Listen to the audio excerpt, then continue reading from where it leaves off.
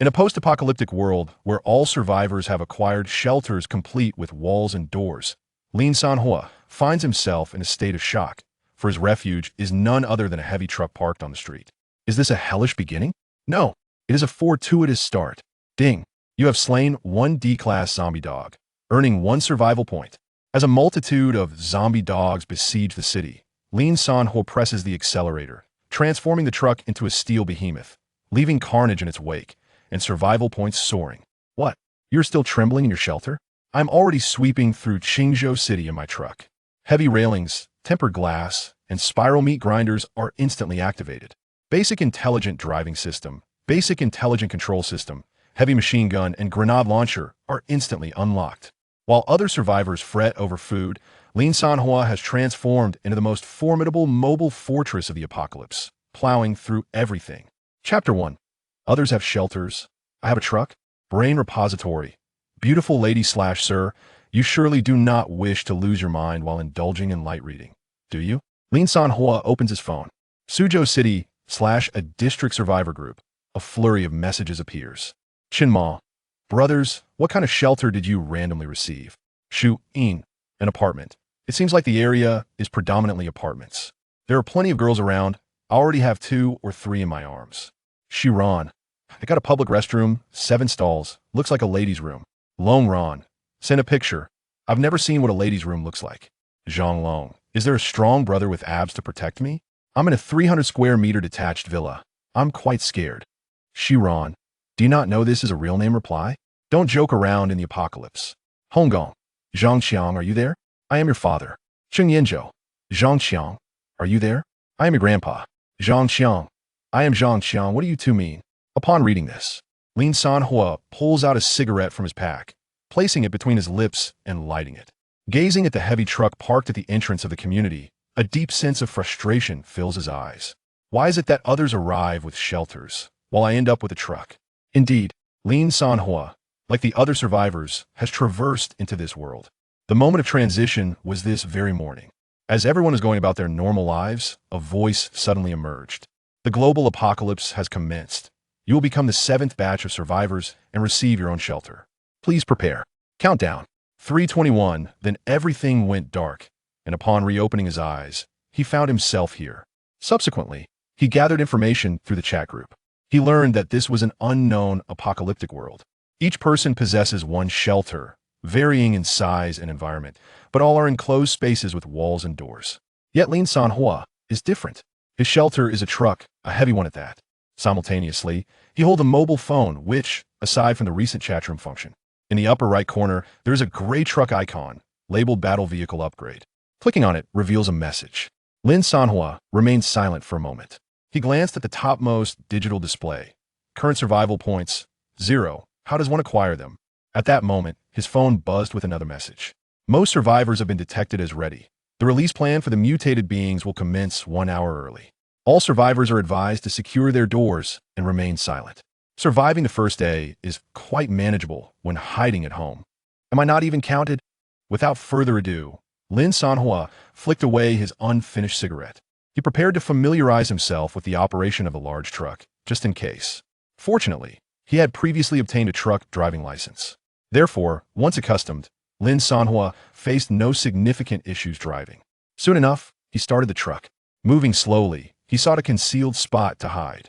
Just as he was about to pass the traffic light, through the side of the road, Lin Sanhuo vaguely discerned a swarm of indistinct beastly figures racing by. What on earth are those? In the next moment, his phone buzzed again with a message. All survivors have been detected as prepared. The release plan for the mutated beings will proceed immediately. All survivors are advised to secure their doors and remain silent. The night will pass swiftly. Lin Sanhuo. What does it mean to be prepared? I am far from ready. Do they not consider me human? Very well. Is this how we shall play? In resignation, Lin Sanhuo directly released the handbrake, cutting the engine. However, since the truck had been running for a while, he could not immediately slam the brakes. It continued to inch forward a few meters. Ultimately, the truck came to a halt in the center of the intersection. Through the glass on either side, he could see a throng of monsters surging wildly toward him. Lin Sanhuo was momentarily stunned. What the hell? He originally intended to find a concealed spot to hide. Now this is splendid. He had parked in the most conspicuous location, at the crossroads. Never mind. Life and death are in the hands of fate. Rolling up the car window, he quickly crouched beneath the driver's seat and took a deep breath, listening to the sounds of various creatures moving above the roof of the vehicle. He prayed for these monsters to quickly move away. Da-da-da, gulu-gulu. After a while, he had thought these creatures would leave soon. Yet, the relentless sound of footsteps continued to resonate above the truck, from the car window to the roof and finally atop the empty container. One by one, the beast trampled past his truck, occasionally scratching at the door and sniffing around. Lin Sanhuo hid beneath the driver's seat, listening intently for at least 10 minutes. The continuous sound of footsteps seemed to hover nearby, as if an endless horde of monsters was advancing. At this moment, a vivid image emerged in Lin Sanhuo's mind. A legion of densely packed monsters veiled the entire road, trampling over his truck. Woo! Ho-ho! Suddenly, a cacophony of monstrous roars erupted. It sounded akin to a dog, yet far more chilling, and Lin Sanhuo could not decipher the meaning behind their cries. He remained hidden in the driver's seat, unable to glance outside. Just then, Lin Sanhuo thought of the chat group. Right? He could ask them. He scanned the surroundings, retrieved his phone from the seat, and opened the chat group. Sure enough, after the monsters appeared, the chat group had exploded with activity. Shuhan. What the hell are these things? They resemble mutated dogs. How did so many appear at once? Zhangqian, help!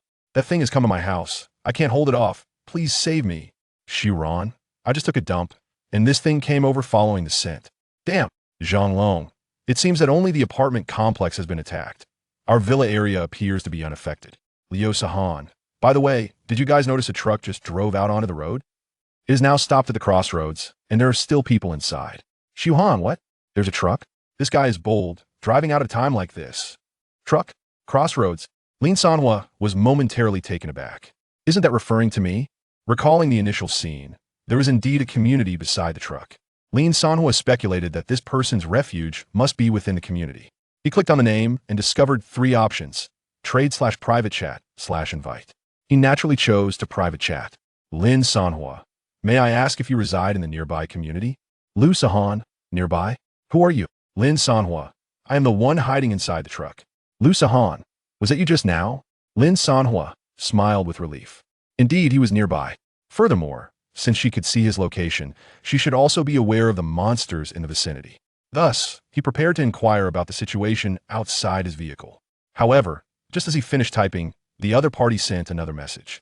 It seems they have spotted you. They are all gathered around you and haven't moved. What? Lin Sanhuo was instantly alarmed. The next moment, goof, the rear window shattered, struck by an unknown force.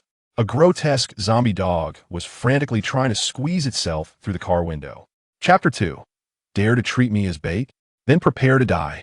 It was a terrifying zombie dog, its size comparable to that of a Tibetan Mastiff. Its foul-smelling drool dripped from its fangs. It let out a low, guttural growl, eager to rush through the broken window. Damn it! Lin Sanhuo reacted swiftly, grabbing the seat beside him, and with all his strength, he delivered a powerful kick. Bang! The zombie dog was sent flying by the tremendous force, tumbling through the air before crashing to the ground. Lin Sanhuo shook his somewhat numbed right foot and instinctively wiped his pant leg. Fortunately, I have studied a bit of martial arts. Otherwise, you would have truly raided my home, you wretched beast. Before his words faded, bang, bang, bang. Outside the car, more shadows lunged at him. Countless zombie dogs were violently crashing against the car windows, attempting to invade the truck's cabin. The glass emitted a strained creaking sound, cracks spreading rapidly. While these monsters had yet to breach the vehicle, Lin Sanhuo darted into the driver's seat, pulled the handbrake, and pressed the accelerator. He understood that to survive, he must escape by driving. Sitting still would only lead to death. Just then, another message from the earlier private chat arrived on his phone. Lu Sahan, at the next traffic light, make a right turn, then left at the next 2 intersections. It is the underground parking lot at the back entrance of our community. If you believe me, I will come down to meet you. Upon seeing the message, Lin Sanhuo was momentarily taken aback. To his astonishment, this girl would actually assist him in the apocalypse. There was no time for further contemplation. He pressed the accelerator and headed towards the underground parking lot to give a try. Rumble, rumble. Soon, the engine of the large truck roared to life. A series of squelching sounds akin to ground meat echoed forth. Some monsters that stood in the way were crushed, while a number of undead hounds beside the truck were swept beneath its wheels, reduced to pulp. As the truck began to move, pools of fresh blood splattered beneath its wheels. Ahead, a large swarm of undead hounds surged toward him. Lin Sanhuo maintained a stoic expression, pressing the accelerator to the floor. Boom! The truck barreled forward with reckless abandon. Squelch! Squelch! Squelch! Squelch! Squelch! Groups of undead hounds fell before the truck like grass before a scythe. Witnessing this, Lin Sanhuo felt not fear, but a surge of exhilaration. Come on, if you have the guts, come and take me on. Meanwhile, his phone buzzed incessantly with notifications. Ding! You have killed one D-class undead hound, earning 1 survival point. Ding! You have killed one D-class undead hound, earning 1 survival point. Ding! You have killed one D-class undead hound, earning 1 survival point. Ding! You have killed one D-class undead hound, earning 1 survival point. The notifications continued to flood his ears. So killing monsters grants me survival points? Lin Sanhuo exclaimed with excitement, pressing the accelerator even harder. The truck moved like a bulldozer. It crushed every undead hound that dared to obstruct its path into a mass of flesh. Glancing at the continuously accumulating survival points, he realized he had amassed over 40. His heart raced with both tension and exhilaration. The tension stemmed from uncertainty about his own survival. After all, it was likely that all nearby monsters had been drawn to him. The exhilaration came from the substantial number of survival points he had earned, which undoubtedly put him at a significant advantage over the survivors hiding in shelters. Squelch, squelch, squelch. Meanwhile, from the vantage point of a high-rise building, on a not-so-wide city roadway, countless undead hounds poured forth from every corner of the city, drawn by the commotion of the truck. As I gazed ahead, the truck barreled forward, colliding recklessly. The entire lane was marked by horrific bloodstains left in its wake. Damn it, these undead hounds are quite a handful, aren't they? In the next moment, a ghoul hound leaped onto the glass of the car window. The tremendous impact shattered the glass into a flurry of crystalline fragments. The ghoul hound became a puddle of mangled flesh, smeared against the window. Lin Sanhuo hastily activated the windshield wipers, brushing the gore aside while grumbling. So fragile. The moment I level up, I'm upgrading this glass. Soon, such scenarios multiplied. Some hounds leaped onto the hood, while others crawled atop the roof. In desperation, Lin Sanhuo had no choice but to turn the steering wheel and jolt the vehicle, attempting to shake off these ghoul hounds. However, due to the wheels and chassis being mired in so much flesh, the truck nearly tipped over several times. Lin Sanhuo could only pray that the vehicle wouldn't topple. We're almost there. Just a little further. Soon we'll pass the sidewalk. Turn. Another turn. We've arrived. The underground parking garage is just ahead. The final turn. As Lin Sanhuo gripped the door handle with one hand, he firmly clutched the steering wheel with the other. He was ready to leap from the vehicle, but as he rounded the last corner, he froze. Where's the garage? Where's the neighborhood? Before him lay an abandoned development, with no road ahead. Only a stretch of hazardous construction site lay before him. From the derelict buildings, a multitude of ghoul hounds emerged. What's going on? Where's the underground garage? Did I take a wrong turn? Lin Sanhuo immediately inquired via his phone. I've arrived. Where's the garage? The reply came swiftly. You've arrived? A few seconds passed. Actually, there is no garage. We merely wanted you to help us divert the monsters. You're lying to me? Lin Sanhuo's mind buzzed, instantly grasping the reality. Damn, I've been played. Looking in the rearview mirror, he saw countless ghoul hounds closing in from all sides. He had no escape left. Isn't it a bit of a deception? You're going to die anyway. It is better for one person to perish than for everyone to perish. Once we survive, we will surely remember you. Meanwhile, at the base of a residential complex, a woman with short hair, Lin Sanhuo, sits on a stone block at the entrance, sighing softly as she clutches her phone tightly. Noticing that Lin Sanhuo has not responded, a flicker of guilt crosses her face. However, she quickly rises to her feet, and upon witnessing the survivors within the complex busily fortifying their defenses, that fleeting guilt dissipates, replaced by an inexplicable sense of reassurance and self-satisfaction. At this moment, numerous survivors are frantically transporting whatever they can find: tables, cabinets, discarded building materials, and establishing barricades at the various entrances of the complex. Once everything is arranged, everyone gathers around, lavishing praise on Lin Sanhuo's brilliant plan. Miss Liu, we owe you a great debt. Without you, we wouldn't have had time to set up defenses, exclaims a middle-aged man, wiping sweat from his brow. his face filled with gratitude. Exactly. If those monsters had charged in, the consequences would have been unimaginable. Another woman chimes in, her voice tinged with lingering fear. Alas, it is a pity for that truck driver who attracted the monsters. He probably has no idea we are using him. Someone feigns sympathy. Using? What are you talking about? In the apocalypse, surviving is the only truth. A man with a sharp face scoffs dismissively. He started with nothing but a broken truck, no house, no walls. He was doomed regardless. If he helped us draw away the monsters, then his death served a purpose. Hearing the residents' continuous praise and agreement, Lin Sanhuo's remaining sense of guilt finally evaporates completely. Sacrificing one person for the safety of so many, she believes she has done nothing wrong. Without sacrifice, where would salvation come from? She understands the profound righteousness of her actions. Thank you all for your compliments. To ensure we can continue to survive together in the future, I will strive to do better. Lin Sanhuo takes a deep breath, her face reflecting a resolute expression as she sets her phone down. She decides not to check if Lin Sanhuo has replied. After all, in the face of the apocalypse, she must be more decisive.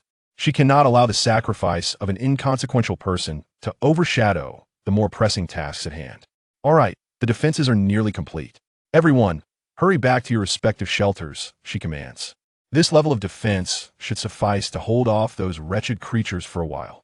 Miss Liu, don't just stand there. Hurry home. We can't predict when those monsters might strike again, someone reminds her. Understood. Lin Sanhuo nods and turns to return to her shelter. But just then, beep beep. An extremely piercing and penetrating horn blares suddenly from not far away. The crowd was taken aback, collectively turning their gazes. It was indeed that truck, hurtling backwards at an astonishing speed. The vehicle was adorned with severed limbs and broken arms, as if it had carved a path through a battlefield. Upon witnessing this scene, Lin Sanhuo was struck dumb, as if by a thunderbolt. How could this be? This fellow was actually reversing to kill again. Madman, how did he come back? A resident shrieked in desperation. Those who had previously lavished compliments on Lin Sanhuo scattered like birds and beasts, fleeing into the depths of the community. Run! Miss Liu, there are monsters behind the truck, someone urgently warned. However, more individuals fled without a glance back, terrified of being caught in the chaos. Beep! Another deafening horn echoed. The truck violently swerved its nose around. Behind it was a mass of ravenous, undead hounds, relentlessly pursuing. Lin Sanhuo's bloodshot eyes were fixed intently ahead. On the phone, there was still a message from Lin Sanhuo. There are children and the elderly here. You cannot run elsewhere. Why must you come back?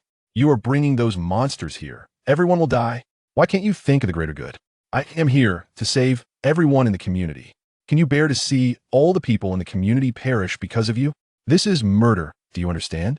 Not far away, Lin Sanhuo gripped her phone tightly, intending to morally bind the other party. To her surprise, he was completely unresponsive. Other survivors had already fled far, while some peered out from windows or door cracks. Miss Liu, don't be foolish. Get out of the way. That guy's gone mad. He won't stop. Reasoning with him is futile. Lin Sanhuo took a deep breath, raised her head, seemingly resolved to a certain determination. For the community, for everyone, she spread her arms wide, her stance resolute, intending to block with her own body. If you wish to pass here, you must first crush me beneath your wheels. The outcome was a resounding bang as the truck barreled through, crushing everything in its path. Lin Sanhuo's gaze remained as calm as an ancient well, simply spitting disdainfully. Fool! Chapter 3. Truck Upgrade. A Path of Monsters Colliding. Has Lin Sanhuo been crushed to death? The residents of the community stood frozen, witnessing the horrific sight of Lin Sanhuo, whose lower half had been utterly mangled. Yet, before they could fully succumb to their grief, a pack of ravenous dogs caught the scent of the remaining survivors and began to turn back towards the community. They had initially believed the protective measures at the entrance would suffice, but these feral hounds effortlessly leaped over the barriers. Soon, a multitude of these beasts stormed into the community, seeking their next prey, and one by one, they pounced. The survivors, who had just moments ago been united, now frantically surged towards the nearest building. The elevators were overcrowded, forcing them to rush into the fire escape. However, the narrow confines soon became a bottleneck, with bodies pressed against one another at the entrance. Shoving, trampling, and desperate cries filled the air. "Make way! Clear the path for me!" roared a burly man, straining to push past the crowd. You men, do you possess no decency? Can't you allow women and children to go first? Do you not understand the concept of ladies first?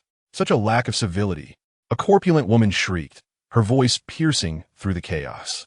As no one paid her heed, she abruptly plopped down on the ground, throwing a fit, pounding her thighs, and wailing, "Oh, this is outrageous. These men are bullying us women." Her lamentations did not elicit sympathy from the others. Rather, they attracted several of the nearby hounds. With their arrival, the throng at the stairwell became even more frantic, and the woman was soon trampled underfoot. The community was engulfed in a cacophony of cries, screams, and the growls of the ravenous dogs, resembling a scene from hell. In contrast, Lin Sanhuo, glancing through his rearview mirror, noted that a significant portion of the hounds had ventured into the community, leaving only a few scattered. Relentless beasts on the road. This provided him with a moment of reprieve. Seizing the opportunity, he pulled out his phone. Current survivor points, 435. So many? Lin Sanhuo smiled with excitement. Without hesitation, he unlocked the vehicle upgrade feature. An immediate notification appeared. Vehicle upgrade feature unlocked. Vehicle name, heavy-duty truck quality, B level, 1 form, none skills, none equipment, none dimensions, 13m×2, 5m×3. For M maximum load, 100 tons remaining fuel mileage, 109m expansion modules, none.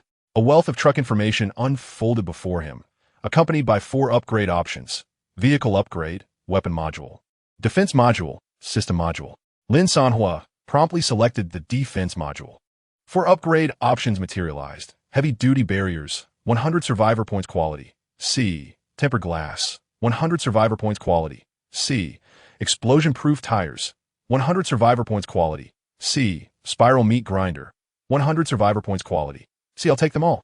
Without a moment's hesitation, he spent 400 survivor points. In the next instant, the points were expended, and the truck emitted a deep, resonant hum, the sound of its metallic structure being reconfigured and reinforced.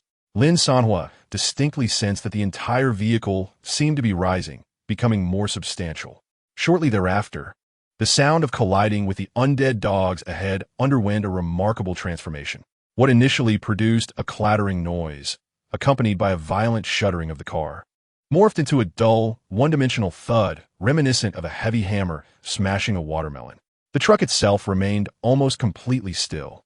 Even the chassis no longer trembled violently from the pressure of the crushing impact. An added feature, an automated spiral meat grinder, whirled beneath the chassis at high speed, emitting a disconcerting cutting sound.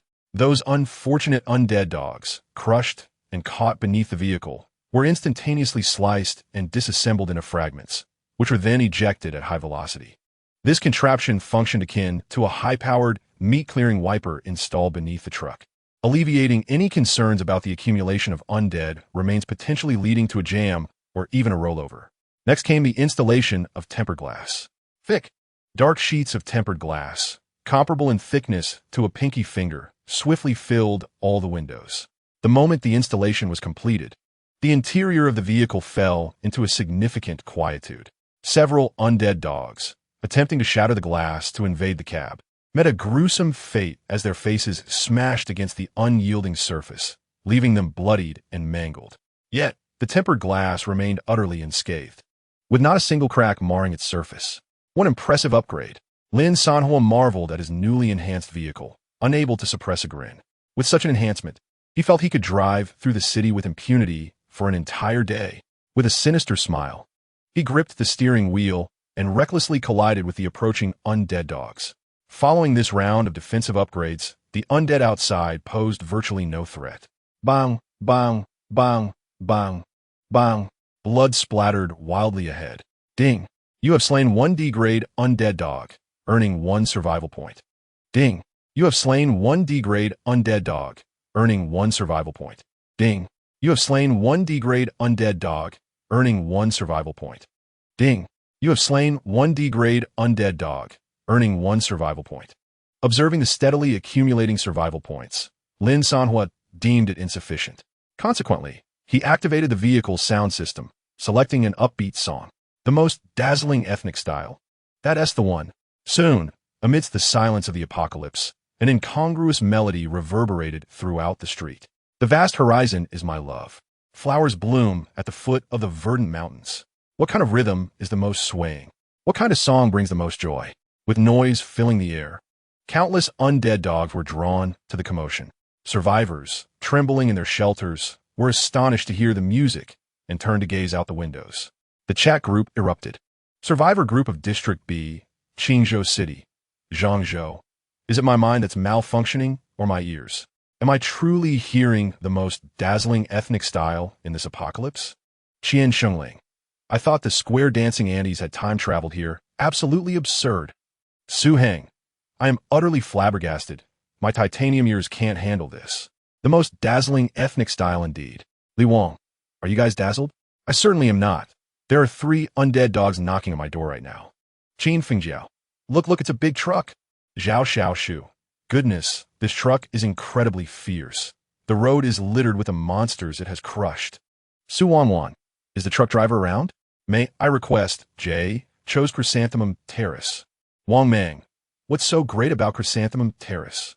Play counterattack instead. I'm ready to battle the monsters outside. As he drove, Lin Sanhuo found himself quite entertained by the lively chat group. The sensation of being in the spotlight was rather exhilarating. Just an hour prior, he believed that driving a truck in the apocalypse was a guaranteed death sentence. Yet unexpectedly, it had turned into a delightful opportunity. Indeed, the best defense was offense. In a mere span of several minutes, over 30 survival points had been credited to him. He opened the chat group and announced, Truck TV is now open for song requests. Type the name of the song you wish to hear. And calling me Daddy allows you to cut in line. In less than half a second, the chat exploded with messages. Daddy, I want to listen to Anxiety. I'm feeling particularly anxious right now. Good Daddy, I want to hear Makabaka.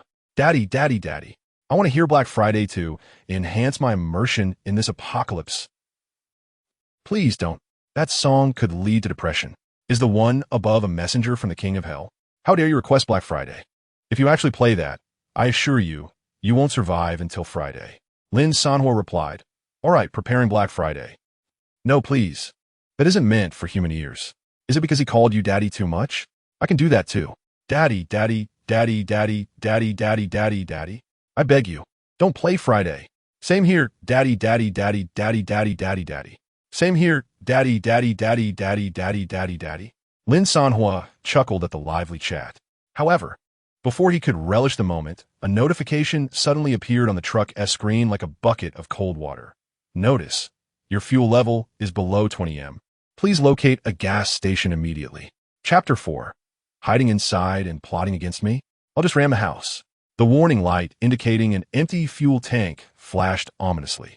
Remaining range, less than 20 m. Glancing back at the horde of relentless undead, Lin Sanhuo slapped his forehead, realizing he had forgotten that the truck also required fuel. But in the next moment, a spark of inspiration struck him. He pulled out his phone and quickly sent a message. Lin Sanhuo, you can refrain from playing Black Friday, but I need your help with something. Zhangzhou, brother, just say it. As long as you don't play Black Friday, we'll handle it. The chat was soon inundated with cries and pleas. The power of a forbidden song was indeed formidable. Lin Sanhuo wasted no time. Help me find a nearby gas station. Gas station? Brother, are you out of fuel? Yes, not much left. Lin Sanhuo was forthright. He then noticed that as the truck continued its journey, the name of the chat group had changed. It transformed from the Qingzhou City Area A Survivor Group to the Qingzhou City Area B Survivor Group. The chat group will automatically switch regions based on GPS positioning. In other words, the individuals currently conversing with him are not the same as those who previously plotted against him. Lin Sanhuo let out a slight sigh of relief. Deliberately taking a small detour at the edge of Zone B to avoid entering the new area, which would cause the group to change again. Zone B suddenly became lively. Driver, I assure you, I will complete the task. What are you all staring at? Hurry and find a gas station for the driver. Driver, I live on the 49th floor. Right above is the rooftop. I will go up and check for you. We must support the driver. There is no other reason than the fact that he played the most dazzling ethnic music for me. Observing the passionate reactions of the survivors in Zone B contrasted sharply with the devious individuals in Zone A. Lin Sanhuo felt a sense of gratification. Thank you all. Once I locate a gas station, I will certainly remember your assistance. Driver, why are you being so polite with us? Indeed, in this apocalypse, mutual aid is essential. Soon, A private message arrived from a survivor named Li Miao Miao. Li Miao Miao, I can tell you the location of a gas station, but could you do me a favor? Lin Sanhuo smiled. This was more like it. He replied, please state your request first. Li Miao Miao, I would like you to take me for a ride. Lin Sanhuo. And then go find my mother. What has happened to your mother? Li Miao Miao. There was an incident in her area, and survivors from other regions have taken over their place. The last message she sent me was to tell me not to look for her. I am worried she might be in danger and wish to check on her. Lin Sanhua, how can I trust that what you say is true? Li Miao Miao, if I deceive you, my entire family will perish. Lin Sanhua, typically, liars have no family. Li Miao Miao, I am truly not lying. I beg you. Lin Sanhua, I am sorry, but I must decline your request. With that, he immediately blocked her. The reasoning was simple. Inviting someone into a vehicle carried risks. Moreover, in such a vast zone B, Lin Sanhua did not believe that only this one person knew the location of the gas station. Before long, another individual named Zhang Shui sent a private message. Zhang Shui, my daughter's refuge is a gas station. I can tell you where it is. But could you do me a favor? Lin Sanhua's gaze sharpened as he recalled something. Is your daughter, namely Miao Miao? Zhang Shui, how do you know? Lin Sanhua, she just messaged me, saying you were in trouble and asked me to take her to find you. So what is your request? Seeing this mother and daughter reaching out to him brought Lin Sanhua a sense of comfort. However, the next moment, Zhang Shui stated, I want you to help me kill her. Lin Sanhua. But soon, the other party quickly clarified. Zhang Shui, no. I want you to help me kill the person using my daughter's phone. My daughter has been kidnapped. Someone broke into her gas station. If you help me seek revenge, I will reveal the location of the gas station to you. This was all too bewildering. Lin Sanhua's mind was racing. Mission impossible? How long has it been since I traversed here? And now I find myself embroiled in a game of espionage. One claims that his mother has fallen victim to a treacherous plot, while another insists that her daughter is in peril, with the person using her daughter's phone not being the girl herself. It's utterly perplexing. Yet, soon enough, Lin Sanhua's thoughts took a decisive turn. Wait a moment. I came here seeking fuel. As long as I can locate a gas station, it matters not whether the claims are true or false, human or ghostly. Securing fuel is my priority. Without hesitation, Lin Sanhuo responded, I agree. Before long, the other party provided the approximate location of the gas station. To ensure reliability, Lin Sanhuo also inquired among several seemingly trustworthy survivors in the chat group. Ultimately, the locations they provided were largely consistent, indicating that the woman at the gas station was indeed truthful. Soon, the truck sped down the street. Approximately 10 minutes later, the silhouette of the gas station emerged on the horizon along an open, straight road. Gently easing off the accelerator, he prepared to decelerate. However, suddenly, 3 or 4 figures began to move about the gas station, setting off alarm bells in Lin Sanhua's mind. He released the brakes, pressing down on the accelerator instead. At the entrance of the gas station's convenience store, 3 men and women stood idly. One woman, clutching her phone, irritably raked her meticulously styled hair. How dare he block me? She muttered under her breath, her tone laced with resentment. This fellow is impervious to reason. Just then, the dust-laden glass door of the convenience store swung open, and a middle-aged, greasy man, his pants sagging, stumbled out. His face glowed with an unnatural flush, and he hummed a disjointed melody. Approaching a plastic chair by the entrance, he plopped down, rummaging through his pockets to light a cigarette. Inhaling deeply and exhaling smoke rings with a sense of triumph. He turned a glance inside the store.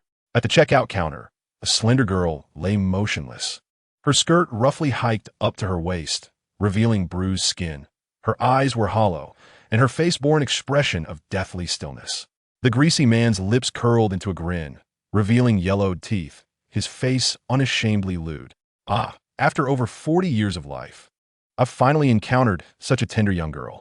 He smacked his lips, savoring the moment. She is truly delectable, more tender than tofu. Standing nearby, a slightly taller man, clearly the leader, furrowed his brow, evidently growing weary of the greasy man's incessant chatter. He scanned his subordinates with a stern gaze. Have we finished? If we have, let's get to work. You, find this girl over there. You, come with me to hide in the store. Upon hearing this, the woman approached. But boss, the truck driver has blocked me. He isn't responding at all. Are we to confront him directly, or? The leader's expression darkened, a glint of ruthlessness flashing in his eyes. He glanced around. Several hundred meters away, lay the survivors' gathering place. The original plan was to proceed discreetly, to avoid raising the vigilance of other new survivors. Yet, that truck driver was unusually alert. After just a few exchanges, he had blocked them outright. Nonetheless, the leader remained unfazed. Due to the nearby area being devoid of any other gas stations for dozens of kilometers, this one remained relatively intact. The fact that the truck was in motion indicated a need for refueling. In a world ravaged by chaos, fuel had become a valuable currency. He doubted that the truck driver could resist coming over. He would come, the leader stated confidently. Indeed, shortly after his words fell, the distinctive roar of the truck's engine could be faintly heard from the distance, growing louder and clearer as it approached. The man's spirits lifted, and he promptly issued commands to his subordinates. Everyone except her, retreat into the supermarket. Remember, no one is to emerge or make a sound without my command. Understood. Several subordinates replied, swiftly disappearing into the shadows of the supermarket. At the entrance, only the woman remained. She took a deep breath, meticulously adjusting her clothing and the stray strands of hair on her forehead, attempting to present herself as a helpless survivor in dire need of rescue. The rumbling grew louder. Soon, the truck arrived, kicking up a cloud of dust and moving at a speed far greater than they had anticipated. The woman's heart raced involuntarily, sensing something was amiss.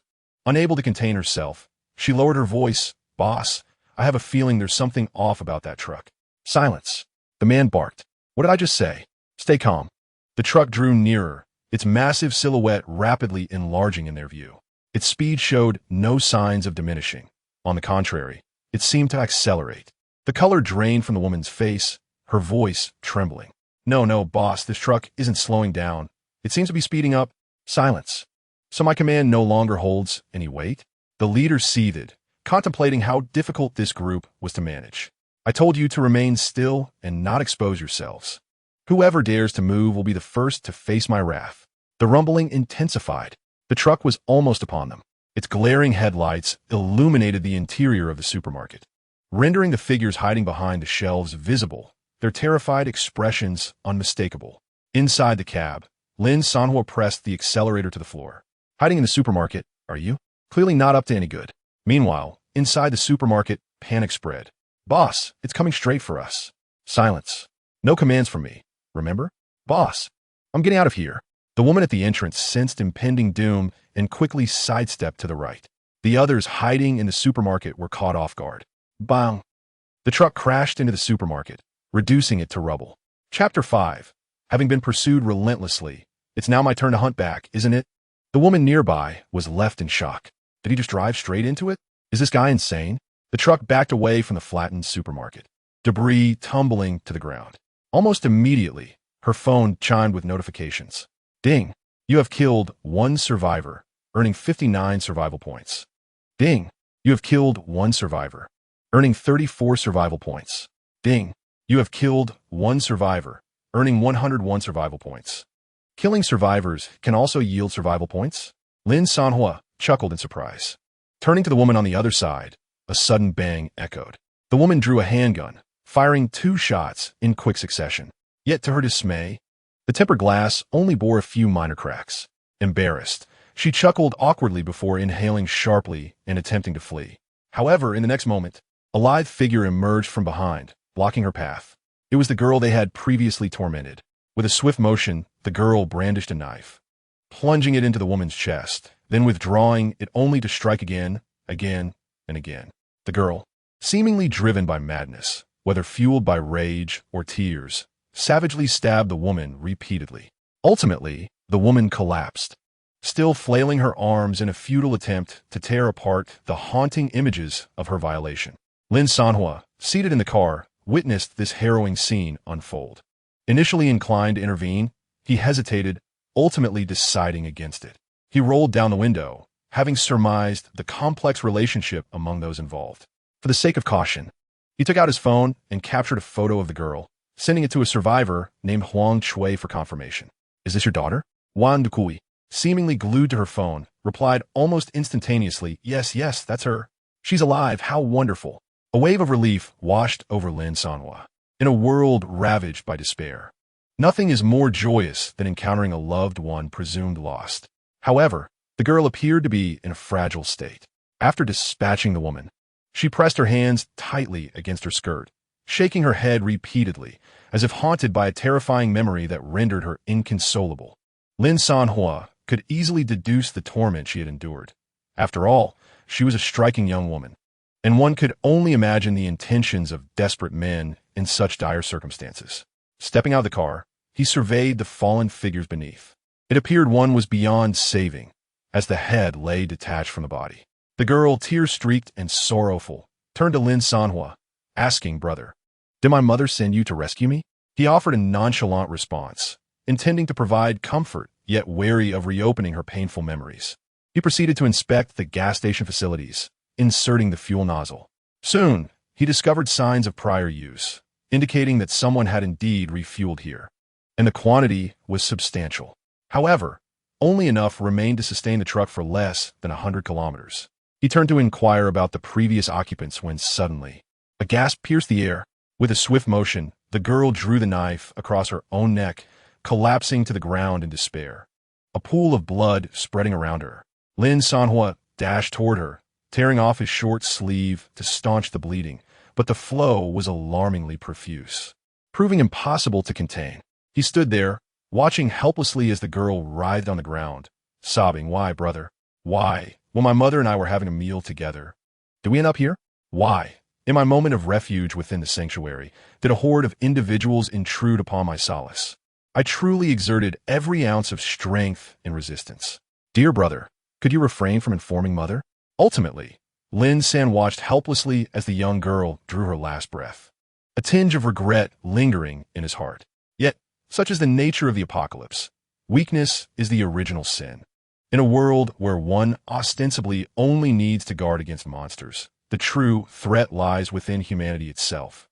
It appears that some survivors have long since grown accustomed to turning against their own kind. Lin San gazed at the firearms strewn across the ground. His phone buzzed with a lengthy series of unread messages from Huang Chui. "Dear driver, could you kindly ask my daughter to reply? Meow Meow is only 16. She trembles at the sight of a cockroach. Surely, this ordeal has terrified her. Please, could you bring Meow Meow to me? Only by her side can I find peace. I am immensely grateful to you. Without your assistance, I dread to think of what those vile individuals might do to my daughter." Upon reading her heartfelt expressions of gratitude, Lin San did not hesitate to type a brief response. "She is already deceased." There was a moment of silence from the other end. Huang Chui replied, "Could you please bring her body to me? I beg you. She is my only daughter." Lin San responded, "Send me your location." He then turned off his phone, observing the horde of undead hounds, which he had previously evaded by accelerating for fuel, now rapidly approaching once more. He removed the fuel nozzle, lifted the girl's lifeless body into the passenger seat, and before departing, took a moment to check the bodies of the fallen for any useful items. Ultimately, he scavenged several rifles, ammunition, and a handgun from a woman's corpse. Once he had finished his looting, he entered the vehicle and closed the door. Bang! Bang! Bang! A throng of undead hounds charged towards him, their grotesque faces violently colliding against the tempered glass. Though the glass remained intact, its stability felt precariously compromised. Within the confines of the vehicle, Lin San observed these frenzied beasts. Until now, he had always been the prey. It seemed the tables had turned. With this realization, he released the handbrake and spun the steering wheel. Crack! Crack! Crack! The hounds surrounding the tires were crushed into oblivion. Faced with the oncoming horde, Lin San pressed the accelerator. After being pursued for so long, it was now his turn to chase. Chapter 6. The second wave of upgrades. Machine guns and howitzer shells at the ready. As Lin San drove the truck back into the city, the survivors perched atop the buildings were once again left dumbfounded. Chat Group B. "I can't believe it. The driver is back. I thought he was just stopping for fuel. Wait, have you noticed? The driver seems to be confronting those monsters head-on." Indeed, the creatures charging towards him were decimated by the truck. Meanwhile, on the streets, the truck plowed through the undead hounds like a bulldozer, carving a bloody path ahead. From an initial retreat to an aggressive advance, the area behind the truck lay barren, while the front was inundated with an unending wave of hounds. With the initiative now taken, the battle escalated. The acquisition speed of survival points has more than doubled. Lin Sanhuo took out his mobile phone. Survival points, 573. Without hesitation, upgrading once more. There are a total of 4 modules. Vehicle upgrade, weapon module, defense module, system module. To upgrade the vehicle to level 1 requires 1,000 survival points. Lin Sanhuo decided to examine the 2 weapon modules. Weapon module, heavy machine gun, 150 survival points. Quality, B grenade launcher, 150 survival points, quality. B next, the system module can be upgraded in 4 ways. Intelligent driving system, 100 survival points. Quality, C intelligent control system, 100 survival points, quality. C radar system, 100 survival points, quality. C terminal system, 100 survival points, quality. C intelligent driving, intelligent control. Initially concerned about the inability to utilize weapons after upgrading, Lin Sanhuo found solace in the available options. Thus, without further ado, he made his purchases. 500 survival points. Self-driving, 100 intelligent control, 100 machine gun, 150 grenade launcher, 150 all upgraded. With a series of clicks, a support frame extended automatically from the front of the vehicle, and 2 new thermal weapons materialized and were securely installed. A heavy machine gun and a grenade launcher. Activating the intelligent driving system, the vehicle began to drive autonomously. Requiring no supervision. Lin Sanhuo eagerly climbed into the rear compartment, opened the sunroof, and grasped the machine gun atop the vehicle. A massive ammunition box linked directly beneath the machine gun, displaying an initial supply of 2,000 rounds. Then, 1 second, 2 seconds, 3 seconds. He aimed at the densely packed undead hounds ahead. Lin Sanhuo pulled the trigger. In an instant, a flurry of bullets shot forth like tongues of fire. The 1,277mm bullets, with tremendous kinetic energy, tore through the targets, scattering limbs and bodies across the roadside. The grenade launcher, following the intelligent control commands, automatically locked onto the most concentrated area of undead hounds 50 meters away. Boom! A muffled explosion echoed as the grenade launched. In a heartbeat, the target area transformed into a fiery sea of blood and debris, strewn with charred remains. In that moment, gunfire and explosions intertwined. Come on, bring it on. Lin Sanhuo tightened his grip on the machine gun, the scent of gunpowder mingling with the metallic tang of blood in the air, his face twitching with each bullet discharged. Witnessing the hounds being shattered and reduced to blood mist, the hormones within Lin Sanhuo surged to their zenith. Simultaneously, the urban nightscape was shaken by the sudden barrage of artillery. Messages flooded the Beat District chat group. No way, is it a machine gun? A grenade launcher? Is the driver refueling? Or is he bringing back armaments? Holy smokes, this firepower. I thought the army was attacking. No wonder the driver dares to confront the beasts. He has a trump card. Driver, keep going. Eliminate these monsters. Wait, if the driver is manning the machine gun, then who is steering the vehicle? Am I seeing things? It seems the driver's seat is unoccupied. Brothers, tears are welling up in my eyes. Could it be that the driver is a savior sent by the heavens to rescue us? The driver is incredibly handsome. If I were a woman, I would bear him 1,000 children. Who says only women can do that? Men can as well. Meanwhile, darkness enveloped the surroundings. Suddenly, a feral hound lunged, shattering the truck's headlights with its sharp claws. Instantly, the front of the truck was engulfed in darkness. Oh, so you know how to break my lights? Lin Sanhuo scoffed. Just then, a faint glow flickered above from the tops of the surrounding buildings. One by one, windows began to open, and emergency lights, desk lamps, and mobile phone screens were positioned at the windows, casting a multitude of weak lights down like twinkling stars. Various voices erupted suddenly. Driver, fear not. We illuminate the path for you. Driver, I love you. Will you be my boyfriend? Go for it, driver. Destroy those monsters. Keep it up, big brother. We're watching you. A chorus of unexpected support resounded through every street. Countless faint glimmers formed a luminous display. Although the lights were insufficient to fully illuminate the streets, they were nonetheless inspiring. Lin Sanhuo, sitting in the truck and controlling the machine gun, momentarily found himself lost in thought. He had not anticipated that these individuals would choose to turn on their lights and expose themselves in such a manner to illuminate their path. Perhaps it was the survivor support and their chosen method that, in a sense, motivated Lin Sanhuo. Gripping the machine gun tightly, he squeezed the trigger and adjusted the gun's aim. Standing atop the vehicle, he resembled a savior descending from the heavens, annihilating every hound that dared to attack him with a barrage of fire. The hounds seemed to sense a shift. Minutes later, they began to retreat, turning to flee in another direction. Observing this display of cowardice, Lin Sanhuo did not relent, but instead accelerated. "Don't run. I haven't earned enough from my survival point yet." Unbeknownst to him, a new message appeared on his phone. Emergency alert. All survivors in Area A of Qingzhou City have been confirmed deceased, fulfilling the preconditions for the birth of the ultimate mutant. Alarm. An ultimate mutant is expected to officially emerge in Area A within 30 minutes. Name. Ultimate Berserk Hound Mutation Level. S-Class, Extremely Dangerous. Evolution Level. Level 4, Super Evolution. Expected Birthplace. Area A of Qingzhou City. Warning. The ultimate mutant possesses not only strength and speed far exceeding that of ordinary mutants, but also a considerable degree of intelligence and special abilities. The current threat level is alarmingly high. Hiding in conventional shelters is no longer safe. It is advised that everyone abandon the shelters and evacuate the city immediately. Chapter 7. The Ultimate Frenzied Hound? I believe it will wait for your birth. While fleeing from the undead hounds, the road ahead twists and turns, marked by familiar trails of blood. Lin Sanhuo suddenly realizes this is the route back to Area A. He pulls out his phone to find the chat group has automatically switched to Area A, the entire channel eerily silent. Soon, he spots some sluggish figures ahead. Upon closer inspection, they are aimlessly wandering zombies on the road. They sway without consciousness, and upon noticing the approaching truck, they open their putrid jaws and stagger forward. One by one, they are mercilessly crushed. As the sky darkens, Lin Sanhuo upgrades the radar module midway.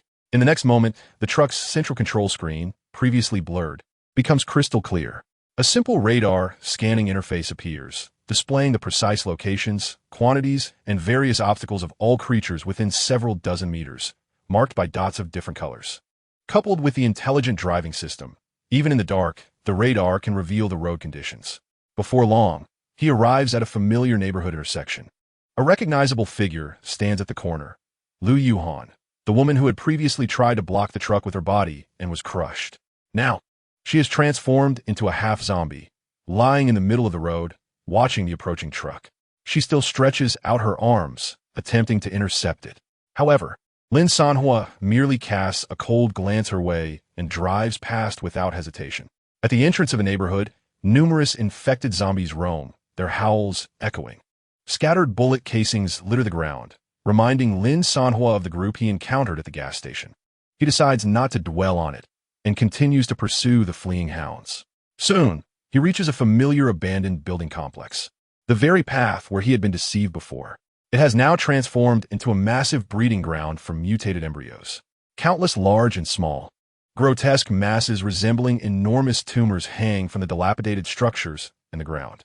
Some vine-like blood vessels extend out toward the city roads. With every few meters the truck travels, a blood-red embryo rides in sight. Occasionally, newborn hounds tear through their embryonic membranes, wetly crawling out. These embryos are connected by thick, pulsating blood vessels, evidently supplying nutrients to them. Even more bizarrely, the hounds and zombies here seem oblivious to the encroaching steel invader, the truck.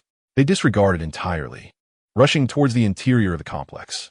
Newly born hounds, having emerged from their embryos, shake off the slime covering them as if receiving some command.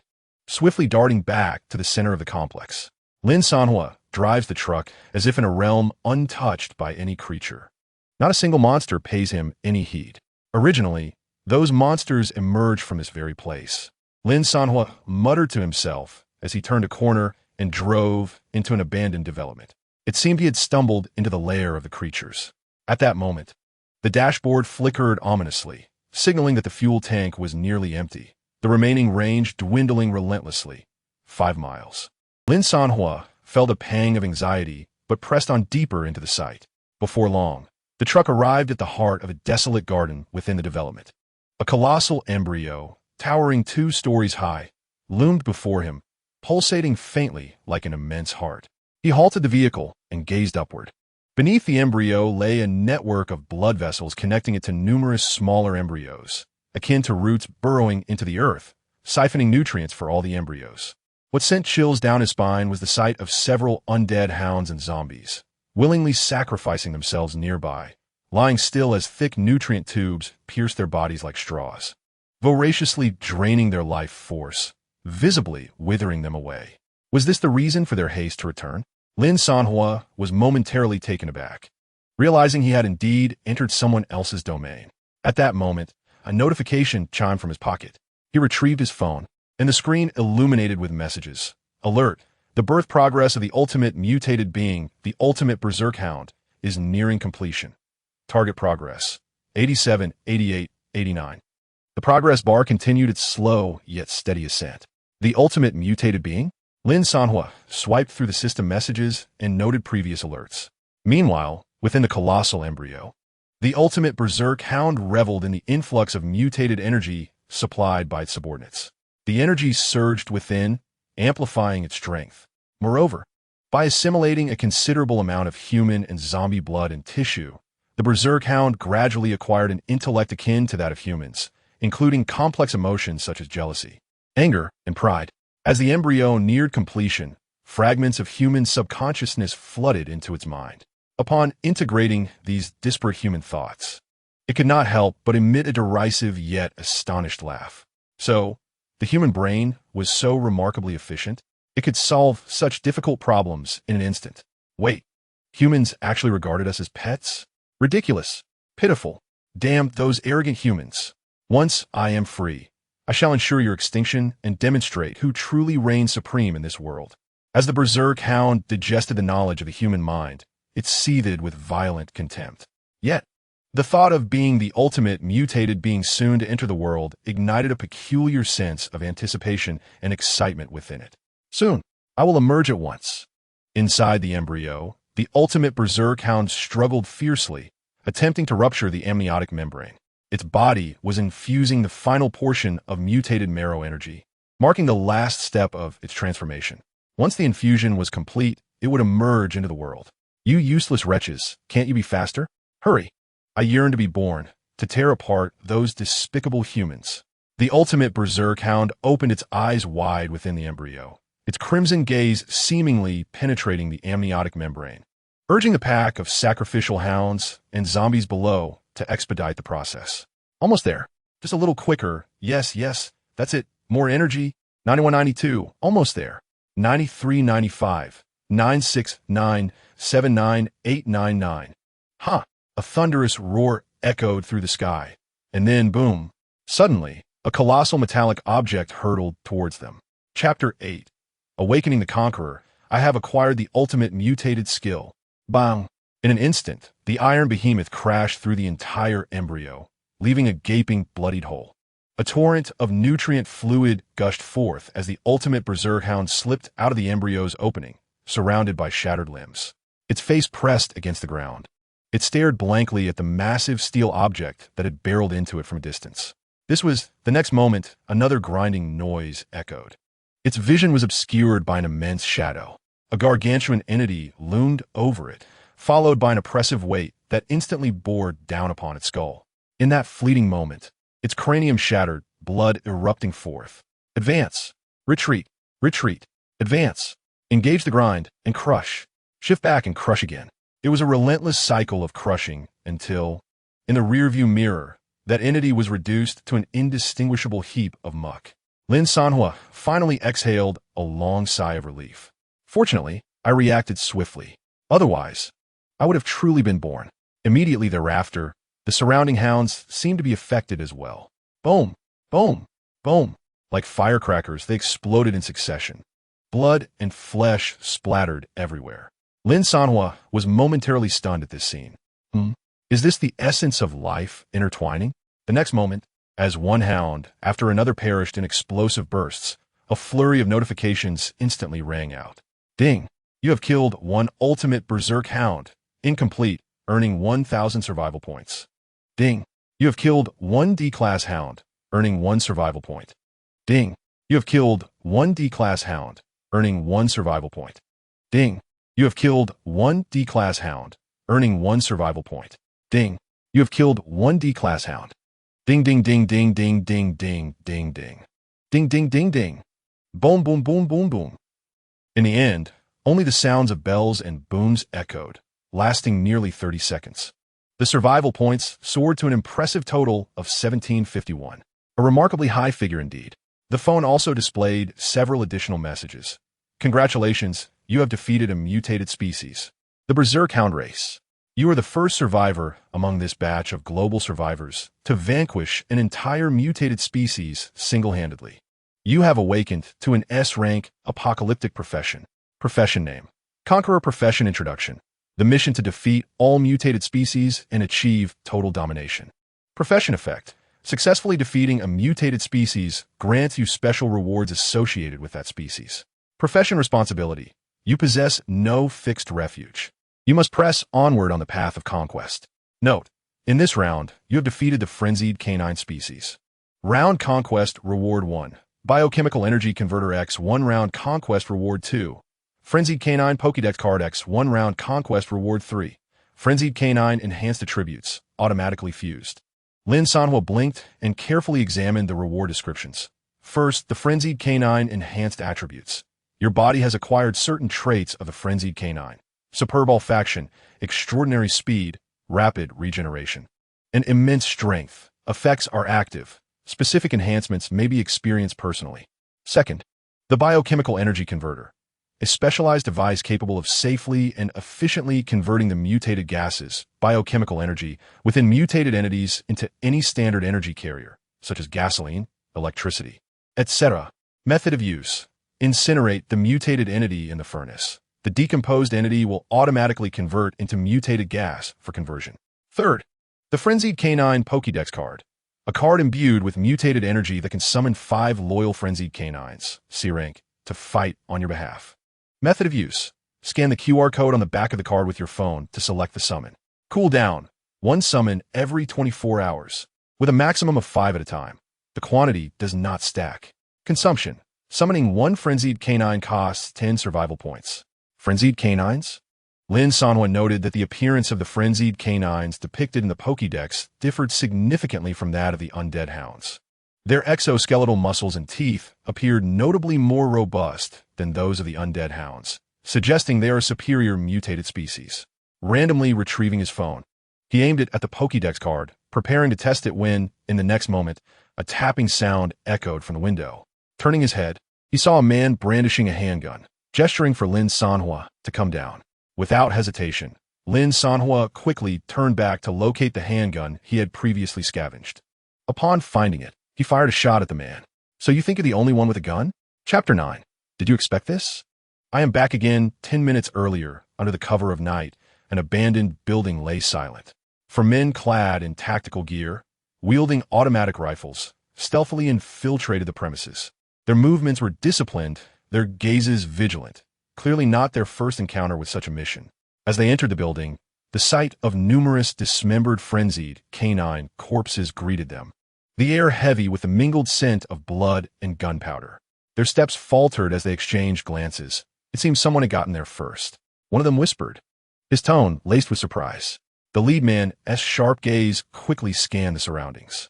Not far away, the engine of a heavy truck continued to rumble ominously, a stark contrast to the prevailing silence. He furrowed his brow and commanded his 3 subordinates in a low voice. You 3, immediately search for the core embryo of the ultimate savage wolf. It is imperative that you find it. Understood. I will investigate who is inside that truck. With that, the leading man walked alone toward the vehicle. Approaching the driver's side, he lifted the butt of his gun and impatiently rapped on the glass. Get down here. Bang. He was shot dead in an instant. Lin Sanhuo gazed at the fallen figure. The reason for the gunfire was simple. He sensed that the man was not of good character. Strictly speaking, it was more about the scent. He touched his nose. Was it a super sense of smell? Then, he detected 3 similar scents nearby. Were there others? Meanwhile, at the site of the ultimate savage wolf embryo incident, 3 figures were rummaging through something. Upon hearing the gunshot, they assumed their leader had killed someone out of displeasure and complained. You know, the boss is too reckless, shooting at the slightest provocation. Doesn't he fear attracting other mutants? One man grumbled. Nonsense. The ultimate embryo is gone. Where would the mutants come from? Another retorted. Stop the chatter and find the core embryo quickly. Found it. Found it? Where? The 3 men looked up together. Who said it was found? Not me. Not me either. Then who said it? I did. A dart gun barrel pressed against one man's temple. Lin Sanhuo stepped forward. observing the three individuals who appeared unfamiliar, yet bore a strangely familiar scent. He finally understood why he had sensed danger from the earlier man. The odor of these individuals was similar to that of the ones he had encountered at the gas station who had met their demise. Hence, they were likely associated with each other. The bullets discovered an area and must have been left by them as well. At that moment, the other two individuals were preparing to resist. But in the next second, long, bloody tongues suddenly licked their faces. The two froze, turning mechanically. They beheld several ferocious dogs, drooling and fixated on them. The two immediately dropped their weapons. 3 questions, Lin Sanhuo asked nonchalantly. First, why are you here? The man with the gun in his back replied instantly, we are here to find the ultimate savage dog. Second, did you kill the survivors in Area A? Yes. Why did you do that? To trigger the birth of the ultimate savage wolf. Why trigger it? That's already the 4th question. One man raised his hand and said, is there a problem? Did you not say 3 questions just now? Oh, Lin Sanhuo lowered his gun. The 3 men sighed in relief. But the next second, the gun was once again pressed against another man's head. Your turn. 3 questions. It turned out he was asking each person 3 questions. Ultimately, after Lin Sanhuo's inquiry, he finally discerned the origins and intentions of this group. They were the 6th batch of survivors. Members of the organization, known as the Revived Survivors, infiltrated Qingzhou City. Their objectives were twofold. Firstly, to bring back the new survivor recruits to their base, either as fresh blood for their ranks or to engage in certain transactions, potentially selling them to other factions. Secondly, to annihilate a group of survivors to summon the ultimate mutated creature, the frenzied wolf. They intended to exploit the creature's vulnerable state immediately after its birth to eliminate it and return with its remains. Lin Sanhuo inquired extensively, and, eventually, only one pivotal question remained. Where's your base located? His expression was earnest, and the 3 individuals quivered, nearly in tears. Brother, this marks your 324th question. You always claim it's the last one. Will you divulge it or not? Lin Sanhuo pressed a man's head toward the jaws of the frenzied wolf, which induced an immediate confession. Longwan City. We truly don't know the exact location. We are merely foot soldiers on a mission, and those who knew have already perished by your hand. The other 2 echoed in agreement. Yes, brother, we genuinely know nothing more. Seeing that further interrogation yielded no fruitful results, Lin Sanhuo pulled the trigger, executing one of the survivors. Ding! You have killed 1 survivor, earning 27 survival points. Brother, you promised to stop after your questions. A second shot rang out, claiming another life. Ding! You have killed 1 survivor, earning 50 survival points. Only 1 remained. Brother, you stated 5 questions. The dark muzzle of the gun was pressed against the man's forehead. Do you believe that the last 2 shots were merely accidental? Lin Sanhuo smiled slightly before pulling the trigger once more. The final survivor collapsed. Ding! You have killed 1 survivor, earning 38 survival points. Upon witnessing the instant accumulation of over 100 survival points, Lin Sanhuo's expression shifted to one of satisfaction. Was this not more rewarding than laboriously hunting down the undead? He then commanded the 5 frenzied wolves he had summoned, instructing them to scout the vicinity for any threats and report back if they found any. As the wolves departed, Lin Sanhuo rummaged through the victims' belongings for their phones, preparing to return to his vehicle for a well-deserved rest. Suddenly, a familiar scent wafted into his nostrils, causing him to freeze in place, his senses heightened. This was not the scent of humanity. What could it be? Realizing the implication, he abruptly looked up. Not far behind him, the pool of ultimate frenzied wolf embryos, previously obliterated by a truck and reduced to a pulp, began to visibly writhe, coalescing into a cohesive embryonic structure. Countless severed blood vessels and flesh buds surged toward a newly formed, pulsating mass at the center of the pool. Lin Sanhuo turned to witness this astonishing scene. Hadn't this entity already perished? In the next moment, a pair of sharp claws pierced through the embryonic membrane. Amidst the embryonic haze, a pair of piercing eyes emerged, the corners of its mouth curling with a hint of mischief. Foolish humans, did you not foresee my return? Chapter 10. The Conqueror's Quest. The Journey Resumes. The grotesque lump, akin to a basketball in size, quivered violently before it expelled a yellowish mass with a resounding pop. Lin Sanhuo focused his gaze, and to his astonishment, out tumbled a small, damp-haired yellow mutt, no larger than a palm. At that moment, the little creature was vigorously shaking its head, attempting to rid itself of the slimy residue. It then lifted its head, casting a glance at Lin Sanhuo with an expression of uncanny allure that belied its diminutive stature. With a delicate pink tongue, it leisurely licked its front paws, emitting a series of low, incomprehensible whines that sounded like disdainful huffs. Lin Sanhuo's lips twitched. He had anticipated a cataclysmic boss, yet this was the result. The yellow mutt seemed utterly oblivious to the vast disparity in size between itself and Lin Sanhuo. With its head held high and chest puffed out, it resembled a lion of the savannah. After cleaning its paws, it let out a high-pitched roar, mistakenly believing it exuded authority. Foolish humans, you tremble at my presence, do you not? Now, behold the terror of the ultimate mutated form, ultimate frenzied claw. Prepare to meet your demise. With a determined leap, the little creature lunged at Lin Sanhuo's calf, as if it intended to shatter mountains with a single swipe. Lin Sanhuo could scarcely be bothered to raise his weapon. With an impassive expression, he merely lifted his foot and flicked the yellow fur ball lightly.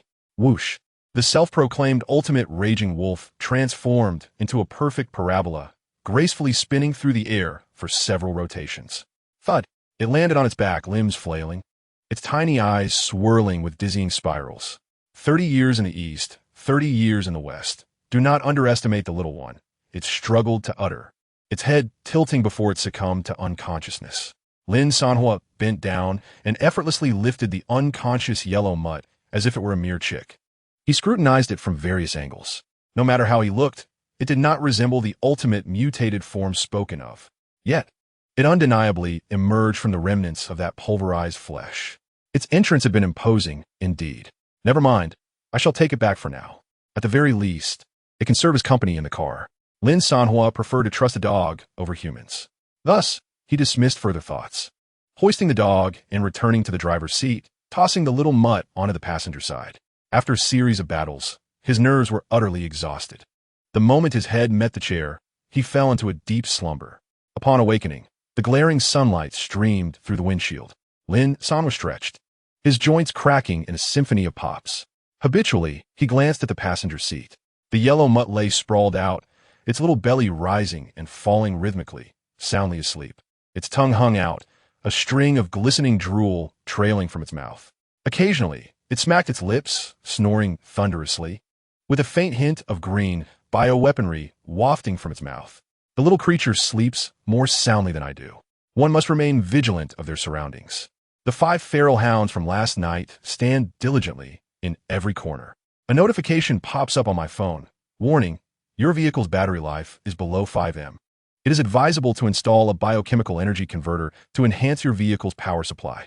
Consumption: 2 units of internal expansion space. Lin Sanhuo rubbed his eyes and clicked confirm. Then selected the position for the rear compartment. Clang! Clang! Instantly, a commotion erupted within the compartment. Stepping out to investigate, he was met with the sight of a 2-meter-tall incinerator, along with an energy supply pipe connected to the vehicle's engine, inserted into the side of the furnace.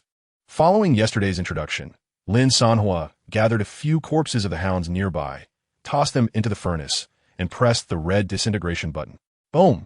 In an instant, the furnace blazed with a crimson hue, flames swirling as the hound corpses evaporated. Green energy flowed through the pipe to the engine. Returning to the driver's seat, he initiated the engine, which roared to life with power rivaling that of diesel. The vehicle's display now showed a new data reference. Current biochemical energy stock, 691. Convertible power range, 691 mAh. Lin Sanhuo couldn't help but chuckle. In this energy-scarce apocalypse, it was exceedingly useful. He then recalled the 5th-century hounds and retreated into the compartment, steering the well-powered truck towards the city. He soon located several supermarkets, loading vast quantities of food into the cargo space. With supplies secured, he continued onward until he reached Area B. Noticing that the city was devoid of monsters, he parked the truck beside a lake. Standing at the water's edge, he savored a piece of bread while sipping milk, and casually lit a Chinese cigarette he had procured from a nearby shop. Inhaling deeply, he exhaled to the sky, feeling exhilarated. Meanwhile, the chat group for Area B began to buzz with activity as the daylight progressed. The sun's shining, time to rise. Is everyone still alive? If you're dead, make a sound. I am starving. I wonder if there are any monsters outside. I want to find food. I have some here. Come and get it, or search for yourself. Seated comfortably, Lin Sanhuo sent a message into the group. On the ground below, an array of snacks and instant meals was laid out. To express gratitude for the support he received last night, he purposefully drove here to share food with the survivors. Lin Sanhuo understood the importance of gratitude. Soon, as Lin Sanhuo's message appeared, the group erupted into excitement once more. No way, driver. You're still alive? It's really him, the driver. He is right outside. Wow. The driver is so young and handsome. Windows swung open in the building, and a throng of girls called out to Lin Sanhuo. He smiled and waved back. Come quickly for the food. You can't be sure a monster won't show up again soon. Lin Sanhuo sent another message. He had not forgotten the sudden appearance of monsters from last time. In this apocalyptic world, the rare opportunity to catch one's breath must be cherished. Yes, I'm coming down. I'm almost starving. Oh, dear driver, I crave a large ham. Do you have any? I have a piece. Would you like it? Ha ha ha. I only wish to have the driver's large ham. I desire none other. Enough of the jokes. Hurry down to collect your supplies before the monsters emerge, leaving us with nothing to eat. Soon, the sound of footsteps echoed as survivors descended from the building, with many more appearing from the streets. Lin Sanhuo counted over 300 individuals. To maintain order, these 300 formed a line, awaiting their rations. Ultimately, food was distributed to more than 200 people, with nearly every individual receiving provisions sufficient for almost a week, alongside drinking water and markers indicating nearby supermarkets. Lin Sanhuo made these points known to ensure that these individuals could reliably seek sustenance in the future, at least without being lost. At the lakeside dock, over 200 people gathered, clutching various foods. Some girls stood by the water's edge, capturing photographs to commemorate their first day of survival in this new world. Others engaged in lively conversation, sharing tales of their experiences from the previous night.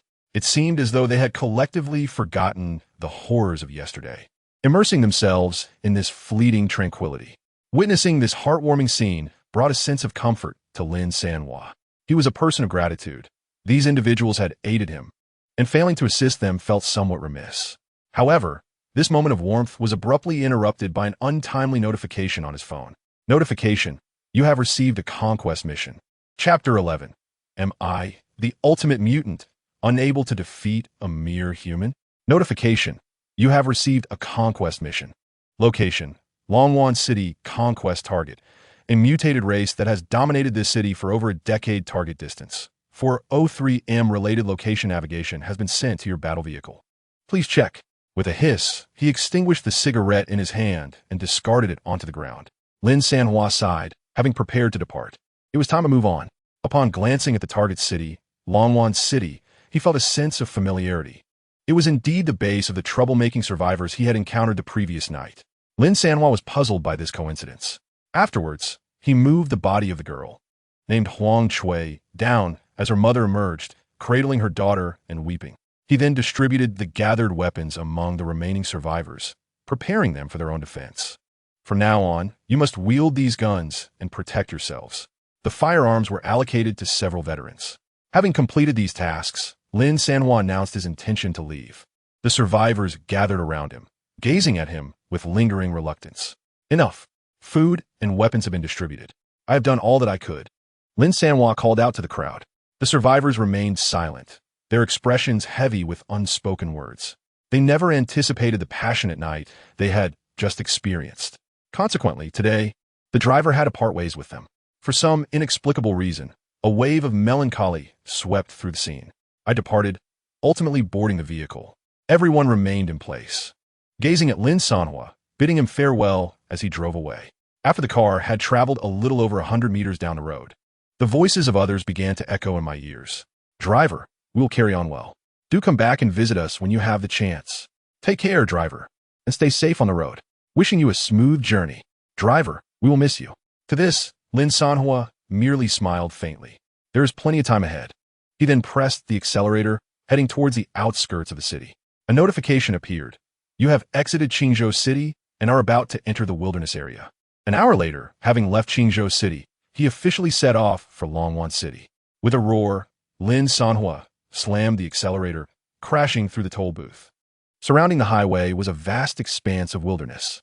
He activated the intelligent driving feature, removed his hands from the steering wheel, and let the wind brush against his face, resting his hand on the window as he lit a cigarette. With a flick, the cigarette but flew from his fingers, landing squarely on the head of a nearby zombie.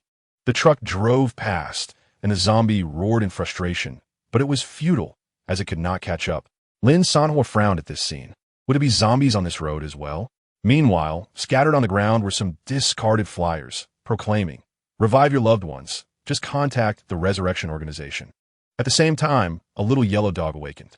It slowly opened its eyes, sniffed the air, and spotted the human before it. Human.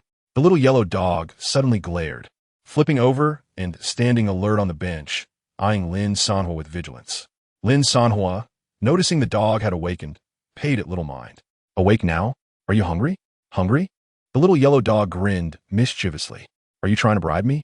Then it recalled that this human was the one who had kicked it unconscious. Quite intriguing. Who would have thought, amidst the vast sea of humanity, there existed someone who could match my prowess? I must admit, I find you quite admirable. The little yellow dog circled on the bench, engaging in what it believed to be an intimidating manner. Yet to Lin Sanhuo's ears, it merely sounded like a series of low growls. "Come on, human, show me your strength. This time I'll get my all." The little yellow dog crouched low, poised to pounce like a predator. Lin Sanhuo simply looked at the yellow dog in bemusement. He tapped the ash of his cigarette, took a puff, and inquired with confusion, "Do you need to relieve yourself? But suddenly, come on, let's have a good fight." The little yellow dog barked furiously, leaping forward to latch onto Lin Sanhuo's clothing, shaking it wildly while growling. "No wonder you're my chosen opponent. Your defense is impressive, but my teeth aren't too shabby either. Watch me tear you apart." To Lin Sanhuo, the little yellow dog merely tugged at his clothes, seeking to play. "I have things to do. I don't have time for games." Lin Sanhuo pulled away from the little yellow dog. The little yellow dog seized the moment to rise, its two paws flailing towards Lin Sanhuo's arm. What a thrill. Truly exhilarating. Come on, let's engage in a battle of 300 rounds. The little yellow dog was elated. As it leaped, the urge to relieve itself became overwhelming. Lin Sanhuo squinted and swiftly grasped the dog, extending it toward the window to urinate outside.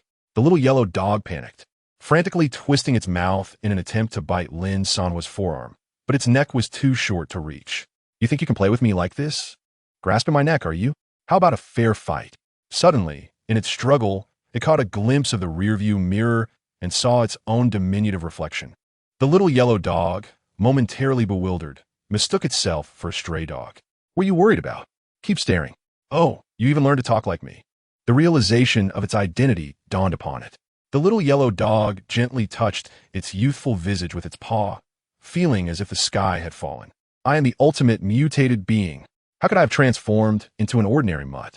Meanwhile, Lin Sanhuo, noticing the dog's silence, tossed it back into the passenger seat. With no other matters to attend to, he turned his attention to his phone. Now he could focus on upgrading the truck for the third time. Chapter 12. The third round of upgrades. Rocket launcher upgrade. He pulled out his phone. Current survival points, 2159, with over half acquired from defeating survivors. Fewer minions, but more leaders. He couldn't fathom how many survival points their leader would yield. Without further contemplation, he checked the remaining upgrade options. The weapon and defense modules were fully installed. As for the system module, only one was missing. The vehicle module had yet to be upgraded, as each upgrade required 1,000 survival points, and he had not initiated any upgrades thus far. With an ample supply of survival points, he decided without hesitation to upgrade the vehicle. Opening the vehicle module revealed 3 upgrade options. 1. Reinforced vehicle, Grade A, cost 1,000 survival points. 2. Armored vehicle, Grade A, costs 1,000 survival points. 3. Reconnaissance vehicle, Grade A, costs 1,000 survival points. Note: the vehicle type only emphasizes the upgrade focus and does not hinder future upgrades of other vehicle types. Lin Sanhuo hesitated for a few seconds before consuming 1,000 points to select the reinforced vehicle upgrade. Soon, a flurry of intricate information appeared. Notification: vehicle successfully upgraded to reinforced vehicle. Your vehicle information has undergone the following changes. Quality, BA, level, 12, new form, overclock form, new device, absorption device, dimensions, length, width, height, 5, carrying capacity, 5, unlocked, Reinforced weapon. Grade A rocket launcher. Now categorized under the weapon module. Wow, the rocket launcher. Lin Sanhuo exclaimed excitedly. Next, he examined the two built-in absorption devices in the overclock form. One device automatically absorbed all materials within a 5-meter radius of the vehicle's chassis, with activation requiring additional energy. The other allowed the vehicle to enter an extreme power state, increasing its power limit by 500, albeit at a significant energy cost. Two functions, one for material absorption, the other for extreme power. I must find a time to test these out, Lin Sanhuo remarked with eagerness. In the meantime, the truck underwent transformations.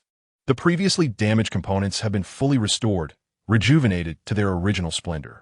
The tires and wheels have gradually expanded, and there is a palpable sense of elevation in the vehicle's body. The 4-cylinder exhaust has been upgraded to a 6-cylinder system, and the vehicle's interface now includes a button for a turbo mode. The maximum speed has doubled from 150 mph to an astonishing 300 mph. The width of the car has visibly increased, creating an expansive cockpit that resembles a spacious studio apartment of nearly 30 square meters. It feels akin to driving a house. Moreover, the seats, mirrors, exterior structures, and paint have undergone a transformative metamorphosis. What was once merely a heavy truck has now been transformed into a robust armored vehicle.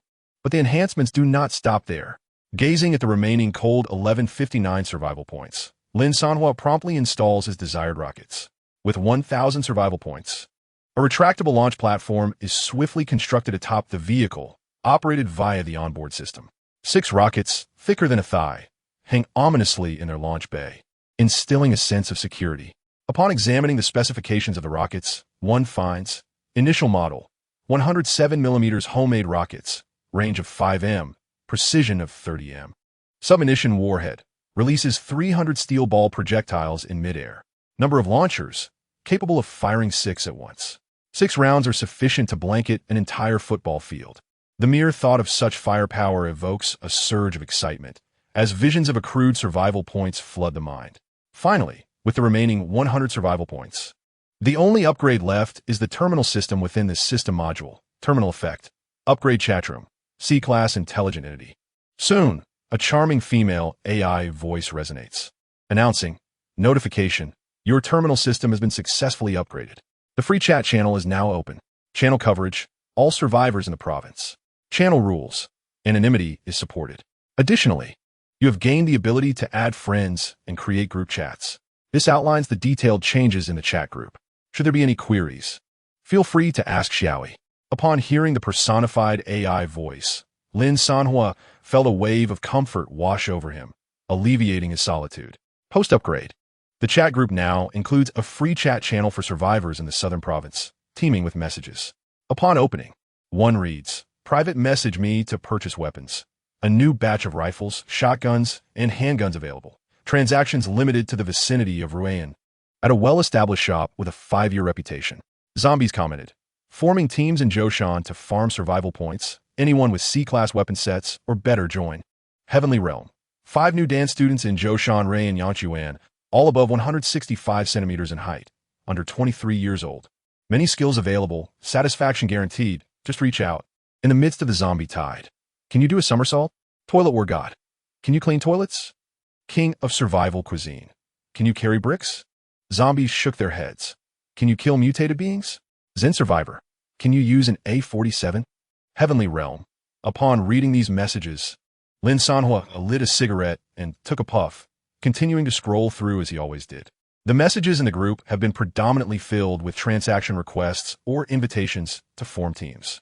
I yearn to send a message to spark some interaction, yet no one responds. It feels utterly disheartening. Observing the dwindling interest in this group, Lin Sanhuo contemplates shutting it down. Just then, an unexpected message floods the screen. Su Wei from the Resurrection Organization announces a bounty of 5,000. A male suspect departed from Qingzhou City around noon today, driving a large heavy truck. He is between the ages of 20 and 30, dressed in green short-sleeve work attire. Should anyone encounter this individual, please message me privately. A reward awaits. Accompanying the message is an image. Upon opening it, I realize with astonishment that it is indeed me. Lin Sanhuo, with his fingers clenched around the cigarette butt, gazes out the window. Rather than feeling anxious, a thrill courses through him. Am I being hunted? Chapter 13. Being wanted. Yet unfazed, the identity of the target is not difficult to deduce. It is likely the organization of those I had slain.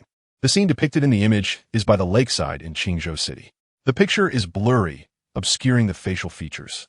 The timestamp indicates it was taken while distributing supplies to the survivors in Area B, suggesting their presence nearby at that moment. Lin Sanhuo had initially planned to eliminate the ultimate mutant upon entering Longwan City, intending to eradicate this organization in one fell swoop. However, it appears they have already uncovered his identity. He flicks the ash from his cigarette, takes a drag, and contemplates the impending confrontation. It seems that if he does not reach Longwan City, a fierce battle awaits him. Soon, he resumes perusing the chat group, where a multitude of anonymous survivors engage in discussions regarding the bounty. What kind of person warrants a bounty from the Resurrection Organization? Has he violated some celestial law? The bounty is a staggering 5,000 points. I could never earn such an amount in my lifetime. While you all are fixated on the bounty, I'm solely concerned about how he possesses a heavy truck. Indeed, vehicles are scarce commodities. This individual has managed to acquire a truck, a heavy-duty one at that. With such formidable transportation, he must be an early batch survivor, at the very least from the third batch. As speculation about the identity of the wanted individual runs rampant, Su Wei from the Resurrection Organization delivers a shocking revelation. This person is a newcomer. He killed our members in Qingzhou City, which is why we have placed a bounty on him. The chat group erupts in a frenzy. What? A newcomer? He killed your people? This is the most explosive news we've heard in years. The so-called newcomer reaper of the Resurrection Organization was actually taken down by a newcomer? Newcomers seem to be quite formidable lately. I've heard of another powerful newcomer from Sand City. Can anyone disclose how many he killed? Surely just one, right? Not several. The Resurrection Organization is equipped with standard C-grade gear. They must have been caught off guard by a surprise attack from newcomer.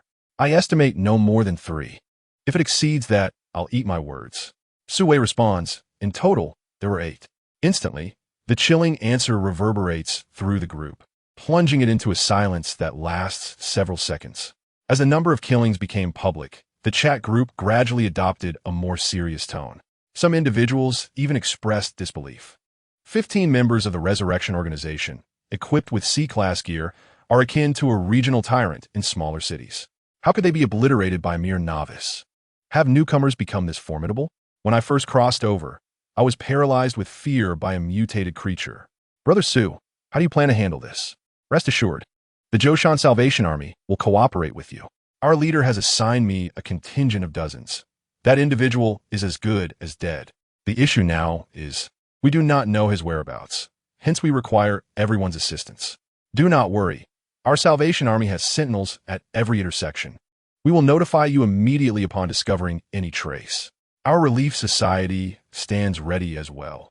We shall undoubtedly aid in avenging our brothers from the Resurrection Organization. As the chat continued, some survivors with organizational affiliations rallied together, expressing their intent to assist in locating the bounty. Lin Sanhuo could no longer contain himself. After finishing his cigarette, he tossed out the window and anonymously sent a message as the Autumn Mountain Car God. I am on the highway to Longwan City. If you dare, come find me. Upon sending the message, a flurry of question marks flooded the chat. Noticing the skepticism, Lin Sanhuo shared some footage of the corpses he had recently eliminated. Instantly, the group erupted. Wait, a newcomer is quite audacious, aren't they? Arrogant. Utterly arrogant. After committing murder, you still have the gall to boast in the group? Seems like you've never faced the harsh realities of the apocalypse. If you have the guts, come to Zhoushan. Our Salvation Army will surely make you regret it. I'll remember you. If you encounter our Relief Society, you will not escape unscathed. Before long, several survivors with organizational prefixes began to issue threats towards Lin Sanhuo. Meanwhile, some anonymous survivors privately advised him against provoking such organizations, cautioning that they comprised the leaders of various cities who had connections with one another. Ordinary lone survivors would not dare to oppose them. Gradually, Lin Sanhuo comprehended the hierarchy that had emerged in this apocalyptic world. Members of the larger organizations, denoted by their prefixes, belonged to the upper echelon, often exploiting the solitary or struggling survivors who were relegated to the lower class. However, Lin Sanhuo felt no fear. Rather, he was invigorated. After all, this provided him with ample justification to eliminate these survivors and amass a considerable number of survival points. As for why he deliberately disclosed his location, it was due to the conquest mission that required him to reach Longwan City within 52 hours. A confrontation with the Resurrection Organization was inevitable. Rather than being discovered by the other party, it would be more prudent to expose oneself proactively. At the very least, this would prepare one for the impending challenge. Soon after Lin Sanhuo revealed his coordinates, Su Wei from the chat group, named the Resurrection Organization, had yet to respond. He must have seen it and was en route. Lin Sanhuo extinguished his cigarette, closed the car window, and commanded the ferocious dog to take refuge inside the vehicle, bracing himself for battle. A mere 13 minutes later, as anticipated, the rearview mirror reflected the silhouettes of several cars. Beyond the surrounding barriers, a few off-road vehicles crashed through the guardrails, barreling in from the highway. Among them, several frantic men leaned out of the passenger windows, brandishing rifles and firing into the air, exuberantly shouting towards the truck ahead. "Run! Keep running!" Ah! Simultaneously, in a green sedan, a one-eyed man chewing bubblegum greedily fixed his gaze on the truck before him. His name was Zhou Wei, the leader of this group and a core member of the Resurrection Organization. An hour prior, they had received orders from the organization to capture a new survivor in Qingzhou City. However, while idly scrolling through his phone during the journey, Zhou Wei inadvertently stumbled upon the news of the target's self-revealed location, conveniently nearby. Without hesitation, he redirected the convoy along the highway to seek out this individual. Remarkably, within half an hour, they had indeed located him. "Brother Wei, when shall we strike?" "That's 5,000 survivor points. We're about to hit the jackpot," exclaimed a junior driver, his excitement palpable. Their typical annual income barely reached 100 survivor points, so the prospect of a share in 5,000 was exhilarating. Everyone was practically buzzing with adrenaline, eager to leap into action and seize the person inside. "Hold on. First, inform Su Wei that I'll capture this individual for him. When he arrives, have him prepare the bounty for me," Zhou Wei instructed his subordinate in the back seat. "Understood, Brother Zhou. I'll message Su right away." Seizing the opportunity, Zhou Wei snapped a photo of the truck and sent it to the free chat group, eager to flaunt his discovery of the walking 5,000 survivor points. Zhou Wei of the Resurrection Organization. "Take a look at what I found." Yet in the next instant, before the others could respond, the Autumn Mountain Car God chimed in. "Found your dad." Chapter 14. Surrender? To whom? "Let me die." Impressive, daring to take advantage of Brother Zhou. Autumn Mountain Car God, may I ask, is your head made of iron? So tough. Autumn Mountain Car God, nice name, but regrettably, this ISNT Autumn Mountain. ISNT it risky for Brother Wei to let you take advantage of him? Crash? That's a heavy truck. Do you want Brother Zhou dead? Exciting. Absolutely thrilling. A newcomer daring to provoke seasoned survivors? The audacity is astounding. Front row selling sunflower seeds, peanuts, and mineral water. Anyone interested? In the chat group, a swarm of anonymous survivors eagerly added fuel to the fire. Meanwhile, Zhou Wei gripped his phone tightly, his face flushed with anger. He is a core member of the Rebirth Organization, one of the 5th batch of survivors. After 10 years of survival in a post-apocalyptic world, his hands are stained with the blood of countless newcomers. In the eyes of the new generation, his name strikes fear into the hearts of many. Yet today, a newcomer dares to take advantage of him in front of so many witnesses? Zhou Wei's grip on his phone tightened, his knuckles gradually turning white. He swiftly seized the walkie-talkie and commanded everyone, "Charge! Whoever takes him down first will receive an additional 100 survival points." At his command, all vehicles surged forward like hungry wolves, lunging toward the heavy truck. The sound of gunfire erupted as the gunners in the off-road vehicles leaned out, their automatic rifles and shotguns spewing flames. Bullets rained down upon the rear of the truck. Witnessing this, Zhou Wei broke into a confident smile and captured the scene on his phone, his convoy relentlessly firing at the truck. He then shared the image in the group chat, declaring, "Scream. Go ahead, scream." Instantly, the tone within the group shifted. Wow. Is this the firepower of the Rebirth Organization? Incredible. No wonder they're equipped with C-class gear. They spare no bullets. Autumn Mountain's driving god. Speak up. Now you realize the power of the veterans, huh? I estimate the battle will conclude in less than 10 minutes. Meanwhile, in the driver's seat of the heavy truck, amidst the whizzing bullets, a small yellow dog cowered beneath the passenger seat, trembling, believing these people had come to hunt it down. In stark contrast, Lin Sanhuo remained utterly calm. When someone attempted to overtake, he suddenly slammed on the brakes. The heavy truck screeched to a halt, leaving long tire marks on the highway. In an instant, Zhou Wei and his crew found themselves several hundred meters behind the truck. Seeing this, Zhou Wei and the others hastily hit the brakes, a chaotic array of vehicles coming to a halt not far ahead, stirring up a cloud of dust. Boss, why did he suddenly stop? Soon, someone disembarked to observe. Is he afraid? Is that fear? They speculated. The newcomer doesn't seem so intimidating now, does he? The guns haven't even warmed up. This is disappointing. A group of them believed the opponent had lost their nerve, mocking over the walkie-talkie. As time passed, one by one, people exited their vehicles. Just as they debated whether to send someone over to investigate, a sudden blaring horn pierced the air. The truck roared to life, plunging forward toward Zhou Wei's convoy. Panicking, Zhou Wei frantically pounded on his vehicle, pointing at the truck and shouting, "Open fire! Everyone, open fire!" The gunners quickly raised their weapons, aiming at the truck's cabin.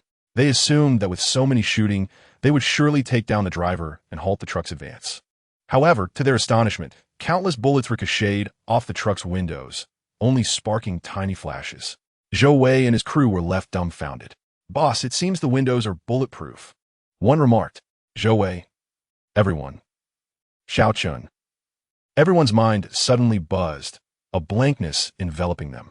Could it be that the beast was upon us? Run! Someone suddenly shouted. Panic ensued as everyone scrambled into their vehicles, some abandoning their weapons. "Turn around! Hurry, turn around! Start the engines, for heaven's sake!" A dozen vehicles were in disarray, all focused on fleeing the scene. The drivers, in a state of frenzy, desperately twisted the steering wheels and slammed the gas pedal. Boom! Bang! Bang! Bang! Soon, a truck barreled toward them. A few off-road vehicles, unable to start in time, were struck head-on by the massive truck. They disintegrated, crushed, and ground into fragments, debris and flesh scattering everywhere. At that moment, a voice from Xiao Yi rang out. "Check the surroundings for abundant materials to collect. Shall I activate the storage device?" A storage button appeared on the vehicle's screen. Lin Sanhuo pressed it. Instantly, the truck's chassis emitted a powerful suction. The scattered remnants on the ground were swiftly drawn into the underbelly of the heavy truck. Xiao Yi's voice chimed in again. Materials collected: 45 green armor fragments, 33 green metal fragments, 14 blue refined gunpowder, 1 purple low-level biological core. Others, trash materials, have been automatically filtered by Xiao Yi. Meanwhile, ahead lay a one-way tunnel. All 5 fleeing vehicles dashed into it. Lin Sanhuo, too preoccupied to glance at the material information, followed suit. Inside the tunnel, the enclosed environment was pitch black. Only by switching on the headlights could they illuminate the road ahead. The oppressive rumble of massive wheels echoed behind them. The truck loomed like a growling beast, its colossal headlights shrouding Zhou Wei and the other 6 vehicles, as if it intended to consume them whole. The ground still bore the shadow of the truck, akin to a monstrous entity that was drawing ever closer. Zhou Wei couldn't comprehend it. They had once been the hunters, and now they were the prey. "What we do, boss?" asked one of his subordinates, his voice trembling. He glanced at the rearview mirror.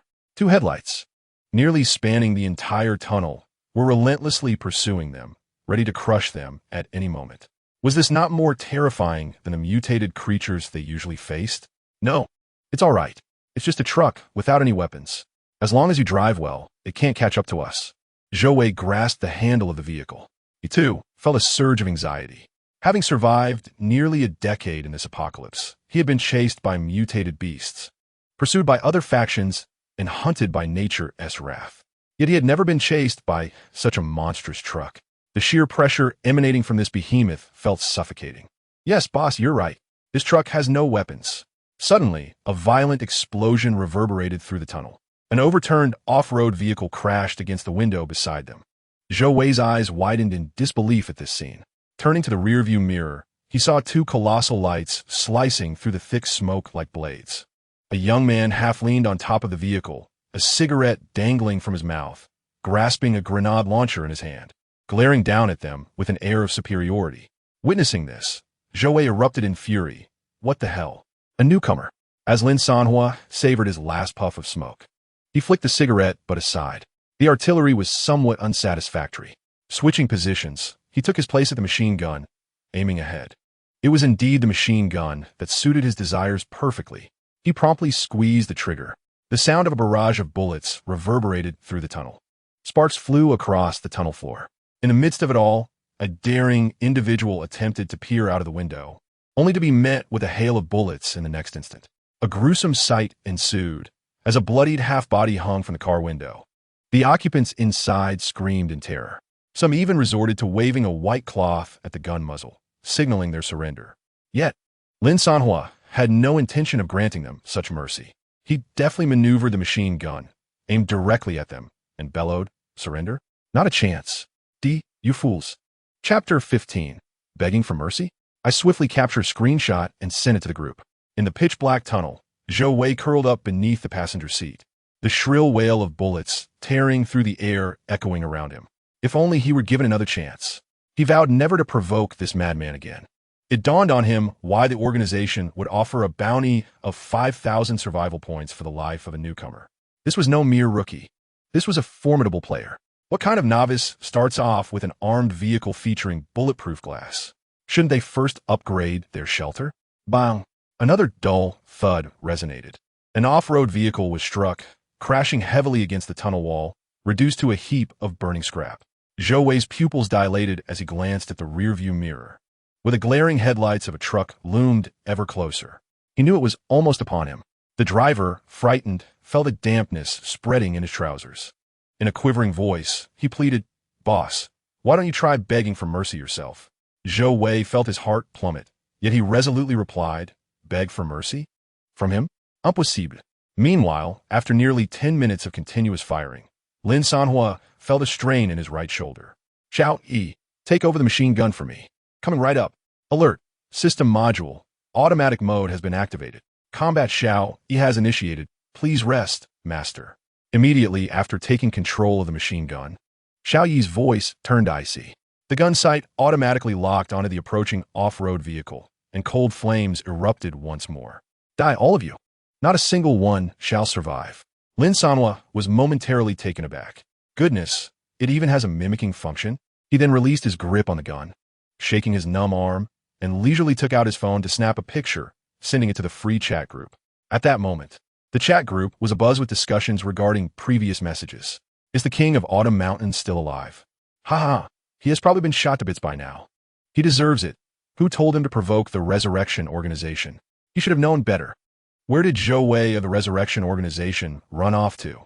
Surely he hasn't defeated the battle and is now hiding away, secretly enjoying those 5,000 survival points? As the members of the group engaged in lively discussions, a sudden shift occurred when Lin Sanhuo shared an image depicting the pursuit of Zhou Wei, accompanied by the message, "Who else?" Upon seeing this, the group members eagerly opened the image.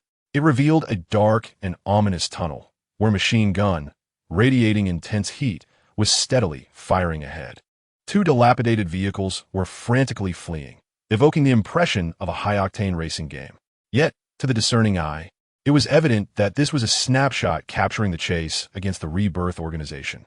The individual responsible for sharing this image was none other than the very newcomer they had previously been discussing, now transformed from prey to predator. In an instant, the group chat fell into an eerie silence, the unexpected twist exceeding everyone's expectations.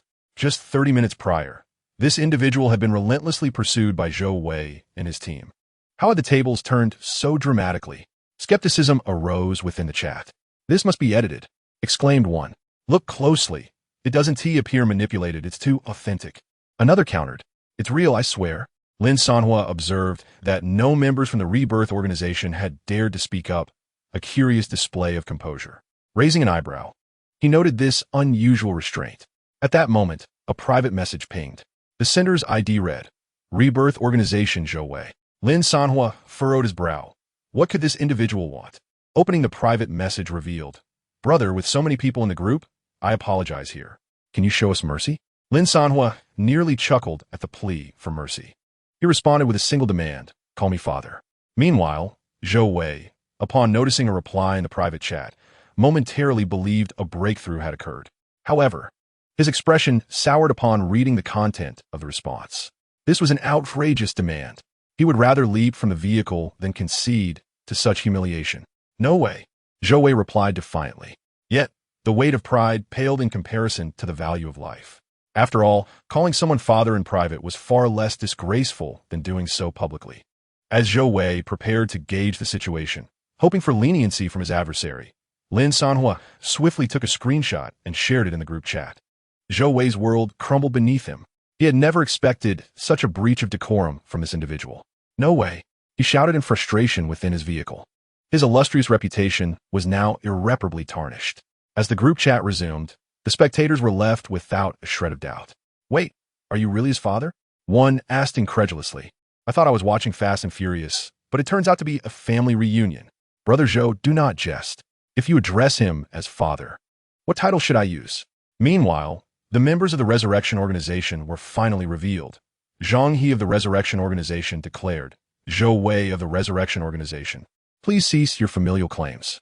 Qi Feng of the Resurrection Organization remarked, Zhou Wei, they say your father has returned? Is that true? Fu Feng of the Resurrection Organization insisted. We hereby declare, Zhou Wei's actions and words are solely his personal conduct and do not represent the organization's stance. Huang Han of the Resurrection Organization chided, Zhou Wei, what a disgrace. We are merely 3 kilometers from the highway base, and you choose to cower now? Zhou Wei of the Resurrection Organization retorted, no, you must listen to my defense. On the other side, Lin Sanhuo lit a cigarette, intrigued by a message from someone named Huang Han. They were 3 kilometers from their highway base? No wonder this fellow sought my mercy. Lin Sanhuo envisioned a significant influx of survival points. Soon, ahead of the tunnel, a dazzling yet hopeful sunlight emerged. Inside the car, Zhou Wei, upon seeing the light, grasped it like a drowning man clinging to his last hope. Quick, step on the gas and push forward. Hurry, just a little further, and we will reach the Longwan sub-base. Safety awaits us there. Zhou Wei nearly lunged against the driver's seat, shouting frantically. His mind was devoid of humiliation and anger, filled only with the desire to survive. Boom! The car burst forth from the tunnel, a cascade of brilliant sunlight flooding in. Zhou Wei instinctively turned back, seeking to gauge the distance of the heavy truck behind them. Yet, in the next moment, 2 fiery rockets streaked toward them. Instantly, en explosion érupted. The vehicle was hurled several meters into the air, disintegrating across the road. At last, the armored vehicle surged from the tunnel, swiftly absorbing the scattered resources. The moment they emerged, the blinding sunlight enveloped them, and the road opened wide. Lin Sanhuo glanced at the survival points. They had reached 3460. Satisfied, he nodded, pondering how to upgrade these points. Just then, a rusted sign flashed past the top of the truck. 200 m ahead. Longwan urban area, territory of the Resurrection Organization. Outsiders proceed with caution. Immediately, a notification chimed on his phone. You have arrived at the Longwan village zone. The Conqueror mission officially begins. Shortly after, a highway base, encased by towering walls, came into view with indistinct figures moving about. Undoubtedly, this was the highway base mentioned in the chat group. Had they arrived so swiftly? Lin Sanhuo set down his phone, a flicker of excitement crossing his face. Another lucrative opportunity was on the horizon. Chapter 16. Encountering the highway base, armored vehicle upgrade. On the highway stood a massive black gate, constructed of steel plates mixed with aluminum alloy, towering nearly 10 meters high, blocking the center of the road. Behind the gate, 2 watchtowers loomed, with sentinels standing atop, rifles at the ready, vigilant of their surroundings. Suddenly, a colossal war chariot loomed 1,000 meters ahead. The sentinel hastily sounded the alarm. Beep! In an instant, a cacophony of sirens reverberated throughout the base. A bearded man promptly ascended the watchtower, peering through binoculars. An armored heavy-duty truck was steadily advancing towards them. Its armor was formidable, the vehicle size dwarfing that of ordinary cargo trucks, exuding an aura of brazen intimidation. The convoy led by Zhou Wei had vanished from sight, signifying his demise. How audacious to approach them now. Huang Han's gaze slipped from the binoculars, a smug smile gracing his lips. He had anticipated that once the adversary eliminated Zhou Wei and his crew, they would retreat without hesitation. To his astonishment, they were advancing towards their road base instead. Did this individual fail to notice the messages I sent to the chat group? Huang Han turned to observe the group of survivors imprisoned within the confines of the base. Originally, he intended to deliver these individuals to the leader, but it seemed imperative to first deal with this presumptuous newcomer. He would inform the leader that the prisoners would be delivered later. Huang Han tilted his head with a smirk before instructing Su Wei to prepare the bounty. Subsequently, he retrieved his walkie-talkie, ready to call for battle readiness. However, suddenly, a whistling sound pierced the air. A rocket soared towards them from the front. Acting on instinct, Huang Han dove from the tower, crashing heavily onto a pile of military rations. His shoulder jolted painfully. Before he could fully rise, a deafening explosion resonated behind him. Boom! The watchtower, where he had just stood, was obliterated in an instant. Flames and thick smoke ascended into the sky. Several sentinels stationed atop the tower had no time to scream, instantaneously turned to cinders. The fractured steel supports groaned ominously as they collapsed, sending a cloud of dust into the air. Where did that rocket come from? Huang Han, now disheveled and covered in grime, tumbled from the grain pile, his ears ringing. Just as he regained his footing, a series of piercing sounds filled the air. Several rockets, trailing fiery tails, descended from above, striking various facilities within the base. The granary was uprooted, grains igniting. An explosion erupted from a corner of the armory, flames mingling with the detonations of munitions. Following closely were the explosive sounds of grenades. Echoing from the exterior, the road was torn asunder, mud splattering into the base. A barrage of machine gun fire erupted, casting sparks. The steel gates and walls of the base bore the scars of densely packed bullet impacts, varying in depth. This sudden onslaught of firepower left Huang Han utterly bewildered. The other survivors within the base were paralyzed with fear, each clutching their heads and huddling beneath makeshift cover, trembling uncontrollably.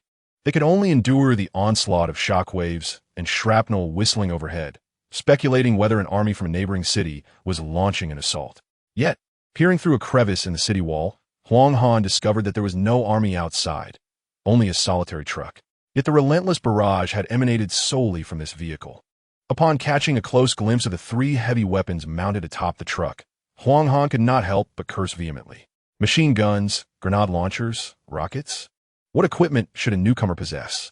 Meanwhile, after a round of suppressive fire, Lin Sanhuo sat in the driver's seat with a cigarette perched between his fingers, his gaze fixed upon the imposing gate ahead.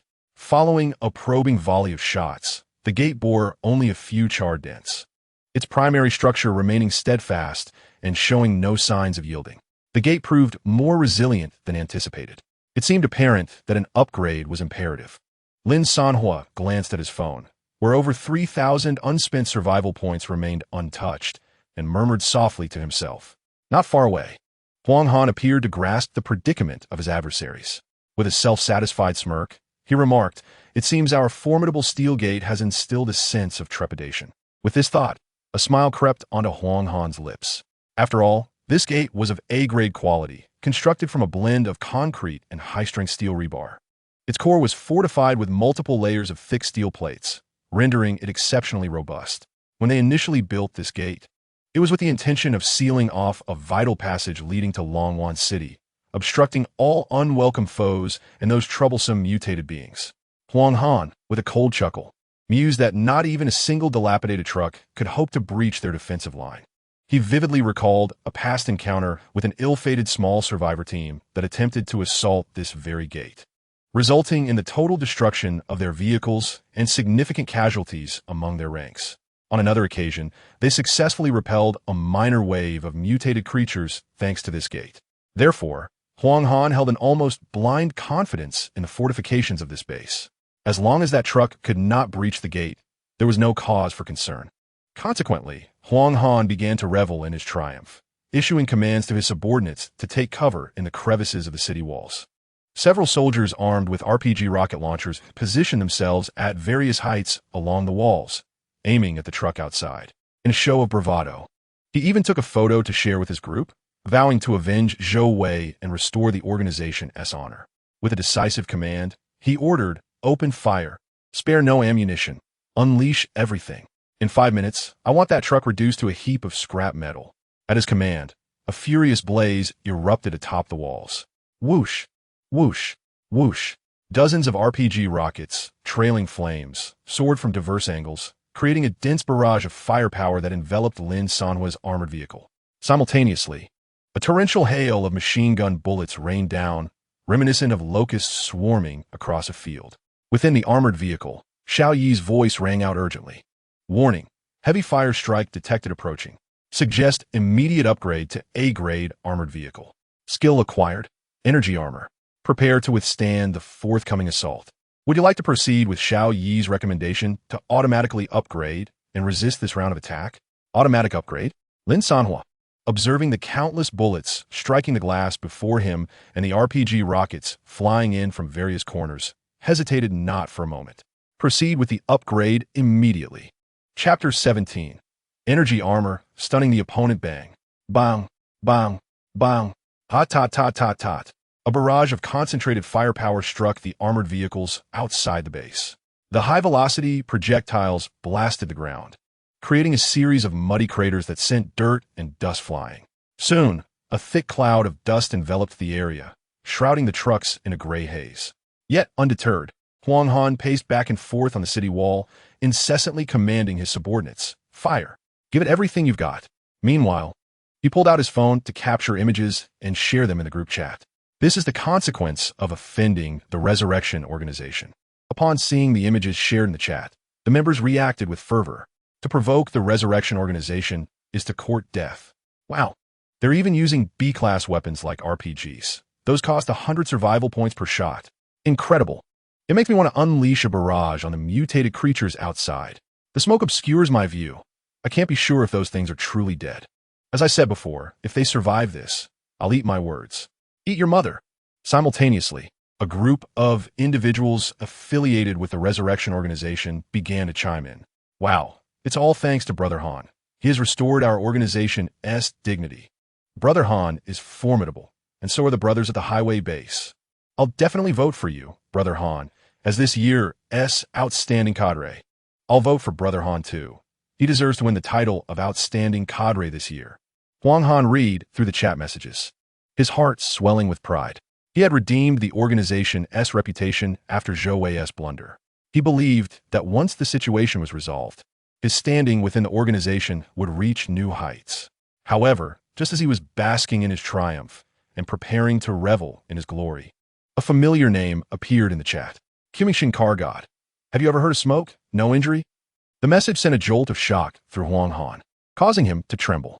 He incredulously lifted his gaze towards the highway, still under concentrated fire and shrouded in smoke. Impossible. It couldn't be. Such intense firepower.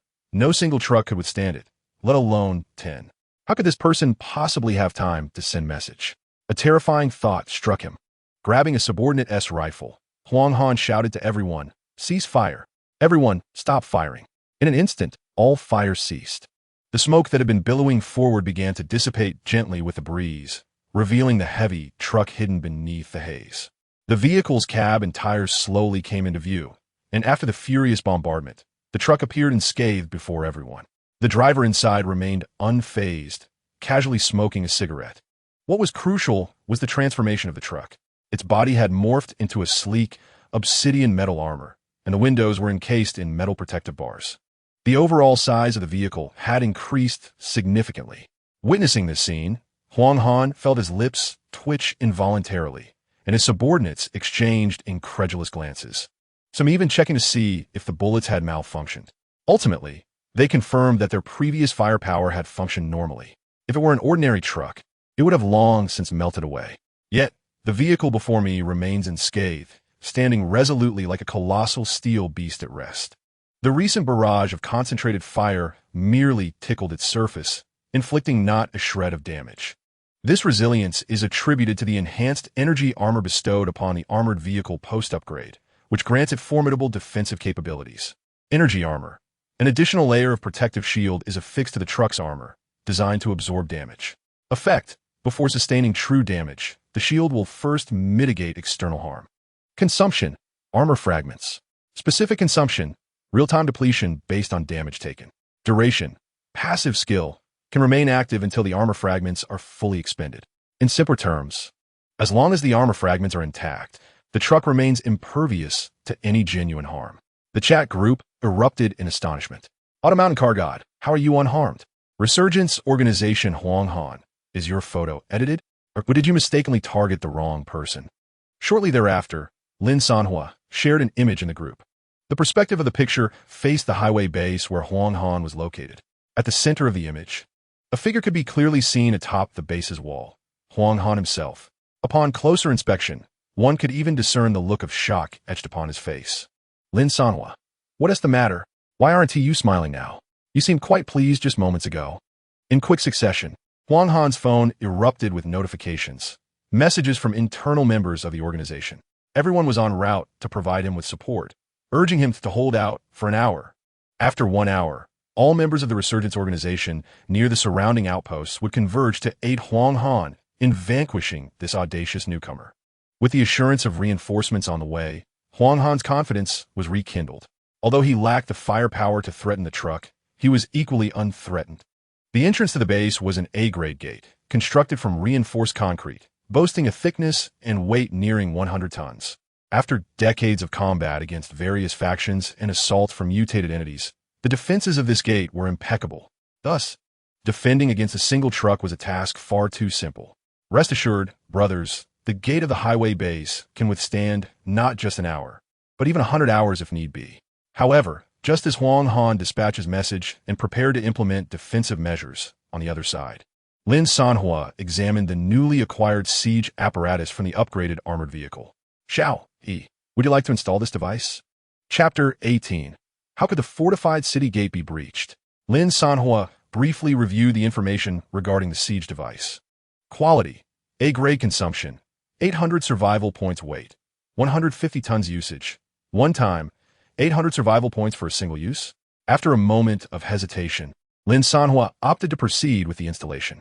Soon, the siege device was activated, the engine emitting 2 deep, resonant exhalations. Thick exhaust fumes billowed, enveloping the sides of the vehicle. The rear hood of the truck lifted upward, revealing a series of weapon systems, such as anti-aircraft guns, retracting seamlessly back into the chassis. Subsequently, a colossal, jet-black metallic column slowly emerged from within the vehicle's interior. Clank, clatter, bang. A cacophony of heavy mechanisms locking into place and metal colliding echoed through the air. Countless robust mechanical arms and securing devices extended from the sides, chassis, rear, and even beneath the front of the truck, meticulously locking the massive siege column firmly onto the roof. Then the front end of this colossal siege column, comparable in size to the truck itself, began to spiral and transform into a pointed cone. With a sizzling sound, a torrent of liquid metal surged forth from the truck's interior, enveloping the entire structure of the siege column. The massive column visibly expanded, thickening and elongating, darkening as it grew. Ultimately, when the colossal object reached a size more than double that of the heavy-duty truck that bore it, the flow of liquid metal ceased. The heavy truck sagged slightly under the immense weight. Accompanying this visually striking siege column, Huang Han's triumphant smile vanished in an instant. He involuntarily swallowed, his throat constricting. Having guarded this highway base for many years, he had witnessed fire attacks, bombardments, and sieges, as well as various siege vehicles. Yet, he had never encountered such a colossal siege apparatus. Peering down from the city walls, the enormous black steel column nearly obscured the outline of the truck. With such a long, thick, and robust object positioned before the iron gates, Huang Han couldn't help but question whether the gates could withstand it. Meanwhile, from Lin Sanhuo's perspective, darkness enveloped his vision. The truck felt as if it bore the weight of a mountain, blocking out the sky. With a firm press on the accelerator, the engine roared, and the truck's tires screeched as it surged to 50 miles per hour. Even so, the oppressive weight of the towering siege column was suffocating. Upon witnessing the massive column advancing, Huang Han immediately shouted to everyone in the base, "Block everything you can. Hold it back." In the following moment, a thunderous crash reverberated through the air, akin to the earth splitting apart. The truck, carrying the imposing siege column, collided violently with the sturdy gates, creating an unprecedented impact that shook the very atmosphere. Those blocking the entrance were hurled backward by the force of the oncoming air, with some sustaining injuries as their arms were jolted, bones cracking audibly. A cacophony of chaos erupted as survivors at the gate were thrown in every direction. Countless fragments of stone and metal flew outward. In the end, the once proud and seemingly indestructible gates crumbled like paper, collapsing under the immense force. All surviving onlookers gazed in horror, their eyes wide with disbelief as they looked up at the fallen gates. They had been toppled. One must recognize that this is the formidable gate of a base, impervious to any force for a decade. Yet, astonishingly, it has been toppled by a mere truck. In an instant, a thick cloud of dust erupts at the entrance. Seizing this fleeting opportunity, everyone rises and retreats without hesitation. No soul dares linger by the gate. Remaining there would be tantamount to courting death. Witnessing this, Huang Han swiftly recalibrates his strategy, commanding everyone to conceal themselves in the base's hidden alcoves. They await the truck's entry, poised to eliminate the driver at the opportune moment. This is the only recourse available. Soon, all begin to withdraw, hiding in the shadows, ready for action. At the gate, the ominous rumble of the truck grinding over the remnants of the door reverberates through the base. Those concealed in their hideouts grip their weapons tightly, nervously swallowing hard. Huang Han retrieves his radio, attentively monitoring the truck's approach. On my command, prepare to engage. Chapter 19. The first order of business in the city, massacre. After crashing through the gate, Lin Sanhuo drives into the base. Before long, a sprawling transfer base, stretching nearly 700 to 800 meters along the highway, comes into view. It boasts numerous granaries, ammunition depots, and living quarters, all constructed on the plains flanking the elevated roadway. There are also netted cells on the hillside, imprisoning zombies that claw at the mesh, howling in rage. Are there zombies here too? Lin Sanhuo muses, perplexed. Scanning the surroundings, he finds them deserted. However, radar indicates a group of individuals huddled behind a building, stealthily inching toward the front of the truck. Sensing the need for a fitting soundtrack to accompany the unfolding scene, Lin Sanhuo calls out, Xiao Yi. Master, I'm here, comes the reply. Playing reverse battle for you now. The stirring prelude begins to resonate. On this tumultuous battlefield, the storm boy emerges. Survivors concealed behind cover, upon hearing the music, cannot help but scoff. What is this hype? Should Tiwi rush out and confront him?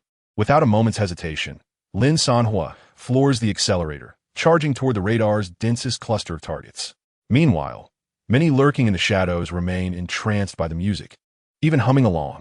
Yet, in the next instant, someone shouts, "Hey, it's coming right at us." Suddenly, individuals can no longer contain themselves and burst from their hiding spots. This exodus triggers a chaotic scramble, akin to disturbing a nest of cockroaches. People pour out from their shelters, some discarding their weapons, others casting aside their gear, all frantically seeking to flee faster. A few audacious souls even take potshots at the truck's driver's seat, only to realize the window is bulletproof, prompting them to kneel and surrender. But Lin Sanhuo shows no mercy. The accelerator is pressed to the floor. Bang! The dozens of individuals concealed beneath the shelter were mercilessly ground into a pulpy mass. Ding! You have slain one survivor, earning 31 survival points. Ding! You have slain one survivor, earning 41 survival points. Ding!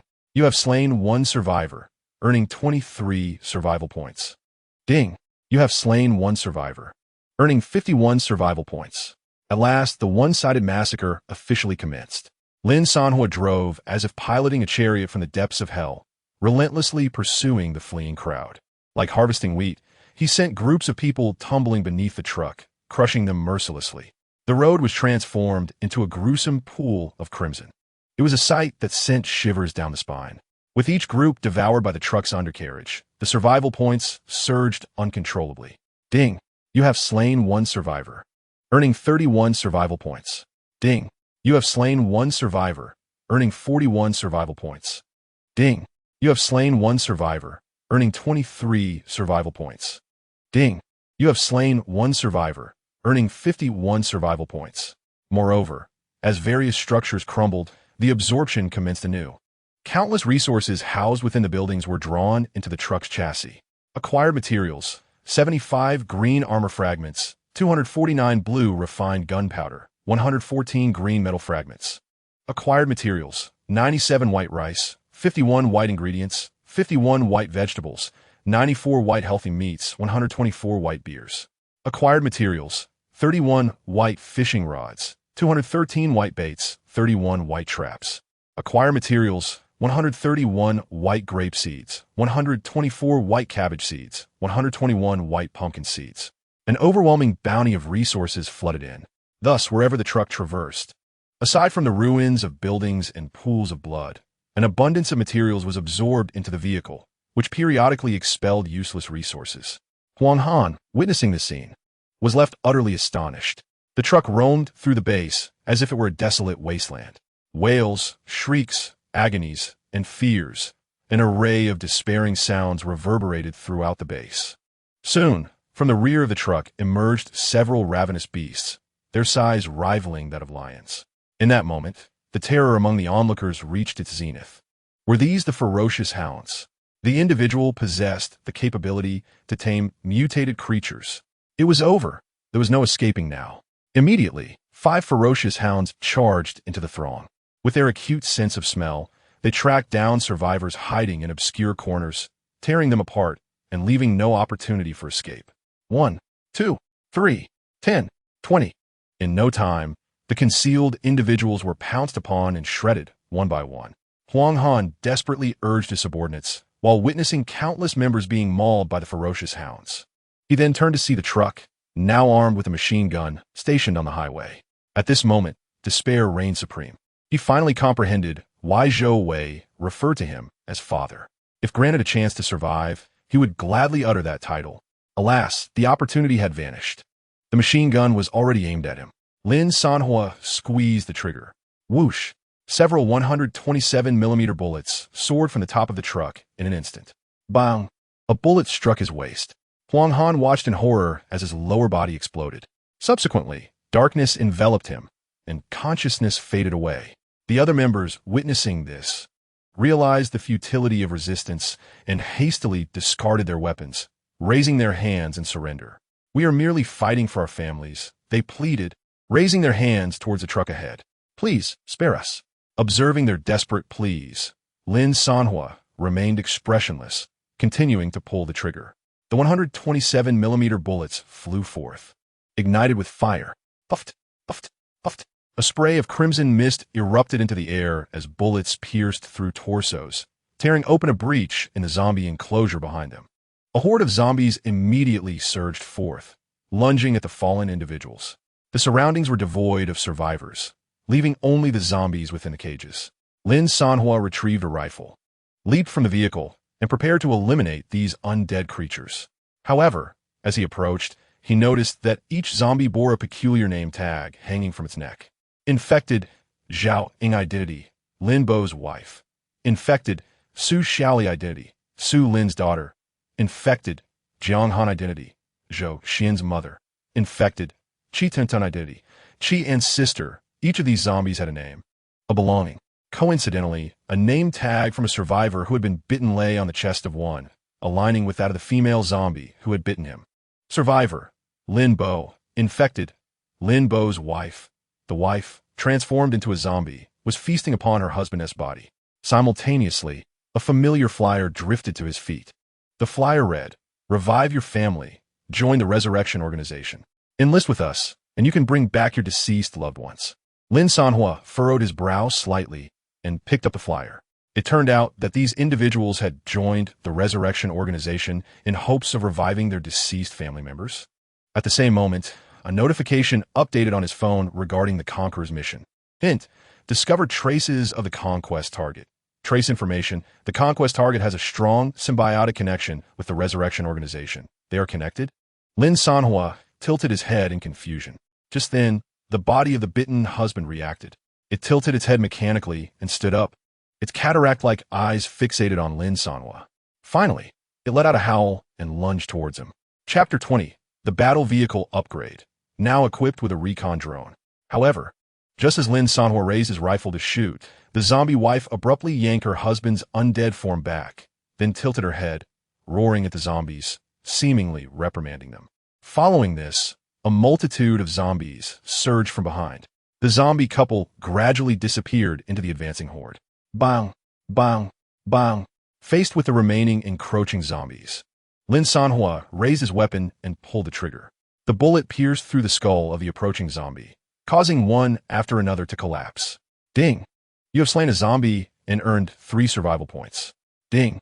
You have slain a zombie and earned 3 survival points. Ding. You have slain a zombie and earned 3 survival points. At last, the area was cleared. Returning to the vehicle, I assessed my gains for this round. A total of 321 survival points had been accumulated, a remarkable achievement. Lin Sanhuo exclaimed with excitement.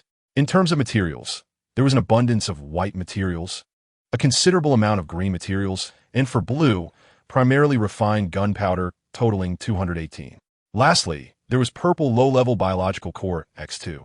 In total, there were 4 qualities: white, green, blue, and purple.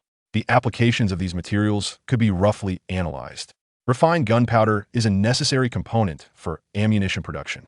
Armor fragments are bound to skill energy armor and will automatically deplete upon sustaining damage. The low-level biological core seems related to biological entities. It remains uncertain if it is used for creating mutated troops. The remaining materials are everyday items that can be utilized directly. Some have not been analyzed in depth. When the need arises, I will naturally comprehend their uses. After finalizing the organization of my findings and ensuring no reinforcements would arrive, Lin Sanhuo drove away from the roadside base, during which he opened the chat group to see if there were any noteworthy updates. Soon, messages began to appear in the chat. What's going on? It's so quiet in the group. Is no one reporting on the battle? Rumor has it that the roadside base has fallen, and the car god is heading towards Longwan City. Logically, I shouldn't believe this. But after being proven wrong so many times, I'm inclined to trust the previous speaker. Regardless of its veracity, the car god is already a legend in my eyes. The car god is formidable, standing against tyranny. We must confront these oppressive organizations.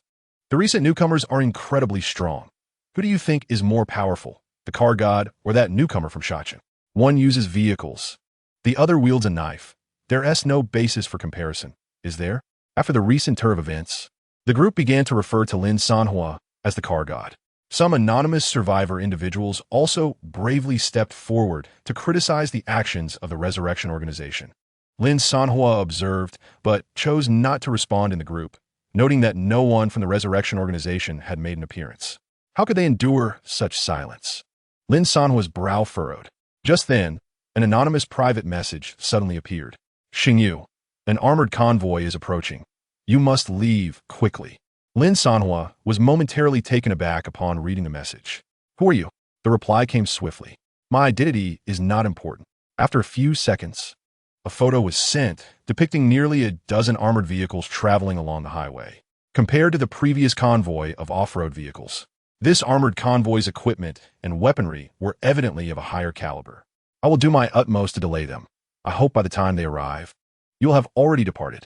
Lin Sanhuo remained silent for a few seconds, puzzled by the intent of the message.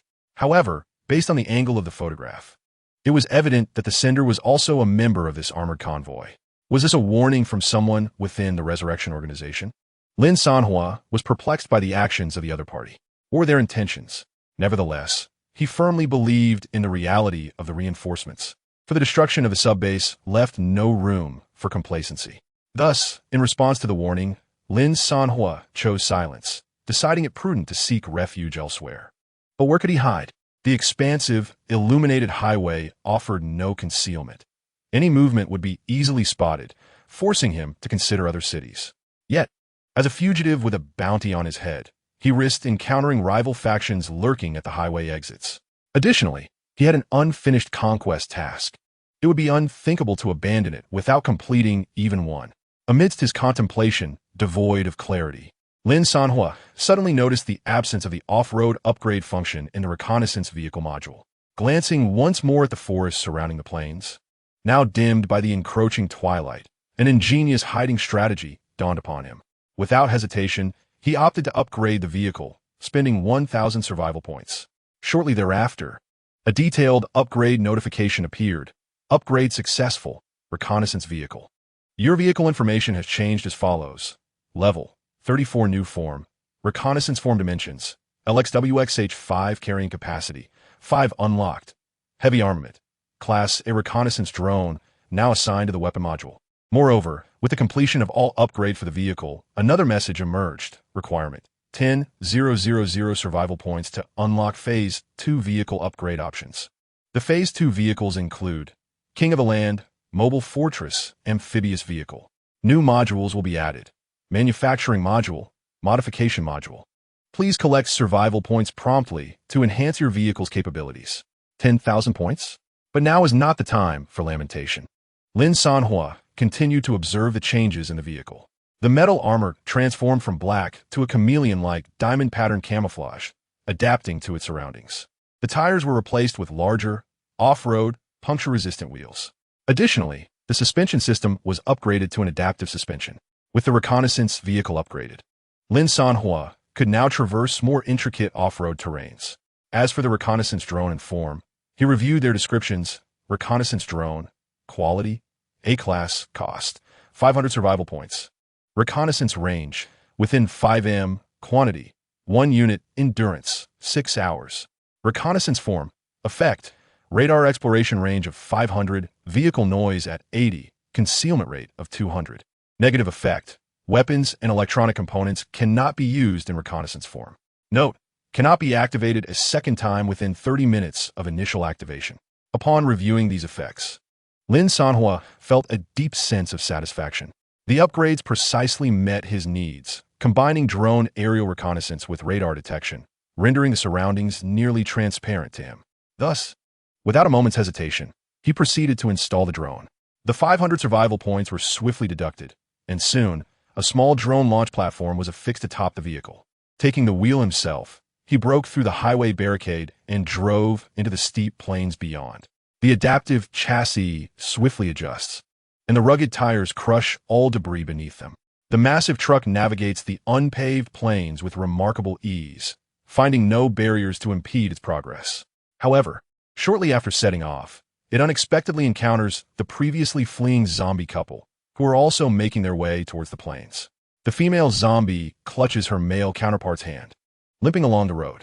Upon spotting the truck, she instinctively positions herself protectively in front of her husband, growling warily at the vehicle. The truck's machine gun immediately locks onto them. Xiao E, 2 enemies detected nearby. Should we eliminate them? Rest assured, my aim is impeccable. I guarantee a bullet for each. Lin Sanhuo glanced at the current ammunition count and then at the zombie couple. Never mind. Taking out a couple of zombies 1T yield many survival points. Better conserve some ammo. Understood. The machine gun retracted instantly as the truck continued toward the nearby woods. With a resounding crash, branches fell as the truck crushed them underfoot. After a slight repositioning, it entered the forest, camouflaged with tree attire, activating reconnaissance mode. The war vehicle halted in the heart of the woods. Shrouded by branches from all sides, the disguised armor rapidly mimicked the appearance of branches, transforming to blend seamlessly with the foliage. Less than a kilometer ahead lay the road base. With everything in place, the drone was deployed. Buzz! The drone ascended swiftly from the truck's roof, transmitting images to the mobile screen. The aerial view provided clarity of the surroundings, with the capability to zoom in 20-fold. Lin Sanhuo reclined in his seat, leaning back on the sofa while controlling the drone. There was a certain thrill in observing from the shadows. The little yellow dog joined him, captivated by the drone screen. Its canine face expressed shock, suddenly perceiving the human before it as a formidable ally. Not only did this individual protect it from capture, but now he also operated a drone. In its memory, it had never encountered a human with such advanced technology. It could only marvel at the prowess displayed. To be outmatched by such a skilled individual was hardly a disgrace for a dog. Lost in thought, a sudden sound interrupted. Knock, knock. Chapter 21. Another armored convoy approaches. The knocking came not from anyone else, but the very male zombie that had been fleeing moments before. He incessantly rammed his head against the driver's door, growling defiantly, though the meaning of his actions remained unclear. Lin Sanhuo rose from the sofa and opened the window, scrutinizing the male zombie. He drew a handgun. What do you want? In the next moment, the male zombie's expression became disturbingly lucid. Do you recognize the gun? Immediately, the female zombie from behind grabbed her husband by the scalp and hurled him to the ground, delivering a few light blows. The force of the blows was minimal, as if meant merely to demonstrate to Lin Sanhuo. Simultaneously, she continued to berate him with a stream of invectives. The male zombie, now cowering on the ground, still regarded Lin Sanhuo with defiance. Do zombies truly comprehend the nuances of human interaction? Upon encountering a female zombie, so adept in the nuances of human emotions. Lin Sanhuo found himself unable to pull the trigger, ultimately opting to lower his weapon. The female zombie's demeanor shifted dramatically as she cautiously assisted the male zombie to his feet. She stammered and whimpered before him, as if attempting to soothe a pouting boyfriend. Yet the male zombie disregarded her efforts and hobbled away in a huff. The female zombie, resembling a petulant girl, trailed after him. Lin Sanhuo, observing this quarrelsome couple in the rearview mirror, could not suppress a chuckle. One was a master of theatrics, while the other displayed a temper. This pair of zombies proved to be quite entertaining. Soon after, he activated the drone to survey the surroundings. On a straight and desolate highway, devoid of any life apart from the highway base itself, he noted that the quarrelsome couple had not ventured far. They were perched on a nearby toppled tree stump, pausing in their antics. The female zombie leaned against the male's shoulder, her body swaying gently as she seemed lost in thought. After half an hour of waiting, with no vehicles in sight, boredom set in. Handing control of the drone to the intelligence system, Lin Sanhuo pondered whether he could find a film on the vehicle's interface for entertainment. To his surprise, there were indeed options available. In the free section, Shanghai Cannon and 749, in the VIP section, The Wandering Earth and Three Body Problem. Watching a VIP film required the expenditure of 1 survival point, leading him to the obvious choice of the free option. Why spend money on a movie when one need not? Thus, he decisively selected Shanghai Cannon. Maintaining modest expectations, anything would suffice. The little yellow dog promptly scurried over to watch beside him, and the zombie couple turned to observe from a distance. After half an hour, the little yellow dog remarked, "This movie is unworthy of a dog's attention." Lin Sanhuo mused, "Indeed, there must be a reason it's free." He prepared to exit and select another film, only to be met with a prompt. "Warning, exiting this movie will cost 50 survival points." Lin Sanhuo sighed, conceding the situation. 2 hours later, as darkness enveloped the sky, he awaited the conclusion of Shanghai Cannon to cleanse his eyes with a new film. Just then, a voice broke the silence. "Master, radar detection within 3 kilometers indicates dozens of units approaching rapidly." Switching to drone perspective.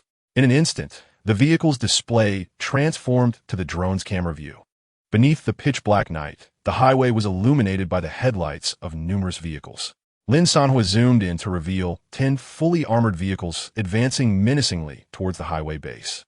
They varied in type: infantry fighting vehicles, armor artillery, reconnaissance vehicles, and command vehicles, all identical to those depicted in the photographs. The individual had not deceived him. At that moment, the sky began to drizzle, a thick fog rolling in. The opposing force encroached upon the highway base. Lin Sanhuo activated the counter-surveillance system, fixating on the 10 armored vehicles under the drone's watchful eye, eager to discern their intentions. Meanwhile, on the other side, the windshield wipers sprang to life, as raindrops cascaded against the window, heralding the onset of a torrential downpour. The convoy entered the highway base, where a river of blood flowed ahead, casting a haunting reflection in the eyes of all present.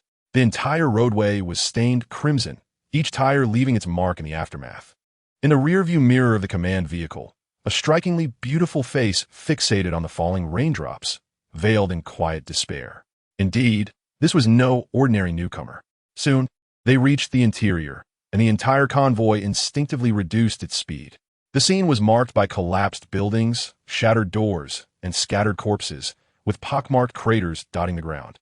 The ghastly tableau evoked a sense of stepping into the very depths of hell.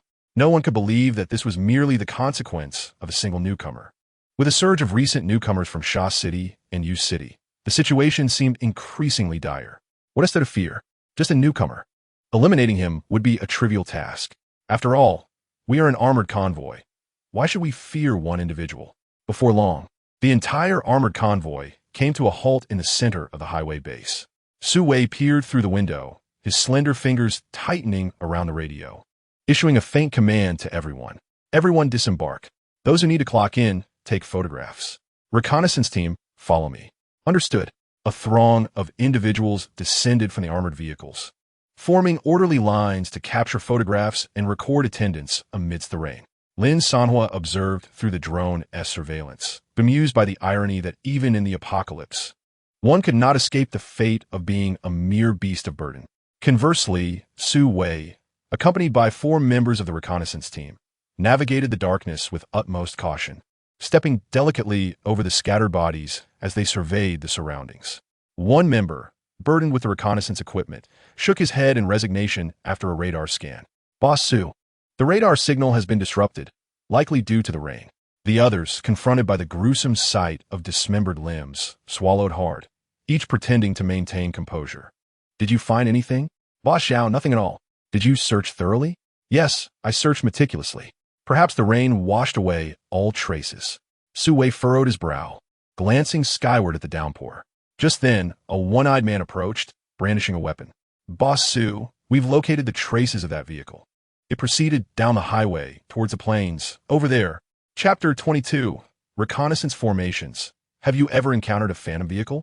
Through the drone's surveillance, everyone at the highway base suddenly boarded their vehicles and began to slowly advance towards the plains, heading directly towards the woods where Lin Sanhuo was positioned.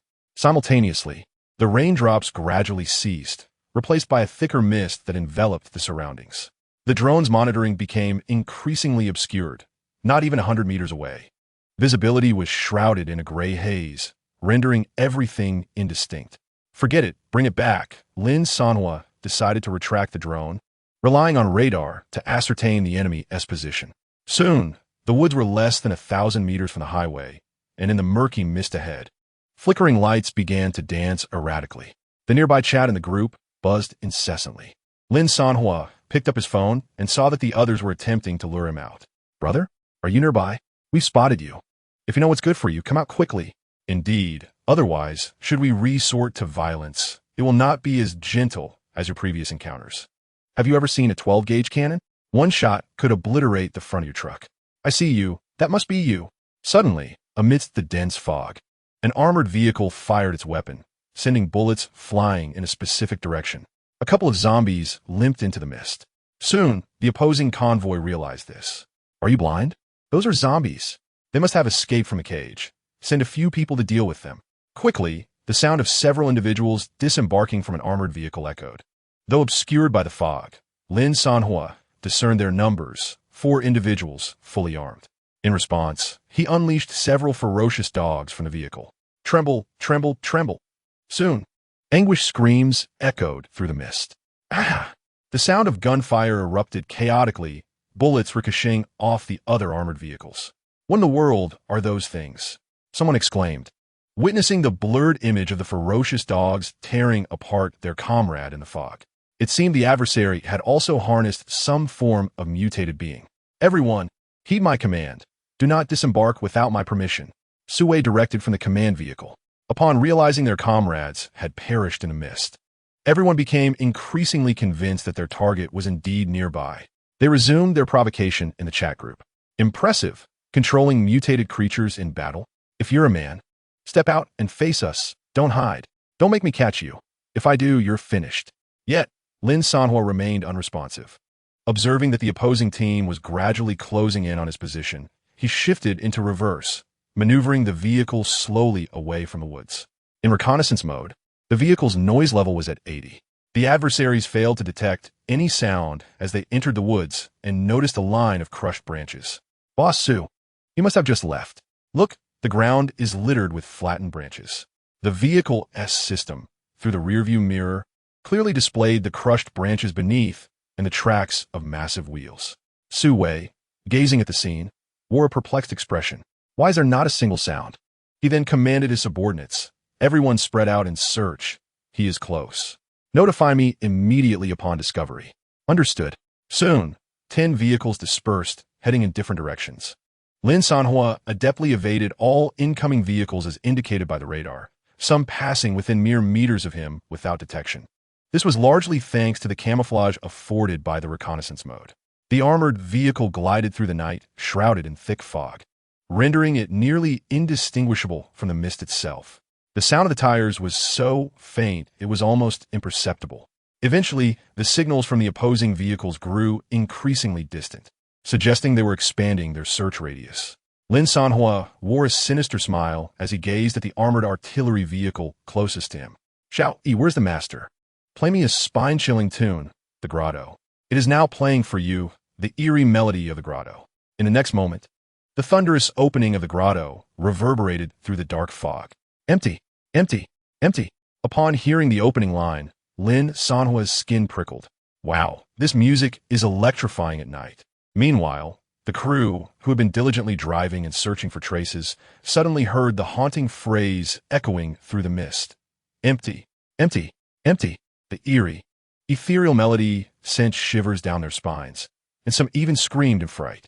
The nearby group chat erupted in chaos. Come out. Damn it. I know you're nearby. Stop with the creepy music. How dare you play mind games? I'm not afraid. Scare us? Do you really think we're easily frightened? Lin Sanhuo remained unresponsive, driving the truck while the terrifying music of the grotto played on, weaving through the fog and providing them with a 3D immersive horror experience. Eventually, someone began to crack under the pressure, questioning aloud, "You said so many people died at the base. Could they?" "Don't scare me. I swear I just saw Huang go waving at us through the mist." Gradually, panic spread among the ranks. Under the influence of the sinister music, the entire convoy began to lose its bearings. Some deviated from their intended path, venturing far into the unknown. Lin Sanhuo shadowed one of them. "Come on. If you have the guts, come at us. No matter if you're human or ghost. Find us first. I tell you, my fate is as unyielding as a rooster." Just as he was typing, a vague outline of a vehicle flashed past on the right, devoid of any tire sounds. With a resounding crash, an armored vehicle was reduced to a heap of debris. Before the nearby vehicles could react, the colossal shadow vanished without a trace or sound, leaving only the chilling music to accompany them. Empty, empty, empty.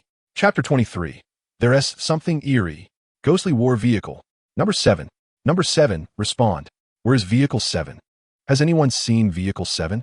I only saw its license plate. What do you mean you only saw its license plate?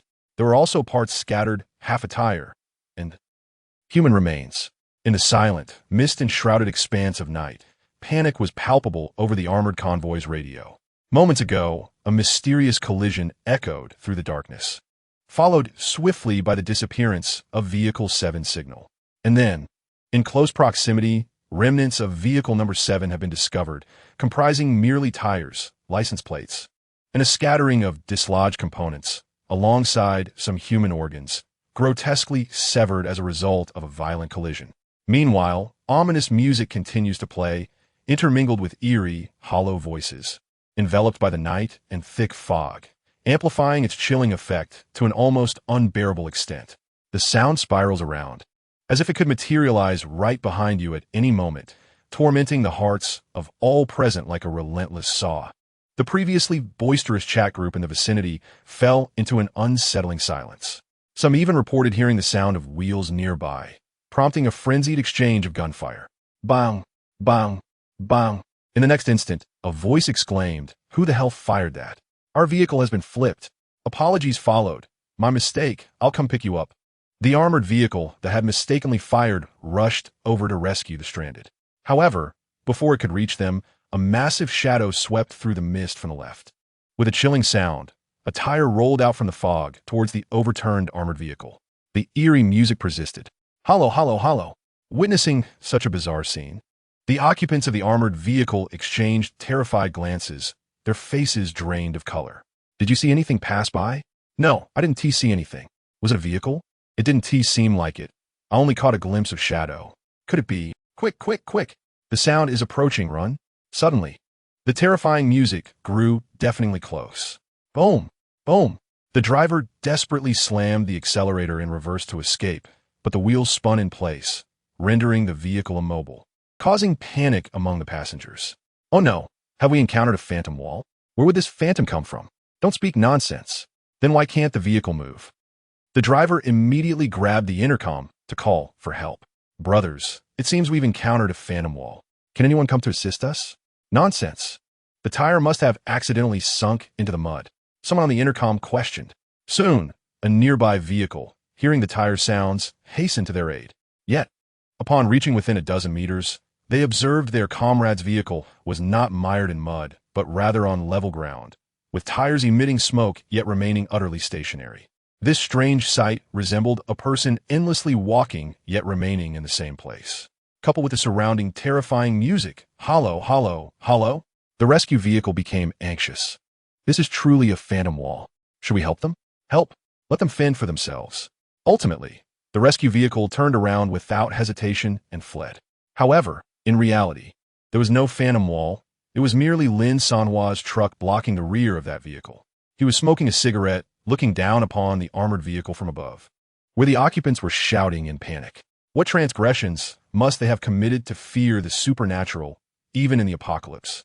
If that is the case, let us unleash something more formidable upon you. With that, Lin Sanhuo retrieved all the mobile phones he had previously scavenged.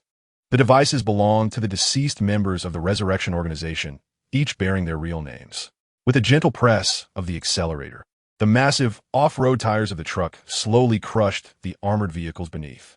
The immense weight, akin to traversing a speed bump, caused the truck to lift slightly, while the armored vehicles were reduced to the state of crumpled cans, gradually being compressed.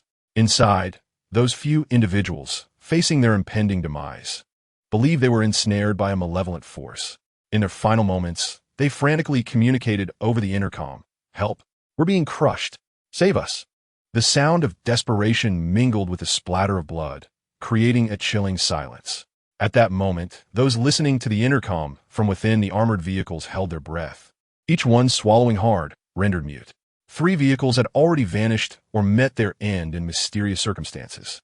Even the staunchest skeptics began to acknowledge a semblance of truth in the ominous fog. The final straw that broke the camel's back is often not the most formidable force. It is the seemingly tranquil, yet profoundly unsettling elements that hold true power. Soon, as fear gripped the hearts of the onlookers, a flurry of messages erupted in the nearby chat group. "Qianlong, I'm so bored down here. Is there anyone who can keep me company? Sun Tzu, my death was so tragic. Why wasn't it you instead? Li Wang, brothers, since we are all here, let's descend into hell together. Wu Su, why did you arrive so late? Why? Feng Hui, if only you had come sooner, we might have escaped death." In that moment, the chat group became inundated with the voices of the deceased members of the Resurrection Organization. The already frayed nerves of the living could bear it no longer. All they wished was to flee this accursed place. "Run. We must run. Regardless of whether the threat is real or not, I can't take it anymore. I need to leave this place. I can't endure it." In an instant, all the armored vehicles simultaneously pressed the accelerator, abandoning any thoughts of truth or falsehood. The deep-seated fear that had been confined within them surged forth, for every human harbors a fear of the unknown, even in the face of oblivion, even if it is but a figment of imagination. They yearn to escape this haunted locale. Virum, virum, virum. The engines roared to their maximum capacity as the armored vehicles careened through the fog-laden night, akin to headless flies darting aimlessly. The inevitable outcome was grim. As ghostly reconnaissance vehicles emerged from the shadows, striking them down one by one, each vehicle disappearing into the enveloping mist. One vehicle was destroyed, vanishing into the fog. Silence reigned. A second vehicle met the same fate, disappearing into the haze. The sound of destruction echoed across the plains under the night sky, as scattered debris and remnants of mangled bodies littered the ground.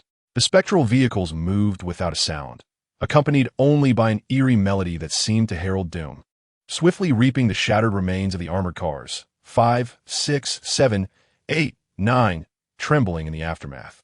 A truck is parked somewhere on the grassland, its front stained with the blood of 5 or 6 license plates. It stands in confrontation with a command armored vehicle 20 meters ahead. The camouflage mode is deactivated, and the headlights illuminate the command vehicle, causing its driver to nearly break down in tears. "What should we do, boss? We are down to just one vehicle." The driver gulps and looks toward Su Wei, the co-driver. Yet, Su Wei raises his gun. Bang, bang, bang, bang. Several gunshots ring out, and 4 corpses are tossed out. A slender figure emerges, hands raised in surrender. "You certainly have a knack for terrifying tactics," Su Wei compliments. Lin Sanhuo, holding a cigarette between his fingers, leans against the window, gazing at the individual. "Are you the one who tipped me off?" he inquires before the mounted machine gun is aimed forward. 3 sentences, explain why you did this. Otherwise, you will meet your end as well.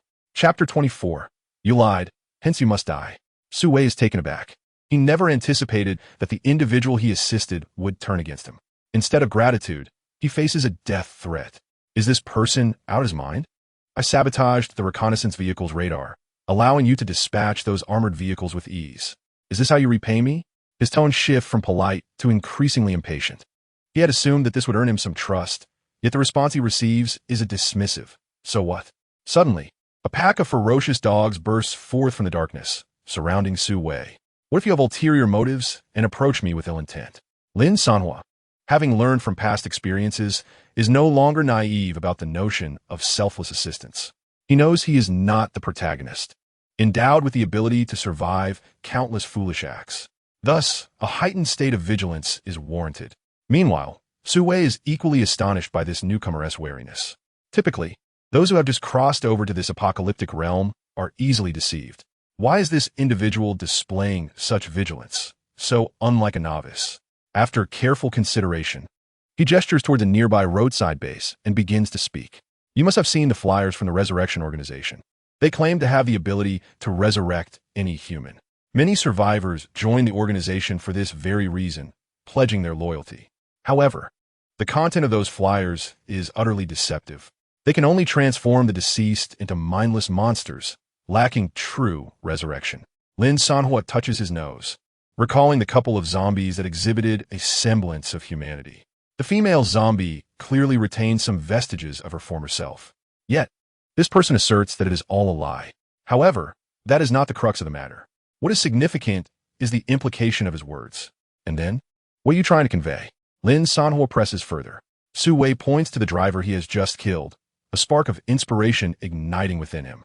3 years ago, he joined the Resurrection Organization, accompanied by his deceased wife, only to discard her a year later for a younger, more attractive companion. He sold his wife at the meager price of 10 survival points, relegating her to one of the organization's livestock zombies. Then there was him, who brought his deceased parents into the organization with the intention of resurrecting them. However, upon learning that he could instantly receive over 10 survival points for selling a relative who had died within the past year, he unhesitatingly sold his parents, transforming them into yet another subject for the organization's research. Each individual initially harbored hopes of reviving their loved ones, children, partners, or friends. Yet ultimately, succumbing to the relentless allure of wealth and other temptations, they morphed into merciless machines, trading the remains of their kin without a shred of emotion, driven solely by monetary gain. Thus, the Resurrection Organization's purported mission to revive loved ones is nothing but a manipulation of human nature, a means to expand their zombie research endeavors. My purpose is rather straightforward. I desire the obliteration of this organization. I aim to rid society of its scourge. As he spoke, Su Wei bore no expression, his demeanor grave. Lin Sanhuo awkwardly rubbed his nose, feeling somewhat uncomfortable. To rid society of its menace in a post-apocalyptic world? His superhuman sense of smell enabled him to discern the unique emotional signals emitted through scent, allowing him to assess whether someone was lying or harbored hostility. Thus, from the outset, he was evaluating the veracity of this individual's claims. The conclusion was clear. He was indeed lying. His desire for the organization's demise was not genuine. Consequently, the reasoning behind his self-serving motives was inconsequential. In the next moment, a sharp snap of the fingers signaled an attack, and 5 ferocious hounds lunged forward. A scream erupted, followed by the gruesome sound of Su Wei being torn to shreds. Chapter 25. The Bounty Doubled. Following Su Wei's demise, Lin Sanhuo massaged his overly tense temples. After a day of combat, he sought a secure location to rest for the night. However, just as he started the engine, his phone buzzed with an explosive group chat notification. The Resurrection Organization's Li Si declared, in response to a vehicle driver wanted for causing significant losses to our organization. The bounty for this individual has been raised from the initial 5,000 survival points to 10,000. We implore all survivors to assist in capturing this person, and the entire membership of the Resurrection Organization expresses our gratitude. Lin Sanhuo glanced at the remnants of the armored convoy he had annihilated. They had raised the bounty against him. It seemed they were already aware of the destruction he had wrought upon their convoy. Meanwhile, chaos reigned in the chat. What? 10,000 survival points? That's enough to upgrade my toilet to a mansion. What on earth did this newcomer do to warrant such a bounty? It must be that the car got struck again. Otherwise, the price wouldn't rise for no reason. This mission Our Salvation Army will take it, not for the survival points, but purely out of a desire to help. The Relief Society has also taken action. Rest assured, brothers from the Revival Organization, we guarantee to return this person in one piece. Impressive. Are all three major organizations mobilizing together? And us, the Red Sun Alliance, and us, Beautiful City, and we, the Sun Never Sets Mansion, are here to lend a hand. Is this how it's going to be? How can our underground city simply stand by? Is it really necessary for all you big shots to mobilize for a newcomer? Damn, just uniting to bully the newcomers. Observing the various organizations in the group chat that he had never encountered before, all for a mere 10,000 survival points, Lin Sanhuo remained unperturbed. Instead, he gathered the wreckage of the crushed armored vehicles into a pile and sent a family photo to the group. Here, to deliver? Upon sending the image, the lively chat fell silent once more. Apologies, but our Sun Never Sets Mansion is on a 2-day break. We might not be able to act for another couple of days. Our underground city is currently facing poor soil conditions. The passage has been buried, and we're in the process of digging it out. Beautiful City expresses no fear. We feel that 10,000 survival points is rather insufficient. However, in the next moment, Li Si from the Revival Organization declared 20,000. Whoever captures this individual will receive a bounty of 20,000 from the Revival Organization. In an instant, the attitudes in the group chat shifted dramatically. Forget that we don't have a double break. We only have 1 day off. We can mobilize. We can even work overtime. What nonsense about exits? Forget those of us living underground. There are exits everywhere. This mission, Beautiful City, will surely secure it. Don't even mention your big organizations. Our Dragon and Phoenix Manor is ready to make a move. Charge. Take a risk. Turn a bicycle into a motorcycle. Lin Sanhuo was taken aback by this. 20,000 survival points? He hadn't even earned that much himself. Why would this person offer such a hefty bounty on his head? Just then, it was as if a surveillance device had been planted in his ear. A familiar private message suddenly popped up. Xingyu, 9 different organizations, large and small, are preparing to head your way. Be careful. Lin Sanhuo was startled by the message. Why was Xingyu appearing again? Hadn't he just eliminated him for lying? Then, Lin Sanhuo realized something and suddenly connected the dots. Could it be that the man was not Xingyu? Chapter 26. The background of the Revival Organization. The leader who seeks to revive his wife reflecting back. The opponent had only said he would help him shut down the radar. He never claimed to be Xingyu or mentioned sending him a warning. So, had he killed the wrong person? No, he killed the wrong person. That guy had indeed lied. The kill was justified. But why was he helping him? With a bounty of 20,000 on his head, Lin Sanhuo felt no fear. Instead, the very Xingyu he thought he had eliminated messaged him again, sending chills down his spine. In the next moment, the other party seemed to know exactly what he was thinking and replied once more. Xingyu, if you don't know how to hide, you can find Su Wei. He is my informant. By the way, you should have already made contact, right? Lin Sanhuo. Indeed, they are part of the same faction. Is there a possibility that I accidentally killed him? Lin Sanhuo replied, eager to gauge the other party's reaction. The other party remained silent for nearly a minute. Xingyu, forget it. If he is dead, he is dead. After all, completing the mission of the mole means he would return to a life sentence anyway. Lin Sanhuo mole, didn't you say he was your informant? The other party ignored Lin Sanhuo's confusion, remaining silent for another minute. Do you know why the Resurrection Organization is willing to pay a hefty sum to put a bounty on you? They retorted. Lin Sanhuo, because I killed their people? No, it's because of the dog in your car. The other party responded. A dog? Lin Sanhuo turned to glance at the little yellow dog that seemed indifferent. It was anxiously gazing out the window, seemingly worried about something. Indeed, that is no ordinary dog. It is the core of the ultimate mutant.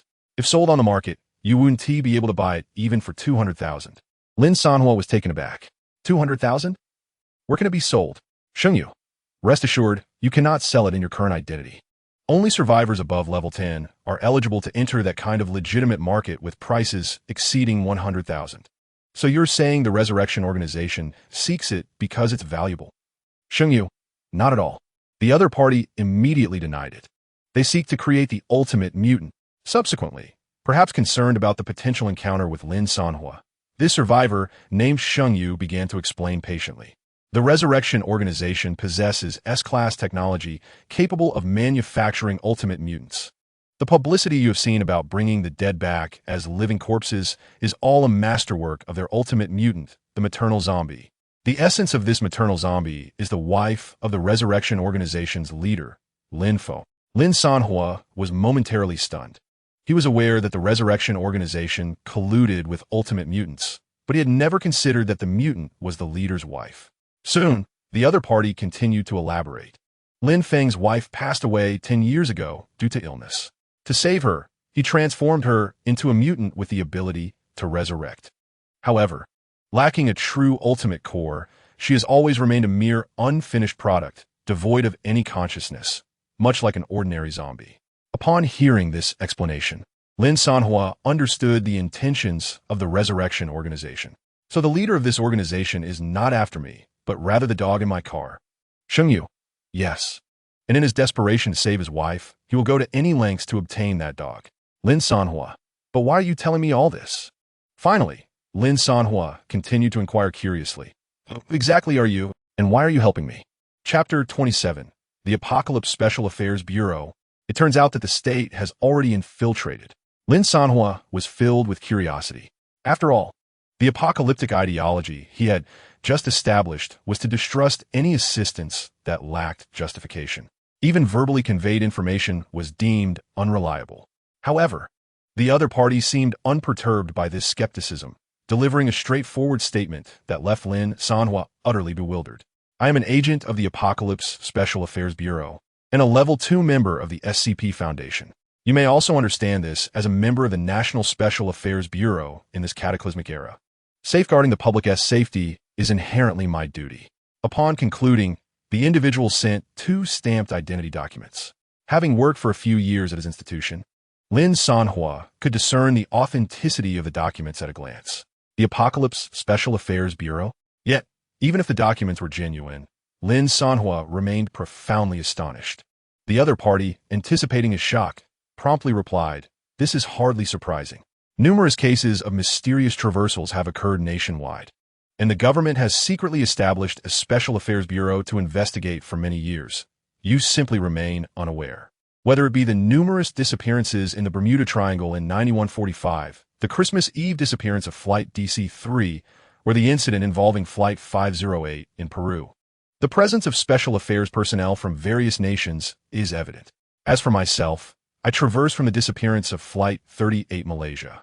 The purpose of my traversal is to research such phenomena and understand why they occur, as well as to collaborate with previously arrived colleagues to establish an orderly human haven amidst this chaotic apocalypse and to assist newly arrived travelers. Moreover, we aim to eliminate the mutated beings that pose a significant threat to humanity, as well as humanity itself. Upon hearing this, Lin Sanhuo grasped the situation, albeit vaguely. So, your assistance towards me is aimed at eliminating the Resurrection Organization? Yet the other party seemed skeptical. Just you? You should focus on keeping your head down. We have people who will handle them.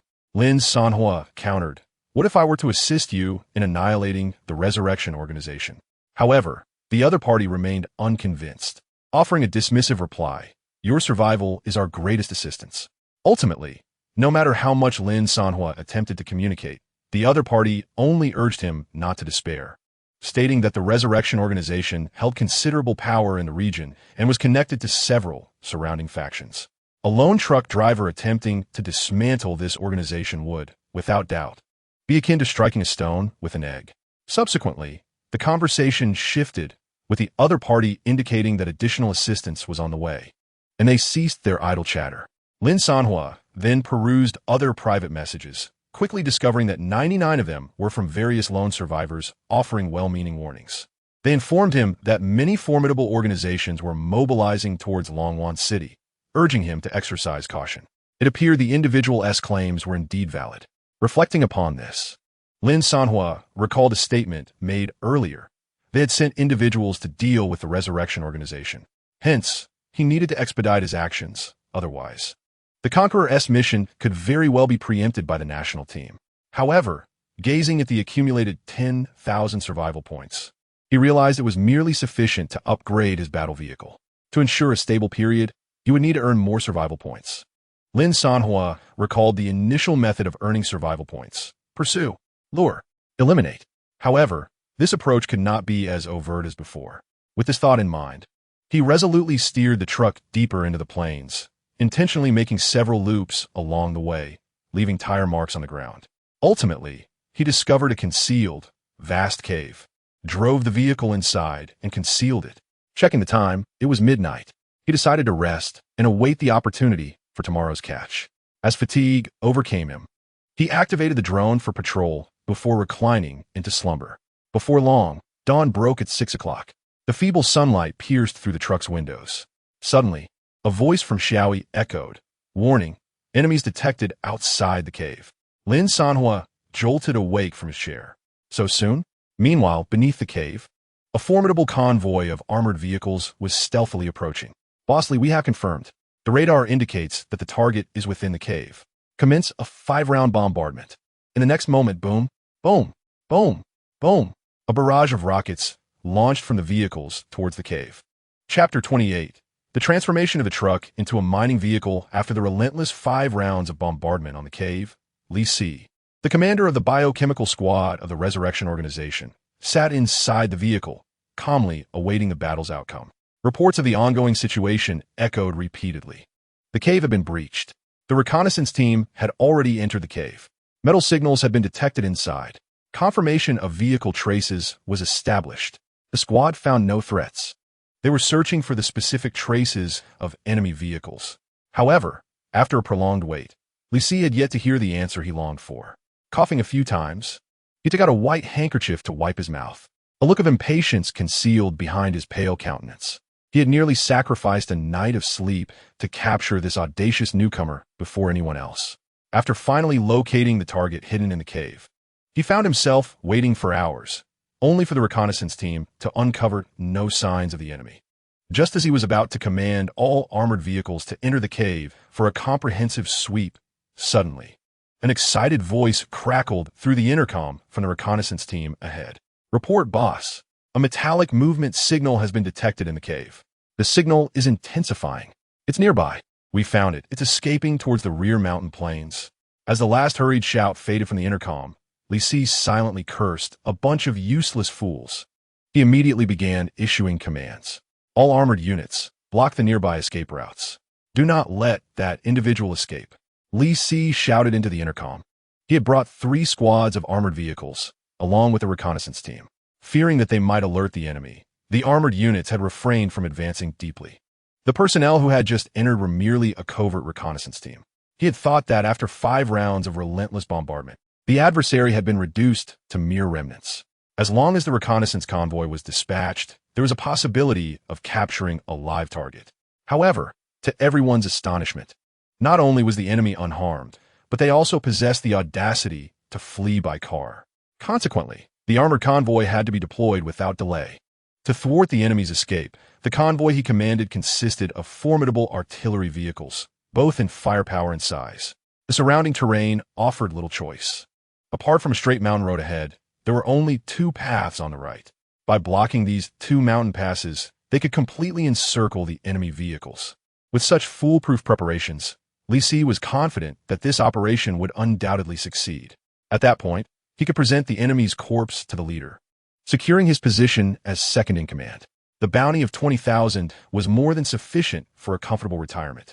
This reward seemed far from unattainable. Just as Li Si indulged in his daydreams, a sudden voice crackled over the intercom. Boss, that fellow isn't retreating. It seems to be charging towards us. Charging towards us? Li Si chuckled, thinking this would save time. Yet in the next instant, the intercom erupted with chaotic shouts. Boss, it's really coming at us. Moreover, this isn't just an ordinary truck. It's run. Run for your lives.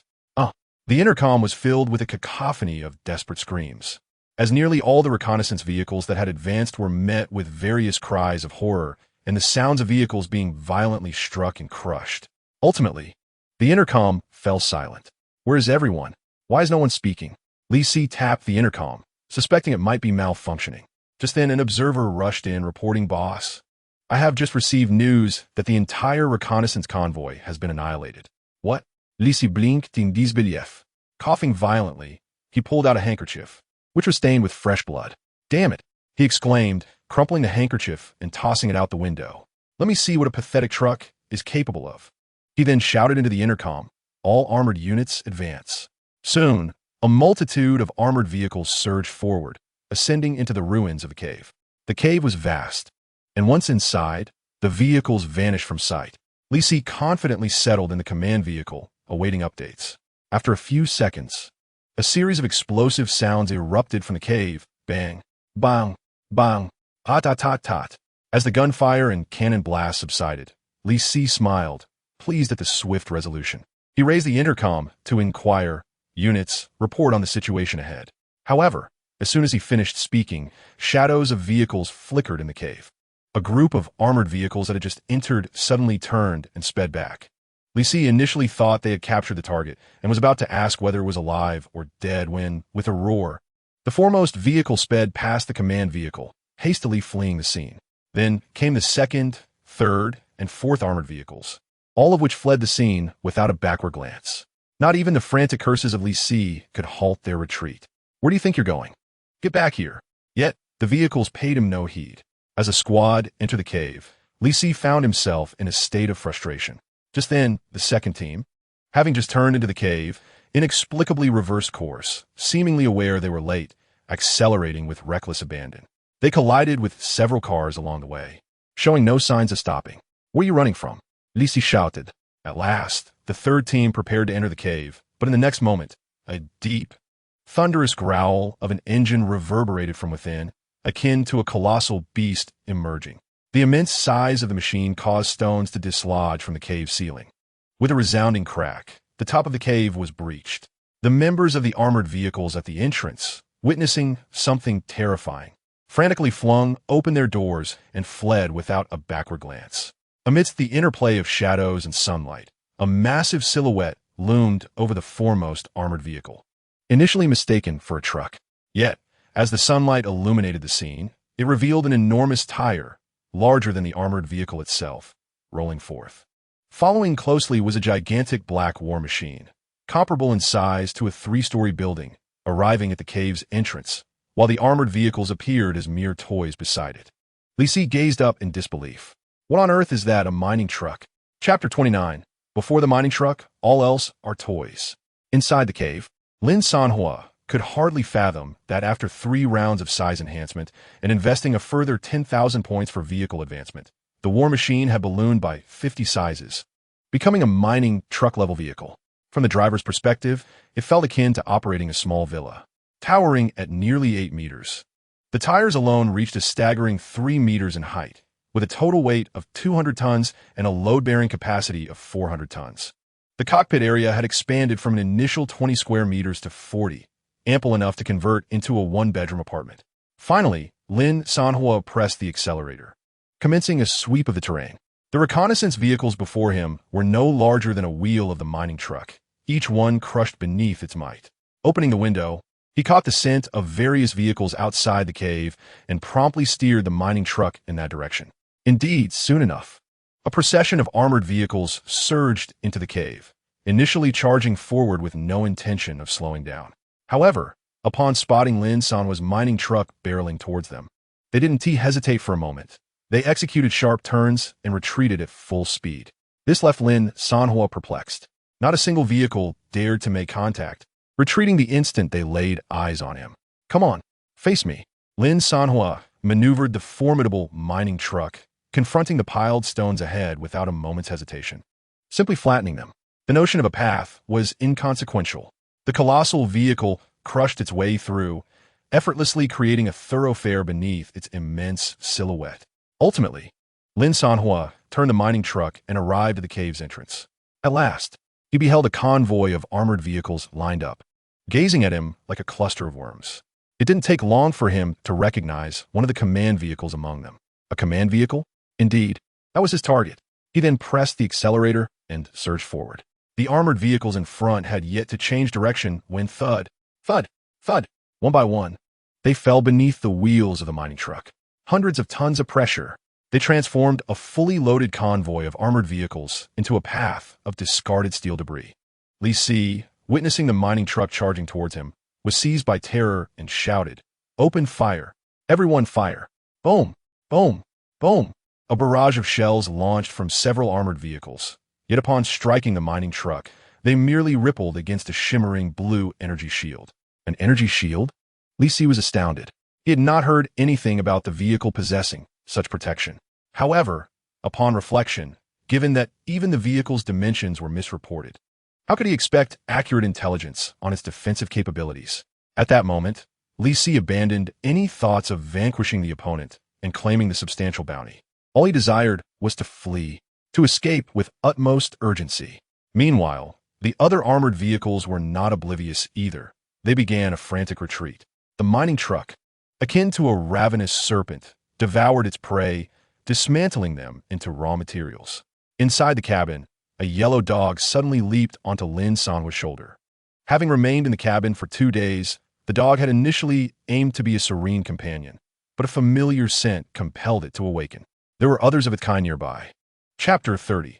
The pursuit of the mining truck. There was no notion of obstacles as Lin Sanhuo drove the colossal war machine along the mountain path, the roar of the engine echoing through the forest. Underneath the massive off-road tires, neither shrubs nor gravel posed any hindrance. Some of the crushed armor plating even clung to the tire treads like stickers. Li Si's command vehicle raced desperately at the forefront, his subordinates' convoy in complete disarray. Careening chaotically through the narrow woodland, the sounds of collisions and overturned vehicles resonating throughout. In the rearview mirror, Li Si could only glimpse a portion of the war machine, a moving mountain of steel that rendered him breathless merely by its presence. Gripping the handrail tightly, his forehead beaded with cold sweat, he realized that no matter how he directed the driver to veer, that terrifying mining truck remained steadfastly glued behind them, unyielding and precise. It was coming for me. Li Si's mind buzzed with alarm as he bellowed at the driver. Faster! Accelerate! Shake it off! Ahead lay a small river, spanned by a narrow stone bridge barely wide enough for a single vehicle. Charge ahead! Commanded the driver, the engine roaring as the tires screeched against the bridge surface, perilously propelling them to the opposite bank.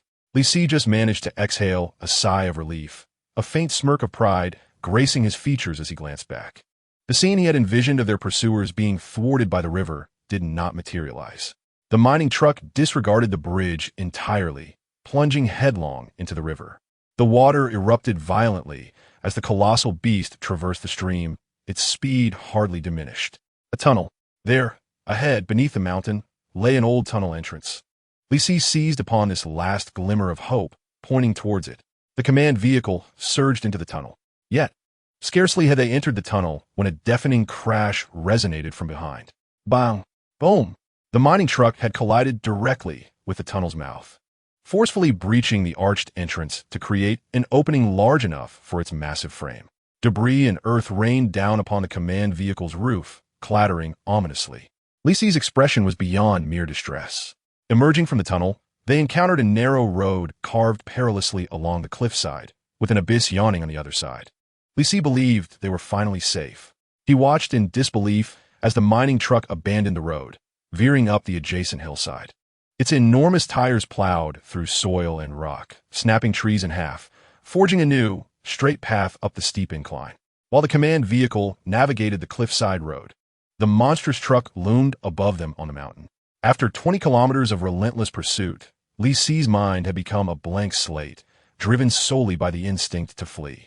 As they neared the escape from the mountainous terrain onto the flat highway, a flicker of hope ignited within him.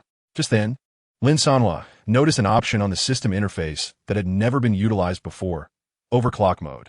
Without hesitation, he selected it to activate. Just as Li Si reveled in the prospect of imminent escape, the familiar roar of the engine behind them abruptly ceased. He instinctively glanced into the rearview mirror, only to find emptiness. Where had it gone? Confusion washed over him. The driver sensed something amiss and instinctively slowed down. Suddenly, a colossal shadow enveloped the command vehicle, darkness falling swiftly around them. Li Si stiffly lifted his gaze, peering through the sunroof. The massive war vehicle loomed directly overhead, descending like a mountain upon them. A desperate scream was swallowed by a resounding crash. Bang! Countless parts and fragments scattered in all directions. A notification flashed before Lin Sanhuo's eyes. You have slain a survivor. Reward: Survival Point 401. A smirk tugged at Lin Sanhuo's lips. Indeed, it was the leader within. Just as he believed he had dispatched all pursuers and faced no further threats, suddenly, a heavy thud resonated from above the war vehicle. Chapter 31. A monster with a sack? In the next heartbeat, a sudden, dull thud echoed from the vehicle's rooftop. Lin Sanhuo glanced into the rearview mirror. A towering humanoid monstrosity stood rigidly atop the trunk. Its head bowed. This creature was draped in a coarse burlap sack, its upper body clad in steel armor, secured with nails. And it sported a butcher's apron around its waist, clearly a product of human creation. As Lin Sanhuo pondered the origin of this beast, it leisurely extracted a massive two-handed battle axe from behind, the blade glinting ominously in the sunlight. There was no roar, no display of menace. It silently raised the axe and struck downwards at the rear of the vehicle with a sudden ferocity. The sharp tip of the axe sent forth sparks as it sliced through the metal, and the sound of steel being cleaved echoed in the air. Immediately, Xiao Yi's alarm blared. Warning, a biological entity has breached the energy shield and invaded the exterior of the vehicle. Should we deploy the berserk hounds for expulsion? Release. With a thunderous roar, an opening was created above the trunk, and 5 berserk hounds rushed out in a frenzy. Upon witnessing this, the butcher-like creature calmly lowered its axe and turned to confront the oncoming hounds. With a swift motion, it grasped one of the hounds by the head, its fingers converging like a spear. With a sickening squelch, it pierced the hound's mouth, gripping something inside and pulling. With a violent tug, the hound's tongue and cervical vertebrae were yanked out in an instant, blood splattering against the vehicle's window. Lin Sanhuo stared in shock at the rearview mirror. I had been dispatched so swiftly? At that moment, he realized this was no ordinary mutant. Inside the vehicle, the remaining 4 hounds, terrified by the sight of their comrade being so brutally slain, hesitated to advance.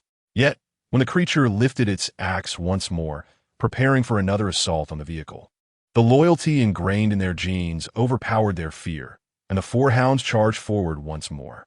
The outcome was predictable. The first was seized by its legs and torn apart. The second had its entire jaw ripped asunder, nearly having its head severed. The third met a grimmer fate, its skull crushed beneath a merciless foot. Only the 4th hound managed to seize an opportunity amidst the chaos, biting onto the creature's lower limb and desperately attempting to drag it down. Observing this, Lin Sanhuo immediately started the engine, knowing that the only way to rid himself of this monster was to shake it off the vehicle. If he could just throw it off, he could easily crush it beneath the wheels. Yet, despite slamming into a mound of dirt that flattened into a plane and sent soil flying, the creature remained steadfast, unmoved atop the vehicle.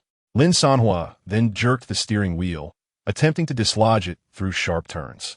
However, after 5 or 6 rapid maneuvers, the beast still stood unyielding.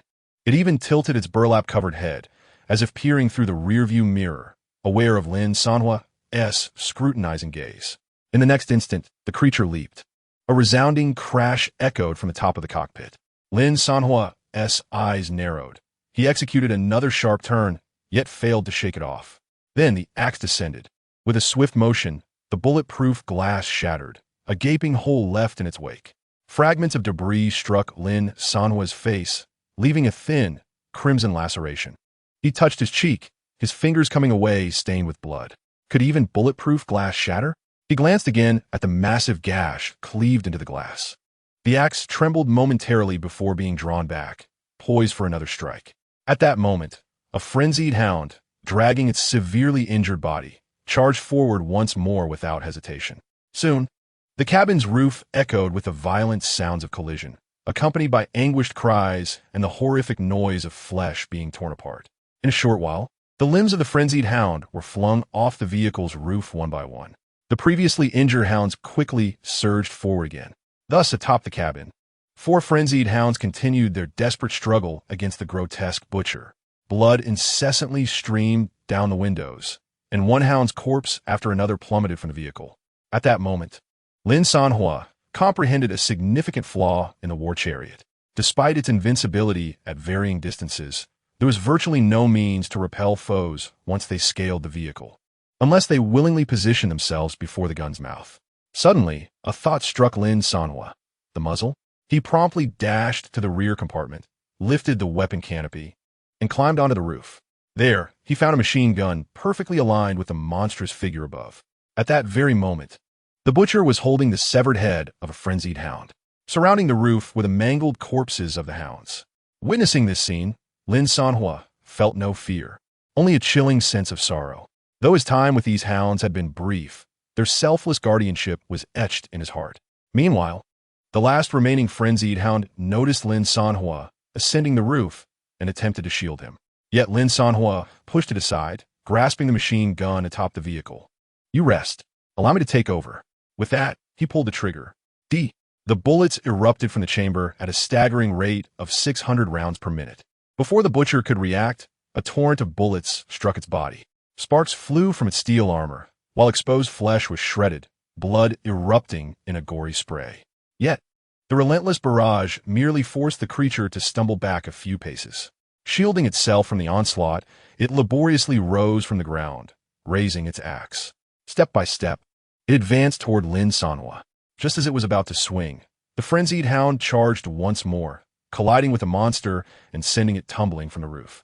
Lin Sanhuo, momentarily taken aback, hesitated not a second longer and sprinted towards the driver's seat. On the ground, the frenzied hound clung tenaciously to the monster's lower limbs. "Go! Hurry!" Lin Sanhuo shouted out the window to the hound. Yet the hound remained steadfast, unwilling to relinquish its grip on the creature, fearful of its escape. With no other choice, Lin Sanhuo pressed the accelerator. "I'm sorry," he murmured, and in an instant, the weight of the war chariot, like a mountain, barreled straight toward the butcher monster. The chassis offered no discernible feedback. In the rearview mirror, there lay a pool of spilled blood, accompanied by a battle axe that rested on the ground. At last, the vehicle came to a gentle halt. Lin Sanhuo gazed into the mirror at the crimson stain, feelings of indescribable turmoil swirling within him. Yet, one must ponder, whence did this creature originate? As he contemplated, he reached for a cigarette to calm his nerves. However, before it could touch his lips, an all-too-familiar scent assailed his senses once more. Lin Sanhuo tilted his head in disbelief, his hand frozen mid-motion. "What is this?" Turning his gaze, he beheld the roof of the battle vehicle, now crowded with figures. 1, 2, 3, 13 identical butcher creatures stood silently, their faces concealed beneath burlap sacks. All turned toward the cockpit. Chapter 32. The Yellow Dog Strikes. The true power of the ultimate mutant not far away. A woman with violet hair sat cross-legged atop a transport-armored vehicle, observing the unfolding battle through binoculars. In the driver's seat, a man voiced his concerns. "Miss, clandestinely creating mutants is a grave offense. You mentioned that releasing a single butcher was already perilous. Now, unleashing 14 seems to disregard the Special Affairs Bureau entirely. They have been monitoring us closely." "Fear not," the violet-haired woman replied, a smug expression gracing her features. "My father will explain matters to the Special Affairs Bureau and the Foundation. Our priority is to locate the core of the ultimate mutant that can save my mother." As she peered through the binoculars, she noticed the man in the driver's seat closing his eyes in prayer. With a triumphant chuckle, she remarked, "It appears we have discovered the vehicle's vulnerability. As long as we approach it, this iron mass is not as terrifying as it seems." Meanwhile, Lin Sanhuo watched as the humanoid monsters advanced step by step from atop the truck. He clenched his eyes shut, gripping a handgun tightly. Just as he prepared to fling open the door and fight, a paw pressed down upon his weapon. "Let me handle this." Lin Sanhuo could not comprehend the dog's words. He observed as the little yellow dog, with an air of authority, patted Lin Sanhuo's shoulder. The earlier exchange with the ferocious hound had stirred something within it, prompting its decision to intervene. In a flash, the yellow dog leaped from the window, landing on the rearview mirror before bounding onto the truck bed, confronting several axe-wielding mutants. "Shall we face them one by one, or all at once?" The yellow dog sat atop the truck bed, scratching itself with its paw. The butcher creatures remained unresponsive, advancing with their axes drawn. Then, with a swift motion, 3 formidable axes cleaved toward the yellow dog from 3 different angles. "Too slow," the yellow dog smirked, its tail flicking like a whip, striking one axe that sliced in from the side. A crisp sound sliced through the air as the axe seemed to encounter an immense force, rebounding unexpectedly. "Is it really that powerful?" Lin Sanhuo marveled in astonishment. Amidst his shock, the yellow dog clamped its jaws around one axe, while its paws pinned another down. with a forceful grip of its teeth and legs. Crack. The handles of both axes shattered into fragments. The scene unfolded, eliciting a flicker of astonishment followed by satisfaction from the woman with violet hair, who observed through binoculars. Indeed, the ultimate raging beast has emerged. However, the man inside the vehicle expressed his concerns. That creature is, after all, an ultimate mutant. Can our few butchers contend with it? Fear not, replied the violet-haired woman with a confident smile. There is no complete ultimate mutant. It cannot sustain itself for long. It may slay 1 or 2, but can it kill 10 or 20? What do you mean? The man glanced at the trunk of the car. The violet-haired woman let out a cold laugh. Release all the remaining butchers. This time, we must bring this ultimate mutant back. In the next instant, the trunk of the man's vehicle swung open, revealing a dozen butcher mutants wielding axes who emerged slowly. Meanwhile, Lin Sanhuo observed the extraordinary performance of the little yellow dog, incredulous. This was the same feeble creature that he had once knocked unconscious with a single kick. After all, he had previously fought this dog and did not perceive it as particularly formidable. Yet, upon encountering these mutants, it suddenly displayed remarkable prowess. Do you understand the concept of level suppression? The little yellow dog dropped the axe from its mouth, raised its head, and gazed at the humanoid mutants with burlap sacks over their heads. It sniffed the air and detected that each of these mutants bore the scent of 2 or 4 other mutants. A stitched-together mutant? No wonder I have never encountered you before, the little yellow dog mused, momentarily taken aback, its face displaying confusion. In the next moment, a signal of green light flickered within the skull of the butcher mutant encased in a burlap sack. Following this, they discarded their axes as if responding to an unspoken command, raising their heads and charging at the little yellow dog in a frenzy. Faintly visible on the burlap were the outlines of menacing teeth. Be careful! But before Lin Sanhuo could issue a warning, the little yellow dog deftly sidestepped, evading the onslaught of 2 butchers. Just then, another butcher lunged forward. The little yellow dog leaped onto its back, biting down on its neck and tearing at it. The next moment, the butcher's neck split open like a zipper, and several bloody arms erupted from within, grasping the little yellow dog. Simultaneously, the burlap sack of the butcher was torn apart, revealing several heads that had been forcibly stitched together, wildly vying for control of the body. One bloody hand discarded the spine and seized the little yellow dog, while the other heads prepared to bite. Yet, the little yellow dog merely smiled coldly. Did they truly believe it possessed only this level of ability? It then opened its mouth wide, its numerous long tongues unfurling. Instantly, the heads of the butcher were ensnared, torn apart and devoured. Thud! They fell to the ground. The little yellow dog then surveyed the other approaching butcher mutants. Was this a banquet delivered to its doorstep? With a whoosh, once more, its myriad tongues emerged, akin to colossal serpents. Grasp, entwine, tighten, retract, devour, gulp. Upon consuming several butcher mutants, the little yellow dog began to exhibit signs of discomfort on its face. What could be the matter? After just a few mutants, its body seemed unable to endure any longer. Its limbs felt almost feeble, as if its very essence had been drained. Could it be that I have aged? No, it must be that human. The little yellow dog turned its head to gaze at the human, who was fixated on it through the driver's window. Before it could utter a word, a butcher mutant lunged, seizing it and sending it tumbling from the vehicle. Hey, what are you looking at? Help me out. What happened to your earlier prowess? The little yellow dog cried out in desperation. Meanwhile, several more butcher mutants surged through the nearly shattered window into the cockpit. The driver's door was torn apart. Lin Sanhuo fired frantically with his handgun, yet the bullet seemed utterly ineffective against these grotesque creatures. One after another, the butcher mutants flooded into the cockpit, lunging toward Lin Sanhuo, who found himself cornered. Not far away, a purple-haired woman, observing through binoculars, allowed a slight smile to grace her lips. Done. Come, let us retrieve that ultimate berserk dog. However, before she could lower her binoculars, a butcher mutant suddenly flew out through the glass window. What is this?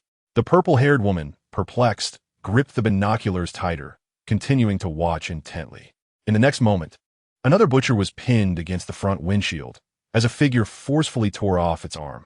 Yet another was split asunder, while one, brandishing an axe, found the weapon turned against its own neck in the following heartbeat. Then, a pair of human hands grasped the axe. exerting pressure as a sickening crack echoed. The butcher's body was cleaved in two, tumbling to the ground. A human visage emerged from the gap, drenched in the butcher's blood. Is it him? Chapter 33. Effortlessly slaying butcher mutants. So this is my might. I knew, observing the fallen butcher monsters outside the car window. The little yellow dog excitedly barked. I knew that human wouldn't falter against these B-class mutants. This individual had previously matched its prowess. And indeed, the reality was as such. Cornered by several butcher mutants invading the cockpit, Lin Sanhuo seized one of their outstretched arms.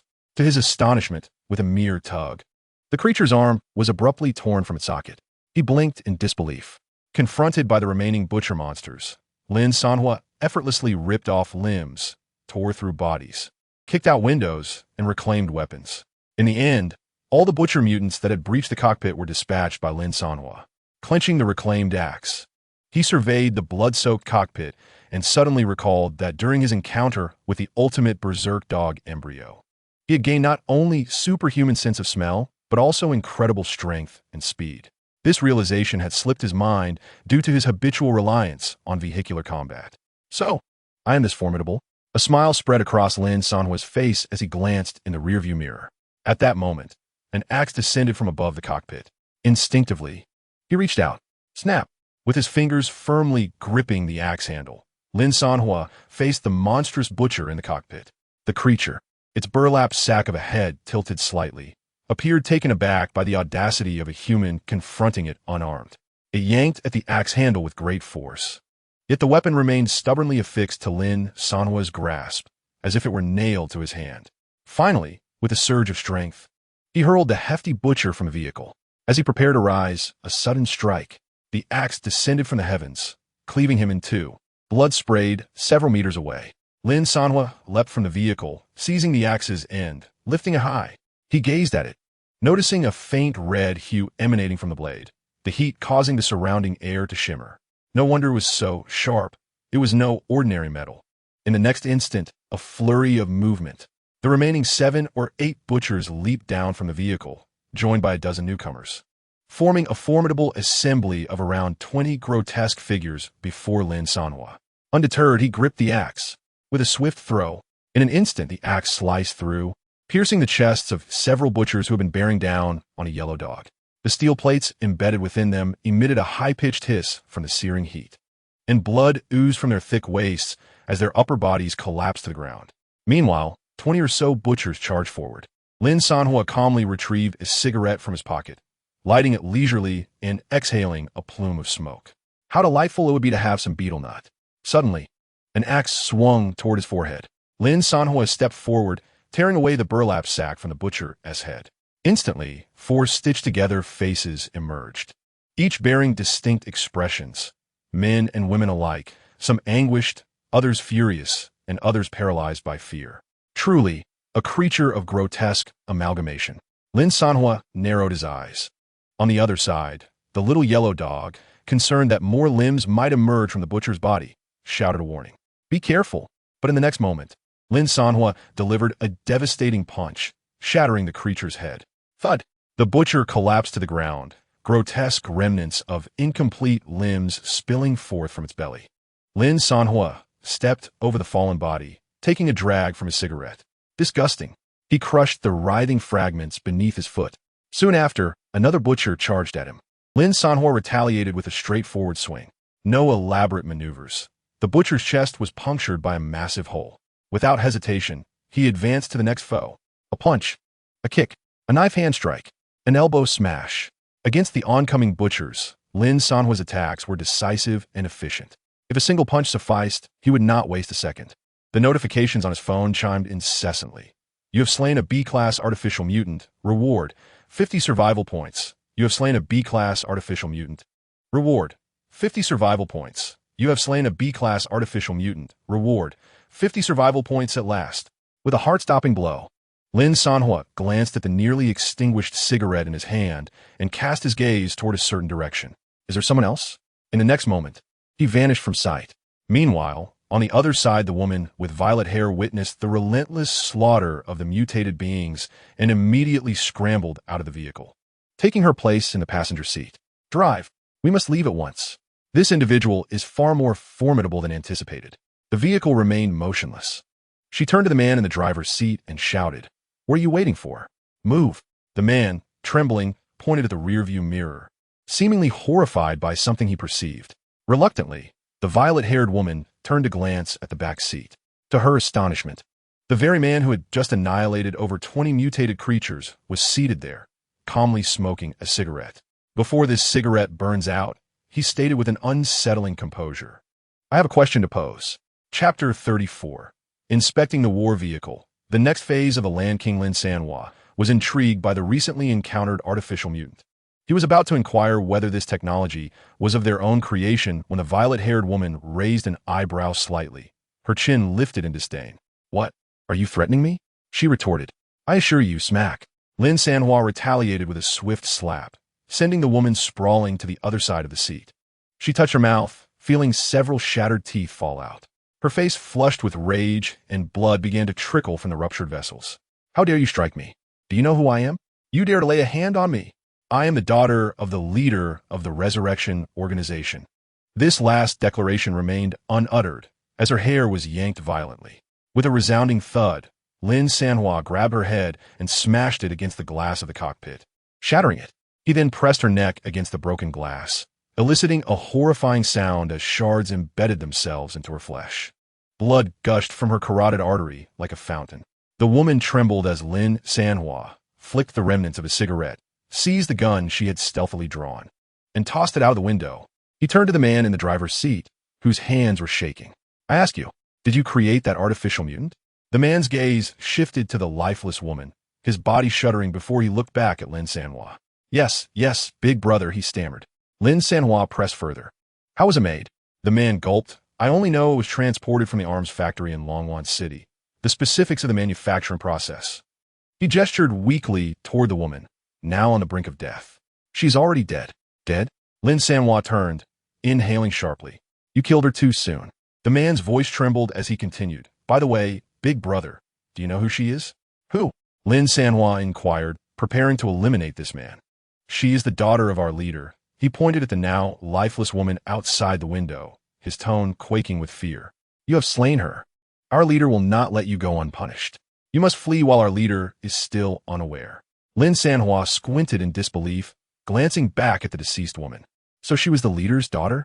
No wonder she was so arrogant and attempted to ambush me. He sighed deeply. What a pity. Had I known, I would have kidnapped her. Perhaps I could have extorted a fortune. On the other hand, the man, believing that with the death of the young lady, his own survival was also in jeopardy, contemplated his situation thoroughly. Tentatively, he proposed, "Big brother, how about I seek refuge with you? Take me along as you escape." He cast a cautious glance at Lin Sanhuo, hoping for acceptance. "Take you along?" Lin Sanhuo retrieved a cigarette from his pocket. "Why?" The man promptly produced a lighter and ignited the cigarette for him. "Big brother, I am well acquainted with the routes here. No one knows Longwan City better than I do. If you take me with you, I can surely assist your escape." "Well acquainted with the routes?" A flicker of interest sparked in Lin Sanhuo's eyes. A person familiar with the local geography could indeed be of assistance. The man, brimming with confidence, patted his chest. "Indeed, big brother. Before the Rebirth Organization took over, I was among the first survivors of Longwan City. However, I was later compelled to join the Rebirth Organization. Within the entire organization, no one is more familiar with the routes of Longwan City than I am." Lin Sanhuo rubbed his nose, his gaze lingering on the man. Through olfactory recognition, he deduced that the man was not lying. "What is your name?" "Zhou Jinhao." The man perceived that he had been accepted and began to assist Lin Sanhuo in handling the woman's body. His ability to read the situation aligned perfectly with Lin Sanhuo's criteria for accepting companions. Before departing, Lin Sanhuo secured the vehicle. "Once you are done, bring her body over." "Understood." The man dragged the woman's body from the vehicle, hoisting it over his shoulder to follow Lin Sanhuo. As for the other tasks at the scene, Lin Sanhuo first buried the 5 fallen ultimate berserk hounds in several graves. He then rescanned the identification card to summon 5 new berserk hounds. Finally, he replenished the biochemical energy of the war vehicle by disposing of the 12 defeated butcher monsters into the energy furnace. The furnace glowed red, flames swirling as the bodies vaporized. Green energy flowed through the conduits into the engine. Returning to the driver's seat, he noted buzzing. Current biochemical energy stock, 2W. Convertible power endurance, 2WM. That should suffice for a while. He activated the storage device, retracing his path to commence the battlefield cleanup. With a hum, he collected the remnants of several armored vehicles, the axes wielded by the butcher mutants, and various ammunition and equipment, all into the war vehicle. Among the spoils was a new purple material, low-level biological core 21, alongside a series of additional items such as armor fragments, metal shards, and refined ammunition. Meanwhile, Zhou Jinhao sat in the back seat of the cockpit, appearing as if he had never witnessed such sights before. His mouth agape. He had not closed it since entering the vehicle. Once Lin Sanhuo finished his tasks, he turned his attention to the second stage information of the war vehicle. Vehicle name, mining class battle tank quality, a level, 4 stage, phase 2 form, overclock form, reconnaissance form skills, energy armor devices, absorption device, siege device dimensions, 17M times 4M times 7M load capacity, 400 tons remaining fuel mileage, 9999 expanded modules, weapon module, machine gun, howitzer, rocket launcher, reconnaissance drone defense module, heavy barricade, bulletproof glass, spiral meat grinder system module, intelligent driving, smart control, radar. Terminal the battle tank upgrade introduces 3 new directions. King of the land. Enhancements akin to a tank's firepower and armor, including upgrades to off-road capabilities. Mobile fortress. The tank expands 155 times in size, transforming into a mobile fortress, capable of establishing a temporary base akin to a large refuge anytime, anywhere. Amphibious tank. Equipped for underwater operations and actions, alongside unconventional capabilities such as tunneling and drilling through mountains. Upgrade requirements. King of the land. 1. Consume 20. 000 survival points 2. Tank prototype X1 3. Advanced metal X 5000. Upon seeing these requirements, Lin Sanhuo was utterly bewildered. A complete tank was necessary? The other upgrade paths followed suit, requiring 20,000 survival points and 2 new prerequisites. Helpless, Lin Sanhuo gazed at the 10,000 survival points he had just earned, deciding to invest them elsewhere. Indeed, after upgrading to Phase 2, in addition to the 3 new upgrade paths for the battle tank, 2 new module directions emerged. Manufacturing module, modification module. He hoped to spend the 10,000 survival points on them. Worth it. Chapter 35. Comprehensive weapon modifications and upgrades. Machine gun enhanced with Gatling. Manufacturing module. Basic manufacturing room. 2,000 survival points quality. A function capable of producing ammunition, food, and living essentials requirements. Manpower. Mechanical power. Quantity determines processing speed. Modification module. Basic modification room. 2,000 survival points quality. A function. Extract modification blueprints and perform modifications based on the content of the blueprint's requirements. Modification blueprints after reviewing the 2 modules. Totaling 4,000 points, Lin Sanhuo unhesitatingly spent 4,000 survival points. Remaining survival points. 6131 soon. A series of changes occurred in the vehicle's rear compartment. The vehicle's interface and mobile application now featured access to the basic manufacturing room and basic modification room. Basic manufacturing room. Current manpower. 0 current mechanical power. 1 smart control mechanical power. Manufacturing speed. 1,277 bullets, approximately 1 bullet per minute. 105 mm howitzer shell, approximately 360 minutes per shell. 107 mm homemade rocket, approximately 720 minutes per rocket. Food and clothing were all overlooked. Lin Sanhuo focused solely on the ammunition manufacturing speed. To his astonishment, producing a single rocket shell took a staggering 12 hours. Next, he opened the basic modification room. Current blueprints. 0 prompt. Please extract blueprints first before proceeding with modifications. Click here to extract. Each extraction costs 100 survival points. Lin Sanhuo rolled his eyes. Was a lottery needed? Spending 100 survival points for extraction. Extraction initiated. The first blueprint emerged, leaping forth from the confines of the mobile screen. Congratulations! You have drawn the dazzling car light blueprint. Dazzling car lights. These can transform your vehicle's headlights into a vibrant spectrum, making your car the brightest beacon in the night. Side effect: illumination level 30. Modification cost: 100 survival points. Lin Sanhuo, with a stoic expression, proceeded to draw the next one. Congratulations! You have obtained a blueprint for a badminton court. Badminton court. This allows you to convert your vehicle's roof into a leisurely badminton arena, even in a post-apocalyptic world. A touch of elegance is essential, is it not? Special feature. The badminton court does not occupy space for other weapons. It can coexist on your vehicle's roof alongside them. Modification cost, 300 survival points.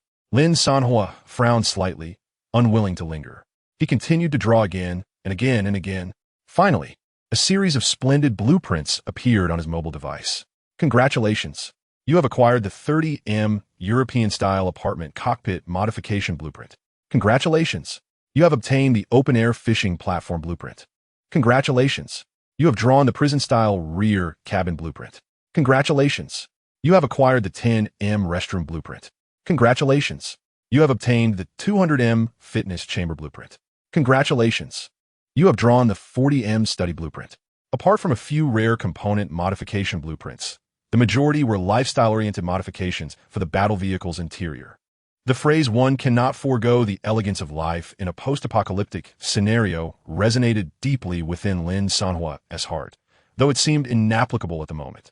However, soon after drawing the 10th blueprint, an unusual notification appeared. Prompt: you have met the conditions for 10 consecutive draws. For every 10 consecutive draws, you will receive one designated blueprint from the 100 drawn blueprints. Please select one blueprint from the following 100 as your choice.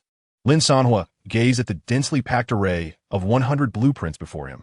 A well-crafted scheme indeed. Yet it was enticing. He chose a blueprint. Machine gun modification upgrade blueprint. Modification plan.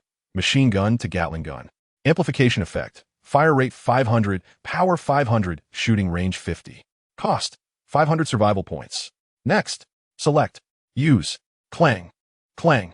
The machine gun atop the vehicle underwent modification, ultimately transforming into a formidable 6-barrel Gatling gun. A fire rate of 500. One such weapon was equivalent to an entire convoy. Furthermore, the results of the 10 consecutive draws ignited Lin Sanhuo's desire to continue drawing. Thus, he initiated another round of 10 consecutive draws. Howitzer modification upgrade blueprint. Modification plan: double-barrel howitzer. Amplification effect: fire rate 100, power 100, fire coverage 100. Cost: 500 survival points. Use. Upgrade. The single-barrel howitzer atop the vehicle instantaneously evolved into a double-barrel. Twin dark, ominous barrels were mounted on the roof, transforming it into a veritable mobile artillery platform. Finally, one last round of 10 consecutive draws. Rocket modification upgrade blueprint. Modification plan: 107mm homemade rocket carrying the father of bombs, FOAB, also known as a miniature nuclear weapon. Enhancement effect: range of 5 to 40 meters, caliber of 107mm to 220mm, lethality area of 500 to 2,000 square meters. Grade: A-class. S-class. Consumption: 10,000 survival points. An S-class weapon? Just look at the results. A lethality area of 2,000 meters. A range of 20 kilometers. A single shot, sufficient to obliterate the center of a city. Such a terrifying firepower, acquired by a basic modification facility. Yet, the remaining survival points stand at 3131, still 7,000 short. Meanwhile, Zhang Jinhao sat at the back, intently observing the direction of the vehicle. Brother, are we going the wrong way? He recalled the escape route he had suggested, which was not this one. Soon, the armored vehicle entered the highway, and after a few kilometers, suddenly, the bridge that had been established between two hills erupted in flames. The remnants of the bridge were still burning from a recent explosion.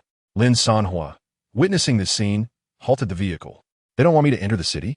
Zhang Jinhao continued to remind him, Brother, are you even listening? We're going the wrong way. Wrong way? Lin Sanhuo turned to look at Zhang Jinhao. Isn't this the direction to Longwan's city? Zhang Jinhao was taken aback. Yes, but aren't we supposed to be escaping? Why still? Who said we were escaping? Lin Sanhuo interrupted, tapping the steering wheel. Zhang Jinhao's eyes widened, seemingly grasping something. Brother, please don't tell me you intend to storm into the city? Lin Sanhuo tilted his head in acknowledgement. Is there a problem? Zhang Jinhao's lips trembled, and he immediately tried to open the door to flee. Yet in the next moment, a handgun was pressed against his temple. Zhang Jinhao raised his hands, nearly in tears. Brother, if you want to die, I won't stop you. but please don't drag me along. I'll be killed by Wang Feng if I go back with you." However, Lin Sanhuo remained indifferent, merely stating, "Either I kill you now, or you find me a way into the city." Chapter 36. Do you mistake landmines for firecrackers? Just kill me. Even if you kill me, I refuse to go back with you. Zhang Jinhao struggled to pull the door, but his strength was no match for Lin Sanhuo's. Lin Sanhuo swiftly retaliated, slamming him against the glass behind the driver's seat. Zhang Jinhao shook his head but remained relentless, lunging at Lin Sanhuo, gripping the gun's barrel, and aiming it at his own head. "Kill me. Come on, kill me." Lin Sanhuo frowned. "Aren't you afraid of death?"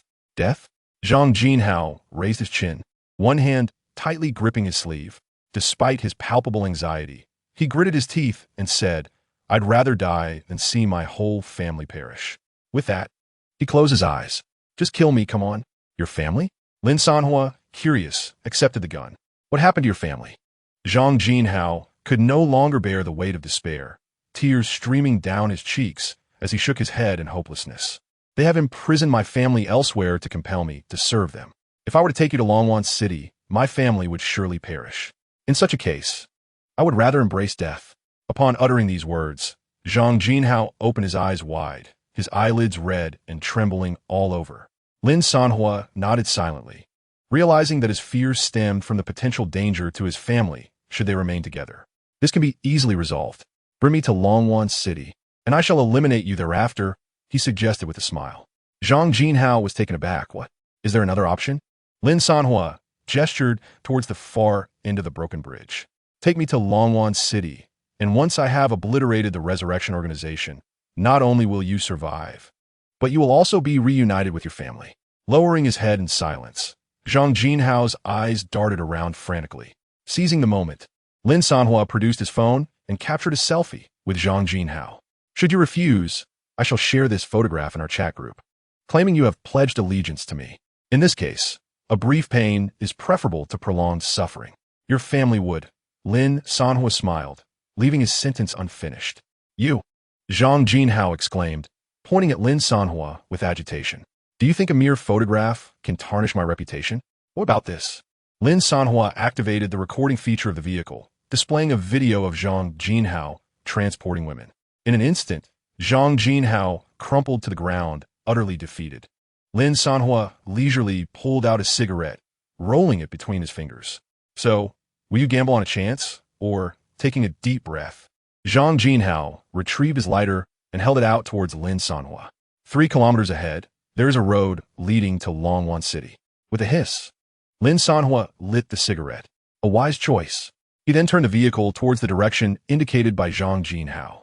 However, upon arrival, they found the highway blocked by fallen trees and various debris. Zhang Jinhao leaned closer to the front window, observing the obstacles. "It seems they anticipated our route and obstructed it." "Blocked?" Lin Sanhuo chuckled lightly. He maneuvered the armored vehicle directly over the fallen trees, crushing them effortlessly beneath the weight of the machine. The branches crumbled into a flattened mess, and the once impassable path was cleared under the relentless advance of the vehicle. There now is passable. Soon, the armored vehicle navigated through the mountainous terrain, toppling tree after tree in its path. The trees towered at heights of 7 to 8 meters, while shorter ones stood at 3 meters. Zhang Jinhao gazed down from the vehicle, feeling a twinge of acrophobia at the elevated vantage point, almost forgetting that this was no ordinary vehicle amidst the obstacles of fallen trees and rocks. How could one possibly withstand such a colossal entity? Subsequently, the armored vehicle traversed the jungle-like mountain road for an indeterminate duration. The journey's display indicated a total distance of 48 kilometers. Finally, as the vehicle ascended a slope, a sign emerged ahead, inscribed with the words Rebirth Organization Jurisdiction, strictly no entry for outsiders. Lin Sanhuo cast a glance at Zhang Jinhao, who likewise rolled down his window, surveying the surrounding environment. Ahead lay Sisui Village, one of the territories occupied by the Rebirth Organization, whose members were known for their penchant for landmines. "I suggest we disembark and clear the mines before proceeding," Lin Sanhuo advised. "A minefield?" No sooner had he spoken than a faint explosion resonated beneath the vehicle. Lin Sanhuo blinked, checking his phone. "Energy shield, 7. Did we just trigger a landmine?" Zhang Jinhao appeared utterly bewildered. It sounds like it. But why is this vehicle? In the next instant, another series of explosions erupted from beneath the car. Energy shield. 6. Energy shield. 7. Energy shield. 9. Zhang Jinhao stared incredulously into the rearview mirror, watching as chunks of earth were blown apart, sending plumes of smoke spiraling upward. Yet the vehicle continued its advance, seemingly unscathed. Wait a minute. Is this vehicle treating landmines like firecrackers? On the other side, observing the damage wrought by the mines, Lin Sanhuo pressed the accelerator, disregarding the minefield and driving straight ahead. Each landmine detonated with a muffled thud, sending soil flying 3 to 4 meters into the air. Both Lin Sanhuo and Zhang Jinhao, seated 7 meters above in the cockpit, remained oblivious to the chaos below. Meanwhile, at the entrance of Sisui village, a frail young man leaned closer to a middle-aged man wearing a red cap, whispering a warning, "Brother, the minefield has erupted." Within the village, a dozen fully armed members stood guard. The man in the cap sat on a chair, peeling an apple with a knife, his gaze eagerly fixed on the stone road ahead. Surviving the minefield for so long? That fellow is quite resilient. After finishing the apple, the man sliced it into 6 pieces, inserting one segment into his mouth while observing the scattered pregnant women standing on the second-floor balcony. Not far off, a stack of modern landmine weapon crates filled over 20 boxes. But I refuse to believe these freshly buried anti-tank mines can withstand him, the man in the cap scoffed, fixating on the stone path several hundred meters ahead. If he dares to approach, I shall ensure his demise. Yet, just as he concluded his thought, a voice cried out, "Boss, he's coming. That fellow has arrived." Bang, bang, bang. Suddenly, the sound of explosions resonated from a distance. Soon after, the anti-tank mines buried at the village entrance detonated. A cloud of white smoke, generated by the explosions, swiftly obscured the view of the minefield. The flames from the detonations flickered amidst the smoke, sending soil, branches, and debris soaring into the air. The scar man still had remnants of apple pulp unchewed in his mouth. "What is that?" Looking up, he beheld through the haze of smoke a colossal war machine, comparable in size to an entire village, emerging from the mists and advancing towards them with an air of calm. Chapter 37. The Inhumane Assembly Line, Nourishing with Infants. It approached the village entrance. Bang, bang, bang. Lin Sanhuo felt the vehicle sway slightly and glanced at his phone. Energy shield. 54. Energy shield. 44. Energy shield. 34. Were the landmines here more formidable than those encountered previously? Yet, with 10,000 armor fragments remaining, the situation was manageable. Lin Sanhuo continued to steer the war machine towards the so-called Four-Water Village. To eradicate the Resurrection Organization, these strongholds must be crushed. Earlier, Zhang Jinhao had advised Lin Sanhuo to take a detour. However, now, as he observed the smoke swirling outside, thick with the scent of gunpowder and the cacophony of explosions, his expression transcended mere shock. Was he not deterred by anti-tank mines? Was this the audacity to challenge the Resurrection Organization? Inside the vehicle, Zhang Jinhao, amidst the relentless barrage of artillery and gunfire, felt an overwhelming sense of security simply by being within this armored fortress.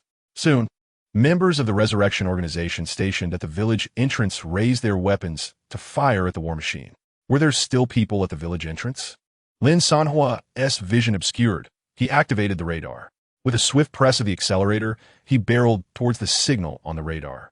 A group of individuals was instantly reduced to mere pulp, not a bone left uncrushed, releasing the ferocious hounds to eliminate any missed targets. The war machine soon rumbled into the village. Its several-meter-wide frame filled the village roads, while its height matched that of the second story of the houses. A cluster of pregnant women standing on the second floor gazed levelly at Lin Sanhuo in the cockpit. Who is this man? Next, from every second-floor balcony, large-bellied mothers emerged. Drawn by the commotion, their expressions a mixture of confusion as they clutched the netting of the balcony like prisoners in a cage, staring intently at the man before them. Lin Sanhuo met their gaze.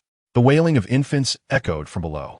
These individuals were designated to provide brain nourishment for Wang Feng's monstrous wife.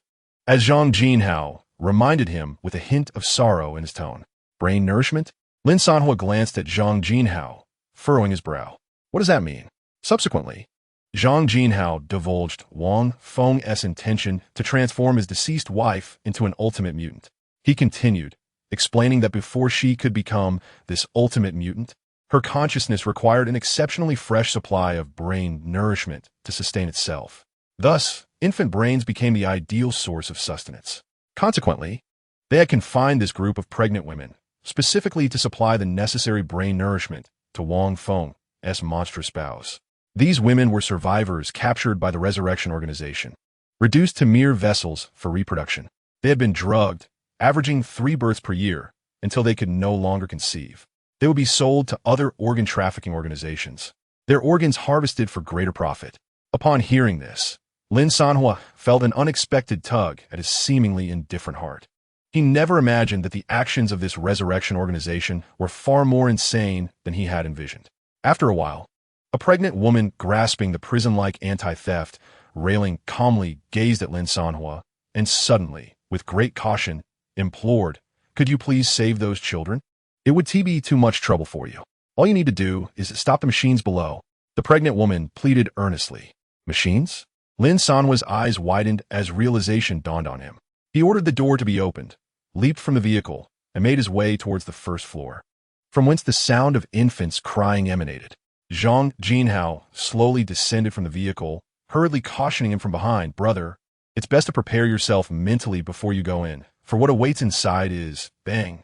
Lin Sanhuo flung open the door to the first floor. A cacophony of machines and the wailing of infants greeted him. As he scanned the scene, a shocking sight unfolded before his eyes. Living infants were placed within fixed boxes, pushed towards an assembly line station. Subsequently, the babies within the boxes were seized by mechanical arms and suspended above a rotating machine. In the final moment, electric shock. Bang! The once loud infants fell silent in an instant, continuing their journey to the next station on the assembly line. A steel needle, as thick as a thumb, pierced their heads.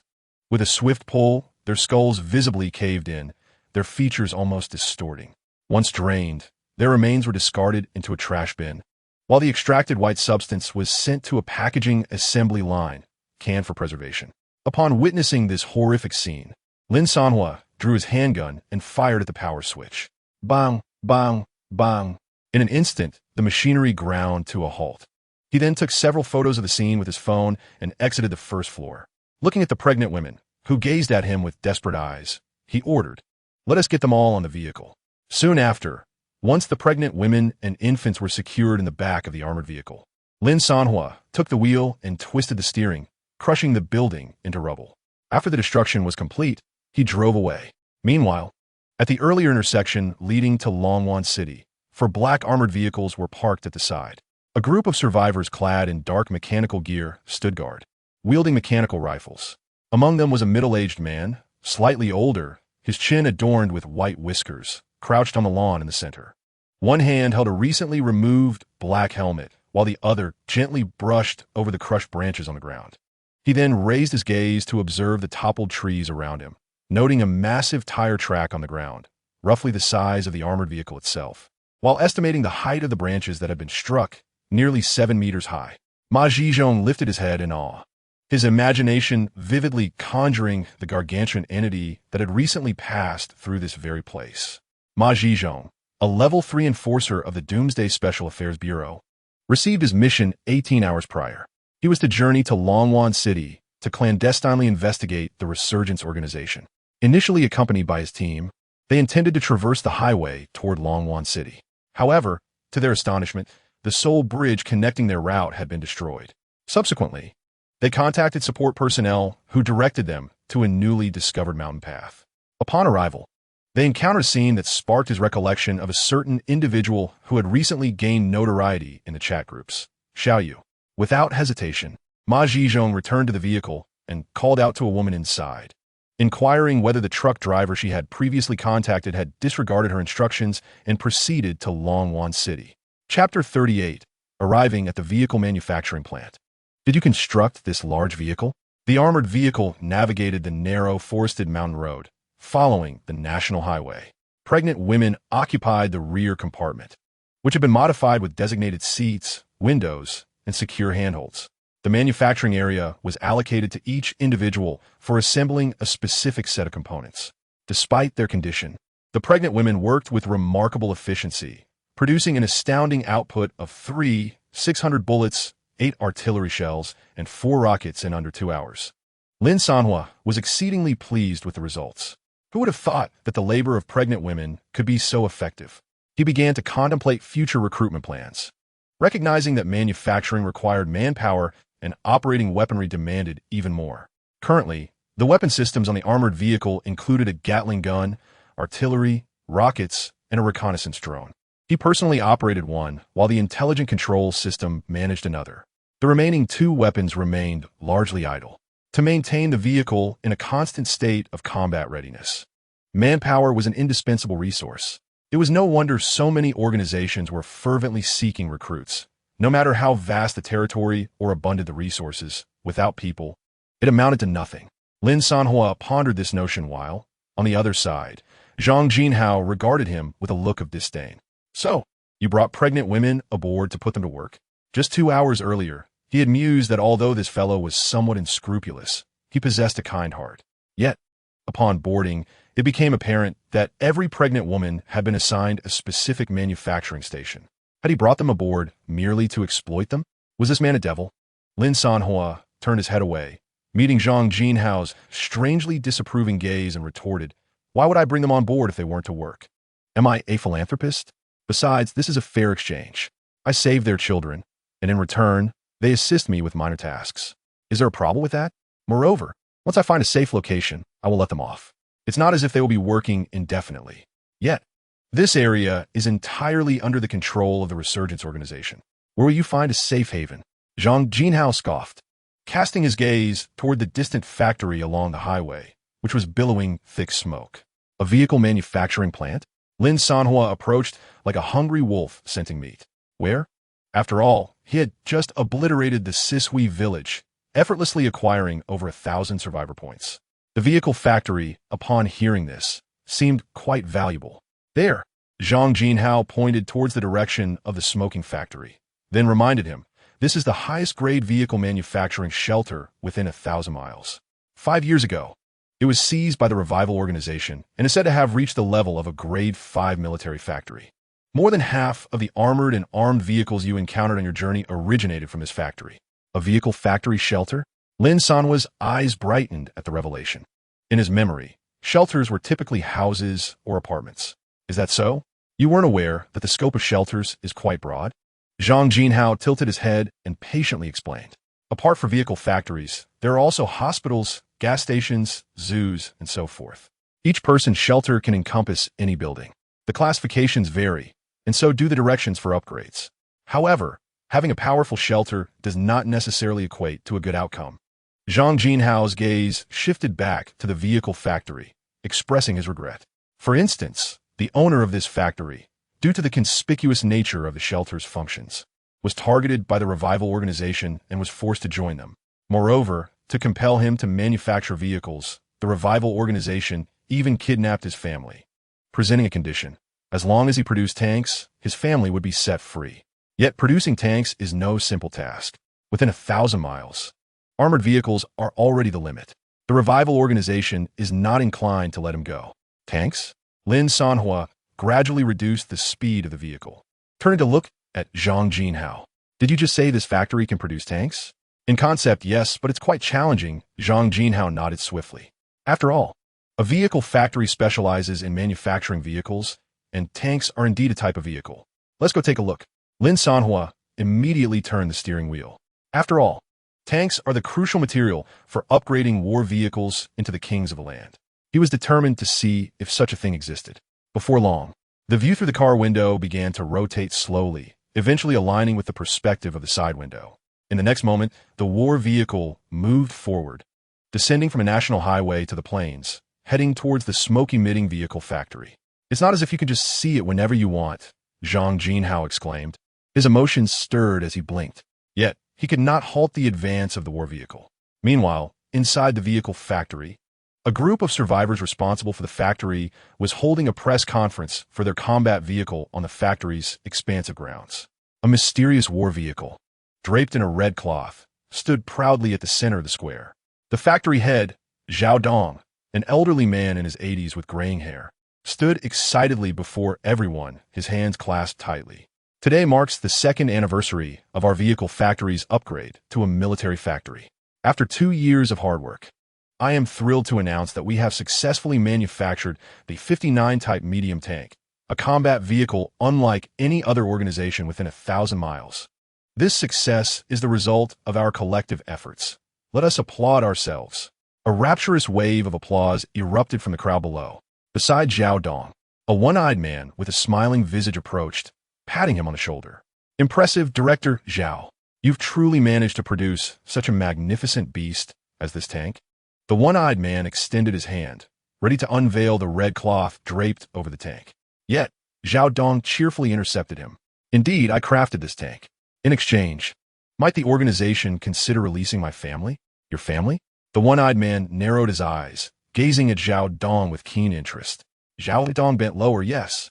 The organization promised me that as long as I manufactured a tank, my family would be spared. At my age, if I were to never see them again, you understand. The one-eyed man silently nodded, displaying a look of understanding. However, your granddaughter and daughter are currently in Sishui village. It may not be suitable for you to meet them now. Perhaps after they give birth, I can arrange a visit for you? Sishui village? Zhao Dong's legs weakened, nearly collapsing to the ground. Are you referring to the village supplying infants to Madame Wang? What? You are unaware? The one-eyed man's smile remained, yet his words pierced like ice. Your tireless contributions to the organization ensure that your daughter and granddaughter must be even more remarkable than you. My granddaughter is only 13. How could you? With a thud, Zhao Dong could no longer support himself, succumbing to the ground. The one-eyed man, however, showed no interest in him. Turning instead to caress the steel contours beneath the red cloth, his eyes glinting with greed. He was about to pull away the cloth when suddenly, a deafening roar shattered the air. The steel perimeter of the factory was torn apart as if it were mere paper. Everyone was startled by this unforeseen turn of events and scattered in all directions. Following this, a colossal black beast, towering several times higher than the tank before them, slowly entered the square, coming to a halt in the center. Its cold cannon and machine guns ominously aimed at the one-eyed man and the prostrate Zhao Dong. The one-eyed man was momentarily stunned, but did not succumb to fear. Instead, he abruptly dropped the red cloth, excitedly pointing at the massive vehicle, shouting at Zhao Dong on the ground, "This vehicle? Did you create this?" Chapter 39. Liberation of the Vehicle Factory. Direct acquisition of the tank. Zhao Dong raised his head. His forehead creased in astonishment. In the center of the square stood an enormous behemoth, towering over the entire factory, as if it had materialized from thin air, entering without any forewarning. Zhao Dong had spent his life engaging with steel machinery, but had never encountered a war vehicle of such exaggerated proportions. The dark cannon openings on its roof made his skin crawl merely by looking at them. Based on his understanding of shelter grades, a mere level 5 vehicle factory could never produce such a colossal steel monstrosity. Where had this vehicle come from? As he pondered in bewilderment, the one-eyed man had already begun to circle the war machine, stroking his chin, marveling at its height of 7 or 8 meters and its length of over 10 meters. The width of the vehicle occupies a considerable portion of the ground, and atop it, the imposing grenade launcher, along with the densely packed 6-barreled rocket launcher at the rear. How impressive. Ah, old Zhao, you have hidden this well. Besides a tank, you can concoct such remarkable machinery. The one-eyed man, saliva flying, wore a face brimming with greed. If I were to drive this contraption to the front lines, that raucous truck driver would surely be terrified to the point of wetting his pants. My word, these tires are taller than I am. Aha! The one-eyed man excitedly circled the battle vehicle, laughing heartily as if it were already his possession. Meanwhile, Zhao Dong quietly inquired among his subordinates, only to discover that none knew how this vehicle had arrived. No one knows. Who are the individuals inside? Zhao Dong swallowed hard, a wave of intense unease washing over him. The one-eyed man continued to admire the vehicle, even kicking the tires that were taller than him, bellowing loudly. Hey, you inside the vehicle, get down here. Let me take it for a spin. Just as he finished his sentence, the door creaked open. A figure leaped down from the 8-meter-high door, landing soundlessly. The onlookers gasped. not only astonished by the agility of this person, but also struck by an inexplicable discord in their attire compared to everyone else present. Yet, the one-eyed man paid no mind. He was solely eager to climb aboard and revel in the experience. He hurriedly ascended the climbing ladder. But upon reaching the door and twisting the handle with force, it remained steadfastly shut. "Hey, kid, open the door. Do you hear me?" The person inside did not even cast a glance his way, instead striding directly towards the tank covered by a red cloth. Lin Sanhuo emerged, fearing to damage the truck before him. "Did you construct this tank?" Lin Sanhuo asked Zhao Dong softly, an indescribable pressure compelling Zhao Dong to nod slowly. "Sell it to me." "How much?" Lin Sanhuo inquired directly about the price, not intending to resort to theft. After all, Zhang Jinhao had shared much about the owner of this factory. Before the Rebirth organization invaded Longwan City, this factory provided vehicles at low rates to the survivors of Longwan City for resource transportation. An exceptionally conscientious and kind-hearted survivor, held in high esteem locally. It was only later, under coercion from the Rebirth organization, that he began to aid in their nefarious deeds by supplying vehicles. Upon hearing the term price, a glimmer of light flickered in Zhao Dong's murky eyes. He suddenly realized that this individual was certainly not affiliated with the Rebirth organization, for they would never inquire about the cost. Grasping Lin Sanhuo's sleeve tightly, he spoke in a low, trembling voice. "I ask for no payment, only that you can save my daughter and granddaughter. This tank, no, all the vehicles here, I will give them all to you." "Your daughter and granddaughter?" Lin Sanhuo furrowed his brow. "Where are they?" "In Shuisu village." Zhao Dong's eyes reddened instantly. Upon hearing the name of the place, Lin Sanhuo nodded. "What a coincidence, I just came from there." "Really?" Zhao Dong trembled with excitement, gripping Lin Sanhuo's sleeve ever tighter. Just then, the one-eyed man, who had been overlooked, could no longer contain himself. He cursed as he descended the ladder, storming towards Lin Sanhuo. "What are you two whispering about? Did you go deaf when I told you to open the door? Kid, do you even know who I am?" Lin Sanhuo slowly turned, his gaze calm as he regarded the man. "But do you know who I am?" This sudden retort left the one-eyed man momentarily stunned. "You? Just a driver. Who could you possibly be? Why don't you think again?" Lin Sanhuo retrieved his phone, displaying a photograph and presenting it to the man. The one-eyed man leaned in curiously, and upon seeing the image, his face drained of color. The photograph depicted familiar faces, the high-ranking members of the Rebirth organization, all lifeless and sprawled in pools of their own blood. His pupils dilated, and his hand trembled as he pointed at Lin Sanhuo. You were that truck driver." Before he could finish his sentence, Lin Sanhuo's hand had already pierced through his chest. The one-eyed man staggered back, disbelief washing over him as he turned to his subordinates. But before they could react, 5 robust, feral wolves surged forth from various corners. In an instant, every former member of the Rebirth organization lay slain in a sea of blood. Finally, the rear door of a battle vehicle opened slowly, and a multitude of weary pregnant women began to descend from the truck. "Dad! Grandpa!" The family embraced, weeping openly. Simultaneously, other survivors in the factory found their long-lost relatives amidst the crowd. The entire factory echoed with wails, transforming into a grand reunion scene. Zhao Dong fulfilled his promise, gifting Lin Sanhuo the brand-new tank and assisting in securing it in the vehicle's cargo area. Once everything was settled, Lin Sanhuo glanced at the notification on his phone. Tank Model 1 acquired. 318 survivor points needed to upgrade to Land King. Please continue your efforts. Chapter 40. Hospital, gas station, weapons manufacturing plant. With a direct approach, Lin Sanhuo planned to enjoy a cigarette in the factory before departing. In the midst of this moment of indulgence, Zhang Jinhao's voice broke through, tinged with a long-suppressed helplessness. There are many like factory director Zhao, forced to work to the bone. The arms factory, gas stations, even hospitals, every refuge of use in Longwan City has been seized by the Rebirth organization. The Rebirth organization had dominated Longwan City for decades, and nearby towns and villages were compelled to serve them, often through the abduction of their families. Lin Sanhuo flicked the ash from his cigarette and inquired, "Was there no resistance?" "Resistance?" Zhang Jinhao smirked bitterly, as if mocking the very notion. "How can one resist, with their lives as the price?" His voice grew somber. There were those who attempted to rebel, but they ultimately became mere materials for creating aberrations. Wangfeng's Mad Refuge is, after all, a biological laboratory. He He can transform the dead into monstrosities.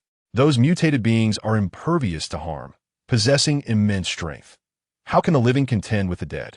What is truly lacking now is a leader, someone capable of instilling genuine hope among them. Otherwise, whenever someone attempts to incite any form of disturbance, they are mercilessly torn apart by those monsters, leaving no one daring to resist. This cycle perpetuates, transforming everyone into obedient hounds beneath the Revive organization. Lin Sanhuo inhaled sharply, extinguishing his cigarette but with his fingertips. The laboratory shelter is adept at creating these mutants. How splendid it would be to possess such an ability. With this thought, Lin Sanhuo looked up. How far is Longwan City? 150 kilometers. At full speed, it should take about 3 hours. Nodding to himself, he ceased further words and climbed into the cockpit. Zhao Dong and the others attempted to persuade him to stay, but he waved them off. Is he leaving just like that? Zhang Jinhao was momentarily taken aback, but quickly followed suit. Upon entering the cockpit, a furry dog head peeked out from beside the main driver's seat, yawning sleepily. It was the little yellow dog.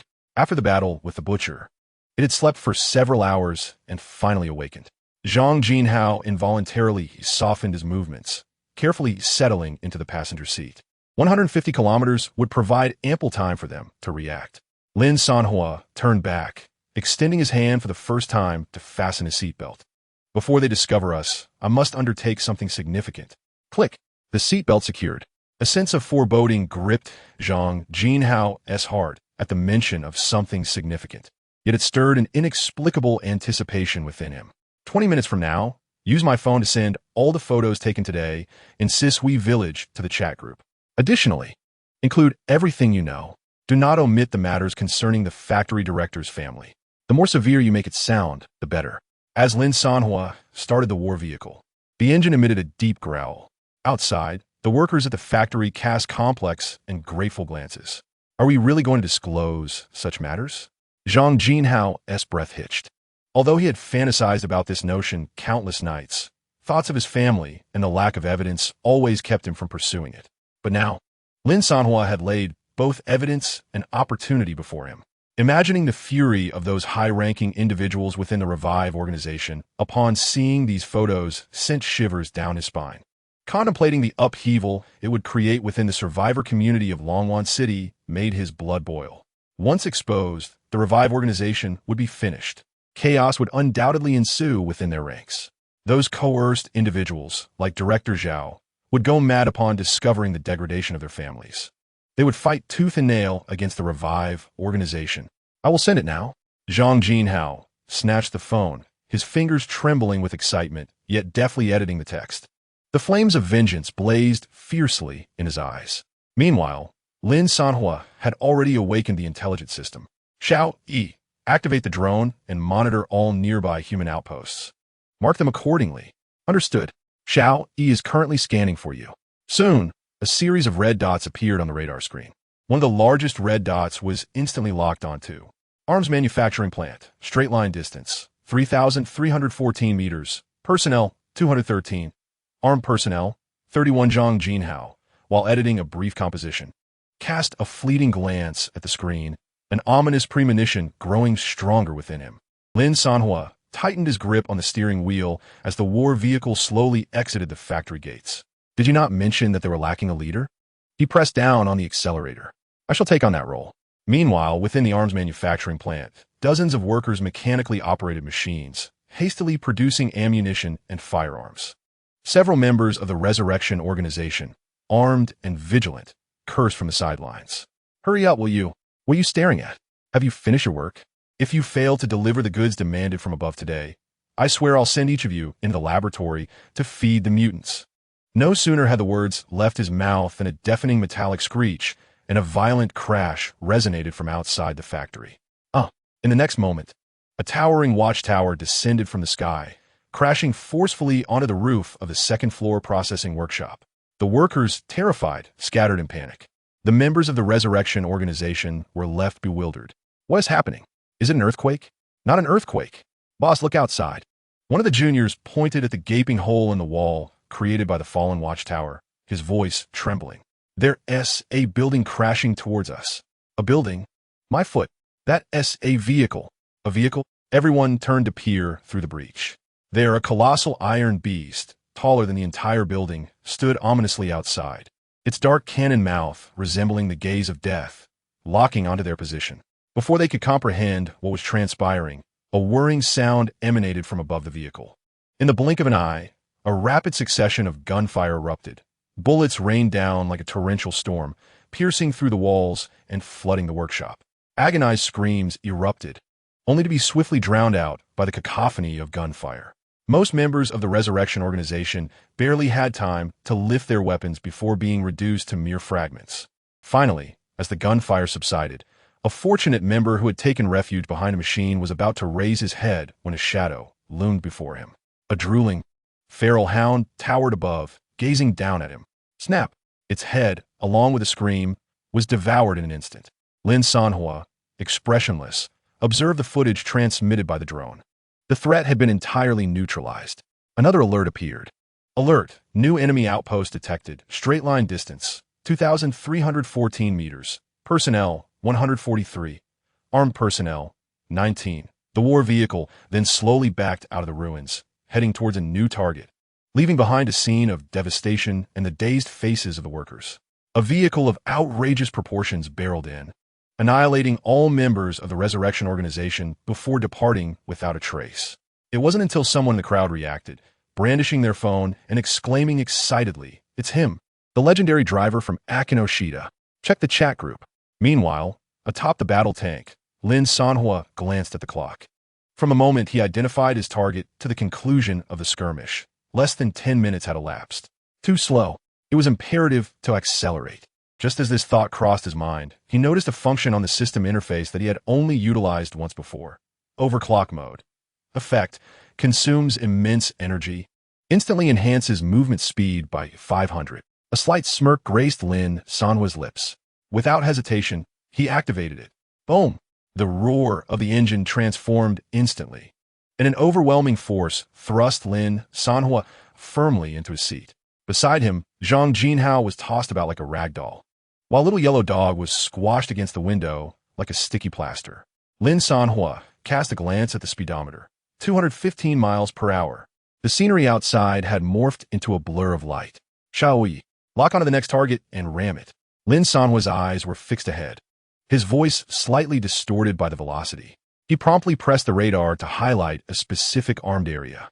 Ahead lay a gas station shelter, where several vehicles from the Resurrection Organization were lined up to refuel.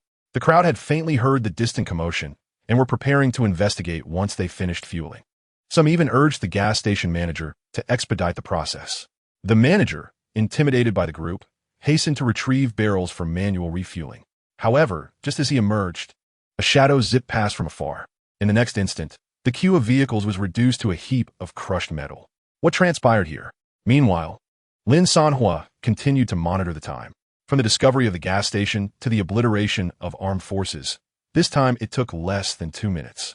The survival point had risen from an initial 682 to a current 543. Now that was the efficiency expected. Concurrently, drone reconnaissance updates continued to flow in, indicating new enemy stronghold detected. Straight line distance, 564 meters. Personnel, 94. Armed individuals, 9. Lin Sanhuo smiled faintly. Onward. Chapter 41. A media explosion, Special Operations Team emerges. Remaining biochemical energy, 20,000. Normal operation, approximately 20,000 kilometers of range. Under overclock mode, sufficient to support 500 kilometers. Adequate. Enough to uproot every stronghold of the Resurrection Organization in this region. The battle tank, in overclock mode, resembled a black high-speed train gliding just above the ground, leaving behind a trail of afterimages across the wilderness and highways. Where there were mountains, it forged paths. Where there were waters, it built bridges. No, it collided with every stronghold encountered, rammed through, then departed. The speed reached an unparalleled zenith.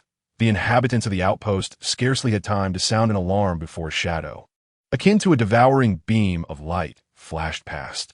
In the blink of an eye, all armed members of the Resurrection Organization within the outpost had been reduced to indistinguishable remnants scattered across the ground.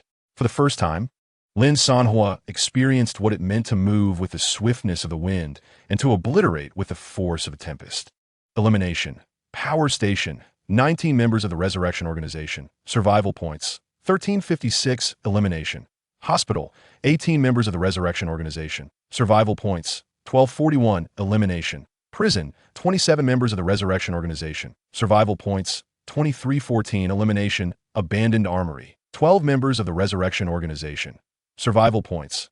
964. The armored vehicle surged forward like a colossal steel lightning bolt, recklessly barreling toward the incessantly blinking red dots on the radar. However, this savage driving style came with exceedingly harsh repercussions. The first to succumb was the little yellow dog, pinned against the rear window by tremendous force, its eyes spinning like a top. Ultimately, it could not hold back any longer and unleashed a torrent of bile upon Zhang Jinhao's neck. "Damn it!" Zhang Jinhao exclaimed, only to feel his stomach churn violently in response. He attempted to turn his head, but the seat belt held him fast, leaving him no choice but to retch and expel the contents of his stomach onto his own trousers. Finally, there was Lin Sanhuo. He felt as if his very organs were on the verge of being dislodged, the landscape outside warping into a blur, battling against the encroaching wave of nausea. He violently maneuvered the steering wheel to avoid a precipice. A fierce cramp seized his abdomen. With an involuntary gasp, he succumbed to the urge and splattered the dashboard and windshield. In an instant, the cockpit was filled with a nauseating stench, rendering the scene utterly chaotic. Yet, despite the turmoil, Lin Sanhuo's grip on the steering wheel remained unwavering. He fixated on the rapidly fluctuating numbers on the system panel, his eyes bloodshot. Survival points, 15,418. Points needed to upgrade the Land King. For 1,582, enough. Enough. Just a little more. Brothers, hold on. Lin Sanhuo shouted, his voice distorted amidst the roar of the engine. Meanwhile, in Shueisui village, several black armored vehicles halted at the village entrance. Ma Zizong disembarked, surveying the freshly upturned soil from the explosions and the exaggerated tire tracks that marred the ground. He noted the jagged gashes left on the edges of the village structures, evidence of a colossal entity's passage. His expression shifted from grave to a faint smile of irony. To withstand such a hazardous minefield and emerge unscathed, Xiao Yu, it appears we have underestimated this truck driver. Ma Zhizhong turned to address a poised woman within the vehicle. With her hair tied back in a high ponytail and striking features, she wore a fitted logistics uniform that accentuated her slender, yet strong physique. Her name was Yu Xiaoyu, and she was currently frowning as she assessed the scene before them. "Captain, I believe we can no longer refer to him as merely a truck driver." Yu Xiaoyu's gaze was grave. A newcomer who silently dispatched a patrol team, subsequently dismantled a roadway base, and now even brought down an armored convoy. He has even dealt with the suspected artificial mutant. This is no feat that a mere driver could accomplish. Do you mean that the vehicle he drove was not a truck at all? Ma Zizong chuckled softly. Is it even necessary for me to say that? Yu Xiaoyu gestured towards the tire marks on the ground, large enough to accommodate 2 individuals, and retorted with a hint of annoyance. In my entire life, I have never encountered such an absurd truck. At that moment, a team member, conducting a search in the village, rushed over. "Captain, the village is deserted, but we have found these." The officer presented several items: a bottle of hormonal medication meant for pregnant women and a glass jar containing gray brain tissue. "Report to the captain, we also discovered several infant corpses on the first floor. The scene is indescribable. However, it appears to be the location we're searching for." Ma Zhizhong accepted the evidence, his expression growing grave. Their mission was to investigate leads regarding the illegal manufacturing of human organs by the Rebirth Organization. Despite their haste, they had been outpaced by others. It seemed that the victims here had already been rescued by him, Ma Zhizhong murmured. "It's him." Just then, Yu Xiaoyu raised her phone. On the screen, a chat group was being inundated with messages. An explosive headline had been pinned. "The god of cars on Xiaoming Mountain. The Rebirth Organization is using infants to create canned human brains. Pictures as evidence." Attached were several high-definition images, gruesome yet authentic. Following that was a second message. "Loyal to the organization, yet my family is imprisoned in Sisui village as breeding machines." This detailed the plight of Zhao Dong, the factory director, accompanied by a photograph of numerous families weeping in despair within the factory, a stark contrast to the notion of familial reunion. Within mere minutes of the news being released, the entire survivor community erupted. Damn, I had heard about this before, but I never thought it was true. Using infants as king goods? The rebirth organization is utterly barbaric. How cruel.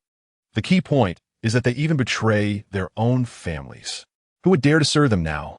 My daughter was taken by them years ago. My daughter. Finally, someone has the courage to speak out. These inhumane scoundrels must be eradicated. What exactly are they creating this for? It is rumored to be for the production of the strongest ultimate mutant. Ma Zizhong observed the fervent discussions unfolding on his phone, a trace of admiration gracing his features. I'm beginning to like this kid, he mused. The Special Affairs Bureau had pursued leads and evidence for a year, yet he had rather rudely exposed everything so straightforwardly. Such actions amounted to a full declaration of war against the Rebirth Organization. More critically, if this evidence were substantiated, it would severely contravene the fundamental laws of the post-apocalyptic Undercity. The Special Affairs Bureau could finally transition from covert investigations to overt law enforcement. But Captain, won't this provoke Wang Feng? Yu Xiaoyu expressed her concerns. Our true objective is that ultimate mutant.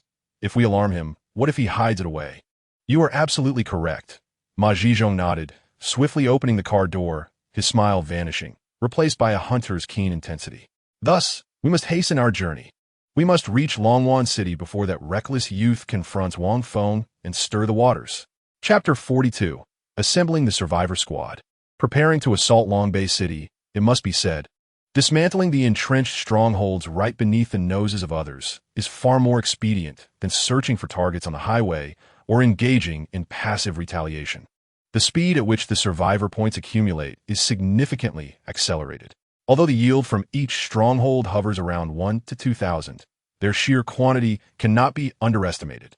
In less than half an hour, Lin Sanhuo, piloting a hypercharged vehicle, had already obliterated nearly a dozen enemy strongholds. The survivor points surged from mere thousands to an impressive 20,000. This figure had reached the threshold for upgrading to Land King status.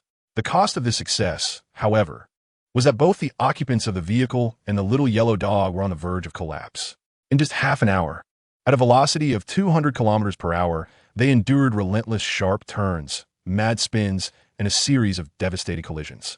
Lin Sanhuo, Zhang Jinhao, and the small yellow dog had nearly expelled every last morsel from their stomachs. The cockpit was permeated with an indescribable, nauseating odor. Their eyes were glazed, and their bodies felt as limp as noodles. I can't go on, Zhang Jinhao gasped, his complexion pale, weakly leaning against his seat. If this continues, I might just vomit my brain out. In the corner, the little yellow dog whimpered feebly. Who would have thought that my ultimate mutated form would someday be susceptible to motion sickness? If this were to reach the ears of the mutated realm, I would become the subject of ridicule. Seeing Zhang Jinhao and the little yellow dog in such distress, Lin Sanhuo unbuckled his seatbelt and leaned out of the window, bracing himself for yet another tumultuous ride. To be honest, he too was at his limit. If they continued this way, it might very well be as Zhang Jinhao had said. What came up next might not just be stomach acid but brain matter as well. Fortunately, they had amassed enough survivor points. That's enough, we're stopping. The vehicle came to a halt in a secluded thicket, as the hypercharged mode was deactivated. The black armor still radiated an astonishing heat, warping the air around it. The combination of high temperatures and the stench of vomit in the cockpit was reminiscent of something indescribable boiling in a public restroom. Once it was confirmed that they need not continue, the moment the doors opened, Zhang Jinhao and the little yellow dog tumbled out, one sprawling on the grass, the other frantically digging into the earth. Fresh air at last. Lin Sanhuo also leapt from the vehicle, shaking his dizzy head in an attempt to dispel the vertiginous sensation. As the dizziness somewhat subsided, he eagerly accessed the system interface, preparing to upgrade to Land King. However, a line of red text appeared before him. Upgrade to Land King. Materials missing. Advanced Metal 5000 upgrade failed. Immediately thereafter, the voice of the AI, Xiao Yi, echoed in his ears. Detected in warehouse. Common Metal 100,000. Basic manufacturing room has unlocked conversion scheme. Conversion ratio 1 can generate advanced metal 10,000. Just as Lin Sanhuo let out a sigh of relief, the next line of prompts plunged him into despair. Advanced metal manufacturing, current human and mechanical force at 0. Projected manufacturing speed, 1 unit per minute. Time required to achieve goal of 5,000 units. 5,000 minutes, approximately 35 days. Lin Sanhuo's expression darkened. Stuck again, due to manpower? He pressed his forehead, feeling an overwhelming headache. A miscalculation. Had he known, he would have delayed releasing that group of rescued survivors, or rather, those pregnant women. Just as he wallowed in frustration, a cacophony of voices and engine sounds erupted from beyond the thicket, mingled with the pungent scent of gunpowder and dust. What was happening? Lin Sanhuo promptly activated the radar on his phone. Detected 35 units approaching within a 500-meter radius. 51 units, 72 units, 89 units. The numbers continued to surge rapidly. Lin Sanhuo straightened his posture, clearly hearing the tumult outside the forest. Shao, prompt. Numerous armed units detected. Shall we activate the Gatling for firepower deterrence? No need. Lin Sanhuo advanced towards the source of the commotion. As he stepped out of the woods, the sight before him left him momentarily stunned. The clearing was densely packed with people, easily numbering in the hundreds. They donned a variety of attire, some wielding firearms, others clutching wrenches, some driving dilapidated vehicles. While many appeared empty-handed, all gazed at him with a mix of reverence, fear, and bewilderment. Lin Sanhuo sensed no hostility emanating from them. Are you the legendary driver from Qiuming Mountain? A man dressed as a worker stammered. I am from the weapons processing factory. He hastily tossed his gun to the ground, signaling his innocence. Yes. I was at the gas station, watching as you demolished the Resurrection Organization's vehicles. We are from the power station. Aye. We were released from prison. Young sir, we are nurses from the hospital. A chorus of voices erupted, each person eager to declare their identity, fearful of being mistaken for allies of the Resurrection Organization. Lin Sanhuo was perplexed by their intentions. Creaking, several vehicles slowly emerged from the crowd, and the lead car's door swung open to reveal Zhao Dong. The elder glanced at Lin Sanhuo, then solemnly nodded at the surrounding survivors. In the next moment, thud. All the survivors, regardless of age or gender, knelt in unison, a sea of dark figures, like wheat bowing to a tempest. The members of Longwan City come to implore the driving god to enter our city. We wish to join forces with you to eradicate the Resurrection Organization and liberate Longwan City. Zhao Dong led, his voice hoarse yet resounding. Over 100 individuals bent low, their foreheads striking the ground with a heavy thud. The sound was deep and resolute. Lin Sanhuo's gaze sharpened instinctively, and he pulled out a cigarette. A trembling hand reached out, lighting it for him. It was Zhang Jinhao. Did you orchestrate this? Lin Sanhuo took a puff of smoke and cast a glance at him. Zhang Jinhao did not respond immediately. He merely turned his head to survey the group of survivors kneeling on the ground, reluctant to lift their heads.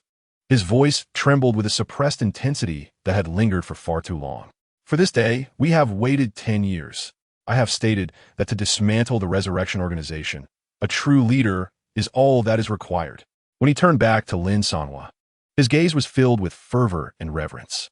Just as he was about to utter some grandiose words, a wave of nausea surged through his stomach. Ugh!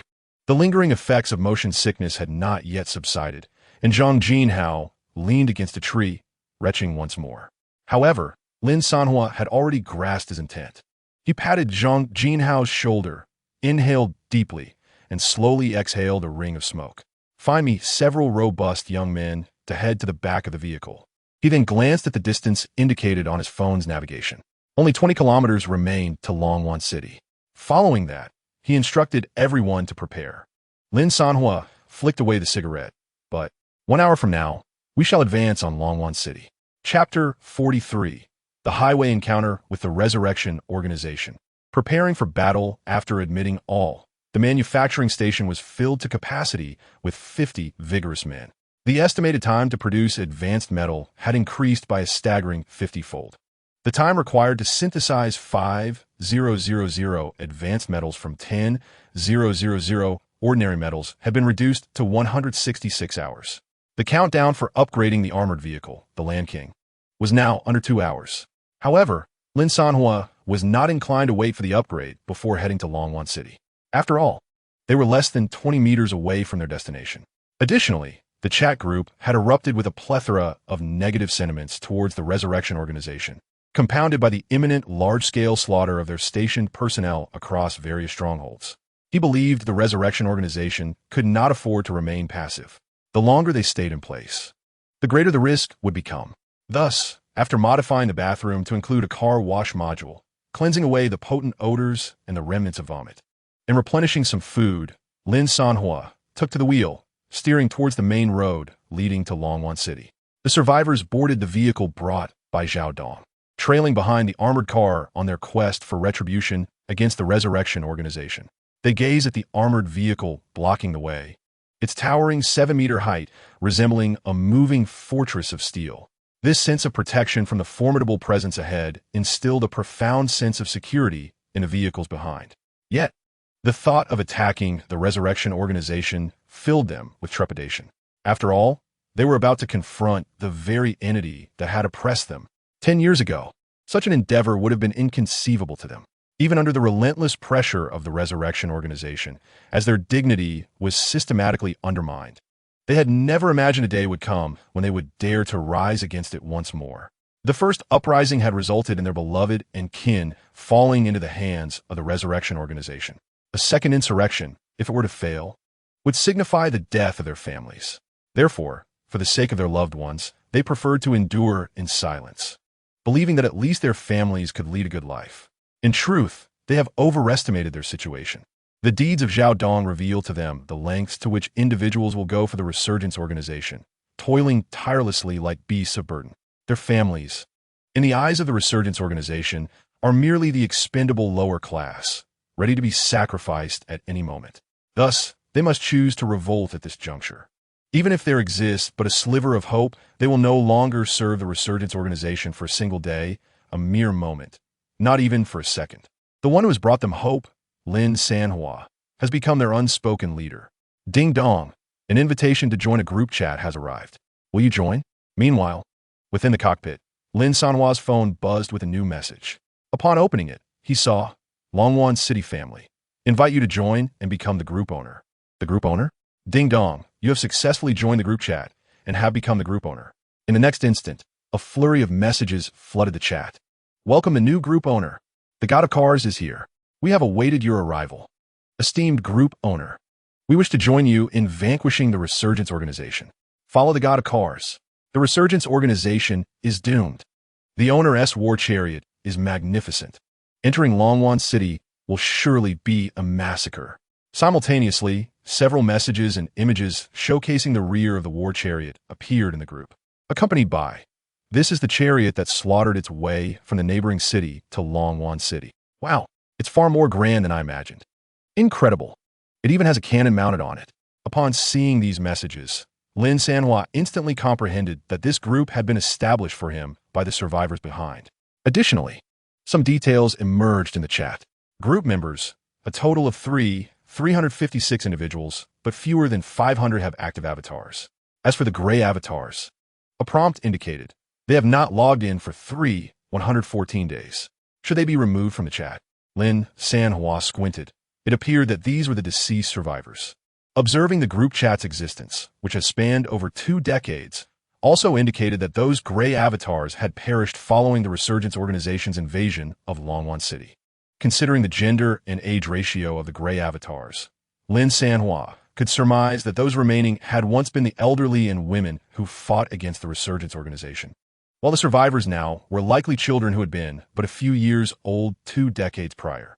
Having unraveled this tapestry, Lin Sanhuo offered a simple greeting in the group chat. Yet, the next message caught his attention. "I'm nearing the roadside. I see you all." Lin Sanhuo raised his gaze. Ahead on the roadside, a small squad of joining survivors emerged. "We have arrived too." Moments later, having traveled less than a kilometer, another group of survivors, comprising men, women, and children, appeared to join Lin Sanhuo's convoy. "At last, I see you all. I'm here." Then, one group after another arrived, regardless of age or gender, as survivors dragged their families along the roadside. All joined Lin Sanhuo's convoy.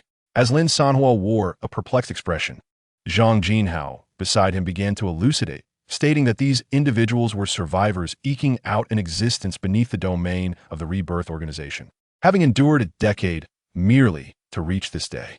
However, Lin Sanhuo questioned the necessity of bringing children along, observing some individuals accompanied by 7 or 8-year-olds. You must understand, we are heading in a battle, not embarking on a leisurely journey. Yet, Zhang Jinhao calmly replied, 10 years ago when we opposed the Rebirth organization, even 7-year-old children were thrust into the battlefield. This is a struggle for our homeland. Age is irrelevant when it comes to war. Moreover, if we lose this resistance, death awaits us all. This is our final opportunity. Zhang Jinhao turned to Lin Sanhuo, his eyes reflecting an insatiable yearning for victory, yet also revealing a profound struggle and helplessness regarding their choices. Lin Sanhuo squinted slightly, then pointed towards the position controlling the artillery. When the battle commences, you shall occupy that spot and oversee the artillery. At this moment, the convoy had expanded from a mere dozen vehicles to several dozen. The grand procession wound its way through the wilderness, stirring up clouds of dust. Lin Sanhuo, observing the convoy through the rearview mirror, bore a satisfied smile. Strength in numbers. This adage remained true even in the apocalypse. Furthermore, these individuals harbored a decade's worth of pent-up resentment. Once this emotion erupted, its potency would be formidable. Situation ahead. Suddenly, Xiao Yi's voice cut through the air. Lin Sanhuo promptly decelerated. On the main road, leading to Longwan City, lay a barricade of steel rails. Behind the obstruction, shadows of figures could be seen moving. Ahead on the highway, a faint outline of a city emerged, armored vehicles and barriers occupying the center of the road. A dense crowd stood behind the barricades, their weapons glinting in the sunlight. Yet, they were utterly unprepared for the fact that they were not facing a solitary individual, but rather an army, a vengeful force fueled by anger and despair. Are those the locals from Longwan City? On the other side, Lin Sanhuo took a deep breath and abruptly pressed down on the accelerator. Simultaneously, he sent a message in the group chat. Prepare yourselves, the battle has begun. Chapter 44. You want to use the artillery? Is that what excites you? Something felt amiss. Did the intelligence not indicate there was only one vehicle? Damn it. The intel claimed it was merely a truck. Just look at that monstrosity. Its tires taller than our armored vehicles. Would you dare call that a truck? Ahead on the highway, the members of the Rebirth organization tasked with intercepting raised their heads, their throats tightening as they beheld the colossal vehicle that seemed to fill the entire road. Approaching with an overwhelming presence, unhurried yet relentless.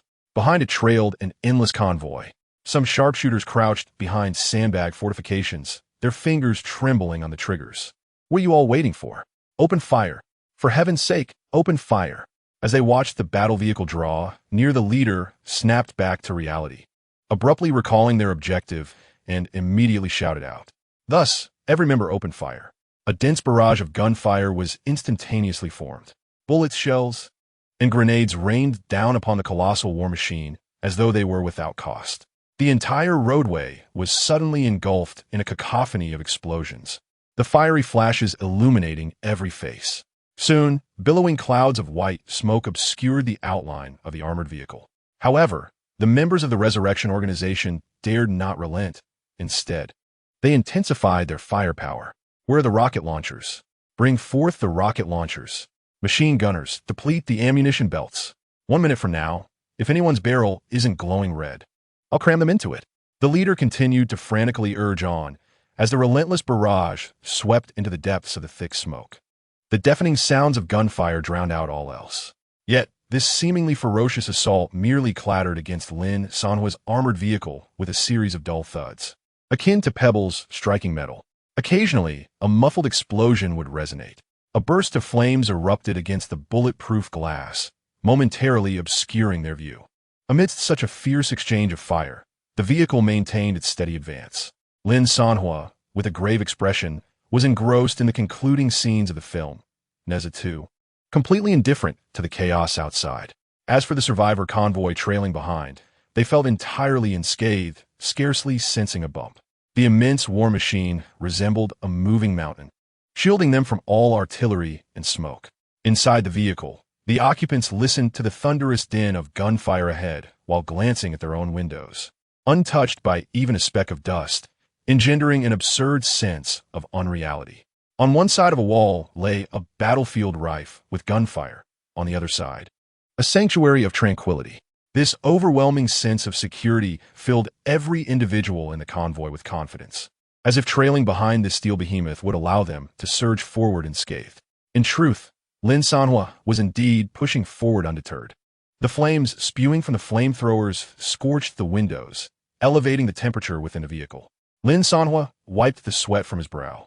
After finishing the film, he sighed, acknowledging the superior quality of a paid cinematic experience. Zhang Jinhao, gripping the chair with both hands, appeared anxious. He observed the myriad of bullets and the relentless artillery outside. Even though his body felt secure, the violent scenes outside instilled a sense of surrealism within him, akin to experiencing an immersive 4D film. Yet, recalling the anti-tank mines that had failed to penetrate this iron behemoth, he pondered, would these bullets, rockets, and grenades truly inflict no harm? It seemed rather plausible. Shaoyi set the air conditioning to the lowest temperature. Meanwhile, Lin Sanhuo, having concluded the film, wiped the sweat from his forehead once more. Those flamethrowers are rather fierce, he remarked, nodding at Zhang Jinhao, preparing to take action. Zhang Jinhao felt an ominous premonition. What could this mean? And then, in the next moment, Lin Sanhuo lifted the entire person from the cockpit and brought him to the operational position atop the vehicle's grenade launcher. Lin Sanhuo then stepped onto the control chair of the Gatling gun. The two stood side by side on the roof as countless bullets and shrapnel whizzed overhead. The cacophony outside resonated painfully in their eardrums. Lin Sanhuo shouted hoarsely, turning back to Zhang Jinhao. Haven't you despised these people for long enough? Now, the opportunity is yours. Pointing ahead with his chin, he urged, blast them to smithereens. The shells are on me. With that, the massive war vehicle surged through the smoke. Less than 50 meters ahead, a group of members from the Rebirth organization froze in expressions of triumph. On the count of 3, we'll fire together. Lin Sanhuo's voice continued to guide Zhang Jinhao. 1. Zhang Jinhao took a deep breath, suppressing the turmoil within, gripping the control stick tightly as he swiftly sought the target. 2. The enemy across reacted, flustered as they hurriedly began to change ammunition, preparing for a second round of concentrated fire, but their speed had already faltered. 3. Show those behind you how it's done. Fire. With a furious roar, Lin Sanhuo pulled the trigger first. The Gatling gun unleashed a torrent of fire, a dense beam of bullets shredding the air. Bullets, as thick as a wrist, pierced through the crowd. The foremost enemies disintegrating midair into clouds of blood mist without even the chance to shatter. Zhang Jinhao adjusted the angle amidst the violent shaking. A momentary delay before he pressed the launch button. Boom! A thunderous sound erupted. The air at the muzzle rippled visibly, the immense recoil causing him to lean back. He fixated on the rapidly ascending shell, tracing its perfect arc in the sky, before it came crashing down. Boom! Zhang Jinhao's pupils constricted sharply. Several armored vehicles were sent flying like toys, the surrounding individuals torn asunder by the shockwave. For a brief moment, he could distinctly see an enemy turning their head. Terror etched on their face as they looked at him. In that instant, a twisted smile crept across Zhang Jinhao's face.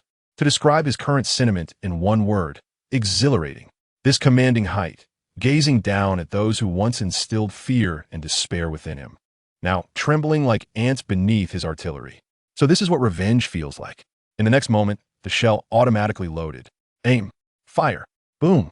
Another grenade soared into the air. Boom. Flames erupted skyward, screams echoing endlessly. Hey, those grenades are expensive. Aim better. Lin Sanhuo shouted as he noticed a shell veer off course, flying off the road. Yet, amidst the deafening chaos of the battlefield, Zhang Jinhao seemed oblivious. Or perhaps feigned deafness. What? You want me to fire even harder? All right. His smile grew increasingly maniacal, the loading speed escalating. Watching the enemies, now in disarray and fleeing in all directions, he reminisced about the past. As you strike us, is it not the same? Bang! Boom! The highway is ablaze with flames. Debris scattered everywhere. Yet, Zhang Jinhao continues to load and unleash his firepower, relentlessly pursuing the fleeing figures with his bombardments. He fights with fervor, his voice hoarse and tinged with a sob, yet filled with unending exhilaration. Run. When you once treated us like dogs, did you ever foresee this day? Meanwhile, in the survivor convoy, behind the war vehicle, Zhao Dong lowers his binoculars, his lips trembling, struggling to utter a word. Beside him, his granddaughter gazes at the resolute figure ahead and softly inquires, "Grandfather, is that Uncle Jinhao?" At the same moment within the cockpit, Lin Sanhuo steps down from the Gatling gun position and leans against the driver's seat. He casually lights a cigarette, takes a drag, and exhales slowly. Before him lies the scene of artillery fire, and the voice of Xiao Yi suddenly interrupts. Inventory alert. Artillery shells are critically low, remaining 13 rounds. Consumption should be halted. Lin Sanhuo glances at the inventory number, then raises his gaze to see Zhang Jinhao in a near-manic state. The Resurrection Organization has driven this man into a frenzy. Let him be. Let him fire. Lin Sanhuo takes another drag, as if discussing a trivial matter. If we run out, we shall simply forge more. Chapter 45. Leader of the Resurrection Organization, Wang Feng. Are they coming for me? Longwan City, at the top floor of the Central Hospital, in a room transformed into a special care unit. The only sound is the monotonous drip of the fluid. Wang Feng sits at the bedside, meticulously scraping the tofu, putting in the bowl with a silver spoon, gently offering it to his wife, Su Qin. "Have another bite," he says softly. The woman in the hospital bed appears pale as paper, her gaze vacant as she stares at the ceiling. Several tubes connected to her arms and back to sustain her life. She slightly turns her head, avoiding the spoon. "Old Wang, I want to eat meat. The kind with bones." Her voice is faint, like a whisper in a dream. Wang Feng pauses for a moment, then resumes his gentle smile, akin to coaxing a petulant child. "All right, finish this, and I will have someone prepare it for you." He nudges the spoon forward again. Only then does Su Qin reluctantly part her lips, swallowing the mouthful of tofu pudding. The bowl is now empty. Meanwhile, outside the ward, a subordinate anxiously waves to Wang Feng through the observation window. Wang Feng sets down the bowl, rises, and adjusts the blanket for his wife. "I will fetch someone to bring you meat." With that, he steps out of the room. As the door closes, the warmth on his face instantly fades. A subordinate pushes in a man, bound and unconscious with practiced ease. "Sister-in-law, your meal." The subordinate's voice is tinged with tension. "Please enjoy." With a thud, the man is unceremoniously dropped to the floor. Su Qin slowly raises her head. Her once delicate features begin to contort, her mouth stretching into a grin that reveals a mouthful of sharp, shark-like teeth. It's roasted duck. Then, she abruptly springs up from the bed. Like a predatory beast, she lunged forward, her hands ruthlessly tearing into the flesh of the man's thigh, voraciously devouring it, the bones cracking audibly beneath her teeth. Outside the door, Wang Feng quietly observed through a small window. His subordinate beside him bowed his head, too intimidated to look or speak. Previously, she had craved food merely once a month. Now, even once a day proved insufficient. It seemed imperative to act swiftly. The sounds of gnawing ceased, and Su Qin transformed back into the gentle and beautiful woman she once was. She wiped the blood from the corner of her mouth and bestowed a contented smile upon Wang Feng at the door. He returned her smile, one that contained both indulgence and a trace of unperceived sorrow. Turning away, he cast his gaze upon a row of covered carts at the end of the corridor, instructing his subordinate, "Clean the room thoroughly. And remember, never let her discover what it is she truly consumes." "Yes." Upon finishing, he pivoted and walked towards the subordinate who had been waiting at the door. As he approached, the subordinate stepped forward, forehead glistening with cold sweat. "Chief, there's been a grave incident. Speak." Wang Feng's pace remained unbroken. "The young lady has gone missing." A barely noticeable frown crossed Wang Feng's brow, yet his strides remained steady. "Aside from that, what else?" The subordinate swallowed hard, his voice trembling. "We have completely lost contact with Sishui village." At last, Wang Feng halted, abruptly turning around with a frigid gaze. "Has someone from the Special Affairs Bureau taken action?" The subordinate's head bowed even lower. "It's the new truck driver. He not only destroyed Sishui village, but also abducted everyone within. Furthermore, he added in one breath, an hour ago, he drove his vehicle, sweeping through all our outposts stationed outside Longwan City." The subordinate seemed to struggle to find appropriate words. Now, the survivors in the city have been gathered by him, forming a convoy heading directly towards us. "Yes, coming for us?" A profound incredulity emerged in Wang Feng's eyes. It must be noted that he had never truly regarded this so-called truck driver with any seriousness. His focus had been entirely consumed by the investigations of the Special Affairs Bureau and the plans to escape this treacherous land with his wife and the core of the ultimate mutant. Just a fortunate novice with a bit of capability. How dare he? How dare he intrude upon his territory? We attempted to intercept on the highway outside the city. The subordinate quavered, handing over a phone. The intelligence was gravely flawed. That fellow wasn't driving a truck at all. On the screen, the last image, transmitted by a drone before its destruction, was magnified. A colossal steel behemoth was trampling the burning highway, its size rendering the nearby armored vehicles as fragile toys. The ominous barrel and its formidable armor exuded an aura of devastation amidst the smoke. Wang Feng fixated on the gargantuan machine displayed on the screen, a name buried deep within his memories, one he had only occasionally heard uttered by those lofty figures. It resurfaced from the depths of his mind. The thought of a purifier flickered briefly in his mind before being forcibly suppressed. Wang Feng tossed his phone back to his subordinate. You mentioned earlier that the newcomer arrived with a group from Longwan City? Indeed, Chief. Their numbers far exceed our estimates of Longwan City's records. Wang Feng shook his head impassively. The malevolent hearts of these individuals had never waned over the past decade. It was entirely normal for them to harbor a few insurrectionists in secret. However, had they forgotten that their families were all in our grasp? His eyes narrowed momentarily, but then relaxed. Well, this works to my advantage. I need not search for them one by one. They have conveniently delivered to me everything I wish to find and those I wish to eradicate. With that, he strode purposefully towards the hospital exit. Notify everyone. Wang Feng quickened his pace. Biochemical Division, Infantry Division, Armor Division, Artillery Division, all combat units. Assemble at the city gate immediately. Prepare for battle. Chapter 46. A dialogue between Longwan City and Wang Feng. A salute in the form of cannon fire, the colossal war vehicle rumbled down the highway, leaving devastation in its wake. Upside-down armored vehicles, smoldering sandbag fortifications, twisted scrap metal, and dismembered remnants littered the scene. Zhang Jinhao stood atop the vehicle's front, his chest heaving violently. The recent barrage had unleashed years of pent-up resentment within him. His finger hovered over the launch button, reluctant to let go. Little Yi's reminder. In this round of assault, a total of 941 survival points were gained. Materials acquired, 432 green armor fragments, 123 blue refined gunpowder. Inside the cockpit, Lin Sanhuo glanced at the data flashing on the screen, his expression calm. Meanwhile, the survivor convoy led by Zhao Dong and others stared in disbelief at the desolation passing by outside. They could hardly comprehend that the Resurgence organization, which had always posed a significant challenge, had been so easily repelled. The enormous war vehicle appeared to have faced no interruption throughout the ordeal. Is that it? A young man murmured, tightly gripping a rifle that had yet to be fired. No wonder they are known as road assassins. Beside him, an older man gazed at the war vehicle with a near-reverent look. We need not lift a finger. The Resurgence organization's entire armored convoy and heavy troops have been obliterated. Brothers, if we follow this behemoth, we might genuinely topple the Resurgence organization. All eyes were drawn to the colossal vehicle leading the way. In the haze of smoke and flames, its imposing silhouette offered a sense of security greater than anything else. Soon, the convoy advanced without encountering any further resistance.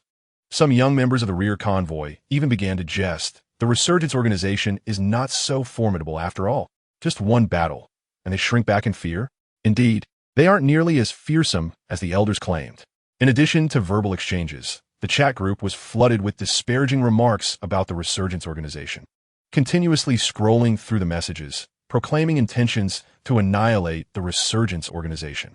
As Zhang Jinhao witnessed this scene, he gently reminded Lin Sanhuo, who was engrossed in the chat group, that the mutated army of the Resurrection organization had yet to make an appearance, and they should not let their guard down. Leaning against the driver's seat, Lin Sanhuo flicked the ash from his cigarette. When have I ever let my guard down? After all, having encountered the formidable artificial mutants of the Resurrection organization, he was far from believing that a small victory could crush such a powerful foe. His curiosity about the group chat was merely to uncover the fate of those family members kidnapped by the Resurrection organization, beyond being confined in Suishui village as human breeding machines. Where else had they been taken? Zhang Jinhao nodded, lowering his voice. I'm just concerned. I thought I'd give you a heads up. Soon, The colossal war vehicle rumbled over the still smoldering highway, entering Longwan City. The city lay in desolation, abandoned skyscrapers standing like tombstones. Former residential buildings were entwined with dark green vines, and the hollow windows resembled countless prying eyes. Temporary strongholds dotted the streets, yet they were long deserted, leaving only weathered sandbags and rusted barbed wire behind. Is there no one to intercept us? Lin Sanhuo slowed the vehicle, his gaze scanning the dashboard screen. Suddenly, a sharp crackle of electricity erupted, and the radar screen was instantly blanketed in static, all surveillance signals severed. He rolled down the window, catching a whiff of an unfamiliar scent not belonging to them. Looking ahead, he noticed a conspicuous depression flanked by towering buildings. Entering it would mean placing themselves beneath a barrage of high-ground fire. Sensing danger, Lin Sanhuo abruptly pressed down on the accelerator, bringing the massive war vehicle to a sudden halt. Almost simultaneously, a voice echoed from above, reverberating through the desolate cityscape. So, this is how you look after taking out my highway base, dismantling several of my armored convoys, and eliminating troops stationed at numerous strongholds? Lin Sanhuo's gaze followed the voice. Less than 50 meters ahead, on the railing of a high-rise complex, stood a middle-aged man with his hands clasped behind his back. A few subordinates flanked him, but his somewhat worn jacket distinguished him from the others. You are the leader of the Resurrection Organization, Wang Feng? One hand rested on the window ledge while the other pressed a button. Wang Feng nodded, slightly from his elevated position. Indeed, that is I. Shall we talk? No sooner had the words left his lips than Lin Sanhuo retorted, Talk to your mother. He pressed the fire button without uttering another word or hesitating for a moment. The intelligent targeting system locked onto the grenade launcher, letting out a furious roar as it launched toward Wang Feng on the railing, trailing flames. The smile on Wang Feng's face instantly froze, his pupils constricting in shock. What the hell? He had not anticipated such an unorthodox response. In the blink of an eye, a massive shadow suddenly surged from behind Wang Feng, leaping high with a speed that belied its size, intercepting the deadly shell. Boom! A violent explosion erupted midair. The tangerine flames cleaved through the somber sky. On the ground, charred remnants of bodies and shattered flesh cascaded like raindrops. Yet in the next moment, those scattered morsels appeared to possess a life of their own, coalescing rapidly towards the center like a multitude of writhing insects, reassembling. Within mere seconds, a grotesque entity, towering at 4 to 5 meters and grotesquely corpulent, rose once more. It tilted its head, its murky eyes devoid of emotion, fixating on Lin Sanhuo's war vehicle. Subsequently, it used its hands and feet to grasp the outer walls of the tall buildings, retreating once again behind Wang Feng. Indeed, it was not so easily vanquished. Lin Sanhuo averted his gaze, retrieving a cigarette from his pocket and lighting it, feeling a slight headache brewing. Above, Wang Feng's lips trembled almost imperceptibly. He clenched his fists tightly, striving to suppress the anger that threatened to erupt. This brat, is he truly intent on my demise? After several seconds, he managed to force a stiff, bitter smile onto his face.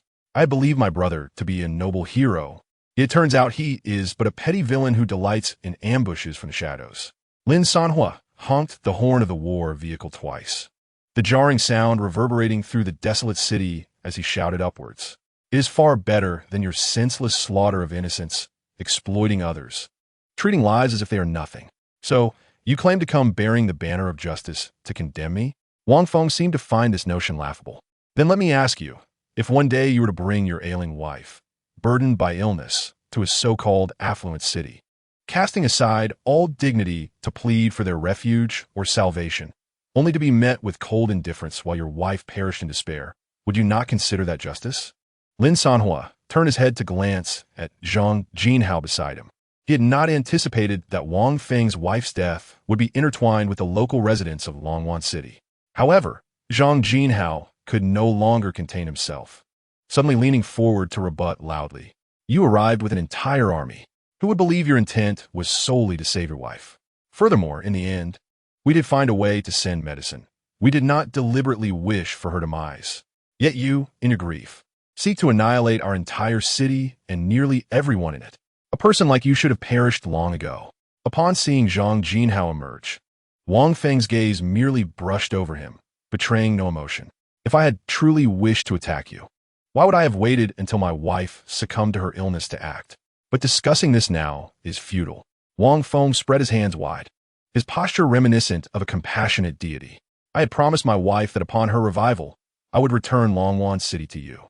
Yet it appears you have chosen the wrong path. His gaze shifted back to Lin Sanhuo's war vehicle. As for the brother driving, Wang Feng raised his hand, as if victory were already assured. The core of the ultimate mutant from the neighboring city should be within your vehicle, correct? If you surrender it to me now, everything you have done for our resurrection organization, I can overlook the past. Lin Sanhuo remained silent, quietly smoking, the acrid smoke swirling in his lungs. Moments later, he flicked the cigarette, but out of the window, a small spark tracing a path through the air. You claim it's for your wife. Yet I can't shake the feeling that you intentionally let her die to transform her into the so-called ultimate mutant. Lin Sanhuo wiped his nose. He could sense the odor emanating from Wang Feng, a concoction of deceit and ambition. On the surface, this appears to be a tragic tale of vengeance to save a beloved, but Lin Sanhuo harbored doubts about the truth of the matter. Wang Feng's body visibly stiffened, even his Adam's apple involuntarily bobbing. What? Am I right? Lin Sanhuo chuckled. Wang Feng immediately retorted angrily. My love for my wife cannot be questioned by a stranger like you. But his expression shifted to a cold smirk. Since you all wish for death, very well. I shall grant your wish and reunite your family. With that, he swung his hand violently. Moments later, a rustling sound echoed from the towering buildings and dark alleyways. A swarm of dark figures surged forth from the city's shadows, stumbling toward the convoy. They were zombies. Lin Sanhuo's gaze sharpened as he prepared to scale the weapon platform atop the vehicle for a counterattack. But in the next moment, a cold, trembling hand seized his arm. These zombies looked somewhat familiar. Zhang Jinhao's voice was filled with disbelief. I hope it's not what I think it is. Thud! Thud! A throng of zombies surged toward the survivors' convoy. Soon, heart-wrenching cries erupted from behind. Dad, why? Why did my father become a zombie? No, that's my husband. He is still wearing the watch I gave him. Damn the resurrection organization. They turned our families into these wretched creatures. Amidst the desperate wails, Zhang Jinhao finally recognized the faces of the zombies. His body trembled violently, his lips quivering, unable to utter a word. He merely pointed ahead at two stumbling zombies, one clad in a floral jacket and the other in a filthy dress. Brother Lin, that's my wife and my mother. Meanwhile, on stage, Wang Feng chuckled with intrigue. They must be so touched to meet in this manner, right? Chapter 47. Captured family members turned into zombies. The zombie couple emerges. Zhang Jinhao slumped in the passenger seat, his gaze piercing through the dust-laden windshield, fixated on the two figures staggering ahead. Mom, he croaked out two broken sounds, his eyes glistening with tears. Behind the convoy, muffled cries rose and fell in despair. Some young individuals raised their weapons, yet hesitated to pull the trigger. Others helplessly pounded on the car windows, weeping for familiar yet alien faces outside. Dad, look at me. It's Xiaoming. Xiaotao, please, don't come any closer. The number of the undead surged, advancing like a relentless tide. A horde battered against Lin Sanhuo's massive war vehicle, colliding with the fragile cars of the survivors. Bang, bang, bang. The dull thuds echoed incessantly, and some windows began to web with cracks. The survivors found themselves trapped within their vehicles, facing monstrous versions of their loved ones, yet they dared not act. After all, to rebel meant risking everything. They sought to rescue their families, imprisoned by the reborn organization. But who could have imagined that the loved ones they longed to save had transformed into such grotesque forms? Above, on the high-rise, Wang Feng surveyed the scene before him. The tender image of kin turning against one another mirrored his expectations precisely. Clearing his throat, he grasped the large megaphone handed to him by an aide. Didn't you desire a family reunion? Here it is. Are you satisfied? Their current state is a result of your choices. But fear not. I'm still willing to offer you a chance.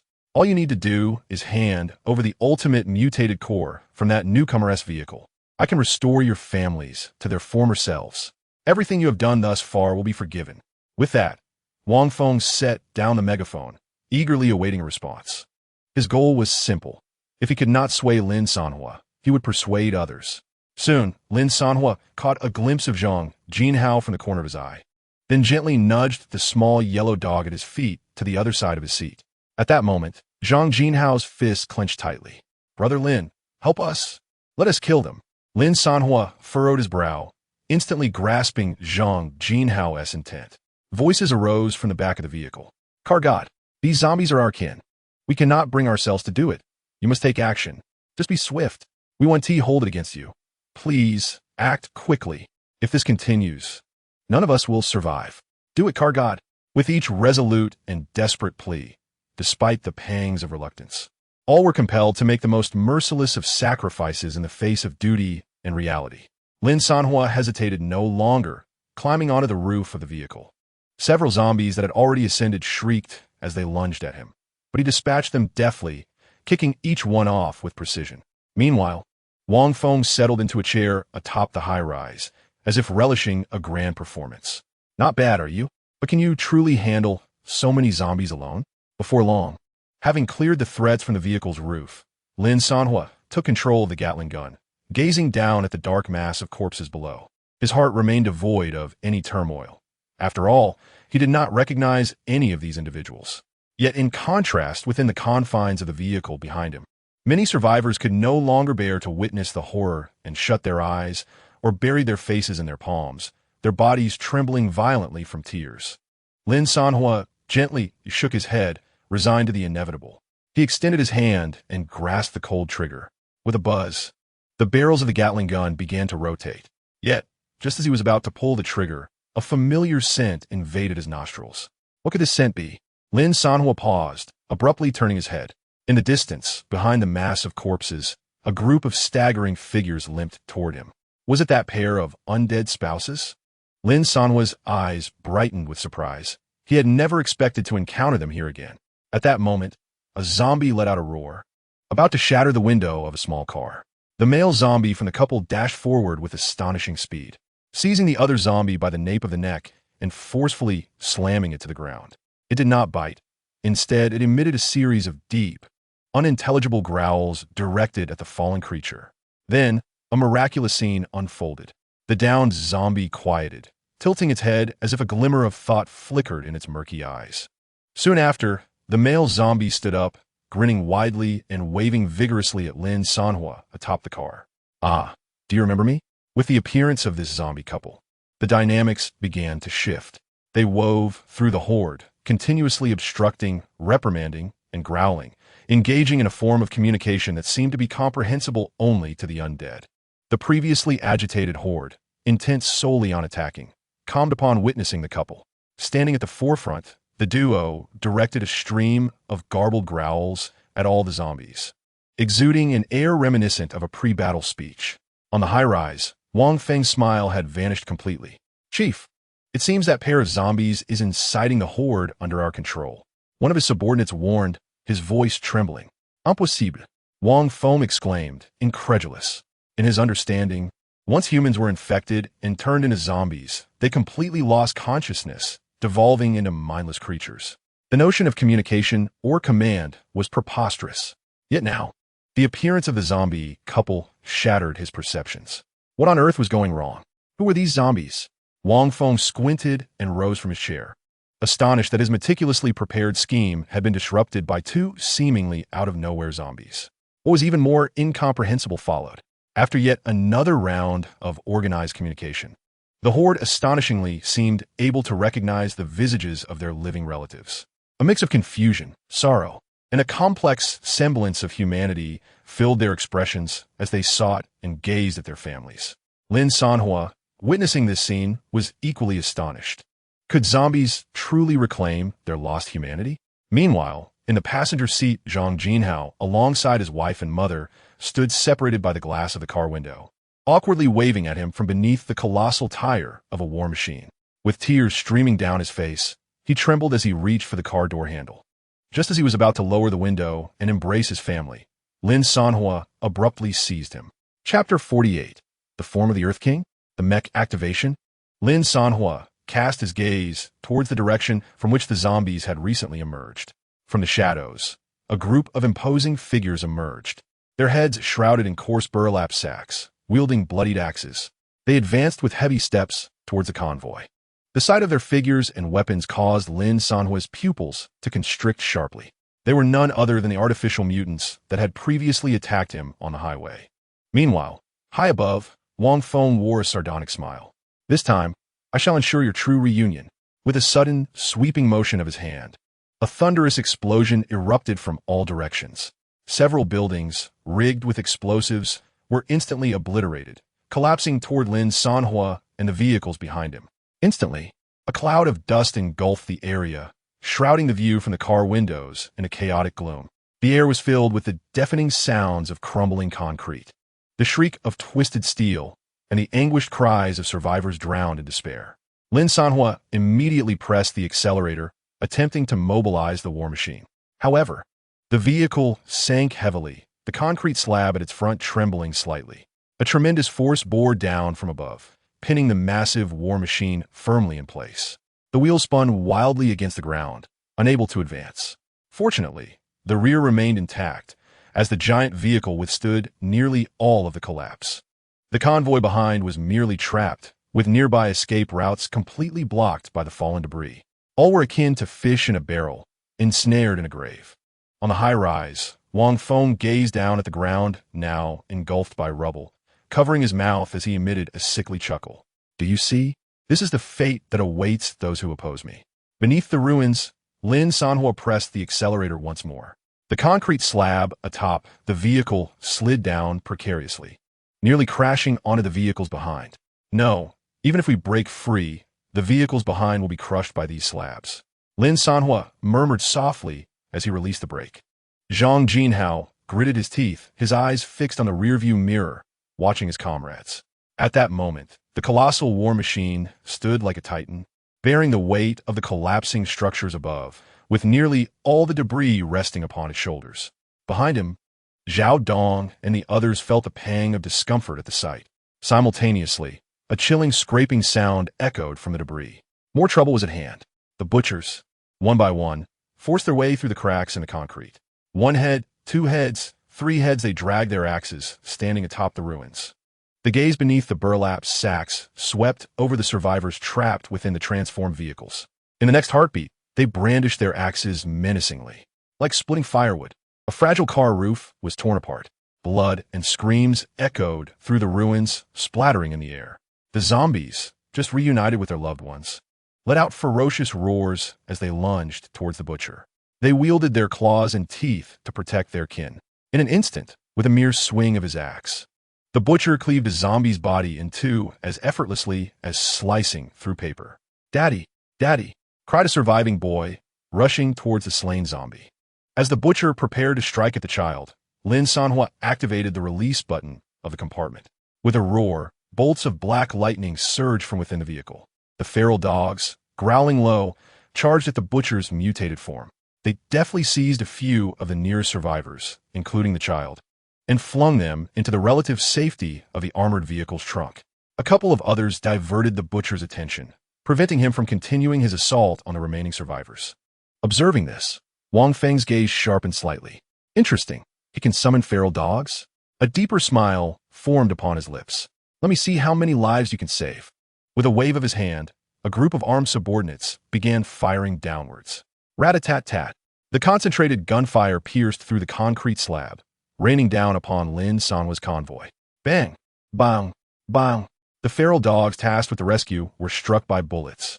Alongside, several axes swung down upon them. Cries of despair erupted. Agile black figures were severed into fragments. Lin Sanhuo's heart sank heavily. A wave of hopelessness began to spread among everyone. In the confined space, ferocious mutants and the relentless bullets raining down led all to despair for survival. Just then, a chilling notification from Xiao Yi echoed. Xiao Yi notification. Advanced metal 5,000 manufacturing complete. Conditions for upgrading to Land King met. Would you like to upgrade? The gloom in Lin Sanhuo's eyes vanished in an instant, replaced by a searing brilliance. Gritting his teeth, he forced out two words from his throat. Upgrade. Boom. In the next moment, a vast energy began to circulate within the armored vehicle.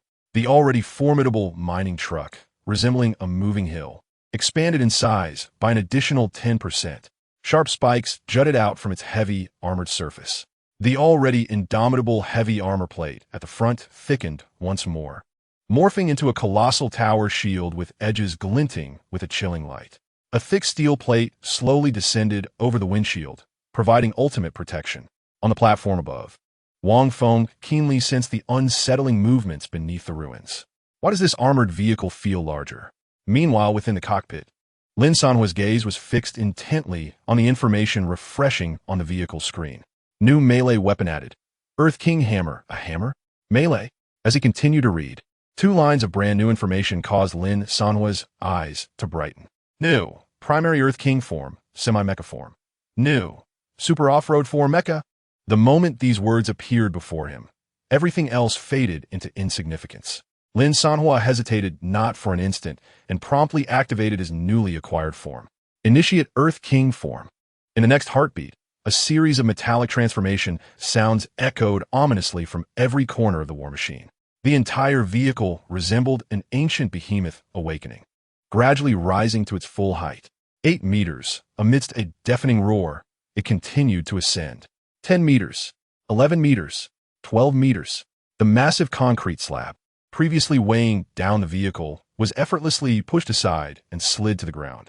The lower half of the war machine transformed into an indomitable mobile fortress, standing firm like a 3 to 4 meter high steel foundation rooted in the earth. The upper half morphed entirely into a semi-humanoid mecha. The left arm wielded a colossal iron hammer, glistening with metallic sheen, weighing several tons. The right arm bore the vehicle's massive shield, equipped with a Gatling gun at the forearm, ready for instant transition. Mounted on its back were launchers for grenade and rocket artillery. As this colossal entity arose amidst the ruins, Wang Feng, perched on the platform, stood up from his chair. His expression of pride and cruelty instantly froze, replaced by sheer shock and disbelief. He instinctively took several steps back, colliding with the railing before halting. Meanwhile, before Lin Sanhuo, a new control interface appeared, showcasing a projection screen alongside a pair of specially designed mecha gloves. Once donned, his fingers clenched, synchronously tightening the mecha's gigantic hand around the immense hammer. Lin Sanhuo reveled in the tonnage of power coursing through him and, with a swift motion, swept it across the debris before him. Boom! A visible shockwave radiated outward, obliterating countless fragments of stone and steel from the survivor vehicles, as if swept away by a tempest, revealing a vast expanse of open ground. The survivors, momentarily dazed, looked up in awe at the towering mecha before them, their expressions frozen in astonishment. Only a child could not contain his excitement, exclaiming, "It's Optimus Prime!" As the butchers charged once more, Lin Sanhuo swung the hammer down upon the nearest group of monsters. Bang! 7 or 8 butchers barely had time to scream before being crushed into a grotesque mass of flesh. The power, exhilarating. Inside the cockpit, Lin Sanhuo felt the subtle vibrations from the gloves, a surge of ecstasy swelling within him. These creatures couldn't even withstand a single blow. Without a moment's hesitation, he continued to maneuver the Earth King mecha, establishing a safety perimeter with a 10-meter diameter around himself using the shield. He gestured towards the survivors, who immediately understood and rushed toward the sanctuary beneath Lin Sanhuo's mecha, while simultaneously positioning their vehicles around for defense. Amidst the relentless tide of butcher mutants surging from all directions, Lin Sanhuo commanded the Earth King mech. With each sweeping strike, the ground became a vast expanse of crimson. On the high platform, Wang Feng was already caught in a frenzied hysteria, shouting, "Bring forth the Corpse King, quickly!" Soon, a towering humanoid mutant, standing an imposing height of 5 to 6 meters, joined the fray with heavy strides. Its massive form was clad in thick armor, and a menacing steel helmet adorned its head. Beneath the grotesquely stitched flesh, countless tormented faces and hands could be discerned, struggling in agony. Is it truly formidable? This is a mutant crafted from 100 zombies. Let me see whether your iron clump is mightier, or my creation. Yet before he could finish his taunt, a colossal hammer descended with supersonic might, obliterating the Corpse King's head and its helmet in a repugnant explosion of flesh and gore. Another Corpse King charged forth, howling in rage. The Earth King mech's left arm raised its massive shield just in time, emitting a deafening clash. The mechanical structure of the right arm retracted the shield and switched to the Gatling gun, aiming at the dazed Corpse King's chest. The Gatling gun whirred to life. Bullets erupted in a fiery torrent, unleashing a barrage upon the Corpse King's exposed abdomen. In an instant, the stitched belly of the Corpse King ruptured like a punctured water bag, spewing forth a gruesome mix of entrails and foul liquid that splattered across the ground. The Gatling gun, akin to a fiery sword, pierced within and withdrew. As Wang Feng witnessed his ace being annihilated in mere seconds, his eyes blazed with fury. He pointed downward, commanding, "Continue. Throw in the remaining Corpse Kings, and all the zombie legions I have amassed over the years. All of them. Today, I shall ensure they perish here." With the issuance of this command, a massive tide of corpses surged forth like a flood unleashed from its dam, pouring into the city from all directions, resembling a black swarm of ants. Even the previously formidable Corpse Kings were swiftly joined by 4 or 5 more.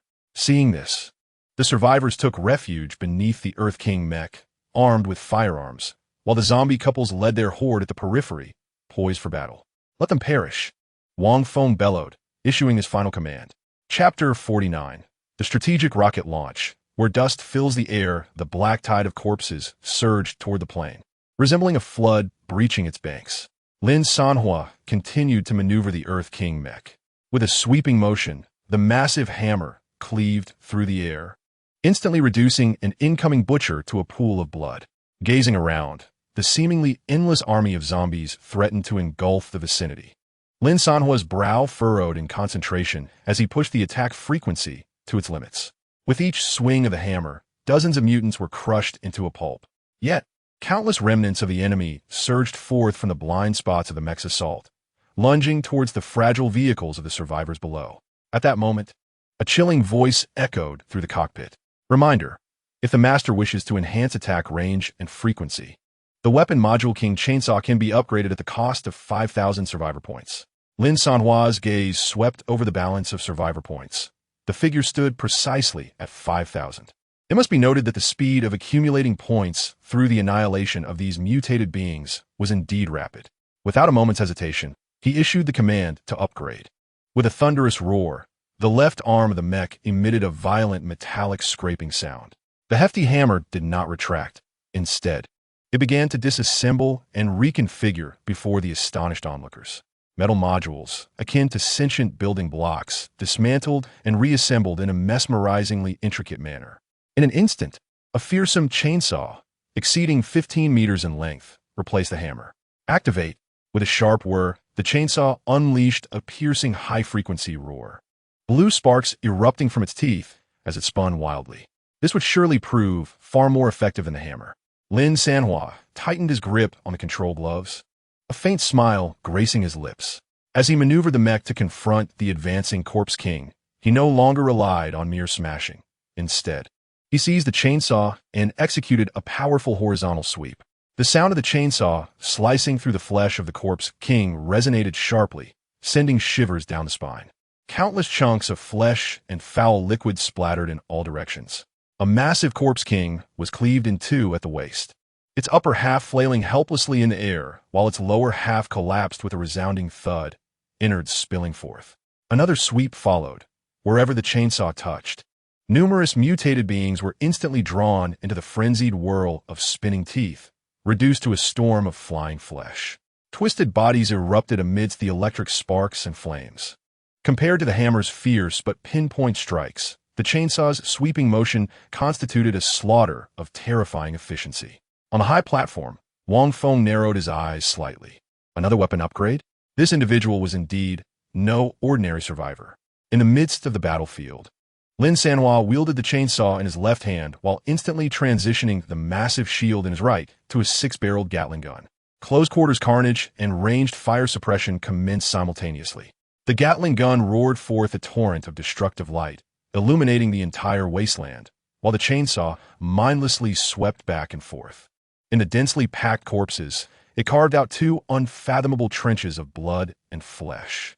In mere moments, the once stone-strewn ruins were covered by a thick layer of writhing blood and shattered bones. The number of mutated corpses from the first wave was visibly diminishing at a rapid pace. Meanwhile, the survivor points surged astonishingly to 8,000. On the high platform, Wang Feng observed the battlefield below, his expression impassive, his gaze dark and foreboding. The subordinates around him spoke with tense voices, their anxiety palpable. "Chief, if this continues, our army of mutants will be completely annihilated." Wang Feng, however, suddenly broke into a grin, revealing an exceedingly sinister smile. "Annihilation? Have you forgotten how many test subjects we have captured over the years? This number is barely a fifth of our total." He then seized a nearby loudspeaker and shouted downwards, "Do you think this is the end? Look over there." As his words fell, a new wave of dark figures emerged on the distant horizon. The black mass writhed, rapidly expanding, converging into an endless ocean of flesh. This time, the numbers were even more densely packed and colossal. The very ground began to tremble violently. "Is there more?" Lin Sanhuo, through the wide-angle view of his mech, witnessed this scene, and his expression shifted slightly. On the ground, the survivors were nearly out of ammunition. Those zombies who had just regained a semblance of humanity had already sacrificed most of themselves in the recent battle. Hiding in the vehicle. Could the heroes withstand the next onslaught? What are those behind you? Can they endure? Wang Feng pointed at the remaining survivors below, his eyes gleaming with amusement. At that moment, the survivors fought desperately. Zhang Jinhao clutched his scorching rifle, mechanically firing at the zombies outside the window. Yet, his focus remained fixated on his mother and wife. Those two staggering zombies were clumsily using their tattered bodies to shield the front of the armored vehicle, blocking any mutant attempting to climb aboard. "Mom." Zhang Jinhao watched in agony as a monstrous creature sank its teeth into his mother's shoulder. In the rear of the convoy, a young boy clutched his rifle, helplessly witnessing his father being besieged and torn apart by 3 mutants. "Dad, get away!" The boy screamed, trying to rush forward, only to be firmly restrained by an adult nearby. "Don't go. It would be futile." The zombie father seemed to hear the call, abruptly turning to glance at his son. A fleeting clarity flashed in his murky eyes. He opened his mouth, emitting a vague roar that sounded as if he were calling the boy's name. Then, he abandoned all defense and lunged at the 3 mutants, using his body to hold them back. "Dad!" The boy fell to his knees, tears instantly blurring his vision. Similar scenes unfolded in every corner of the battlefield. Once beloved family members, now in zombie form, fiercely protected their loved ones in their final moments. Although Lin Sanhuo piloted the formidable mech, he found it difficult to assist every survivor besieged by mutants below. "Hold on, Brother Lin, I'm almost done," Zhao Dong shouted down. Yet, he remained oblivious to the larger wave approaching in the distance, one that could consume them all in an instant. It seemed that drastic measures would soon be necessary. Lin Sanhuo gazed at the screen of the vehicle's control panel, where the continuously fluctuating survival points had now surpassed 10,000. He promptly accessed the modification interface, his attention fixated on a weapon that had previously lacked sufficient points for enhancement. Father of Bombs, FOAB, small nuclear bomb, upgrade. In an instant, his 10,000 survival points vanished. A thunderous roar erupted. Behind the towering mech, the originally 6-barreled cluster rocket launcher began to undergo violent transformation. The 6 barrels retracted inward, converging, ultimately merging into a single, disproportionately large launcher. A colossal rocket warhead, nearly half a meter in length and width, slowly ascended from the ammo storage within the mech, automatically loading itself onto the launcher. The pitch-black barrel glimmered with a cold metallic sheen, exuding an unadulterated aura of destruction. Father of Bombs, FOAB, small nuclear bomb. Range, 40 m, killing radius, 2000 m, power. Strategic level at 2000-meter killing radius. What does that entail? It encompasses an area visible to the naked eye. However, Lin Sanhuo was uncertain whether the remnants of the vehicle's energy shield could withstand the aftermath of such a colossal explosion. Yet at this moment, it appeared there was no alternative. "Everyone, seek shelter." Lin Sanhuo's voice reverberated through the mech's loudspeakers. "Take cover behind me." He adeptly maneuvered the mech, transforming the left arm's chainsaw back into a massive shield, standing resolutely in front of the survivor convoy in an absolute defensive posture. Though the survivors were bewildered by the unfolding events, they instinctively obeyed the command, huddling tightly behind their vehicles. Lin Sanhuo took a deep breath as the enormous barrel slowly elevated, aiming at the densely packed horde of corpses that loomed in the distance. What has this fellow upgraded now? On the platform, Wang Feng squinted, intently observing the alterations behind the mech. "Chief, it seems to be that missile behind him." One of his subordinates trembled to inform. A missile? A hint of disdain flickered across Wang Feng's face. Did he truly believe that a single missile could vanquish my seemingly endless army of mutants? He crossed his arms, silently awaiting the moment his legion would devour the individuals before him completely. Meanwhile, Lin Sanhuo pressed the launch button. Whoosh! The enormous rocket, trailing a long plume of fire, soared through the dim sky, plunging headfirst into the distant horde of corpses. The shock wave surged forth like a tsunami, sweeping in all directions. On the platform, a sudden wave of profound unease surged within Wang Feng's heart. Why do I feel? In the next instant, the entire world fell silent. A blinding, indescribable white light, pure and consuming, obliterated all visibility. After the blinding light receded, a colossal mushroom cloud, vast enough to obscure the sky, erupted, melding flames with dust, tearing through the clouds and soaring towards the heavens. The corpulent mutant behind Wang Feng sensed the impending danger and lunged forward. Yet in that fleeting moment, bang! The delayed explosion reverberated, striking with an intensity that felt as if an invisible hammer had struck the very ground beneath. Boom! The terrifying shockwave surged past at a speed surpassing sound, seemingly intent on annihilating the entire city. Chapter 50, Off-Road Mode, rampaging through the city. Dozens of mutated creatures layered upon one another, fiercely shielding Wang Feng beneath.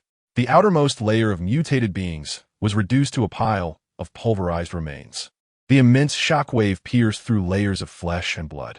Wang Feng's arm succumbed to excruciating pain, losing all sensation. Clutching his arm, he struggled to rise from the heap of bodies, his mouth and nose filled with the acrid scent of dust and blood. The mutated creatures that had protected him slowly began to writhe, recovering. Yet, Wang Feng's gaze was fixed on the distant direction of the corpse tide, where countless charred and mangled corpses lay, buried like refuse in a colossal crater. His pupils quivered, his voice tinged with anguish. How could this be? My army of mutated beings amassed over a decade. All gone. His lips trembled. These mutated forces were his means to level the entire southern border. A capital to present as his first tribute to the New World. But now, a missile he had scarcely regarded had obliterated everything in an instant. Meanwhile, the Earth King mech maintained its defensive stance, unwavering. Yet, its heavy metallic shell bore the marks of high temperatures and shock waves, with fine cracks appearing. Inside the cockpit, piercing alarms blared incessantly. Warning, energy shield overload. Shield energy depleted. Simultaneously, a chilling notification surfaced. Father of modified warheads, exhausted. Weapon module reverted to conventional rocket launcher. Upon hearing this, Lin Sanhuo paused in surprise, rolling his eyes. Good grief, another disposable one? But in the next moment, his attention was seized by another message. Survivor point balance, 35,412, 35,000. In an instant, the feeling of regret vanished, replaced by a capitalist's sense of satisfaction. Investment of 31, worth it. Beneath the mech, outside lay the charred corpses of zombies. They had formed a final line of defense with their decayed bodies, enduring the searing heat that could melt flesh for their families. The survivors trembled as they moved forward, encountering yet another scene of farewell. Finally, Lin Sanhuo's gaze pierced through the smoke, resting on the vast pit, then shifting to the ruins of distant skyscrapers, where a figure clutched a severed arm. Truly resilient. Wang Feng also spotted him, suppressing his inner fury. Let us go. To the hospital. With that, a mutated creature seized Wang Feng, leaping several times toward the ruins. Tried to escape. Zhang Jinhao reacted instantly. He immediately scrambled out of the vehicle, organizing the survivors. But upon turning back, he was confronted by the mountain of debris blocking their path, completely sealing off their escape. Go resolve the situation with the others in the city. Came Lin Sanhuo's voice from the mech. I will pursue Wang Feng. But Brother Lin, the roads are blocked. As Zhang Jinhao curiously pondered how Lin Sanhuo intended to navigate through the ruins, suddenly, a towering 12-meter-tall giant mech began to contract, transforming into a massive mining truck resembling a moving hill. Initiating super off-road mode. The vehicle's 12 enormous tires expanded outward, while heavy metal tracks extended from beneath the chassis, interlocking with a resounding click. In mere seconds, a formidable vehicle, merging the characteristics of a giant truck and a heavy tank, materialized before the onlookers. Good heavens!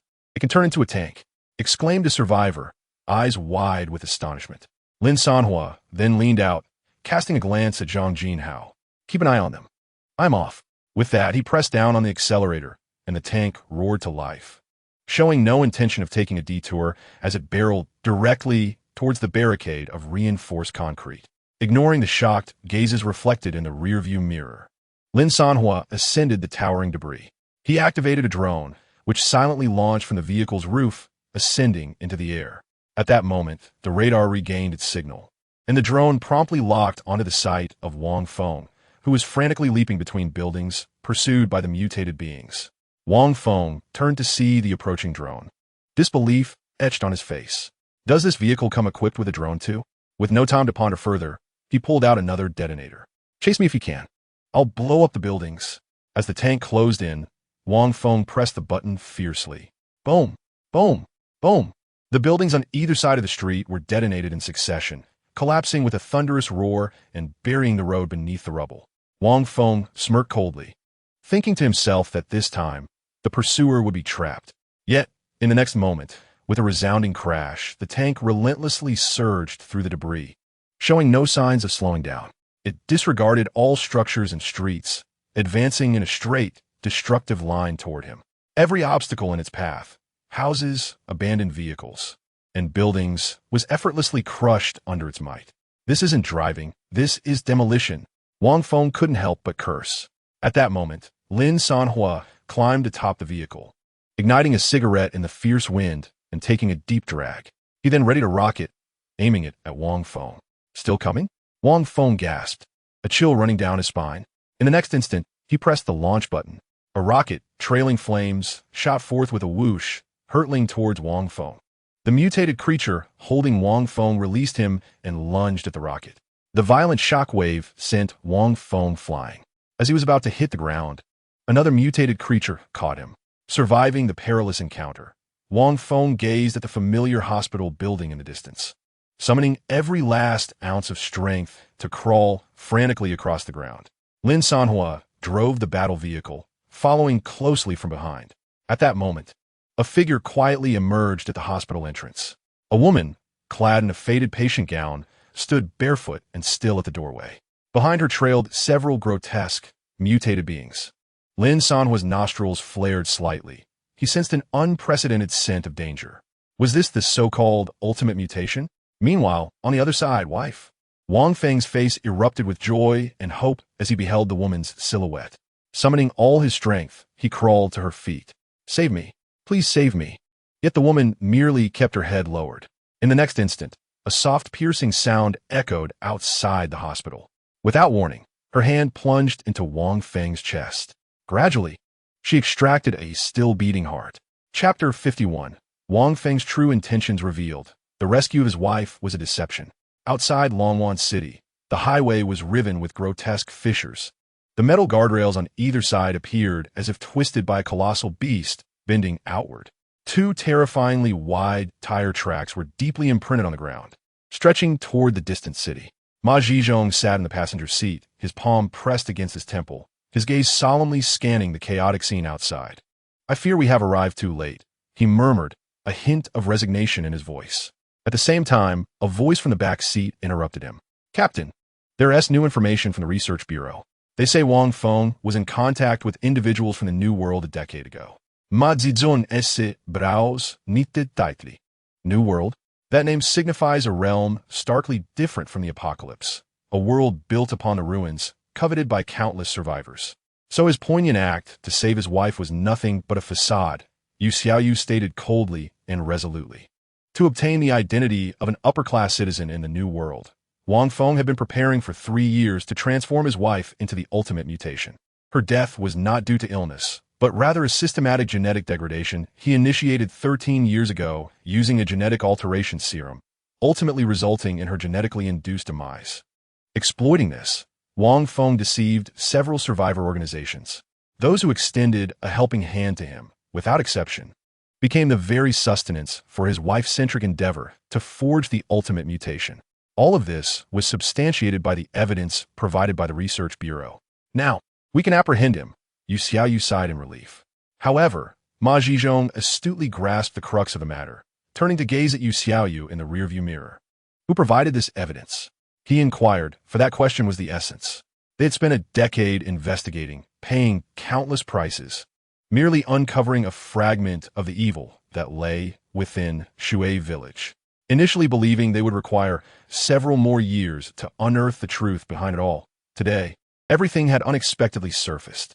Let me inquire further. Yu Xiaoyu also sensed that something was amiss. After a brief silence, she spoke again, her voice now laced with an uncontrollable astonishment. What happened? The response from Yu Xiaoyu rendered the entire vehicle enveloped in an abrupt stillness. The Research Bureau indicated that it was evidence provided by Wang Feng's wife. Her? Ma Zhizhong's expression froze for several seconds. He had envisioned the most outrageous possibilities. Perhaps that mysterious truck driver had uncovered some evidence through unknown means, yet he had never anticipated that the fatal blow would come from the one closest to Wang Feng. This implies that his wife had been aware all along, cognizant of her husband's exploitation. But why did she choose this moment to reveal everything? This question plunged both Ma Zhizhong and Yu Xiaoyu into silence. Why would a woman who had endured for 13 years decide to unleash everything today? At that moment, suddenly, the horizon lit up without warning. A silent, all-consuming white light flashed by. Following that, the earth began to tremble violently. An indescribably colossal mushroom cloud, mingled with flames and dust, tore through the sky and slowly ascended. The aftershock of the blast rendered the entire convoy immobile. Once the tremors subsided, Ma Zhizhong and Yu Xiaoyu remained rooted in place, exchanging horrified glances through the car window. According to intelligence reports, the Resurrection Organization did not possess such a weapon. Could it be that truck driver again? Both exclaimed in unison. Ma Zhizhong slammed his hand against the seat. Quickly, proceed to Longwan City at the utmost speed. At that very moment, in Longwan City, Lin Sanhuo sat in the cockpit, quietly observing the woman in a hospital gown at the entrance. In the final second of Wang Feng's life, he heard the woman's whisper near his ear. The voice was soft, almost inaudible. I have waited for you to turn around for 13 years. But is your identity as an upper city person truly that significant to you? Why? A crisp crack echoed, interrupting her unfinished words. The woman's mouth opened in an exaggerated arc, her previously emotionless face morphing into a grotesque visage. In one swift motion, she bit off Wang Feng's head, swallowing it whole. As she sobbed and chewed on his body, it seemed as if something was completely taking over the control of this body. Lin Sanhuo was momentarily stunned by the gruesome sight. His body instinctively reacted, inadvertently pressing the truck's horn. The sharp honk rang out, piercing through the eerie silence of the ruins. Instantly, the woman's movements halted. She slowly turned her head. Her eyes, now devoid of humanity, locked onto Lin Sanhuo's armored vehicle. A notification chime from Xiao Yi echoed in the cockpit. Alert! You had disturbed the mother of the dead, Lin Sanhuo. A piercing scream erupted. The woman's entire face was ensconced in dark, protruding veins. Her mouth split open, taking on a grotesque petal-like shape, and she unleashed a deafening roar directed at Lin Sanhuo. The sound waves transformed into tangible shock waves, causing the debris at her feet to tremble violently.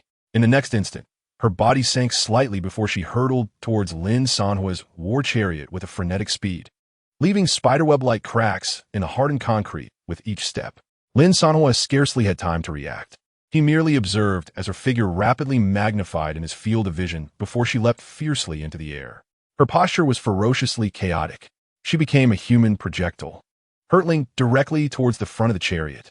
Finally, a resounding crash echoed. The woman was struck down. The war chariot merely quivered slightly. What was happening? Lin Sanhuo stood up in bewilderment, gazing at the woman sprawled on the ground. Was this a staged accident? Chapter 52, Bombardment. Gatling. Rocket. Overrun. You think I can't kill you? Lin Sanhuo noticed that his phone had not received any notifications regarding the acquisition of survival points. The good news, she was not faking an accident. The bad news, she was still alive. Simultaneously, a familiar private message popped up on the screen. Xingyu, where are you? Xingyu, does Wang Feng have any information? Don't kill him. He possesses crucial intelligence. Xingyu, and Wang Feng's wife, She is extremely dangerous. If you see her, remember to flee. We will handle it. You will handle it? Lin Sanhuo rolled his eyes. He had painstakingly dealt with Wang Feng's mutated army and was poised to confront the final ultimate mutant to complete his conquest mission. Yet this individual nonchalantly stated that they would handle it? How naive. Reflecting further, it seemed that this so-called Special Affairs Bureau had likely entered the city. No time could be wasted. He had to eliminate her before they arrived. He then peered through the bulletproof glass. On the ground, the woman twitched slightly. Her limbs contorted at unnatural angles as she eerily attempted to rise. Her head tilted as another, entirely different consciousness appeared to be struggling violently within her, vying for control. Her expression oscillated between anguish and composure. Kill me. I do not wish for others to perish because of me. However, Lin Sanhuo was indifferent to her plight. Regardless of her identity, he clambered atop the vehicle. The 6-barrel Gatling gun's muzzle was aimed directly at the woman, a mere 2 meters away. He squeezed the trigger. Virum! The barrels of the Gatling began to whir as they heated up. In swift succession, tongues of destruction erupted forth. Rat-a-tat-tat-tat-tat-tat. Countless searing bullets instantly enveloped the woman's form.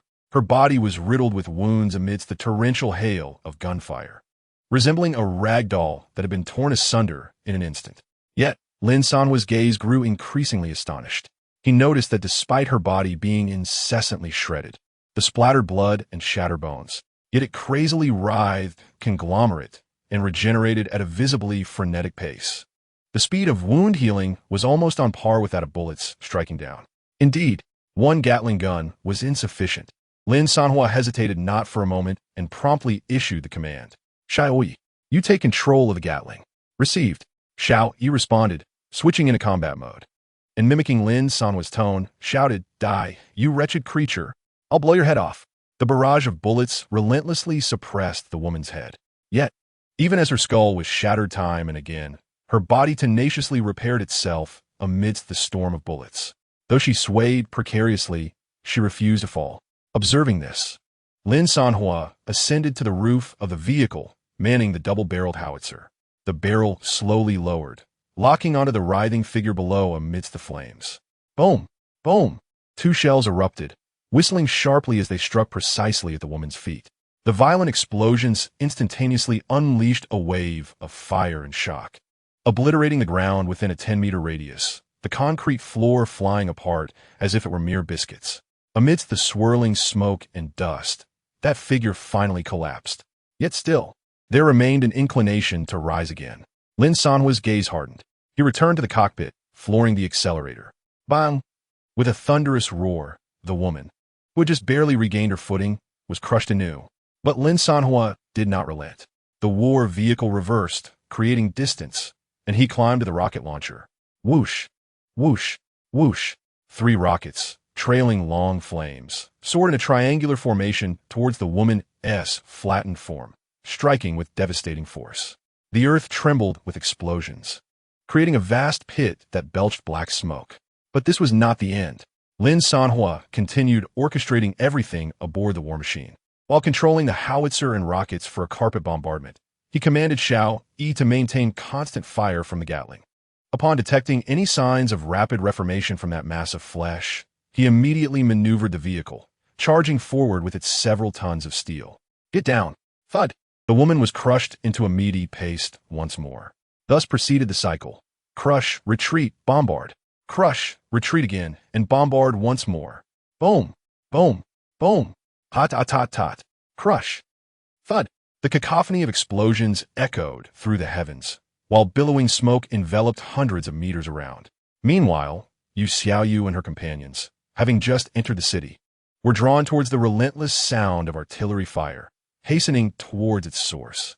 Along the way, Yu Xiaoyu expressed her concern. The ultimate mutant possessed near-immortal regenerative capabilities. She hoped that this individual would heed her advice this time and not engage recklessly.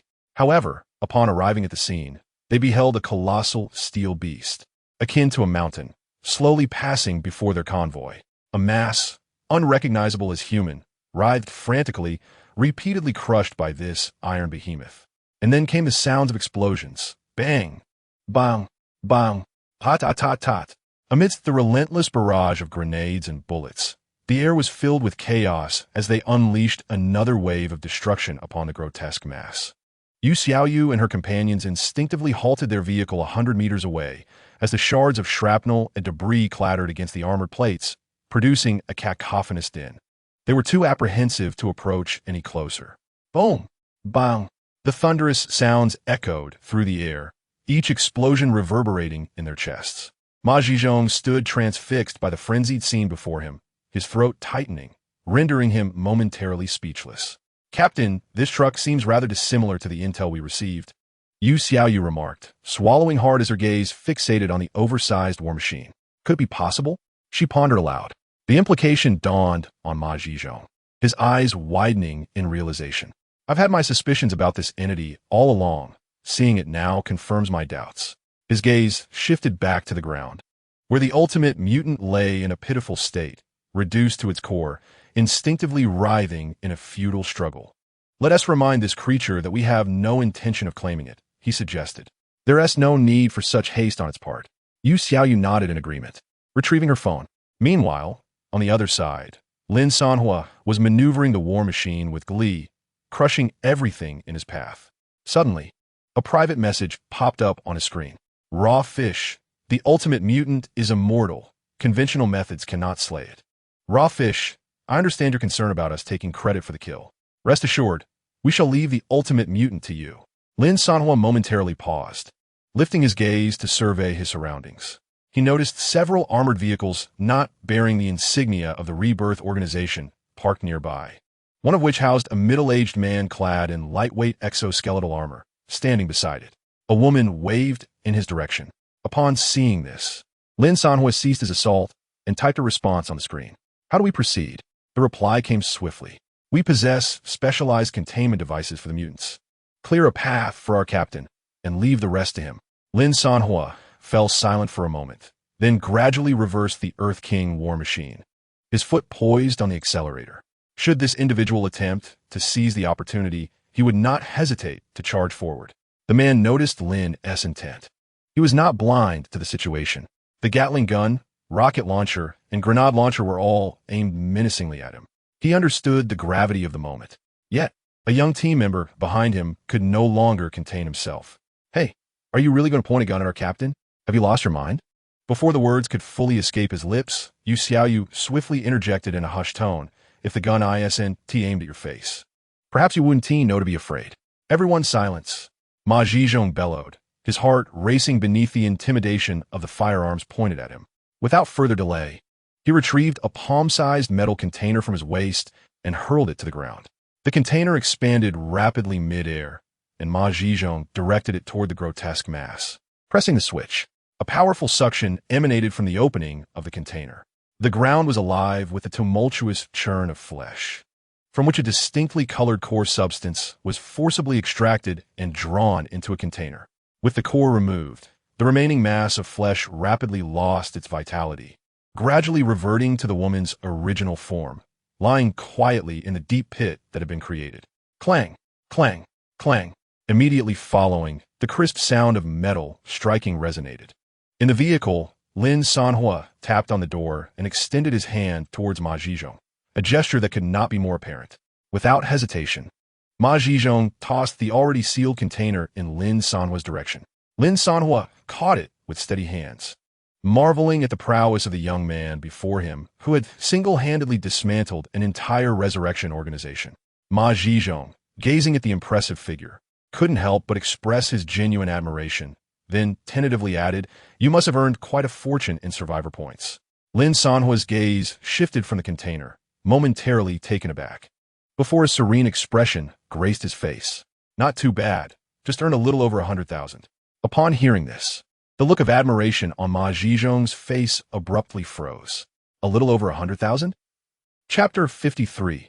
Conqueror's Reward, the Mutant Manufacturing Warehouse, and Ma Zhizhong, who toiled in the Special Operations Bureau, could barely scrape together 300 survivor points in a month. Including various subsidies and bonuses, the maximum was 500. Yet this brash youth, within mere days, had amassed over 100,000 survivor points. The more Ma Zhizhong calculated, the more bitter his heart felt. Yet beneath this bitterness lay an inkling of a wild hypothesis. A cleansed, ordinary survivors could only earn survivor points by defeating mutants. However, cleansers could convert any opposing life form into points. Such a unique identity was not guaranteed to emerge among every batch of arriving survivors. Today, they had fortuitously encountered one. As Ma Zizhong removed his exoskeleton armor, he watched the man effortlessly lift the hefty containment vessel, weighing over 100 pounds, and his last shred of hope dissipated. The ultimate mutant, forget it, it was not coming back. At that moment, Yu Xiaoyu stepped forward eagerly. Captain, should we try to recruit him? Ma Zizhong nodded in agreement. It's worth a shot. Just as he was about to speak, the colossal war vehicle emitted a rumble and began to move slowly. Inside the cockpit, Lin Sanhuo toyed with a metallic container, which held the core of the ultimate mutant. This vessel was extraordinary. It could actually contain the ultimate mutant. In the next instant, a flurry of notifications flashed on his phone. Notification: you have defeated the ultimate mutant, the mother of all. Completion: Conqueror's Quest of Longwan City. Reward 1: Mutant Manufacturing Warehouse. Reward 2: Neural Parasitic Ability. The next Conqueror's Quest will commence in 24 hours. Lin Sanhuo immediately clicked to view the details of the 2 rewards. Mutant Manufacturing Warehouse. Description: capable of manufacturing mutants by consuming biological cores and biochemical energy according to genetic blueprints. Having acquired the blueprints: Butcher B grade, bioenergy 1000, low-level biological core 1. Flesh Tumor B grade, bioenergy 5000, low-level biological core 5. Corpse King A grade, bioenergy 10,000, low-level biological core 10. Frenzied Wolf C grade, bioenergy 500. Zombie F grade, bioenergy 100. Neural Parasitic Ability. Overview: you gain multi-threaded neural control, allowing you to share neural connections with a corresponding mutant. Duration: 3 hours. Consumption: minimum of 100 bioenergy per hour. Control range: within 10 meters. Control units: 1. Lin Sanhuo's eyes sparkled with excitement upon reading this. The mutant manufacturing chamber was anticipated. After all, the Resurrection Organization was established on this very foundation. However, the neural parasitism was an unexpected delight. This ability may not directly augment combat prowess, but its utility could vary significantly.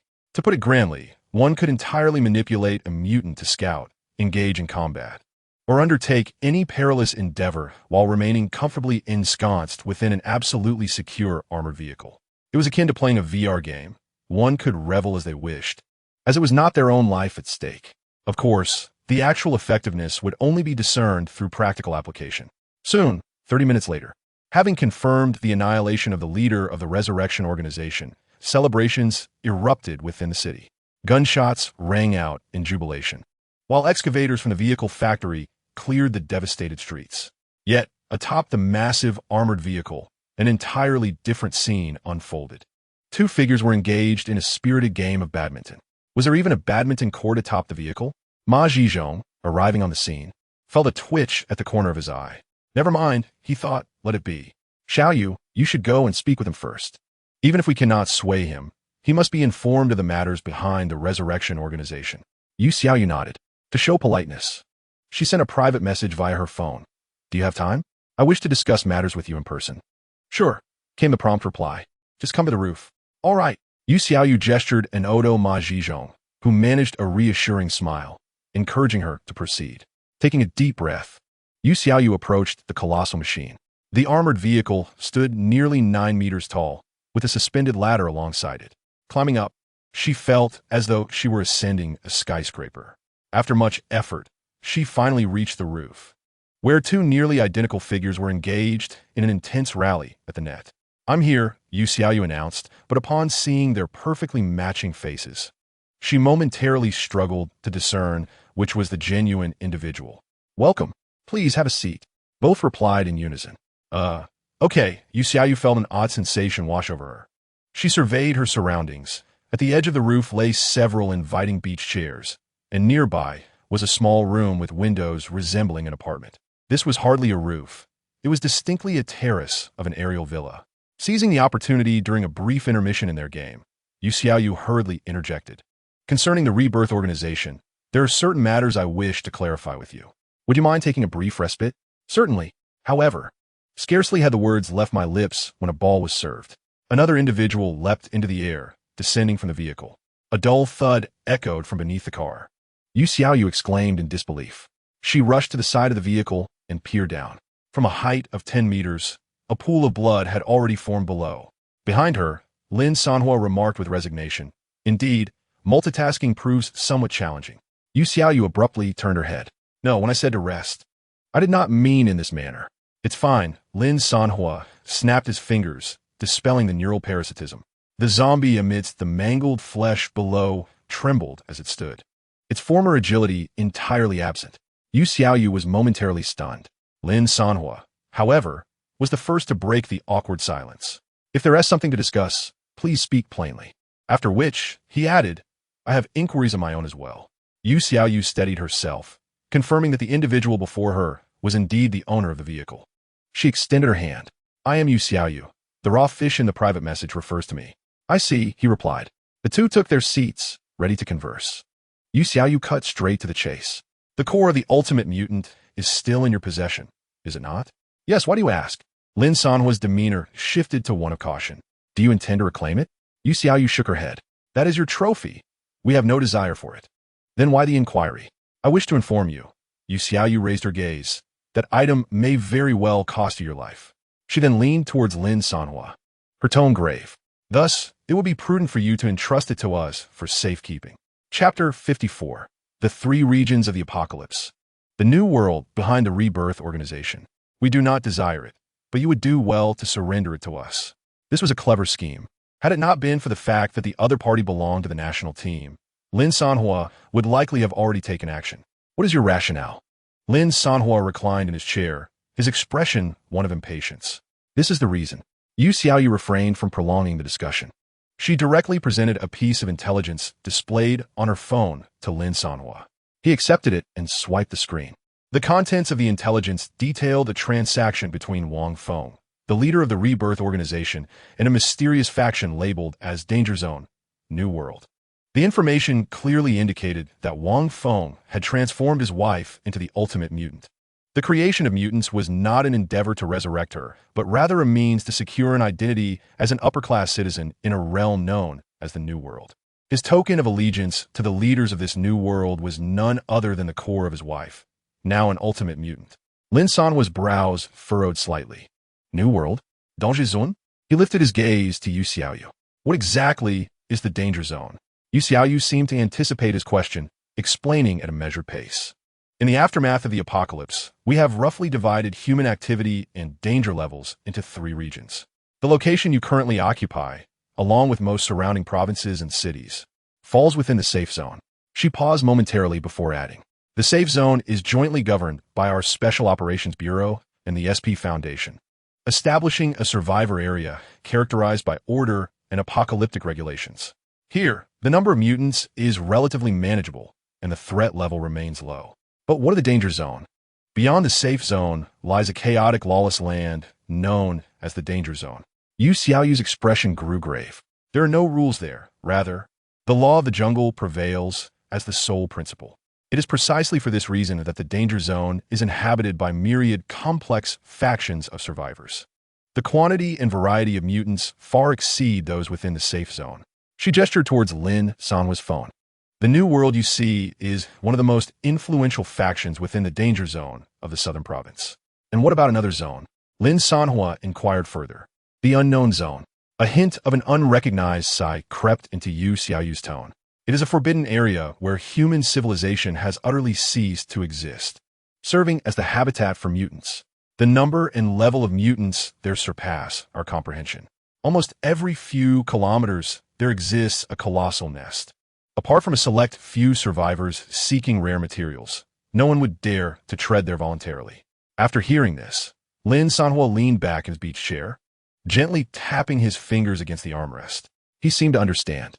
Wang Feng aims to acquire the core of this ultimate mutant as leverage to curry favor with the New World. Yet, the brick intended for knocking on doors lay still on the road, and the one seeking entry was eliminated by his own misfire. Now, this searing brick has fallen into his hands. So you mean? Lin Sanhuo looked at her, a slight smirk forming at the corner of his mouth. This organization, called the New World, will come after me for this? Not merely trouble, Yu Xiaoyu corrected him. It is a relentless pursuit, one unrestrained by cost. The core you possess holds immense research value for them. The ability to create mutants is a coveted dream for any organization. Oh, Lin Sanhuo replied, then fell silent. Observing his aloof demeanor, Yu Xiaoyu felt a twinge of anxiety. Was he truly unafraid? Just as she was about to persuade him further, Lin Sanhuo suddenly straightened up, gazing at her with utmost seriousness. Yu Xiaoyu's heart leaped with joy, believing he had finally grasped the gravity of the situation. Yet, the first question that escaped his lips was, if this new world eliminates them, will they offer many survival points? Chapter 55, A Brief Respite. The next conquest task approaches. Will they offer many survival points? Yu Xiaoyu nearly choked on his words. She had never anticipated that. In the face of the threat posed by such a top-tier faction in the danger zone, his immediate response would be to inquire about the survival points offered. While maximizing survival points is indeed a goal for a purifier, one cannot disregard the issue of safety entirely. Are you serious? Yu Xiaoyu's eyes widened. The New World is a formidable force in the danger zone, with armed personnel numbering in the tens of thousands. Moreover, those equipped with A-grade skeletal armor total in the thousands. A-grade? Lin Sanhuo raised an eyebrow. Bone armor? Indeed, you comprehend now. Yu Xiaoyu believed she had finally persuaded him. This equipment requires at least 1,000 survival points as a baseline and boasts exceptional solo combat capabilities. It can even tear apart sea-level mutated beings with ease. However, Lin Sanhuo's subsequent statement shattered her defenses completely. That amounts to 1 million. 1 million? Yu Xiaoyu responded, her worldview undergoing a tumultuous reconstruction. This fellow perceived the hunting squad of the New World as a mobile survival point ATM? Are you out of your mind? Unable to contain herself, Yu Xiaoyu rose to her feet. They even possess a complete set of tank armor units, which are nearly S-level equipment. Tanks? Lin Sanhuo paused for a moment. It seems the survival points in this new world are indeed abundant. Let them come quickly. Lin Sanhuo stood up from the beach chair. I shall await them. Yu Xiaoyu was utterly speechless. She had encountered arrogance before, but nothing quite like this. The New World had rampaged through the danger zones for years, and for the first time, she was meeting someone who anticipated their arrival. Never mind. Yu Xiaoyu inhaled deeply, deciding to shift her perspective. But you must consider the safety of those around you, right? What do you mean? The New World never leaves survivors. Yu Xiaoyu's tone grew serious. If they pursue you, they will annihilate everyone connected to you, including the survivors who follow you. Lin Sanhuo's expression shifted slightly. She implied Zhang Jinhao and his group. It would be unreasonable to involve them due to his issues. But they are in the safe zone. Your Special Affairs Bureau will protect them, right? Lin Sanhuo inquired. Of course, Yu Xiaoyu nodded immediately, sensing that she had finally hooked him. She then cautiously probed, however, to protect such a city, we will undoubtedly need to increase our personnel. If you choose to join us, we can apply for additional support from above to ensure the safety of you and your companions. Lin Sanhuo fell silent for a moment. So, all this was to enlist me into the Special Affairs Bureau? But the question remains, what benefits can you provide me? Lin Sanhuo gazed at Yu Xiaoyu earnestly. Yu Xiaoyu was momentarily at a loss. The benefits of the Special Affairs Bureau? A fixed salary of 500 per month? A 2-day weekend each week? Retirement insurance? Free meals and lodging? Such offers might sound enticing to ordinary survivors, but for Lin Sanhuo at this moment, they seemed to be more of a deterrent. Just as she was racking her brain for a countermeasure, Lin Sanhuo's phone vibrated. Wait a moment, she said, pulling out her phone to glance at the message.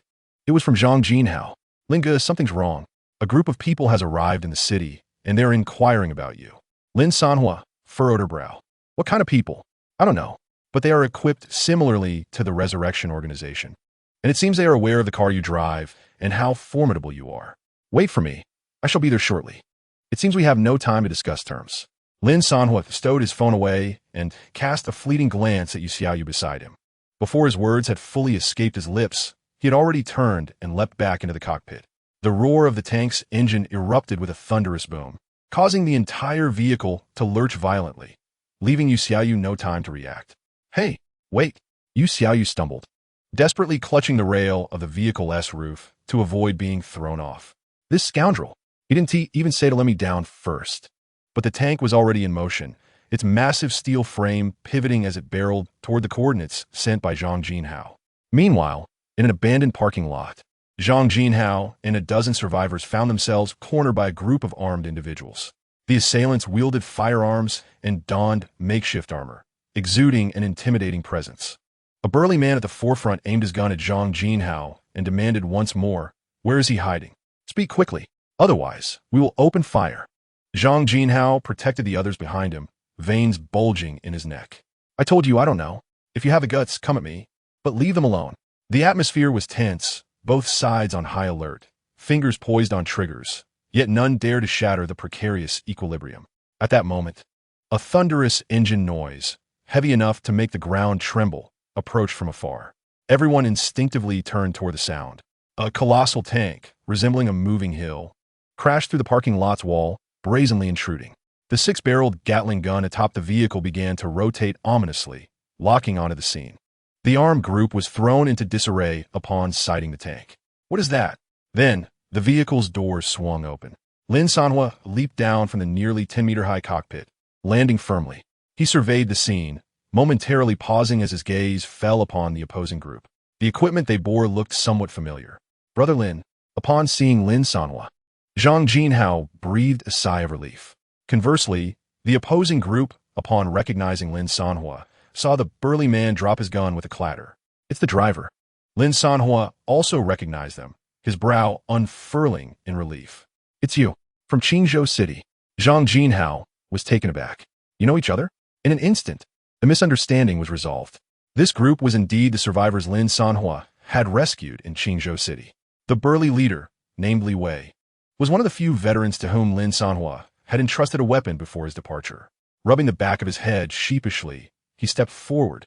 "Brother Lin, we heard that the Resurrection Organization was causing trouble in Longwan City, and we also caught wind of your situation. We feared you might not manage alone." Another young man squeezed forward excitedly, patting the armor he wore. "So we brought the weapons you left behind, organized a group of brave souls, and found a drivable vehicle from the city to come and support you overnight. Along the way, we followed the trail of your tank. Upon entering the city, we inquired about your whereabouts and unexpectedly encountered them." Li Wei gestured towards Zhang Jinhao, chuckling softly. "Initially, we mistook them for members of the Resurrection Organization and intended to capture them for questioning. However, this misunderstanding arose. Lin Sanhuo, after absorbing the information, uttered not a word. He simply approached the group, examining their gear, which indeed bore his mark from earlier days. Though rudimentary, it had been meticulously maintained. The weariness of their long journey was evident on each face, yet their sincerity and concern were unmistakable. Lin Sanhuo retrieved a cigarette from his pocket and lit it. Amidst the swirling smoke, he regarded the diverse assembly before him, young and old, men and women alike. They could have remained safely in Qingzhou City, yet they risked their lives, traversing hundreds of kilometers, driven by uncertain news, to seek him out. Lin Sanhuo exhaled a cloud of smoke. Were they not afraid that they might not return? Li Wei and the others, however, chuckled in response. "As long as you are safe, that's all that matters." They clustered around him, clamoring with a myriad of questions. Their curiosity eventually turned to the imposing, enhanced Da Wang battle vehicle that had departed from Qingzhou City.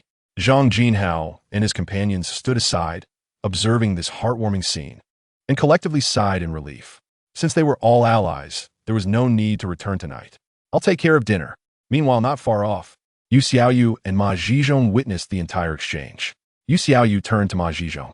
"Captain, do you think it's inappropriate for me to use these people to persuade him to join us?" Ma Zhizhong paused in contemplation before nodding. "Whether he joins or not is his decision. As long as the necessary words are conveyed, that suffices." Soon, night enveloped the land. To commemorate the liberation of Longwan City and to welcome friends from afar, the survivors ignited a massive bonfire in the square. The flames soared, dispelling the chill and darkness of the apocalypse. Someone even produced a guitar from somewhere, strumming an off-key melody. A group encircled the bonfire, clumsily dancing and laughing heartily. Children chased and played amidst the crowd, while the fierce wolf pack lay quietly on the periphery, watchfully observing their surroundings as the most loyal sentinels. This scene of warmth starkly contrasted with the usual atmosphere of despair. Meanwhile, Lin Sanhuo sat alone atop the battle vehicle, cigarette in hand, quietly observing the long-missed vibrancy below. After a while, Yu Xiaoyu climbed up to join him. "What's on your mind? Still contemplating whether to join us?" Lin Sanhuo turned his head to look at her. "Our captain has spoken," Yu Xiaoyu replied with a wry smile, gazing down at the figures flickering in the bonfire. "Even if you choose not to join, he will still assign someone to protect these people." "Then I thank you on their behalf," Lin Sanhuo said, taking a drag from his cigarette and glancing at his phone. Uncertain of what he awaited. "Where do you plan to go tomorrow?" Yu Xiaoyu continued to inquire. "Will you stay here for a few days or venture elsewhere?" At this moment, the clamor below gradually subsided. People sought their respective places to rest. The campfire gradually dwindled, leaving only a few embers. The entire city fell into a profound silence. Lin Sanhuo leaned against the back of his chair, gazing at the illuminated screen. "You have received a new Conqueror mission. I am uncertain, but one thing is clear. I shall not remain here," Lin Sanhuo replied. Chapter 56. Stepping into a one-star danger zone. Let us pretend to be a novice. Hint. You have obtained a conquest mission. Location: Greenvine City. Conquest target: a city governed by a human faith aberration. Distance to target: 1235 m. Navigation to relevant locations has been sent to your war vehicle. Please check your receipt. A city governed by a human faith aberration? Upon reading this message, Lin Sanhuo slightly narrowed his eyes. An aberration that regards human life as mere fodder and feasts upon humanity. Astonishingly, has a city that venerates them? It seems this city harbors its own tales. Lin Sanhuo pondered, recalling the zombie couple and the wife who had slain her husband, wondering if there were countless entangled stories therein. Simultaneously, he observed in the distance by the campfire, the zombie couple was systematically organizing the other zombies. Moreover, Wang Feng's wife, having detached from the ultimate aberration, was not dead, but was being handcuffed and confined in the vehicle with Yu Xiaoyu and others. She silently gazed at the scene before her, lost in thought. Yu Xiaoyu noticed Lin Sanhuo's gaze and continued to explain. She had known about her husband's circumstances from the outset, yet she had initially been willing to sacrifice herself for her husband's chance to become an upper city dweller. Lin Sanhuo turned his head, displaying a look of bewilderment. Willing? Why so? It was merely that she was unaware this decision would lead to the demise of so many. Yu Xiaoyu responded. Wang Feng had continuously deceived her, assuring her that he would not harm anyone and promising to treat her and their daughter kindly once he became an upper city dweller. Thus, upon discovering her husband's betrayal, she was prepared to make a sacrifice. However, she soon realized she could no longer control the situation. To mitigate her sins, she discreetly created a female zombie that retained some humanity. This female zombie's mutation core possessed the ability not only to preserve its own humanity, but also to gradually restore humanity to other infected zombies. This was the greatest assistance she could offer. At the trial, we will strive for leniency based on this matter. Has she inquired about her daughter? Lin Sanhuo asked again. She is currently searching, Yu Xiaoyu replied. Her primary concern now is her daughter. Lin Sanhuo nodded. Thus, everything became clear. By the way, you mentioned you would be leaving tomorrow, right? Where are you headed? Should I accompany you? Soon, Yu Xiaoyu tentatively inquired. As a purger, she understood the impossibility of staying in one place for too long. Lin Sanhuo did not conceal the truth and answered directly. Greenvine City. Have you heard of that place? Greenvine City? Yu Xiaoyu stroked his chin, deep in thought. Within the jurisdiction of our safe zone, this name was unfamiliar. It must belong to an urban area in the danger zone, most likely. Lin Sanhuo had surmised the same as he glanced at the navigation system. The direction was indeed leading towards the rear of Longwan City, a considerable distance away. It was clear that they had crossed the so-called safe zone. However, this did not necessarily signify a negative outcome. After all, the principle of greater risk yielding greater reward applies universally. The primary advantage of the armored vehicle lies in its mobility. How could one refrain from pursuing lucrative opportunities? It would be a disservice to the vehicle to let it gather dust in a comfort zone. Since you are determined to leave this place, we shall assist you one last time. We will announce to all regions that the Resurrection Organization is a creation of our Special Operations Bureau. All consequences shall be borne by our Bureau. This at least ensures that you will not be targeted by the New World within a month of entering the danger zone. Are you not afraid of their retaliation? Lin Sanhuo questioned, disliking the notion of owing favors, for favors are the most precious currency in existence. Rest assured, The new world does not possess the audacity to cause trouble within the safe zone. Our decision to refrain from confronting them is commendable in itself. Then I must express my gratitude to you all, Lin Sanhuo replied with a wry smile. No need for thanks. If you can continue to execute such bold endeavors in the danger zone, it will indeed benefit us in expanding the boundaries of the safe zone. It is mutually advantageous. Yet, I wonder when we shall meet again. Yu Xiaoyu reclined in his chair, gazing at the starry sky. Lin Sanhua, on the other hand, looked down at Wang Feng's wife, whose face was etched with worry. There is plenty of time ahead. As the night deepened, the following day dawned. At first light, the embers of the campfire still radiated warmth. As the survivors awoke from their slumber, the colossal armored vehicle, reminiscent of a hill, had vanished without a trace, leaving behind two profound tire tracks extending into the distance. Its departure was silent, catching everyone off guard. Not far away, Yu Xiaoyu was arranging the handover of Wang Feng's wife. The woman, shackled, disembarked from the Special Operations Bureau's vehicle. Her face was haggard, and her gaze vacant, as if she were perpetually burdened by concern. Just as the words left her lips, her steps faltered, her eyes fixed intently on the distance. That pair of zombie spouses was methodically organizing other somewhat rational zombies, clearing the debris from the streets. Behind them, a frail figure staggered toward her. The youthful countenance, though marred by decay, bore eyes that reflected a familiar visage. "Mom," a muffled yet unmistakably clear call emerged from the lips of the young zombie girl. She extended her stiff little hand, trembling as it waved through the air before the woman. The woman's body shuddered violently, and tears streamed down her face. Meanwhile, Yu Xiaoyu sighed, observing the departing silhouette of the armored vehicle. So, it was you who had been concealed. Lin Sanhua drove the war vehicle, following the navigation as he departed from Longwan City.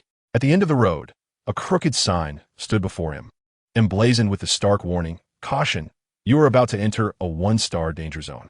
Upon entering, Lin Sanhua took out his phone to check the chat group, which had also undergone a transformation. "Notice, you have entered a new network area," it announced. "Loading, anonymous chat group for this area, followed by, you have joined the 1-star danger zone chat group of the Southern Province." As Lin Sanhua entered the chat, a familiar sensation washed over him. Yet the messages were far more explosive.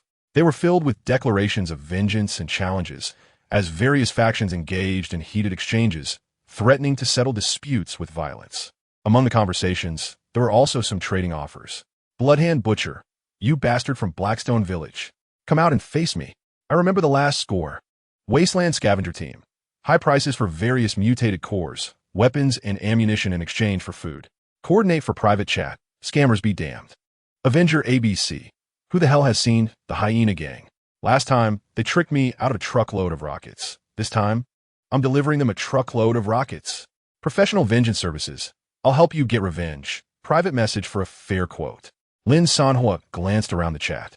True to its reputation, the danger zone was rife with hostility, far more so than the safe zones, filled with talk of violence and death.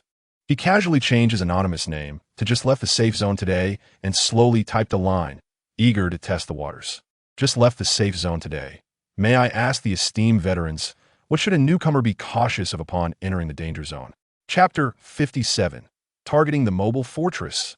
But lacking core materials shortly after sending the message, the chat group erupted with activity. "Blood Wolf Gang member, wow. A newcomer already in the danger zone? Iron Brotherhood Old 9. Newbie. First rule, trust no one. Second rule, don't even trust the first rule. Rogue Scar, a novice? What are you pretending for? Do you have any strength to dare enter the danger zone? Speak. Are you an undercover agent from the Special Affairs Bureau? Wasteland merchant. Need gear? The equipment in the danger zone is far more varied than the safe zone. Fair prices, no deceit. Iron Brotherhood Old 9. If you truly wish to survive, I suggest you find a strong faction to affiliate with. How about joining our Iron Brotherhood? Just 500 survival points a month guarantees you can walk freely in the 1-star danger zone. Mad Mantis, don't believe the one above. They're merely a bunch of extortionists.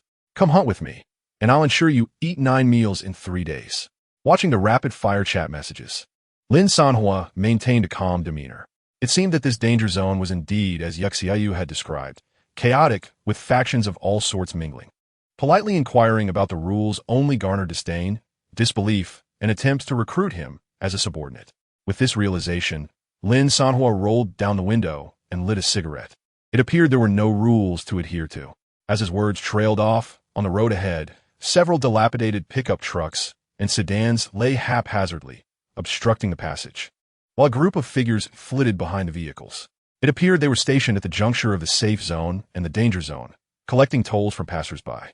Almost simultaneously, a message popped up in the nearby chat channel. "Wayfarer, brother, could you spare a few coins?" Undoubtedly, it originated from the very group ahead. Lin Sanhuo had no interest in responding and pressed the accelerator down without hesitation. "Xiao, reminded. Speed bumps detected ahead. Please reduce speed." The vehicle's built-in navigation system offered a courteous warning, but Lin Sanhuo paid it no heed. Initially, the roadblock crew lounged against their cars, gazing at the truck in the distance, which was becoming increasingly defined. "Boss, doesn't that truck seem a bit large? Since when does the safe zone have such a massive vehicle? Damn, it looks like he hasn't noticed us. He is not slowing down." "No, it's not that he hasn't seen us. He thinks we're the speed bumps." "Wow, he really does." With a resounding crunch, the colossal tires of the war vehicle showed no signs of halting. Accompanied by the sounds of metal distortion and flesh being crushed, it barreled straight through the blockade. Lin Sanhuo glanced in the rearview mirror, witnessing nothing but a litter of twisted scrap metal and a haze of crimson. Upon examining the materials collected by the war vehicle, he found the haul pitifully meager. "Is this all? They dare to obstruct the road in the danger zone?"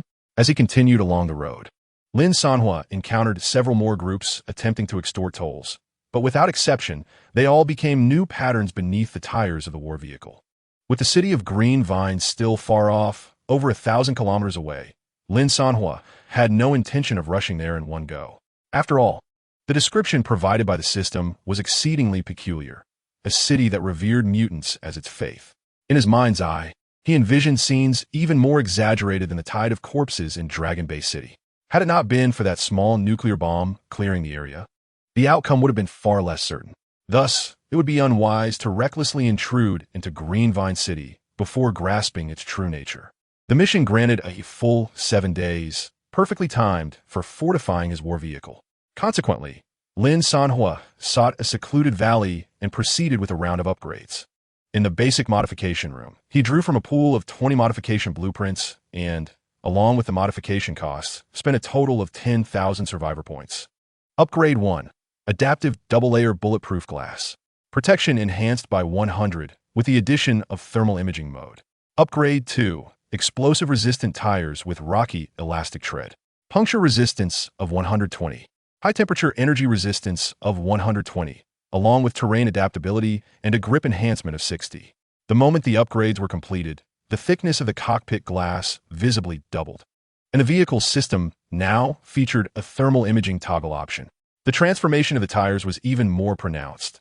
The original off-road giants seamlessly merged with the tread structure, the tire surface material becoming akin to some fibrous living entity, capable of adjusting its hardness and form according to the terrain. Finally, Lin Sanhuo regarded the mere 20,000 survivor points remaining in his account and, without a moment's hesitation, directed them towards his next objective, Mobile Fortress. The two features in the introduction had long tantalized him. One was a spatial device that could provide an additional 1,000 square meters of dynamic folding space. The other was a base form that, once activated, would yield an extra 2,000 square meters of static space. In total, that amounted to a staggering 3,000 square meters. What does 3,000 square meters signify? His battle vehicle, with its 2-story cabin and roof, offered merely around 300 square meters of usable area. Presently, the vehicle was crammed with 2 manufacturing rooms, a biochemical energy generator, food materials, and the space-consuming mutated organism production chamber, rendering the entire area somewhat congested. Lin Sanhuo calculated that merely producing an A-level Corpse King would occupy 30 square meters. Currently, his vehicle could accommodate no more than 2 of such entities. This calculation did not even factor in the various spoils and materials he would collect in the future. If the spatial issue was not addressed, his prideful battle vehicle would soon devolve into a mere tin can overflowing with refuse. As his combat capabilities surged, the logistics must keep pace. He had no desire to relive the days of playing badminton atop his vehicle while being cautious not to step onto the rocket launcher platform. However, The prerequisites for upgrading the mobile fortress included not only 20,000 survivor points, but also two additional requirements. First, 5,000 units of advanced metal. Second, a first-tier spatial cube. He had gathered the advanced metal just yesterday. Now, everything was in place except for the spatial cube. Where could he procure such an item? Lin Sanhuo glanced at the chat group, where a crowd was still bustling about, attempting to solicit his attention, and a slight smile crept across his lips. Perfect. It was time to test the mettle of these seasoned veterans from the danger zones. He leisurely typed out a message and sent it forth. Who is a first-tier spatial cube? Quote your price. I am buying. Upon sending the message, the once lively chat instantly fell into a momentary silence. Almost immediately, a flurry of unrealistic responses flooded in. 500 survivor points. I'll trade with you on the spot. 500? Are you kidding me? I have it for 5,000. Authentic spatial cube. A fake will be compensated tenfold. Today just left the safety zone, kid. Do you even know what this thing is for? It's a treasure, only second in rarity to the ultimate mutated core, and money can't buy it. 50K. I truly have it here. The first two are frauds. How could a spatial cube be that cheap? Today just left the safety zone, little brother. Spatial cubes are basically non-sale items. Don't believe them. Haha, I've been grinding for 10 years and haven't seen a spatial cube. If I knew it could be bought, I would have purchased it long ago. Upon reading the messages above, Lin Sanhuo was momentarily taken aback. From the sounds of it, this item was so sought after that even those with money could not acquire it. Just as despair began to creep in, a private message suddenly chimed in. I know a place that sells this item, but it's quite expensive, at least 300K as a starting point. Interested? 300K? Lin Sanhuo furrowed his brow. It seemed that in this post-apocalyptic world, the demand for space was alarmingly high. Yet even in the face of such exorbitant prices, Lin Sanhuo did not hesitate and immediately replied, Where is it? The response came swiftly in a dream. Chapter 58. A surprising encounter with Yu Xiaoyu. The little yellow dog invites the orphan to join. Are you playing with me? Lin Sanhuo leaned back in his chair, his gaze betraying no emotion. He merely glanced again at the ID. Iron Army Stronghold Red Wolf. Very well, I have noted it. He exited the chat group, lacking any desire to respond further. At that moment, the distant roar of a motocross engine drew closer. Lin Sanhuo instinctively squinted, his hand reaching for the weapon system's switch. However, upon glancing at the reflection in the rearview mirror, he halted his movement. Was it her? A graceful figure rode a motorcycle, kicking up a cloud of dust as she sped along the desolate road. Yu Xiaoyu aligned her bike alongside a truck, deftly removed her helmet, and let her long hair cascade down. She emphatically pointed to her phone and then at Lin Sanhuo, shouting, I have a contact who knows where to find the spatial cube. Don't trust those people in the group. Soon after, the armored vehicle came to a stop. Yu Xiaoyu climbed aboard, and upon noticing Lin Sanhuo's scrutinizing gaze, she promptly took a seat in the passenger side, her expression serious. The danger zone is too chaotic. My captain is worried you might act recklessly, so I've been sent to assist you for a few days. Once you are familiar with the danger zone, I will return. With that, her eyes unconsciously roamed over the cockpit and the large, singular bed behind them, her cheeks slightly flushing. She cleared her throat and added, Let me make it clear, I will only assist you with tasks, nothing more. Lin Sanhuo acknowledged that she possessed a certain allure. However, could a woman possibly be more comfortable riding than in his armored vehicle? This vehicle was the most exquisite creation in the world. As for anything beyond that, who would even entertain such an idea? Nevertheless, considering her previous assistance, he refrained from dismissing her outright and inquired, Is your contact reliable? Yu Xiaoyu nodded eagerly, just about to speak when Lin Sanhuo interrupted her, as if recalling something. Then, could you ask if they know the whereabouts of an organization called Iron Army Stronghold? Why do you need to know this? She asked, just handling a personal matter. 20 minutes later, boom! A tremendous explosion erupted from a mountain stronghold in the distance, obliterating the walls and buildings in an instant, turning them into a smoldering ruin.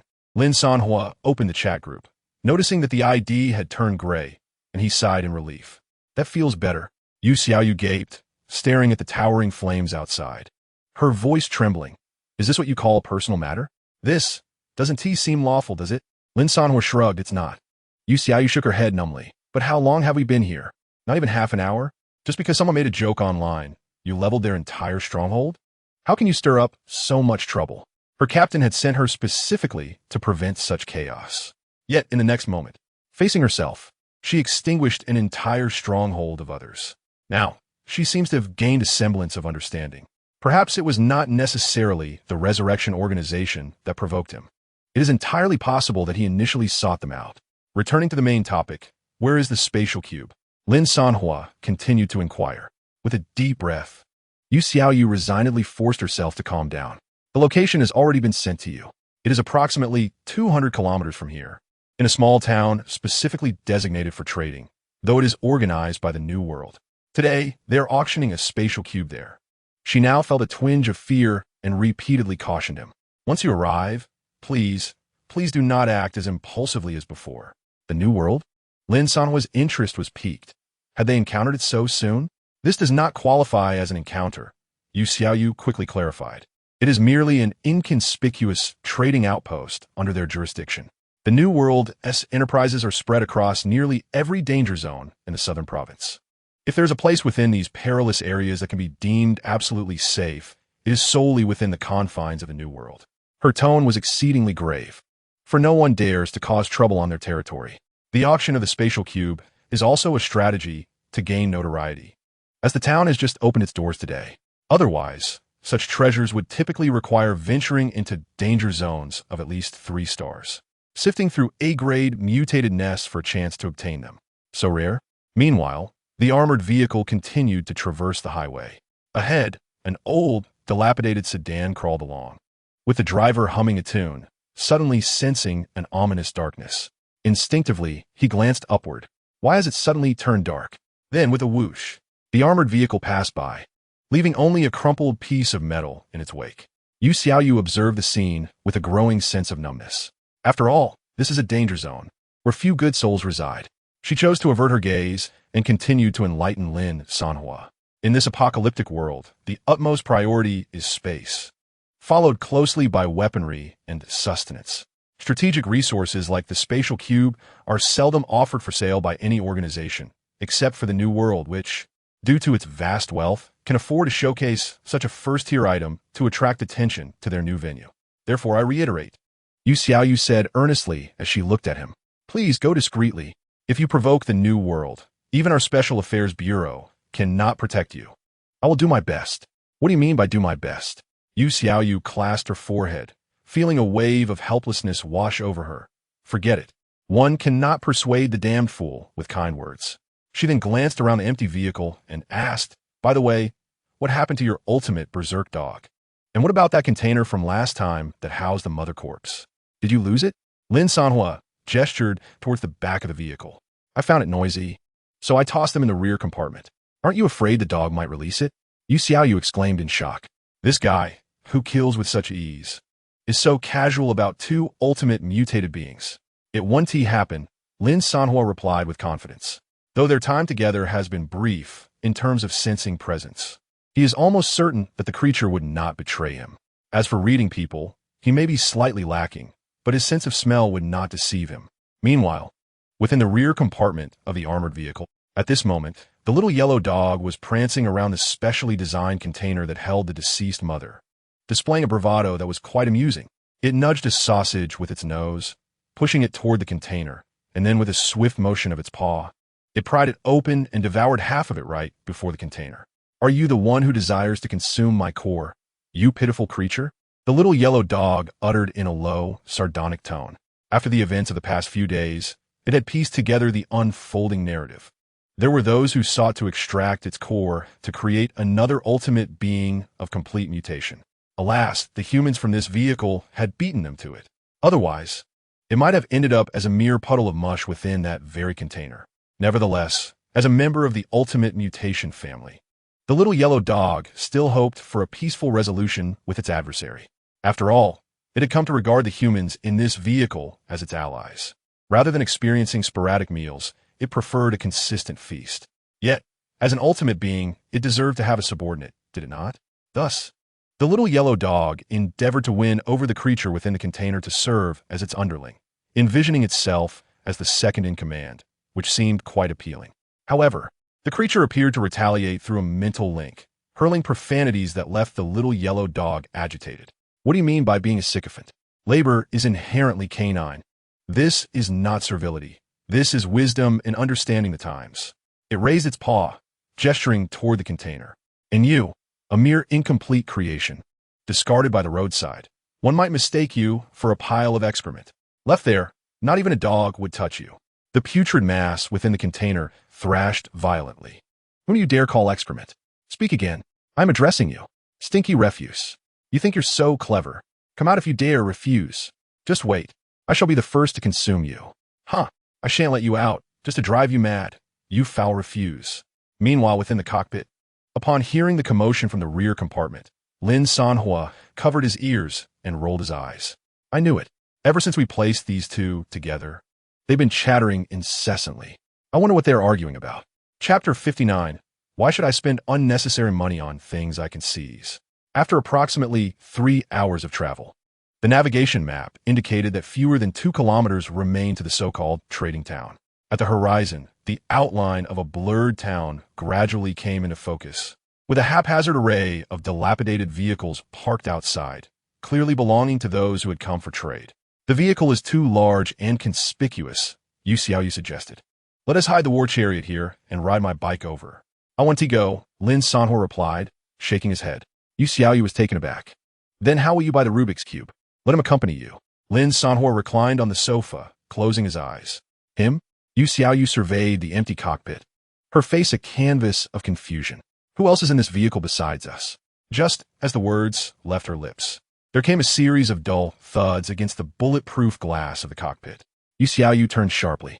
A man adorned with sunglasses stood outside the vehicle, his silhouette strikingly reminiscent of Lin Sanhuo. This is... Lin Sanhuo remained silent, yet a thought surged within his mind. Neural parasitism has been activated. Synchronization target. Class C zombie. In that fleeting moment, his consciousness seemed to be stripped away, merging with the man outside the window. Yu Xiaoyu's eyes widened, an epiphany igniting in her mind. She suddenly recalled the 2 strikingly similar figures she had encountered upon first boarding this war vehicle. It dawned on her that those 2 figures were, in fact, merely Lin Sanhuo operating a single being. Is this your ability? Lin Sanhuo, seated in the driver's seat, leaned back slightly, succumbing to a state of suspension. This was the price of his inexperience with neural parasitism. At present, he could only fully control one body at a time. The Lin Sanhuo outside was, in reality, a freshly created zombie, lacking its own consciousness. Its appearance and behavior were nearly indistinguishable from that of an ordinary person in a short span of time, provided there was no prolonged close contact. The faint scent of decay would go unnoticed. With his consciousness shifted, Lin Sanhuo tested the zombie's neck, seizing the opportunity to venture out on his own. Let us proceed. Ultimately, the truck lay hidden beneath a small hillock. The 2 mounted the motorcycle in the cargo bed, its engine roaring as they sped toward the trading town 2 kilometers away. The town was even more bustling than anticipated. Rather than a town, it resembled a vast open-air black market. Stalls lined the streets, offering an array of makeshift weapons, materials from mutated beings, canned food, and even some bizarre trinkets whose names eluded identification. The air was thick with the mingled scents of sweat, rust, and low-quality alcohol. Survivors traversing the area bore fierce expressions, their eyes brimming with caution and avarice, reminiscent of the bandits they had encountered on the road. Lin Sanhuo, directing the zombie's body, discreetly surveyed the surroundings. He reached a conclusion. The survivors in this hazardous zone, aside from their external skeletal armor, possessed weaponry and capabilities comparable to those of the Rebirth organization. Soon, a lanky boy clad in work attire approached at a brisk pace, clutching a photograph. Are you Miss Xingyu? Yu Xiaoyu nodded. Yes, that's me. Oh, this way. The auction is about to commence. The boy, named Lu Chao, was Yu Xiaoyu's informant. He guided the 2 through the throng of noise and into the largest building at the town center, the trading hall. Inside, the atmosphere was electric with chatter. An auctioneer on stage passionately extolled a modified assault rifle designed for combat against mutated beings. Representatives from various factions filled the seats below, the ambience fervent. Lu Chao leaned closer to Yu Xiaoyu, lowering his voice. The next item is the spatial cube. Do you have any idea of its price? Yu Xiaoyu inquired. The starting bid is 50,000 survivor points, Lu Chao replied, his expression grave. Almost everyone here is after that item. I estimate that the final transaction price will undoubtedly exceed 100,000. Yu Xiaoyu nodded slightly, indicating her understanding. Lin Sanhuo, however, was keenly observing the representatives of various factions in the audience. The Blood Wolf Gang, the Iron Brotherhood, and several other familiar names, those raucous individuals from the chat group moments ago. Following his gaze, Yu Xiaoyu pointed toward the small rooms on the second floor of the trading hall, where the windows were ajar. To prevent any disturbances, those rooms were filled with members of the New World. Suddenly, she halted mid-sentence, glancing at the zombie controlled by Lin Sanhuo. It was devoid of any weapons, save for a pair of sunglasses. As long as that vehicle was absent, she doubted this fellow would dare to stir up any trouble. With that thought, she decided to swallow her warning. Soon, several weapons and equipment on stage were auctioned off. The auctioneer cleared his throat and proclaimed loudly, "Next, we present the piece de resistance of this auction." A metallic briefcase was brought forth. As it opened, a cube, about the size of a fist, appeared before the crowd, seemingly containing a swirling galaxy within. The first-order spatial cube caused an instant uproar. "Damn, we finally made it. With this thing, our looting profits will at least quintuple. No one can compete with me." For these survivors struggling to exist in dangerous zones, transport space was a lifeline. Countless times, they had watched helplessly as the limited capacity of their vehicles allowed valuable, mutated materials to rot and disappear before their eyes. Now, the opportunity to change their fate lay before them. The starting bid was set at 50,000 survival points. Each subsequent bid must exceed 5,000, 60,000, 70,000. I bid 75,000. The price quickly soared. Ultimately, when the representative of the Iron Brotherhood shouted 90,000, the room fell into a brief silence. This price clearly approached the limit for most attendees. The representative, brimming with confidence, surveyed the room with a triumphant expression. Yu Xiaoyu grew anxious and elbowed Lin Sanhuo beside her. "What are you waiting for? Raise your hand. Didn't you just make over 100,000 from the Resurrection Organization?" Lin Sanhuo glanced back at her, his expression unreadable behind his sunglasses. "Is it really that expensive? Am I out of my mind to buy it?" Yu Xiaoyu was taken aback.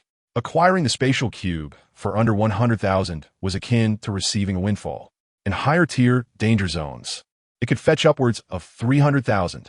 Yet, Lin Sanhuo shook his head, remaining motionless. On stage, the auctioneer had begun counting down. 90,000 once, 90,000 twice. The representative of the Iron Brotherhood stood up, ready to claim his prize. Meanwhile, the zombie controlled by Lin Sanhuo slowly closed its eyes. In a voice only audible to the two of them, he whispered, "Why should I spend such unnecessary money on something I could seize?" In that instant, a rumble echoed as the earth began to tremble violently, as if an earthquake were occurring. All individuals within the exchange cast uncertain glances around them. Only Yu Xiaoyu seemed to have realized something. Her complexion instantaneously turned ashen. Surely, this young man wouldn't. She abruptly reached out to grasp Lin Sanhuo. "Hey!" Yet, she discovered that he remained utterly motionless, akin to a statue. As anticipated, without hesitation, Yu Xiaoyu turned and sprinted towards the exit. In the next instant, a deafening roar erupted as the robust wall of the exchange was violently breached, creating a massive, gaping hole as if it were mere paper. A colossal war chariot, as imposing as a mountain, brazenly invaded the space. The auction stage, along with the auctioneer, was instantly reduced to a bloody pulp. Subsequently, a device at the base of the chariot illuminated brightly. Whoosh! The spatial cube soared, tracing an arc before being precisely drawn into the chariot's interior. The entire exchange fell into an eerie silence. Everyone stood in stupefied awe at the behemoth. After a prolonged moment, a trembling voice emerged, articulating the collective sentiment of all present. "A robbery?" Chapter 60, Massacre at the Trading Venue. "Are you suggesting these individuals purchased their way in with loans?" Lin Sanhuo relinquished control over the zombie's body, his consciousness swiftly returning to the main cockpit. The zombie, adorned with sunglasses, collapsed lifelessly to the ground like a marionette with severed strings. Grasping the steering wheel, his gaze returned to the interior of the chariot. At that moment, his phone vibrated. "Yu Xiaoyu, hurry up and leave. Are you insane?" Lin Sanhuo cast a fleeting glance at the message, but refrained from replying, instead observing the terrified traders outside the cockpit. This was a lucrative opportunity. He had just witnessed those individuals waving their paddles with such arrogance, raising bids by tens of thousands. Lin Sanhuo calculated. Eliminating these people could yield at least 200,000 survival points. Wasn't this a blatant inducement to commit a crime? Thus, without further ado, Lin Sanhuo resolved to confront the situation. He would seize the moment. As for the consequences, what consequences? Boom, boom, boom. Soon enough, the Gatling gun began its whirring, and flames engulfed the entire exchange. The cacophony of screams, pleas for mercy, and curses melded into a dissonant symphony. The representative of the Steel Brotherhood, who had been so self-satisfied moments ago, was instantaneously transformed into a sieve. The underlings of the Blood Wolf gang scurried in panic, ultimately succumbing to the relentless barrage of the Gatling gun. Given that no one had anticipated such audacity, robbing amidst the territory of the New World, they were ill-equipped for defense. Thus, within less than a minute, the exchange fell silent, littered with corpses and debris. Notification: you have acquired 127 survival points. What? So few? Lin Sanhuo then noticed a sign that had been knocked to the ground. Up to 10 years installment. New World Preferential Loan Services, empowering everyone to acquire high-quality equipment. He scoffed. So these individuals had all procured their items through loans? He then prepared to drive away, but was soon confronted by a group of silver-gray armored guards storming in from outside. Upon their helmets, the emblem of the New World was emblazoned. Who dares to cause a commotion in the trading town of the New World? A voice resonated through the external amplifier of the exoskeleton, imbued with formidable intimidation. Do you comprehend the consequences? No sooner had the words left his lips than a foot forcefully kicked open the door. To their astonishment, they beheld a colossal war vehicle towering at 9 meters. The Gatling gun at the front still emitted wisps of smoke, leaving the leader momentarily speechless. What are the ramifications? Lin Sanhuo adjusted the angle of the Gatling gun, its ominous barrel now aimed at the group. The voice echoed through the vehicle's external speakers, chillingly calm. The consequence is, just wait for me. The leader swallowed hard, and the exoskeleton's thrusters activated instantaneously. Whoosh! The silver-gray figure retreated like a shooting star. Run! Quick, flee! The other guards, witnessing this, activated their thrusters and hastily escaped. They moved with astonishing speed, nearly vanishing from the town's confines in the blink of an eye. They were indeed swift. Yet in the next heartbeat, whoosh, a rocket propelled with a long fiery tail struck their position. Boom! The explosion erupted skyward in a brilliant flash. As the smoke dissipated, only a few twisted metal fragments remained on the ground. Lin Sanhuo leisurely drove over, collecting the materials scattered across the ground. Harvest 30 blue exoskeleton fragments. It appears that the technological prowess of the New World surpasses expectations, with exoskeletons becoming ubiquitous equipment. Meanwhile, the distant roar of motorcycles approached. Yu Xiaoyu sped towards them, skidding to a halt beside the war vehicle. She removed her helmet, her face pale, pointing towards the receding lights beyond the town. Those fleeing would undoubtedly report this incident to the New World. Given their usual course of action, they would soon send someone to pursue. I had warned you not to act recklessly. Why did you? Lin Sanhuo, however, remained remarkably composed, even lighting a cigarette. So what if they're SA bounty? Do you think I would actually spend money on that spatial cube of 100,000 survivor points? Yu Xiaoyu was rendered speechless by her frustration. Alas, it was too late for further discussion. It would serve no purpose. Taking a deep breath, she scanned the surroundings. The priority now was to vacate this place. Lu Chao. Shortly thereafter, she summoned her previous informant. The youth, Lu Chao, promptly approached. Is there anywhere relatively safe nearby? Preferably a location seldom visited by the New World? Yes. Take us there. Coincidentally, Lin Sanhuo also sought a secluded spot to upgrade his battle fortress. To establish his own army of mutated beings, an undisturbed environment was essential. He refrained from saying much more. Soon, the war vehicle roared to life. Glancing at the location Lu Chao had indicated, it aligned perfectly with the direction of Green Vine City, placing them just over 500 kilometers away from it. By the time the army of mutated beings was complete, they would be poised to strike Green Vine City directly. However, at the vehicle's speed, the journey would take 7 to 8 hours. Too slow. Lin Sanhuo eyed the hyperfrequency mode button. Are you too prone to motion sickness? Yu Xiaoyu took a deep breath. During my routine patrols, I often find myself confined to a vehicle for no less than 5 or 6 hours each day. However, your vehicle is not sufficiently disorienting to induce motion sickness in me. Very well then. In the next moment, I activated the overclocking mode. Whoosh! A familiar sensation of being thrust back into my seat engulfed me instantaneously. Chapter 61. The True Beauty. Ugh. Ugh. Ugh. Upon nearing our destination, the three of us exited the vehicle only to succumb to nausea. As we surveyed our surroundings, we found the vegetation sparse, with vast stretches of land laid bare, and the cracked earth resembling the weathered skin of an elderly person, exuding an aura of desolation. At this moment, the armored vehicle came to a halt atop a barren hill. Below, a settlement encircled by dilapidated shipping containers and earthen walls came into view. Within and around the settlement, several modified pickup trucks were parked, while a group of armed men loitered at the entrance. Yu Xiaoyu crouched down, feeling as though she might faint. Her trembling legs nearly buckled beneath her. A vehicle weighing several hundred tons barreled down the road at a speed of 300 meters per hour. This reckless individual, opting for a shortcut, had careened down mountain paths and crushed through forests, disregarding all obstacles.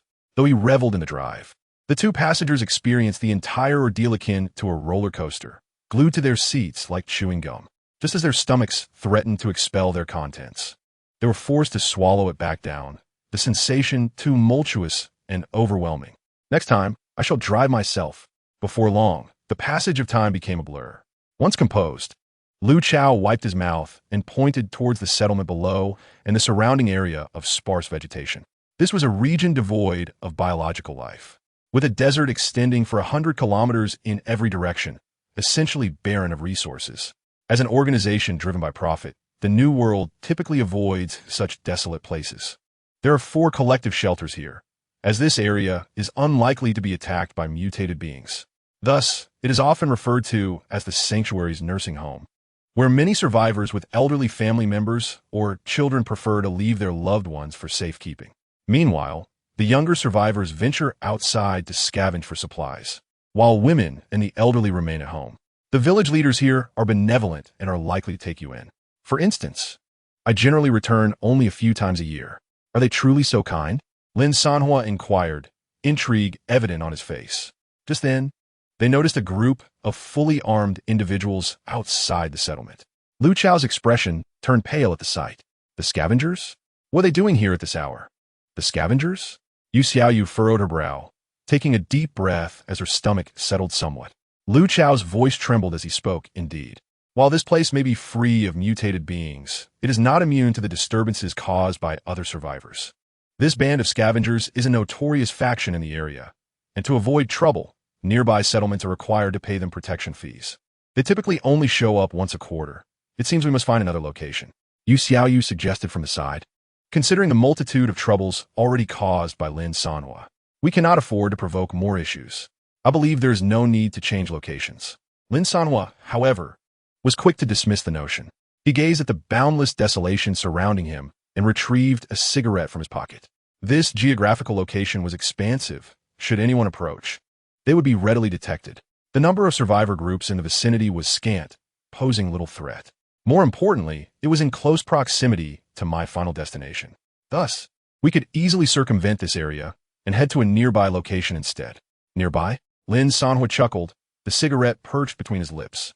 Do you truly believe that once this group has harvested everything here, they would promptly depart? If they were to discover us, we would find ourselves in a precarious situation. So what are you implying? Yu Xiaoyu felt an ominous premonition. Lin Sanhuo ignited the cigarette and inhaled deeply. It seems to me that you from the Special Operations Bureau have grown accustomed to the safety of the secure zone, fearing this and that. In my view, the most effective way to resolve conflict is to confront it directly, and the sooner, the better. You understand my meaning. Lin Sanhuo stretched his neck, preparing to get into the vehicle. Wait for me. I'll just circle back. No. Lu Chao was nearly in tears. My mother and the others are still inside. Yu Xiaoyu quickly intervened. Yes, those in this village are innocent survivors. Your vehicle is too large. Driving it in would likely result in significant collateral damage. Lin Sanhuo observed the youth's anxious demeanor, suddenly recalling that it was he who had brought him to this place.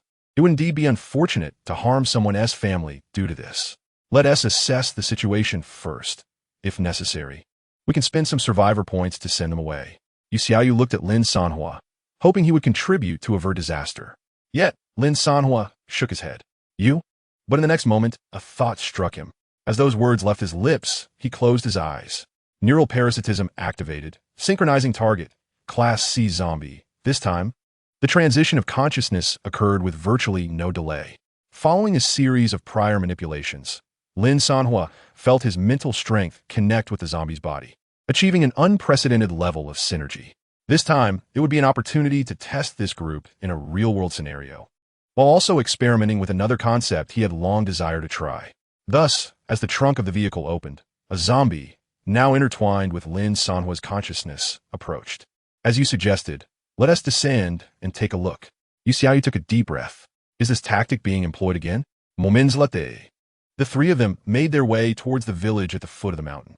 At the entrance of the village, several members of the light collectors lounged against their vehicle, engaged in casual conversation. Upon noticing the trio's approach, the guard at the entrance immediately stood at attention, alert. Oh, is that little Chow returning? A scarred man's gaze drifted past Lu Chao and settled on Yu Xiaoyu, his eyes unabashedly appraising her from head to toe. And who might these two be? Soon after, several others gathered around, their eyes greedily fixated on Yu Xiaoyu. After all, in a danger zone, a woman as pristine, beautiful, and well-formed as Yu Xiaoyu was exceedingly rare. Ah, these two are, Lu Chao began to explain, but suddenly a series of dull thuds echoed through the air. The sound of flesh being pierced resonated almost simultaneously. Lin Sanhuo swiftly plunged his hands into the abdomen of three guards. Blood gushed forth, streaming down his arms. He shook off the crimson droplets and nonchalantly adjusted his fingers, which had become slightly fractured from the force of his actions. Yu Xiaoyu and Lu Chao stood frozen, their minds a blank slate. Why are you doing this? Yu Xiaoyu's voice trembled. Lin Sanhuo turned his head, his expression concealed behind dark sunglasses. He meticulously pricked his finger, allowing a drop of blood to fall into the mouths of the deceased. Just testing something. He gazed expectantly at the lifeless bodies sprawled on the ground. Indeed, the next moment, the corpses seemed to respond to some unseen stimulus, their bones creaking ominously. Gradually, the figures began to rise, transformed into mindless zombies. Victory flickered across Lin Sanhuo's face. Yu Xiaoyu stood nearby, her lips slightly parted in disbelief. This is the ability of a mother of the undead. How can you? Meanwhile, Lu Chao clenched his clothes tightly, retreating a few steps in anxiety. Don't be alarmed, Lin Sanhuo reassured him, observing the infected yet docile zombies. They will not harm you. He then instructed the zombies in a hushed tone, stay here and do not wander off. Instantly, the zombies comprehended and returned to their previous positions, albeit with a staggered gait and unsteady balance. Let us go inside, Lin Sanhuo signaled to the two. In no time, they entered the encampment. The scene was even more chaotic than they had anticipated. A group of scavengers clad in rudimentary exoskeletons was ransacking each dwelling. To avoid complications, the trio donned the garments of the recently encountered members, disguising themselves as part of the group.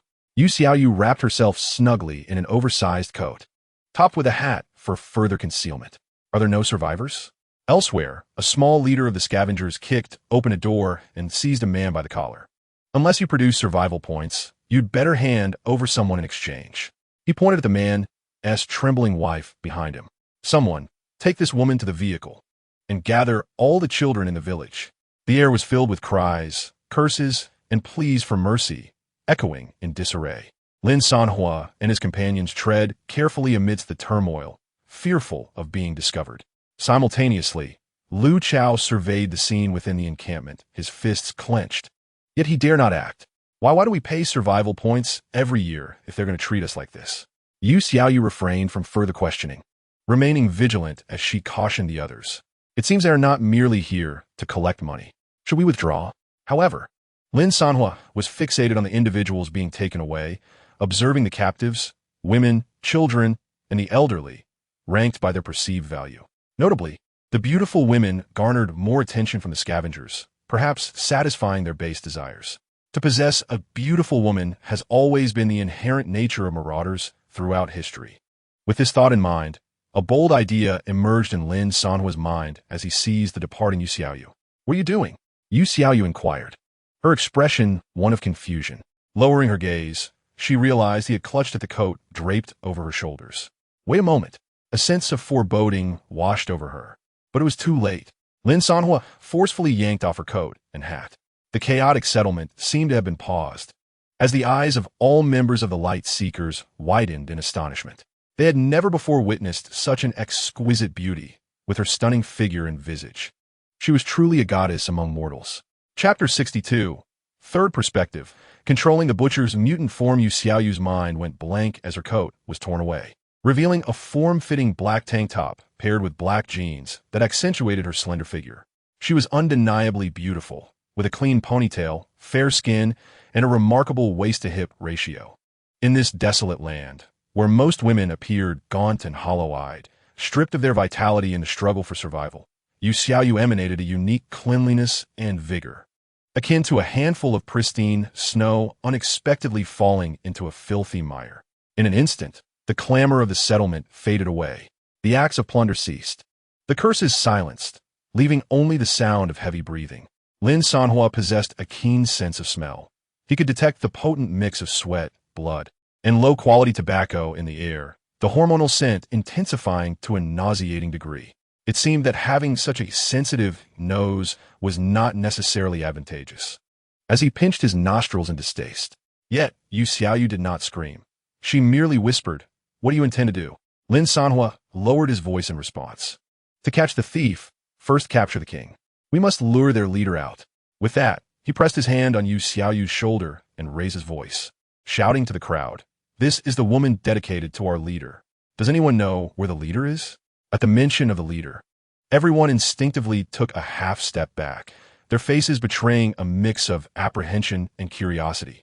Just then, from the innermost part of the settlement, within the largest container structure, a languid voice emerged. "When did I ever express a liking for women?"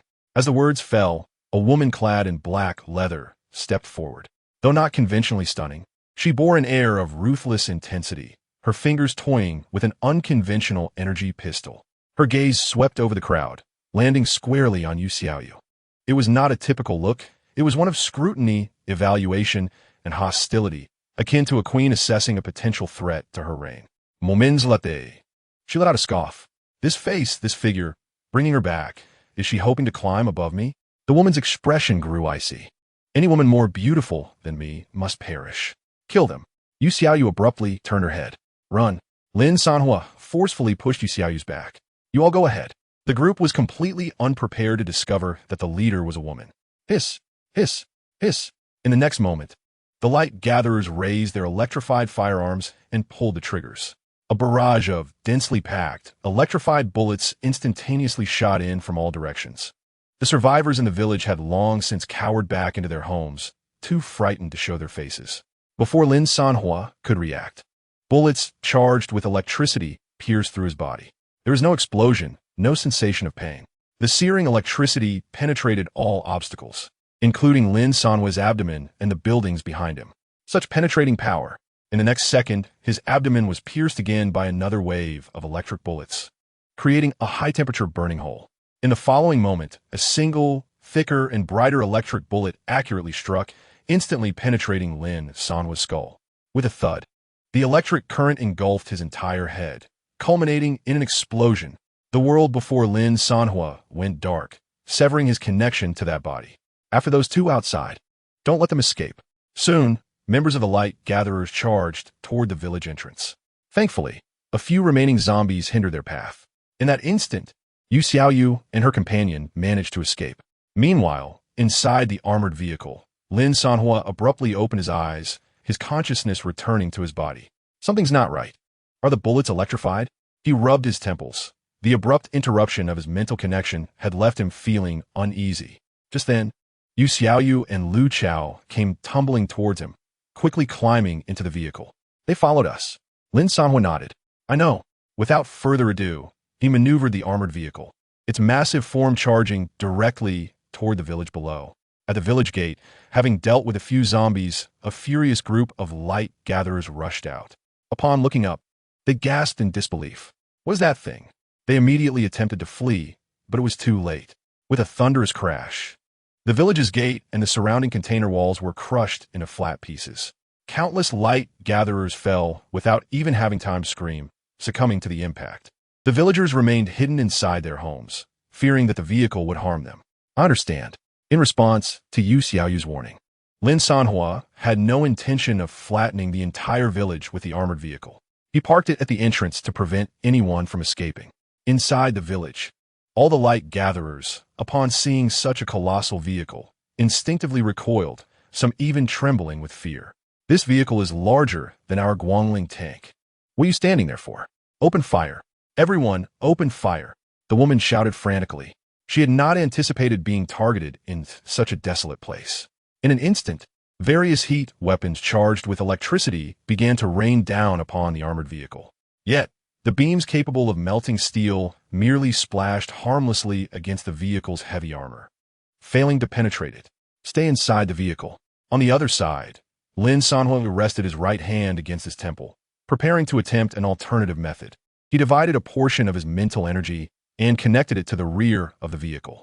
One aspect was his existing perspective, while the other encompassed all the sensory perceptions of a different body. Soon, the hatch at the back of the war chariot slowly descended.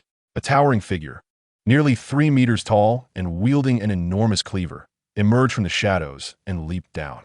Thud! The B-class mutant butcher landed with a resounding impact. An overwhelming aura far surpassing that of ordinary mutants instantly engulfing the entire village. At that moment, Lin Sanhuo's experience was extraordinarily wondrous. Through several rounds of testing, he had gained the ability to observe the entire scene via the war chariot surveillance. It felt akin to playing a high-definition VR game, viewing his controlled butcher from a third-person perspective. A simple thought commanded, "Raise your hand." The butcher lifted his massive palm. Another directive followed, "Slice your finger." The butcher used his nail to make a cut. Subsequently, a series of commands allowed for remote control. The black blood oozed from the butcher's fingers, dripping onto the ground, staining the bodies of the crushed members of the light gatherers. The corpses began to convulse unnaturally, their bones creaking ominously. Lin Sanhuo sat comfortably in the cockpit, a smirk playing at the corners of his mouth. The command was issued. The butcher raised the cleaver high, its blade reflecting a chilling gleam in the sunlight. Then, with a roar, the butcher charged forward, leading the recently resurrected, staggering zombies towards the light gatherers, who were now utterly engulfed in terror and despair. Chapter 63. I assist in eliminating the light gatherers, and you accuse me of meddling? As the axe's gleaming edge flashed, the 2-meter-long blade cleaved through the 3 foremost light gatherers, severing them into several pieces. Blood splattered everywhere. Fire! Fire! The light gatherers, in a panic, immediately pulled the triggers. Aiming at the butcher, they shouted desperately, attempting to repel the monstrous figure before them with their firepower. Yet, the bullets, crackling with electricity, zipped through the air. Even with their formidable penetration power, creating numerous holes in the butcher's body, Lin Sanhuo, seated in the cockpit, merely chuckled disdainfully. Can a B-class mutant's body be penetrated? Impressive. With a mere thought, the next moment, the bullet holes in the butcher's body began to visibly heal before their eyes. The light gatherers widened their eyes in disbelief. Has it healed? Is this a B-class mutant? With a thunderous roar, the butcher charged forward, brandishing his axe. The perspective from the sack was somewhat blurred, but the broad range of attack proved advantageous. With a sweeping motion, 4 or 5 unfortunate onlookers were instantly caught by the axe and smashed against the wall, their spines snapping as they writhed in agony on the ground. Lift! Smash! Another thought commanded, and the axe descended with force. Splatter! It turned victims into mere pulp. Turning again, the butcher hoisted his axe and plunged into the crowd. Standing 3 meters tall with a 2-meter axe, he was akin to a wolf entering a sheep's den. Limbs of various individuals flying in all directions. Meanwhile, the corpses, transformed by the ability of the Mother of Decay, staggered behind, their movements sluggish yet overwhelming in number. The scavengers were horrified to discover that these zombies were, in fact, their deceased kin. Soon, blood and screams filled the village. With each corpse that fell, another zombie would abruptly rise in its place. Ultimately, the scavengers met their demise one by one, while the army of mutated beings led by the butcher stood tall. Meanwhile, the commander of it all, Lin Sanhuo, sat leisurely in the cockpit of the war vehicle. His consciousness was divided, one half remaining with his body while the other observed the battlefield through the butcher's eyes. Immersed in the control of the butcher, he reveled in an unprecedented sense of power, although the feedback from the strength was somewhat sluggish and the joints required further practice.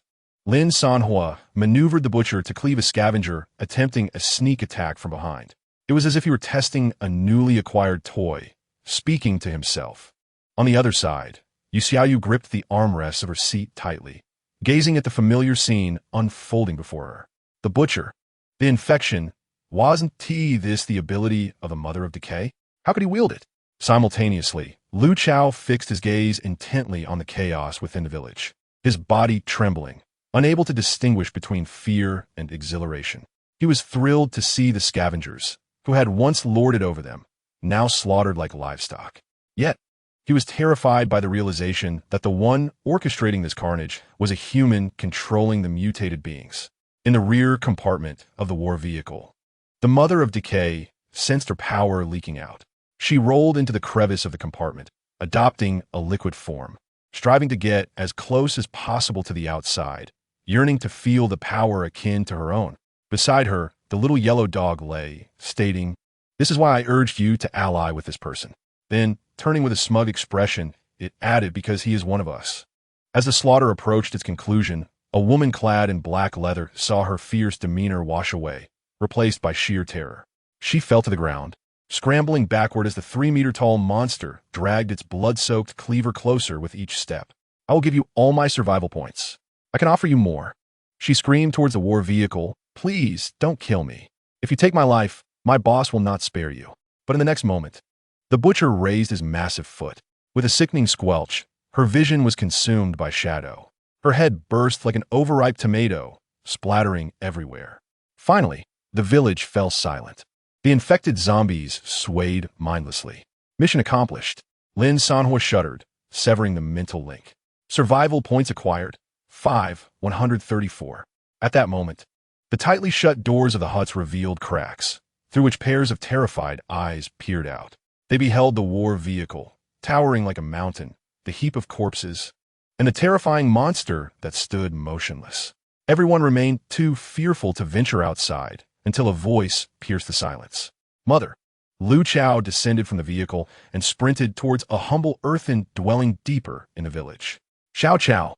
Before long, a door burst open, and a weary, silver-haired woman rushed out, embracing Lu Chao tightly. "How have you returned?" she exclaimed, inspecting her son's body for any signs of harm, tears streaming down her cheeks. Yet, as her gaze drifted beyond her son's shoulder, spotting a figure approaching in the distance, she instinctively pulled Lu Chao behind her. "Please spare us. We have nothing to offer. Mother, they are here to rescue us." "They're not bad people," Lu Chao quickly clarified. He then turned to the entire village, shouting, "Everyone, come out. This man is not a villain. He is here to save us." Before long, a group of villagers who had been hiding emerged cautiously. Lin Sanhuo, however, paid them no heed, choosing instead to scour the battlefield, collecting the weapons that bore the luminous energy of the light gatherers. In addition to the chamber and trigger, each firearm had a recharge button inscribed with the words, "Energy, electromagnetic." He pondered whether they could be utilized in the armored vehicles. While inspecting the fallen leader for any valuable items, he unexpectedly discovered a summons for a crusade from the New World, which read, "Gather all survivors, assault Greenvine City. Rewards await." Greenvine City? Isn't that precisely where I intend to go? Lost in thought, he was suddenly interrupted by the sound of a cane striking the ground. An elderly man with long brows approached Lin Sanhuo and jabbed him in the back with his cane. Who allowed you to meddle?" he demanded, striking the ground forcefully again. "And what are you doing with that?" The elder, despite his age rendering his speech unclear, wielded his cane with unexpected ferocity. Lin Sanhuo, bewildered as he inspected the envelope, turned to find himself encircled by a group of villagers wielding clubs and shovels. "Village chief." Lu Chao dashed forward to intercede. "He is here to help us." "Who asked for his help?" The elder's cane struck the ground with authority as he pointed at the lifeless light gatherers nearby. "They came to rob us of our people and possessions, but now look what you've caused. How will we survive here?" He lamented, stamping his foot in frustration. They were supposed to take only 20, but this fool has ruined everything. The villagers wished to avoid trouble, merely seeking to live peacefully. Yet, here emerged a single individual determined to drag them into chaos. Upon hearing the elder's words, Lin Sanhuo was struck with amusement. He had helped these people, and now they berated him for intervening? How ironic. They deserved to be enslaved. Had he known, he would have simply eradicated them all instead of taking such convoluted paths. You, pack your belongings and leave this place with me. The elderly man's voice trembled with agitation, surrounded by a throng of men. And the houses you have destroyed here, you must compensate us. Yes, the main gate, and these houses you have ruined, they all require recompense. Furthermore, you are forbidden from taking anything from the light gatherer. Indeed, what will you do if you refuse? Lin Sanhuo chuckled in anger. Are you planning to resort to violence?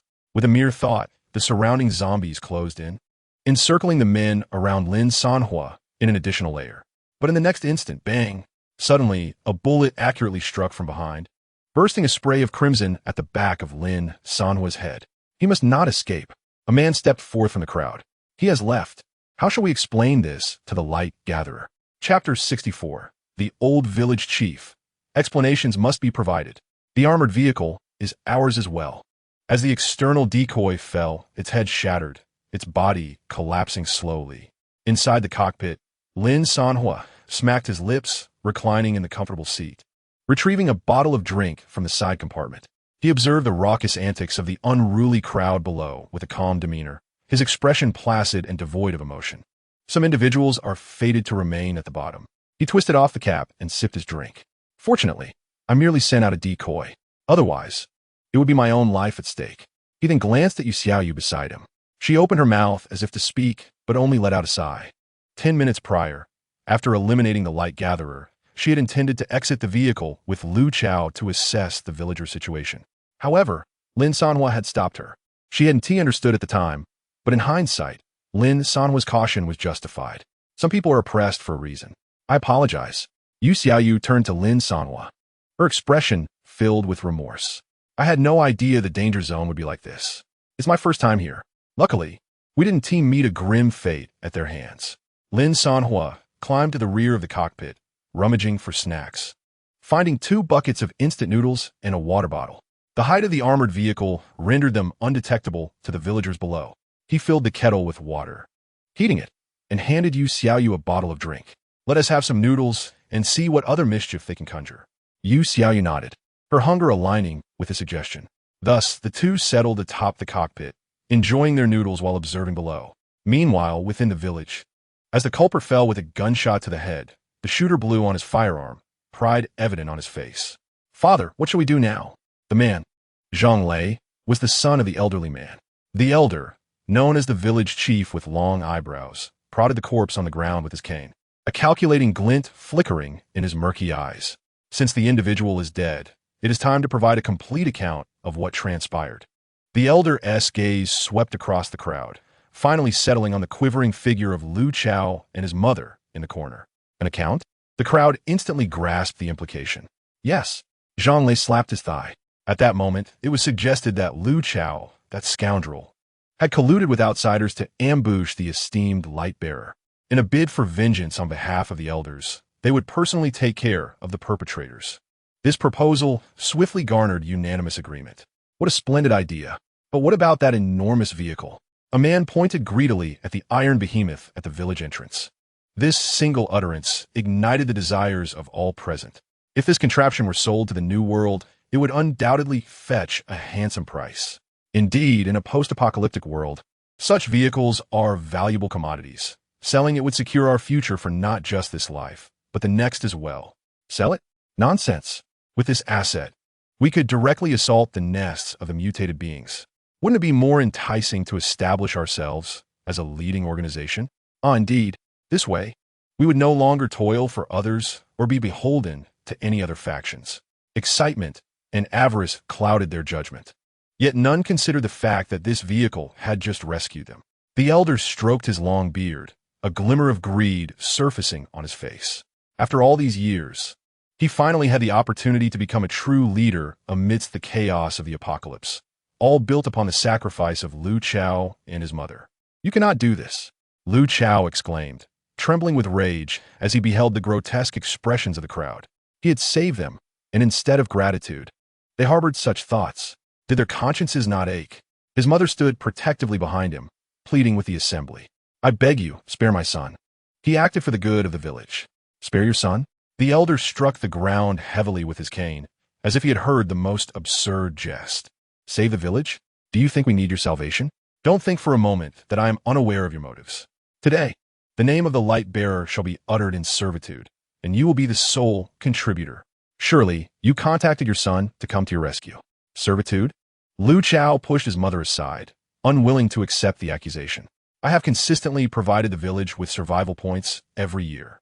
Did you just say that you would send my mother into servitude? Huh, those meager survival points of yours? Zhang Lei stepped forward, visibly impatient as he began to tally on his fingers. This year, the major factions are set to attack Greenvine City, causing food prices to soar. Weaponry has skyrocketed. Medical supplies are soaring even higher. Do you think the village's expenses remain unchanged? Let me inform you. Nearly all the women and children available for sale in the village have been sold off, leaving only your mother. We had a deal, 200 survival points for her, a split between the village and yourself. Alas, you and your mother chose to stir up such a scene. Mother, is what he says true? Lu Chao knelt before his mother, searching her face for answers. The elderly woman, her hair now streaked with white, shook her head sorrowfully. I truly do not wish to be a burden to you. It is merely servitude, she will return.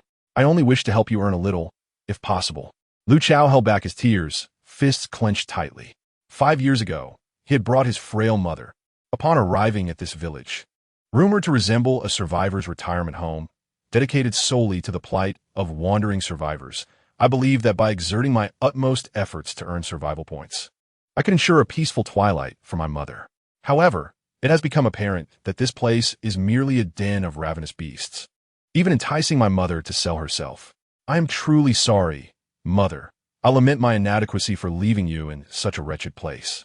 Raising my gaze towards the village chief and others, I declared, I shall not remain here any longer. I intend to take my mother and depart. Depart? Zhang Lei scoffed, a derisive laugh escaping his lips. Several burly men grinned menacingly as they advanced towards us, cracking their knuckles in anticipation. Yet in the next moment, the anticipated blows did not land. Instead, a piercing shriek sliced through the air, accompanied by the sensation of warm liquid splattering across my face. With a sickening thud, Zhang Lei, who had been at the forefront moments ago, now found his head soaring into the air, a fountain of crimson gushing from his severed neck. Behind him stood a towering monstrosity, wielding a butcher's knife. The butcher had unleashed his fury. With a mere flick of his colossal blade, he cleaved through one of the imposing men before him, reducing him to 2 grotesque halves with a sound akin to a saw tearing through flesh. The entire village was plunged into an eerie silence, all eyes fixated on the headless corpse of the village chief's son, while terror-stricken gazes turned towards the axe-wielding harbinger of death. This creature was not vanquished. Just then, a calm voice resonated through the loudspeakers of the armored vehicle, reverberating throughout the village. Lu Chao, come here, get in the car. With a swift motion, Lin Sanhuo discarded his empty instant noodle cup from the window, waving towards Lu Chao. Seizing the opportunity like a lifeline, Lu Chao grasped his mother's hand, scrambling towards the armored vehicle. Stop! Stop them! The elderly man, leaning heavily on his cane, cast a desperate glance at his fallen son and bellowed in a hoarse voice. Yet no one dared to act. The butcher slowly turned, his immense form resembling an impenetrable wall, standing between Lu Chao and the villagers. Without uttering a word, he placed the still-dripping butcher knife across his chest, an unspoken declaration of a deathly boundary that warned all who dared to take a step forward. Death awaited them. Chapter 65. Did you not want my vehicle? Here, take it. Inside the village, an oppressive silence reigned. All the villagers stood frozen in place, their eyes fixed on the enormous, blood-stained cleaver resting before the butcher. No one dared to move or speak. Mother, we must go, Lu Chao urged, no longer casting a glance at the crowd. Supporting his terrified mother, whose legs trembled from fear, he made his way towards the massive armored vehicle. Lu Chao's mother gazed up at the colossal machine, trembling uncontrollably. In her lifetime, she had never even seen such a contraption, let alone ridden in one. It's all right, mother, quickly get on. Lu Chao urged, pushing her onto the vehicle before scrambling in himself. Once inside the cockpit, he found Lin Sanhuo and Yu Xiaoyu leisurely sipping their drinks. Lu Chao's mother cowered in the corner, paralyzed with fear. Lu Chao's lips trembled, a myriad of words lodged in his throat, ultimately crystallizing into a single utterance. Brother Lin, these people. Meanwhile, Yu Xiaoyu observed Lin Sanhuo's profile and interjected, how do you wish to deal with them? Lin Sanhuo, his hand resting on the steering wheel, calmly uttered 2 words, kill them. As his words fell, he released the handbrake. The tank's engine rumbled ominously, and its tracks began to roll forward slowly. The bandit leader and his cohorts were immediately gripped by terror, scrambling backward in a frenzied retreat. Just moments ago, they had exuded menace, but when faced with the specter of death, their bravado evaporated. With the tank blocking the entrance and surrounded by butchers and a throng of staggering zombies, their only option was to flee desperately toward the back of the village. We were wrong. We were forced into this. Please spare us. A group of them fell to their knees, fervently bowing their heads, while others cursed as they fled. You bully the weak and the sick. What kind of bravery is that? If you have any guts, go after the light gatherer's stronghold. We are merely wretched souls. Why must you torment us? As for the elderly bandit leader, aged 77 and leaning on a cane, he unexpectedly summoned the instinct for survival, trailing at the rear of the panicked mob. The massive tracks cast a shadow over him, enveloping him entirely. Lin Sanhuo looked down from the window, mocking, old man, weren't you after this vehicle? Here, take it. You little bastard, you shall reap the consequences. He roared in a venomous shriek. In the end, the tracks crushed down, reducing the old man and his cane to a pulp, leaving only a smudge of blood on the ground. The remaining individuals, cornered and witnessing the tank's inexorable approach, succumbed to madness. They hurled everything movable in their vicinity onto the path, tables, iron pots, bedboards, in a futile attempt to obstruct the advance of the steel behemoth. But in the next instant, a resounding crash echoed as a building was obliterated by the tank's collision. Concrete and bricks were pulverized, steel rebar twisted into scrap. The entire structure was reduced to a heap of ruins. Within the confines of the cockpit, Lu Chao and his mother regarded the scene with cold detachment. Those desperate souls, upon catching sight of him, clung to a glimmer of hope. Lu Chao, we were wrong. We should not have treated you and your mother that way. Please, plead with the brother in the vehicle to stop.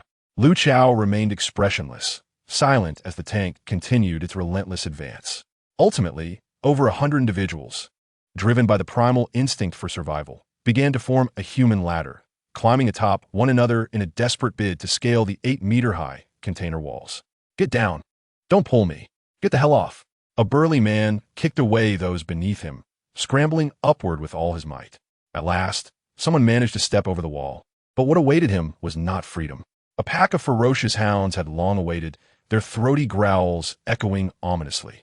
With a chilling howl, the savage beasts sprang forth, their sharp fangs effortlessly tearing into his throat, dragging him into the shadows. Those unable to escape were slowly crushed and ground beneath the advancing war chariot, their flesh bursting and blood splattering, ultimately becoming a heap of indistinguishable minced meat. With a thunderous crash, the container walls were violently breached, leaving a gaping hole. Yu Xiaoyu turned her head away, unable to bear the sight, while Lu Chao remained fixated outside, unblinking. Notification: you have eliminated 157 survivors, earning 102 survival points. Lin Sanhuo cast a glance at the vehicle's display. To err on the side of caution, he activated the drone radar mode. Soon, the screen revealed 3 similar strongholds within a 20-kilometer radius. Lu Chao, maintaining a stoic expression, explained that these 3 sanctuaries, like this one, were merely shelters for outsiders. They, too, had likely sold their inhabitants to the light gatherers. Whether they sold them or not, the outcome remained unchanged. Lin Sanhuo decisively pressed the button for the rocket launcher. Whoosh! A volley of cluster rockets ascended, trailing flames as they soared towards the nearest stronghold. In the twilight, a blaze erupted in the distance. Notification: you have eliminated 84 survivors, earning 133 survival points. Shortly after, the war chariot ascended a ridge. Lin Sanhuo reloaded the rockets and launched them, striking another stronghold with pinpoint accuracy. Notification: You have eliminated 78 survivors, earning 933 survival points. Upon reaching the final stronghold, its inhabitants sensed trouble and fled from their homes in panic. Lin Sanhuo, disinterested in further rockets, charged the vehicle forward. The Gatling gun at the front began to whirl, and in the next moment, a torrent of fire erupted forth. Those fleeing fell in droves, instantly torn to shreds. Some, realizing the peril, dashed back to the stronghold, only to find the war chariot turning back, reducing the stronghold to ruins. Notification: you have eliminated 54 survivors, earning 233 survival points. In the end, after confirming no living souls remained within a 20-kilometer radius, Lin Sanhuo returned to the initial stronghold. The area was secure. They could disembark. Yu Xiaoyu and her son Lu Chao stepped out, surveying the carnage surrounding them. Yu Xiaoyu's lips moved silently. Lu Chao, perceiving her thoughts, gently remarked, "My mother said that today, these strongholds sold all the surviving outsiders they could to the light gatherers. This sanctuary was never genuinely benevolent towards newcomers. Therefore, Brother Lin's actions were justified. These shelters, purporting to assist other survivors, have long deserved to vanish."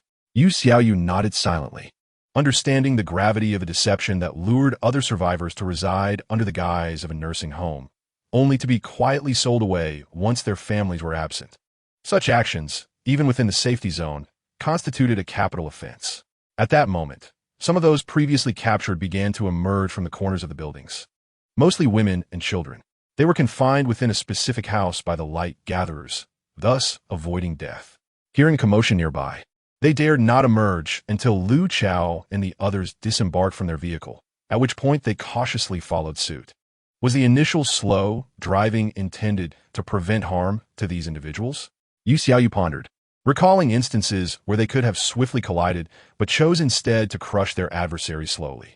As night fell, Yu Xiaoyu rubbed her slightly chilled arms, remarking on the coldness that enveloped the area after dusk. "We must hasten to find shelter for the night," Lu Chao advised. However, as they surveyed their surroundings, chaos reigned. Several encampments lay in ruins, leaving no viable place to stay. Just as despair began to settle upon them, a sudden metallic crumpling sound echoed from the rear, prompting several to turn abruptly. The armor of a colossal war vehicle unfolded, revealing a metallic expanse beneath. A heavy gate began to rise, casting brilliant, warm light into the darkness. 16 massive wheels lay hidden beneath the soil, and ultimately, a mobile steel fortress centered around the war vehicle presented itself before them. Chapter 66, The Upgraded Mobile Fortress, the mutant army on the brink. Upon disembarking, Lin Sanhuo wasted no time, directly initiating the upgrade of the mobile fortress. Survivor points, 20,000. High-grade metal, 5,000. First-order spatial cube, 1. The icons for these materials dimmed momentarily. In the next instant, Lin Sanhuo felt the war vehicle beneath him commence a new phase of evolution. The interior of the cockpit visibly expanded. Walls pushed outward and the ceiling ascended. What was once a lavish 40-square-meter cockpit doubled in size to an astonishing 80 square meters, an area comparable to a standard 3-bedroom apartment from the pre-apocalyptic era. The dimensions of the war vehicle surged dramatically. Length, 19 m to 23 m. Width, 5 m to 6 m. Height, 8 meters to 12 meters. Each dimension increased by over 50%, resulting in a terrifying 2- to 3-fold enhancement in volume and interior space. His fingers glided over the cool interface of the vehicle's roof module. Available weapon modules, 20 numerous interfaces for weapon installations had tripled in number. Scanning the list of weapons available for installation, his fingertip lightly tapped a few icons. Gatling gun, module consumption 1, survivor points, 3, double-barreled grenade launcher. Module consumption 2, survivor points, 10,000. Cluster rockets. Module consumption 4, survivor points, 10,000. This indicated that, should he desire, the roof could transform into a formidable firepower network composed of 20 Gatling guns. Yet this was not all. The cockpit's designation had subtly shifted to that of the war vehicle's operational center. Its essence had undergone a fundamental transformation, evolving from a mere driving space into the core hub of the entire mobile fortress. On either side of the operational center, for brand-new auxiliary control screens slowly descended. A cerulean glow illuminated the surroundings, methodically displaying vehicular weapon systems, cabin energy management, and panoramic surveillance arrays. More crucially, two entirely new core functions were activated. Device enhancement, spatial apparatus, form enhancement, base form. Lin Sanhuo's breathing momentarily faltered. Without a hint of hesitation, he confirmed the absence of any life signs within a 20-kilometer radius and issued his command. Activate base form. The instant the words left his lips, the war machine emitted a resounding clang of metal reconfiguration.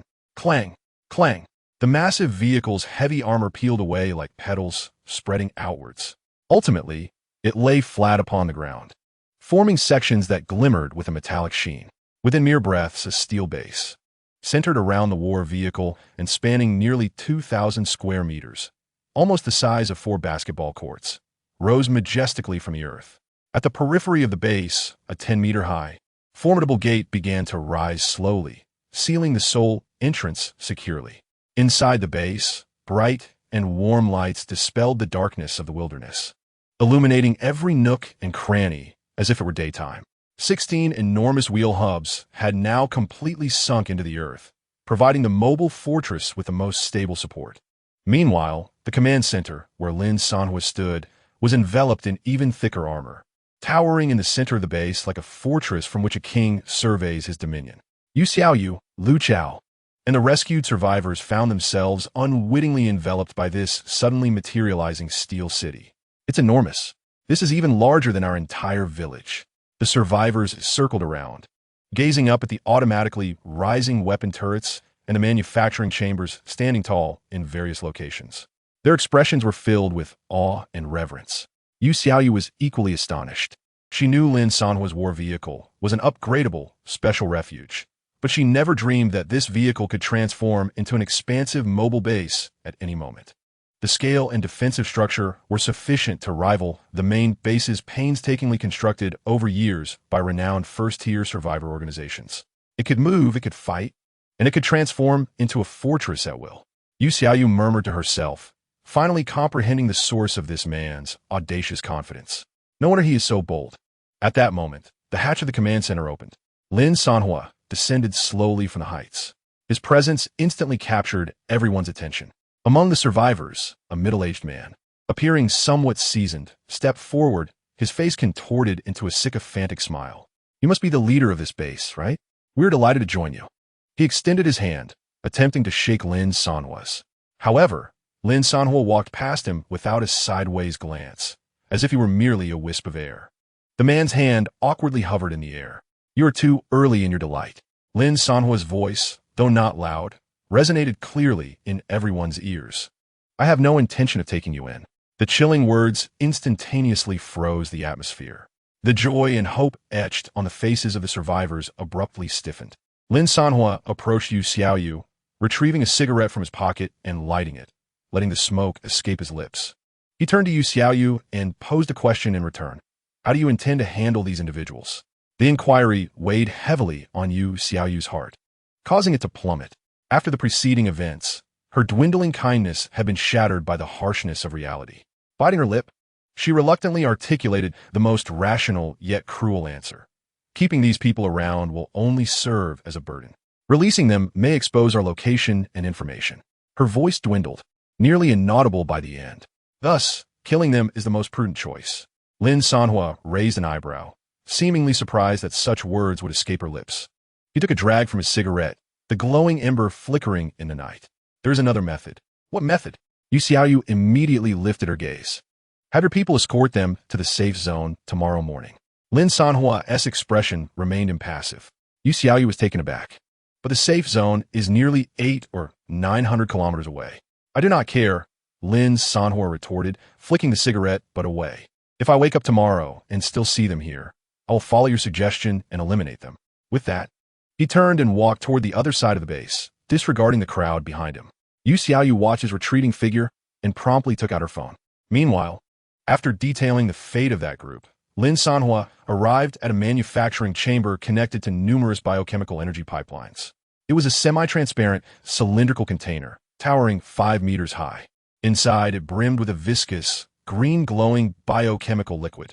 Countless bubbles rose slowly from the bottom, producing soft, gurgling sounds. Within the murky fluid, distorted human silhouettes could be faintly discerned. The air was thick with a potent mix of formaldehyde and ozone. Lin Sanhuo activated the control panel of the manufacturing chamber. At the entrance stood several butcher mutants he had created along the way, standing like the most loyal sentinels in the shadows. He cast a glance at the energy reserves. Biochemical energy, 460,000, low-level biological core, 756. This was all that remained from the transformation of every mutant corpse he had absorbed upon leaving Longwan City. Based on the available materials, he had enough to forge an army of thousands of mutants, coupled with a newly acquired independent space of several thousand cubic meters. He need not worry about accommodating these forces. This should have been a cause for excitement. However, when his gaze fell upon the estimated manufacturing time, his brow furrowed tightly. He had forgotten that any creation required time. To manufacture the most basic zombie demanded 1 hour. A B-class butcher required 10 hours. And a higher-tier corpse king necessitated a staggering 100 hours, even with the potential to enlist manpower to assist and shorten the manufacturing duration. However, the predicament lies in the fact that this mutant manufacturing facility can accommodate a mere 4 workstations. This is in stark contrast to the ammunition manufacturing plant, which can host over 50. A colossal challenge now looms before him. Even if the facility were to operate continuously for 24 hours, it could yield no more than 30 zombies or 2 butchers in a single day. To assemble an adequately sized legion of zombies would require nearly 2 months. An excessively protracted period. Lin Sanhuo, feeling a surge of irritation, lit another cigarette and inhaled deeply. Just as he was engulfed in worry, he heard the faint sound of footsteps behind him. 2 diminutive figures approached. The little yellow dog carried a special container holding the mother of the zombies in its mouth, dropping it at Lin Sanhuo's feet with a clatter. The viscous liquid within swayed slightly. Shall we lend you a hand? Chapter 67. The Ultimate Worker and the Proper Use of the Ultimate Mutant. Lin Sanhuo could not comprehend the dog's barks. Yet, the little yellow dog sat upright, its gaze fixed intently upon him. In the next moment, pop, the dog raised a front paw, displaying a stiff yet impeccably formal salute towards Lin Sanhuo. Simultaneously, the liquid mother within the container began to distort and reshape, ultimately forming a string of characters. Loyalty. Lin Sanhuo's pupils constricted abruptly. A dog saluting him? An ultimate mutant pledging loyalty? This conjured images of a scene from a film from a cold nation. So is this a dog from the cold nation? Lin Sanhuo's fingers, which held the cigarette, momentarily faltered, ash cascading down. What could these 2 ultimate mutants be up to? In an instant, the little yellow dog nudged the container with its nose, pushing it to Lin Sanhuo's feet. Then, with a graceful leap, it ascended onto an idle workstation in the manufacturing facility. It stood there, tapping its nose on the workstation beneath it, then gestured towards the adjacent empty spot, tracing a circle in the air with its nose. The actions were clear, the intent unmistakable, indicating to Lin Sanhuo that he should release the mother. Lin Sanhuo remained silent for a moment, then bent down to pick up the heavy container. The mother still bore the word loyalty directed at him. The lid sported 3 conspicuous red markers, all of which needed to be turned green to unlock. Lin Sanhuo placed the cigarette in his mouth and set his hand upon the first knob, twisting them one by one. Click, click, click. The 3 knobs turned green in succession. The instant the lid loosened, the viscous liquid of the mother flowed out from the crevice. It did not disperse, but instead coalesced upon the ground, reforming those 2 characters. Loyalty. All right, I understand your loyalty. Hurry over there. Lin Sanhuo waved his hand. Subsequently, the mass representing loyalty crawled towards the workstation beside the little yellow dog. A standard workstation would require the operator to utilize 4 to 5 complex auxiliary mechanical arms. In conjunction with the information panel, the biological materials conveyed along the assembly line undergo meticulous suturing and assembly. Given the complexity of this process, even under the aegis of artificial intelligence, it demands considerable time. Yet, no one comprehends the anatomy of the mutants better than these 2 ultimate aberrations.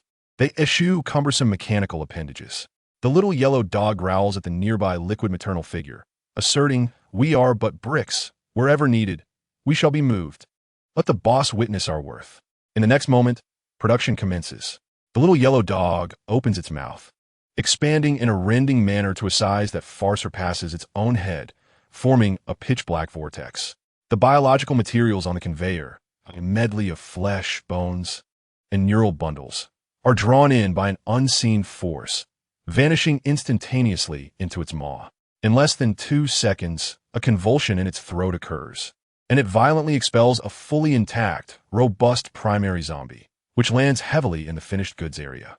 Meanwhile, the liquid maternal figure employs a more enigmatic method. Dozens of slender tendrils extend from its liquid form, ensnaring the scattered materials with lightning speed. The materials are drawn into its translucent body, where a blinding light emanates from the green liquid within, causing various tissues to swiftly merge and take shape. In the blink of an eye, disparate materials transform, and as the light dissipates, a complete assembled product is smoothly extruded from its form.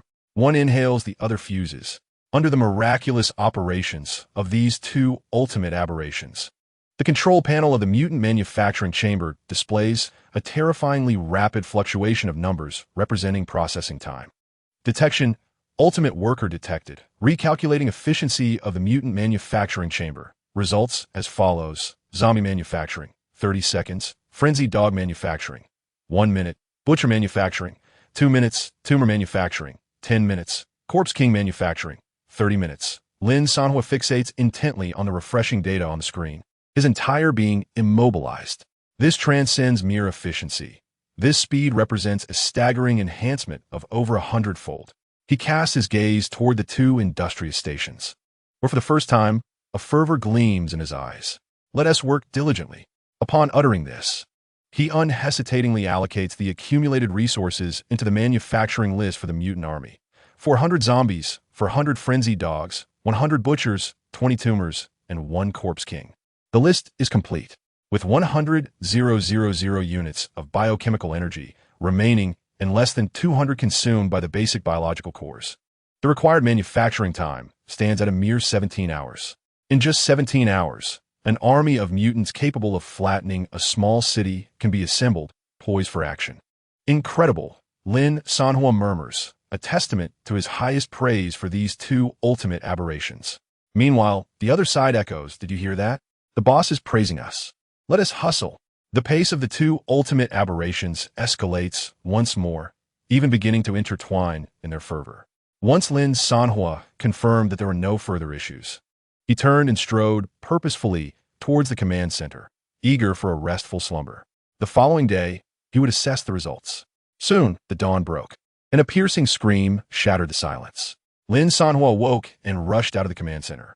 After a night of creation, the entire steel base was now teeming with an array of mutated forms, standing in every nook and cranny, resembling human weapons poised for action.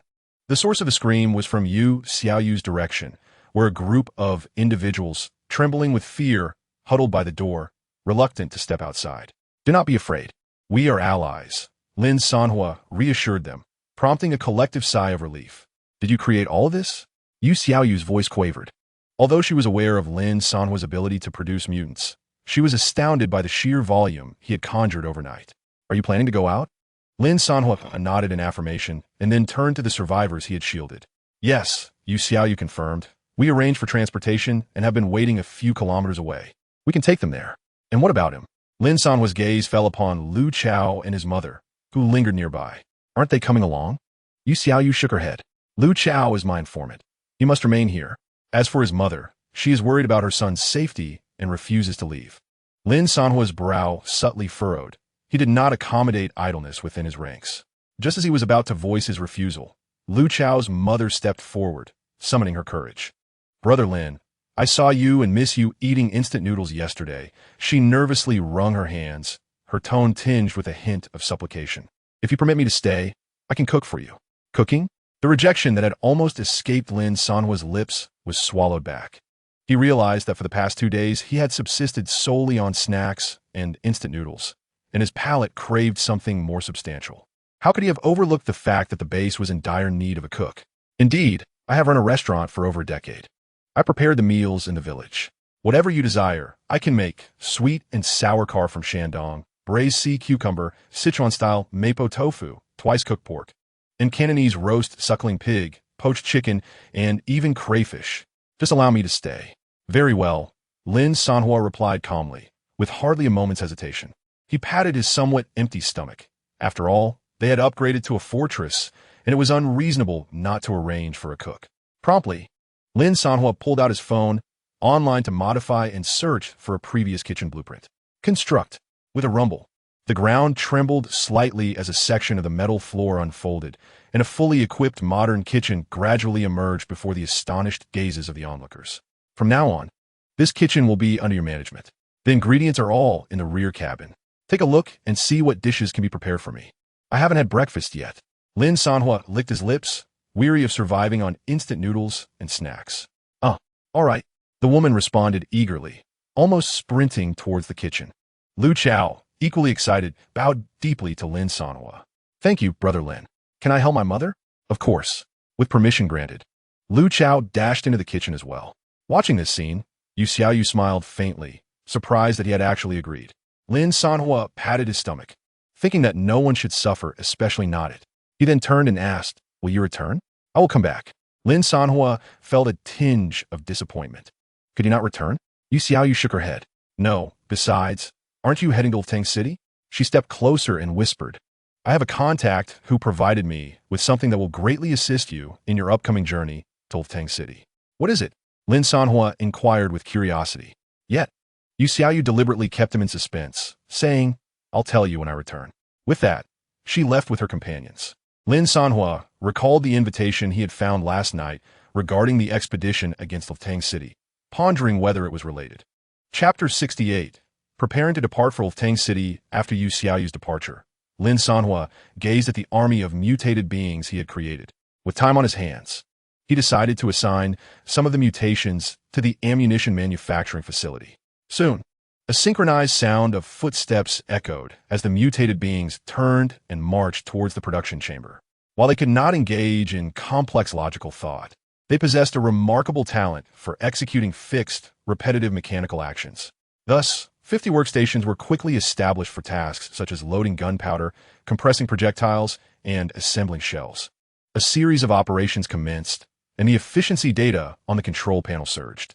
Little worker efficiency detected to be increasing. Current ammunition manufacturing efficiency at 200 of normal human capacity. Estimated 724 hours of uninterrupted production possible upon seeing this. Lin Sanhuo nodded in satisfaction. Even the ultimate mutations can do it. I knew you all could. This was excellent news. As long as materials were sufficient, the vehicle's ammunition supply could be virtually inexhaustible.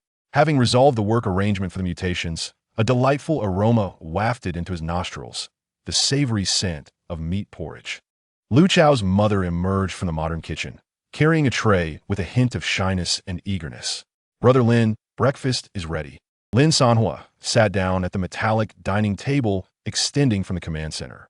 A steaming bowl of thick meat porridge with visible minced meat awaited him, accompanied by several dishes of unidentifiable yet appetizing pickled vegetables and 2 fried eggs, perfectly golden on the edges while still runny in the center. Lin Sanhuo picked up a spoon, savoring each bite of his meal. Delicious.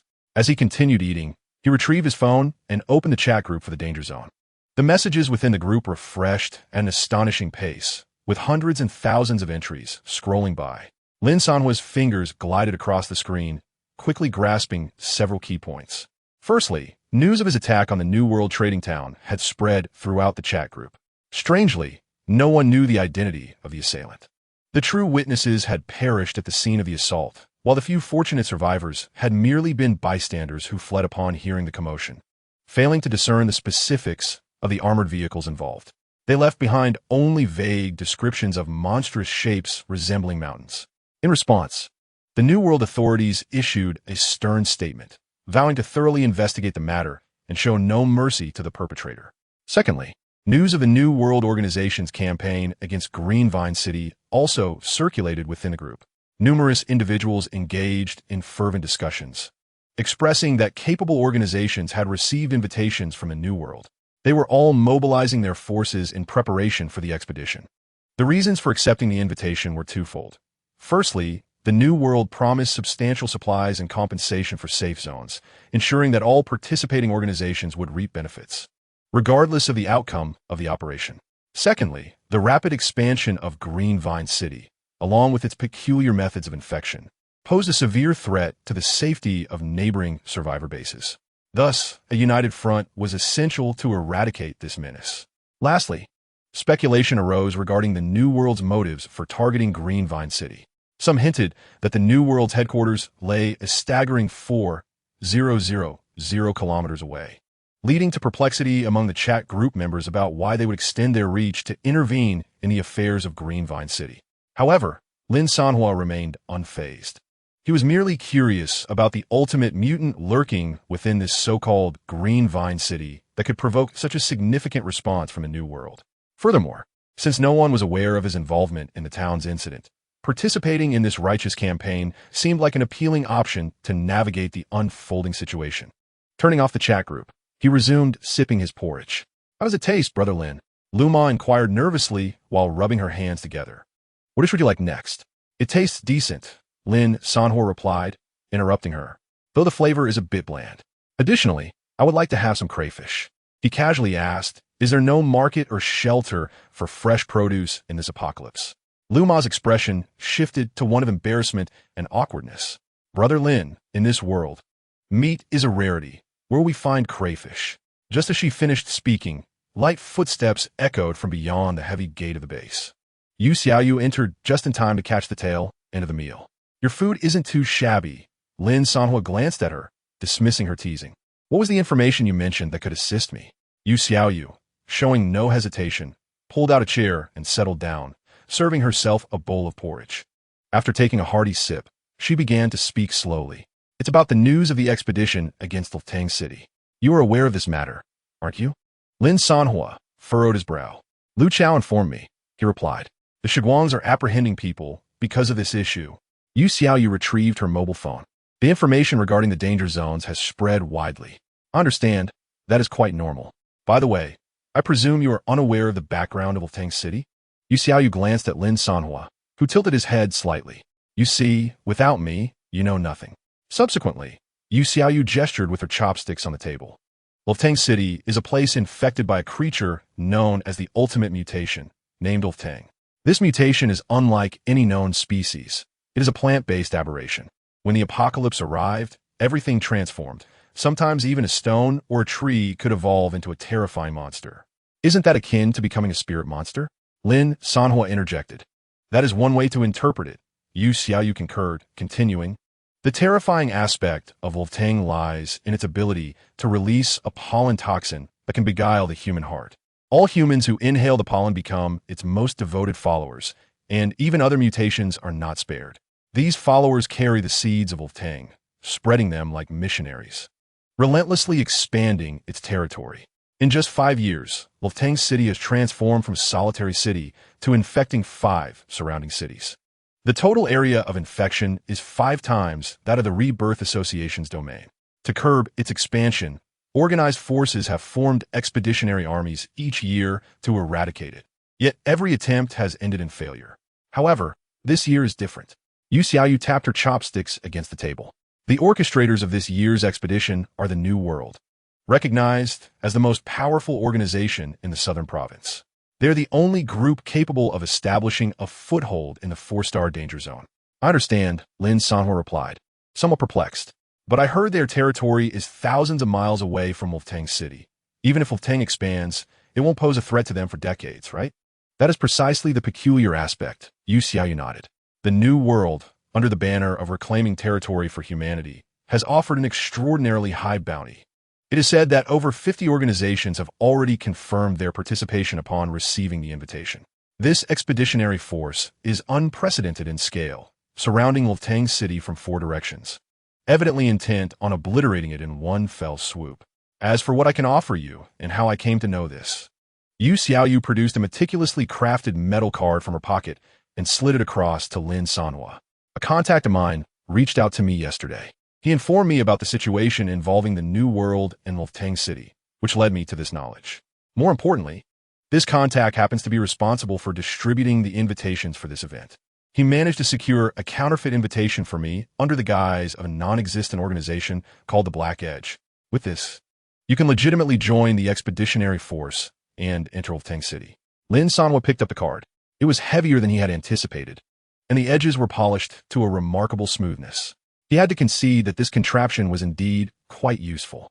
Without this official identity, attempting to enter Green Vine City with the war chariot would mean clashing head-on with the dozens of survivor factions on the outskirts. Lin Sanhuo was audacious. Yet he had not reached the heights of arrogance to believe he could single-handedly challenge the formidable coalition of numerous armies. When do we depart? Yu Xiaoyu inquired. Lin Sanhuo's gaze fell upon the manufacturing list on his phone. The countdown for the creation of the mutant army indicated only 3 hours remained. Once this battalion was fully assembled, he lifted his bowl and finished the kanji. We shall set off then. Chapter 69. Hotel-grade single room. Arrival at Green Vine City. After nearly 1,000 mutants had been manufactured, the clock had struck 10. The mutant army was stored within a folding space. Lin Sanhuo deactivated the base form, transforming it into the war chariot. He then distributed electronic keys to each person, each marked with their designated room number. The journey spanned several hundred kilometers, fraught with difficulties, and would likely take 7 to 8 hours. You all should return and rest. We will convene here around 7 or 8 in the morning. And Aunt Lin, I have arranged your room next to the kitchen. Tomorrow, your efforts will be needed to prepare breakfast for everyone.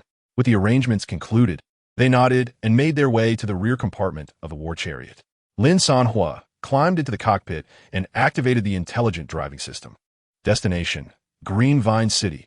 Estimated arrival time: 89 hours. Soon, the imposing fortress chariot began to move slowly, its 16 wheels crunching across the wilderness as it headed towards the predetermined direction. Lin Sanhuo stood by the vast cockpit window, lighting a cigarette. The night breeze tousled his hair, and as he gazed at the swiftly retreating, desolate landscape outside, it presented a unique charm. Turning his head, he chanced upon Yu Xiaoyu peering out from the window of the adjacent room, her phone in hand as she took selfies. Their eyes met briefly. The single room he had arranged for them not only featured an independent bathroom, but also a window offering a picturesque view. After years of existence, Yu Xiaoyu had never imagined that one day she would find herself residing in a nearly 20-square-meter room with complete amenities inside a vehicle. She had just been capturing the apocalyptic night scenery, along with her own exuberant self-portraits, eager to document this surreal moment. Yet upon lifting her gaze, she collided with Lin Sanhuo's eyes. What? Came here for vacation? Lin Sanhuo exhaled a puff of smoke, a smirk playing on his lips. Yu Xiaoyu's face flushed instantly. I'm just checking in, she retorted defiantly before quickly retreating into her room, collapsing onto the soft bed. However, turning her head, she gazed at the fleeting nightscape outside. Experiencing the gentle sway of the vehicle's steady motion, her heart raced uncontrollably. This sensation was peculiar, yet profoundly secure. Lin Sanhuo was right. She indeed felt as though she had returned to the time before the apocalypse, reminiscent of her train journey to Tibet while attending police academy. Only this time, the outside world was one of desolation, while beneath her lay the solid fortress war chariot. How wonderful it would be if there were no apocalypse, Yu Xiaoyu lamented. Similarly astonished were Lu Chao and his mother. Upon opening the door to a room that was not only immaculate, but also boasted a magnificent panoramic window, both mother and son were left speechless. Mom, are we in a vehicle? Lu Chao pressed his face against the cool, bulletproof glass, feeling its chill. Raising his gaze, he noticed the thick armor plating outside, capable of sealing shut at any moment, transforming their surroundings into an impenetrable fortress. He dashed into the bathroom, turned on the faucet, and warm water gushed forth. Lu Chao's mother surveyed the scene in disbelief, her palm gently brushing over the soft bed linens, as if she were in a dream. This vehicle felt less like a car and more akin to a mobile 3-story villa. To think that, during those years in the village, she had shared a cramped room with a dozen others, breathing the stagnant air of a 3-tiered bunk bed. Bathing required a trek to a dilapidated outhouse for cold water, and nature's call had to be answered in the wild. A private space was a luxury beyond her wildest imaginings. Yet here, not only was everything provided, but each individual also enjoyed their own room. An overwhelming, surreal sense of happiness enveloped her, moistening her eyes with tears. At the same time, She felt an inexplicable appreciation for this hard-won opportunity. In contrast, Lin Sanhuo was far less contemplative. After all, he had not endured a single day of hardship in the apocalypse. Perusing the available modification blueprints, he occupied an 80-square-meter space that could be likened to a presidential suite's command center. He alternated between watching movies and indulging in games, relishing the leisure. As night deepened, he soon fell asleep. The following morning, a blinding ray of sunlight streamed through the porthole. Reminder, less than 2 meters to destination. Master, wake up quickly. The sun is shining on your backside. Lin Sanhuo rubbed his eyes. Have we arrived? He climbed the internal ladder to the vehicle's rooftop. On the roof, Yu Xiaoyu and Lu Chao's mother had already awoken. Lu Chao's mother was hanging freshly washed clothes on the railing, a satisfied smile gracing her face. Brother Lin, are you awake? Do you have any clothes to wash? Meanwhile, Yu Xiaoyu stood at the edge of the rooftop, her expression serious as she gazed into the distance. They are right there. She pointed to a massive gathering of people on the horizon. We are almost there. You have your invitation card with you, right? Lin Sanhuo patted his body and suddenly froze, realizing he had forgotten it when boarding the vehicle the previous day. Yu Xiaoyu responded with a look of disbelief. Chapter 70, 4,000 words. The Black Blade? What organization hails from the countryside that I have never heard of? In the southern part of Wolftang City, one of the cities afflicted by the infection, Su Jing City lay before them. Outside the city, one could see the thick, twisted black vines that ensnared every building. They penetrated through windows and burst forth from rooftops, transforming the entire city into a vast, ominous botanical nest. The only entrance capable of accommodating vehicles was choked with a myriad of interwoven vines. A dense, impenetrable black net looms overhead, its mesh revealing faint silhouettes of figures writhing in the shadows. Outside the city, a vast expanse is adorned with the fluttering banners of dozens of survivor organizations. Various modified vehicles, including trucks and armored cars, are huddled together, forming a sprawling makeshift encampment. Thousands of survivors have gathered here, their weapons of varying quality in hand. Yet each face betrays a glimmer of greed and excitement. At this moment, the leaders of the different factions are congregated, animatedly debating amongst themselves. Meanwhile, within a hastily erected command tent, a bald man, clutching a string of prayer beads, gazes intently at the city before him. This man, Su Changfa, is the leader of the Golden Light organization and a sub-leader in the campaign against the Green Vine City and the Southern Alliance. The leader of the Seven Wise Squad has yet to make contact, and communication has been lost. The voice of his aide breaks through his thoughts. Su Changfa pauses his motion with the beads, closes his eyes, and continues to search for answers. He then turns, inquiring further, which organizations participating in the campaign have yet to arrive? Black Blade, the aide replies. Su Changfa is taken aback. He has never heard of this organization, and it does not appear on any list he recalls. Where are they from? He asks. The aide shakes his head, equally perplexed. They were suddenly mentioned in a notification last night. Should we wait for them? He cautiously suggests.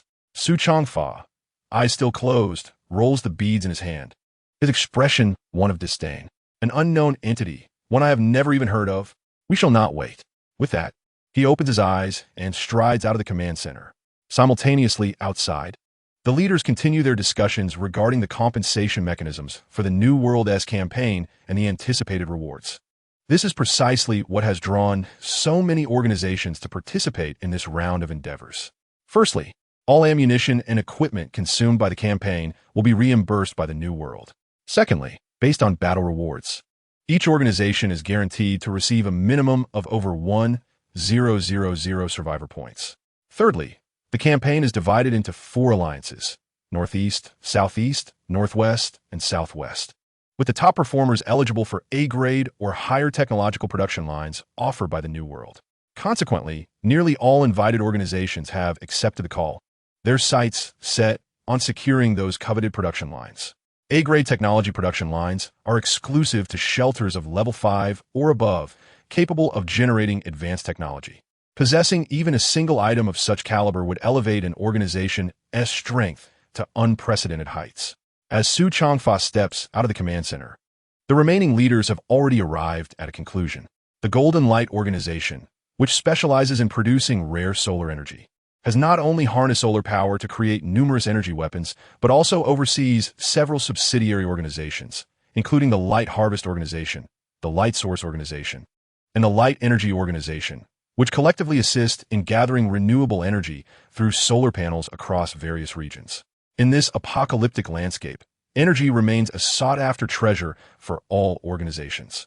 Thus, the Golden Light Organization, having mastered new energy technologies, swiftly ascended to prominence within the perilous realms of the 1-star and 2-star zones.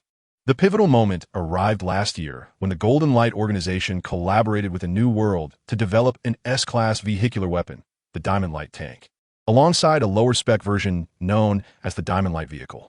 It is rumored that a single blast from its laser cannon could effortlessly penetrate 5 armored vehicles in one go. The sheer might of such an arsenal is chilling to contemplate. With the arrival of Su Changfa before the crowd, the members of various organizations quickly began to flatter him. "Ah, Leader Su, you have finally arrived. We have been admiring your Diamond Light tank parked at the entrance for quite some time. Truly, it is a magnificent testament to new energy weaponry," they exclaimed. "Leader Su, it seems you have grown even more radiant in the past 10 days. When shall we commence our siege? Under your leadership, I am confident we could breach Su Jing City in a mere half day. Half a day? I wager we could accomplish it in an hour." In response to the flattery and boasts from the multitude of organization leaders, Su Changfa maintained a facade of calm, his fingers ceaselessly rolling the prayer beads. Internally, however, he felt an overwhelming sense of pride. This motley crew dared to contend for the top prize with him? In his mind, he had already claimed the reward for himself, for he was well aware of the capabilities of these organizations. Soon, Su Changfa's adjutant stepped forward to speak. "Esteemed leaders, we are still awaiting the arrival of one organization. Our leader and I have come to seek your opinions on whether we should wait for them." Upon hearing this, the other leaders exchanged glances, incredulous. Is there truly someone who would dare to arrive late? Who possesses such audacity to keep Leader Su's organization waiting? If they arrive, they must certainly face punishment. "Black Blade," the adjutant responded. "Have you heard this name?" The crowd was met with puzzled expressions. "Which backwoods organization is this? I have never heard of them. It is likely just a nameless group seeking to bask in the rewards of lower-tier achievements. Surely, they are a worthless organization. Indeed, let us not wait for them. We should advance on the city. I hear that the New World has offered a reward for the first organization to capture the city. Each member will receive 2,000 survival points. Let us not waste our time on this insignificant organization." Upon hearing the unanimous consensus of the crowd, the adjutant felt relieved. "Then this matter is settled. Now, let us turn to our leader for his thoughts." Su Changfa remained silent, merely nodding in agreement. "Very well, then let us proceed." But just as the words left his lips, the sky suddenly darkened. Instinctively, everyone looked up and turned around, collectively frozen in awe. A colossal war machine, resembling a moving hill, was slowly making its way down the slope from a distance. Its immense bulk cast a vast shadow, enveloping the entire camp. 16 giant wheels, each over 3 meters in diameter, rolled across the ground, leaving deep ruts capable of burying a person.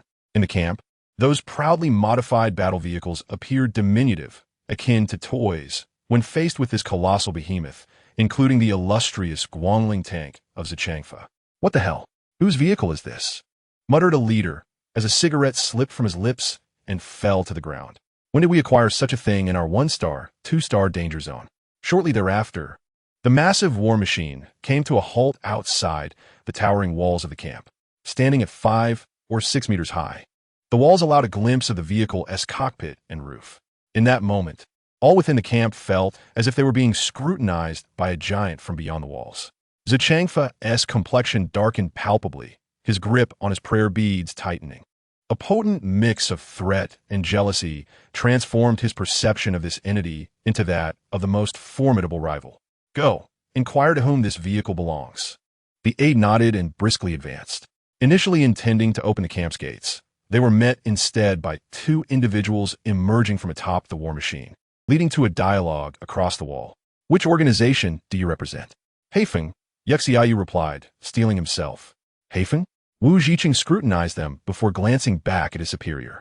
"Drop your invitation card. Let me see it." Yexiayu's expression froze. At that moment, Lin Sanhuo stepped forward, boldly asserting, "I forgot." "Forgot?" Zichangfa scoffed, feeling a surge of relief within. The aide, hands on hips, gazed upward as if addressing the giant. Without an invitation card, we cannot verify your identities. Oh, Lin Sanhuo casually replied. So, you imply that we cannot join your coalition for the siege? Observing the assembly of vehicles outside, it was evident they were poised for imminent battle. Indeed. However, you could also reach out to the New World to connect with your distribution department and request a replacement card. Once confirmed, we shall permit your inclusion. The aide proposed a solution. In reality, by the time the card was reissued, they would have already seized the city. Very well. You may proceed with the assault. I shall remain here to observe, Lin Sanhuo declared, tossing aside his cigarette and preparing to return to the vehicle. Although Yuxiayu found this perplexing, he merely followed Lin Sanhuo back. Upon witnessing the giant war machine stationed at the entrance, Zhengfa exhaled a sigh of relief, remarking, I never anticipated that our one-star, two-star danger zone housed such a formidable manufacturing facility. He then commanded his aide, find out precisely where this organization's sanctuary is. Once the assault concludes, we shall seize that refuge. Understood. Soon, the mobilization for the siege officially commenced. All personnel, heed the orders. Zhengfa stood in the shadows. As a torrent of steel lined up neatly outside the city, the aide drew his pistol, directing it towards the distant city of Shujing. Attack!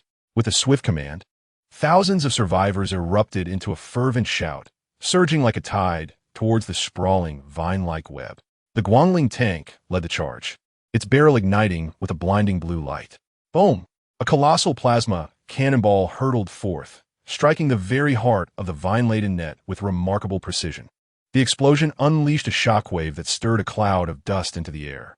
It was anticipated that this would immediately rend the ominous black vine gate asunder, allowing the army to surge into the city. However, the outcome was disheartening. After a fiery hole was burned into the net, it swiftly commenced self-repair. What? Su Changfa's expression shifted dramatically. Despite the vine net continuing to obstruct the city gates, the assaults from the other factions felt as ineffective as mere tickles. Aside from a few sparks dancing upon the vines, their efforts yielded no results. The clamor of battle echoed through the air, yet after a considerable time had elapsed, the expeditionary forces had scarcely managed to touch the city gates. Meanwhile, on the rooftop of Lin Sanhuo's armored vehicle, a different scene unfolded. Upon returning to the vehicle, they cleared the rear compartment. Previously, during a raid on a supermarket, they had amassed a plethora of hot pot ingredients. Thanks to the vehicle's built-in refrigerated storage system, these delicacies could still be enjoyed. They set a metallic dining table in the center, atop which sat a dual-flavored hot pot bubbling enticingly, with a rich, fiery broth exuding an irresistible aroma. Lin Sanhuo, Yu Xiaoyu, and Lu Chao gathered around it. Lu Chao's mother diligently added sliced meats and vegetables into the pot. Gourmet. Try this freshly retrieved tripe. A quick dip of 7 seconds is just right. Lin Sanhuo picked up a slice of tender, crimson meat, swirled it in the boiling broth, blew on it gently, and then savored the taste. Delicious, he declared. Yu Xiaoyu, with grease smudging her lips, mumbled, is it really appropriate for us to indulge in hot pot while the battle rages below? What's inappropriate about it? Lin Sanhuo retorted as he picked up another piece of tripe. If he wants he let us in, does that mean he'll dictate what we eat? Lu Chao nodded in agreement. Exactly, Brother Lin. How about another plate of brain matter? Below, the beleaguered survivors, fervently attacking the vine gate, caught the whiff of the enticing hot pot aroma wafting down from above. Glancing at their meager rations, their faces turned a shade of green with indignation. Damn it, what are those people doing? They're enjoying hot pot while we're risking our lives up front? This is utterly outrageous. Su Changfa listened to the grievances of his subordinates and cast his gaze upward at the leisurely group, his teeth clenched in frustration, yet feeling utterly powerless.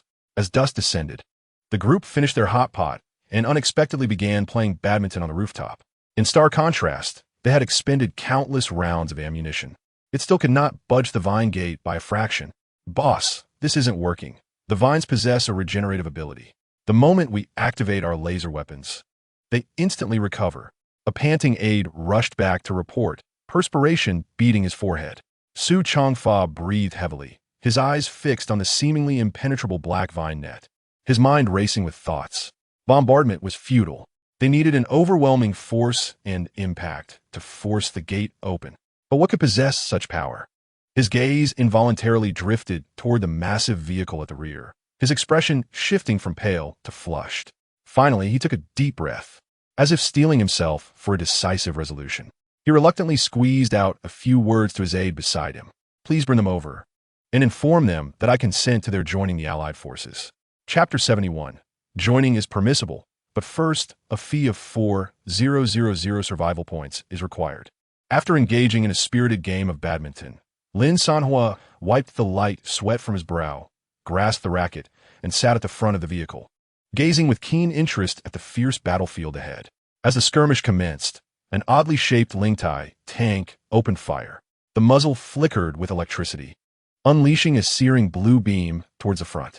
With a soft hiss, it burned a gaping hole in the black, vine-like netting. Immediately, the air around Lin Sanhuo was filled with the jubilant cheers of the attacking army. The leaders below wore satisfied smiles, as if victory was assured. However, as the first wave of assault concluded, the edges of the hole began to writhe. In mere seconds, it astonishingly restored itself, even initiating a counterattack. Dozens of vine-like tendrils, as thick as barrels, emerged from the net like gigantic pythons, striking fiercely at the front line of armored vehicles with a thunderous crack. In an instant, the leaders below fell silent, their confidence shattered. Ultimately, the army led by Su Changfa retreated in disarray, the morale of the entire camp plummeting, shrouded in despondency. Not a single leader uttered a word, their faces darkened with disappointment. Quite intriguing, Lin Sanhuo mused, stroking his chin, somewhat taken aback. He had not anticipated that this seemingly unremarkable botanical gate would prove to be such a formidable challenge. Just then, he heard the voice of Yu Xiaoyu beside him. This creature is known as the Black Vine, a mutated offshoot of the Green Vine. It is classified as an S-grade, second only to the ultimate. Once its tendrils harden, their strength rivals that of high-grade alloys, and they can convert any lifeless matter they touch into sustenance for growth. She paused, accepting a glass of ice water handed to her by Lu Chao's mother.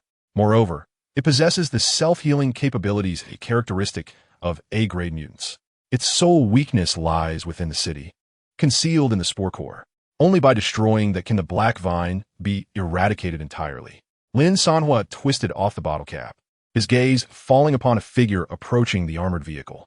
No wonder it exerted such effort to seal off the city. The core of its existence was hidden within. He took a large gulp of ice water, his attention focused on the individual below. At that moment, Su Changfa's aide, braving the weight of 1,000 scrutinizing gazes from the camp, once more approached the towering armored vehicle. Tilting his head back, nearly straining his neck, he struggled to glimpse the railing atop the platform. Clearing his throat, he endeavored to imbue his voice with confidence.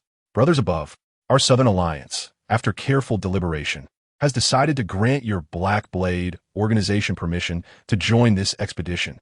He emphasized the words grant and join, attempting to salvage some dignity, as if this were a generous offer.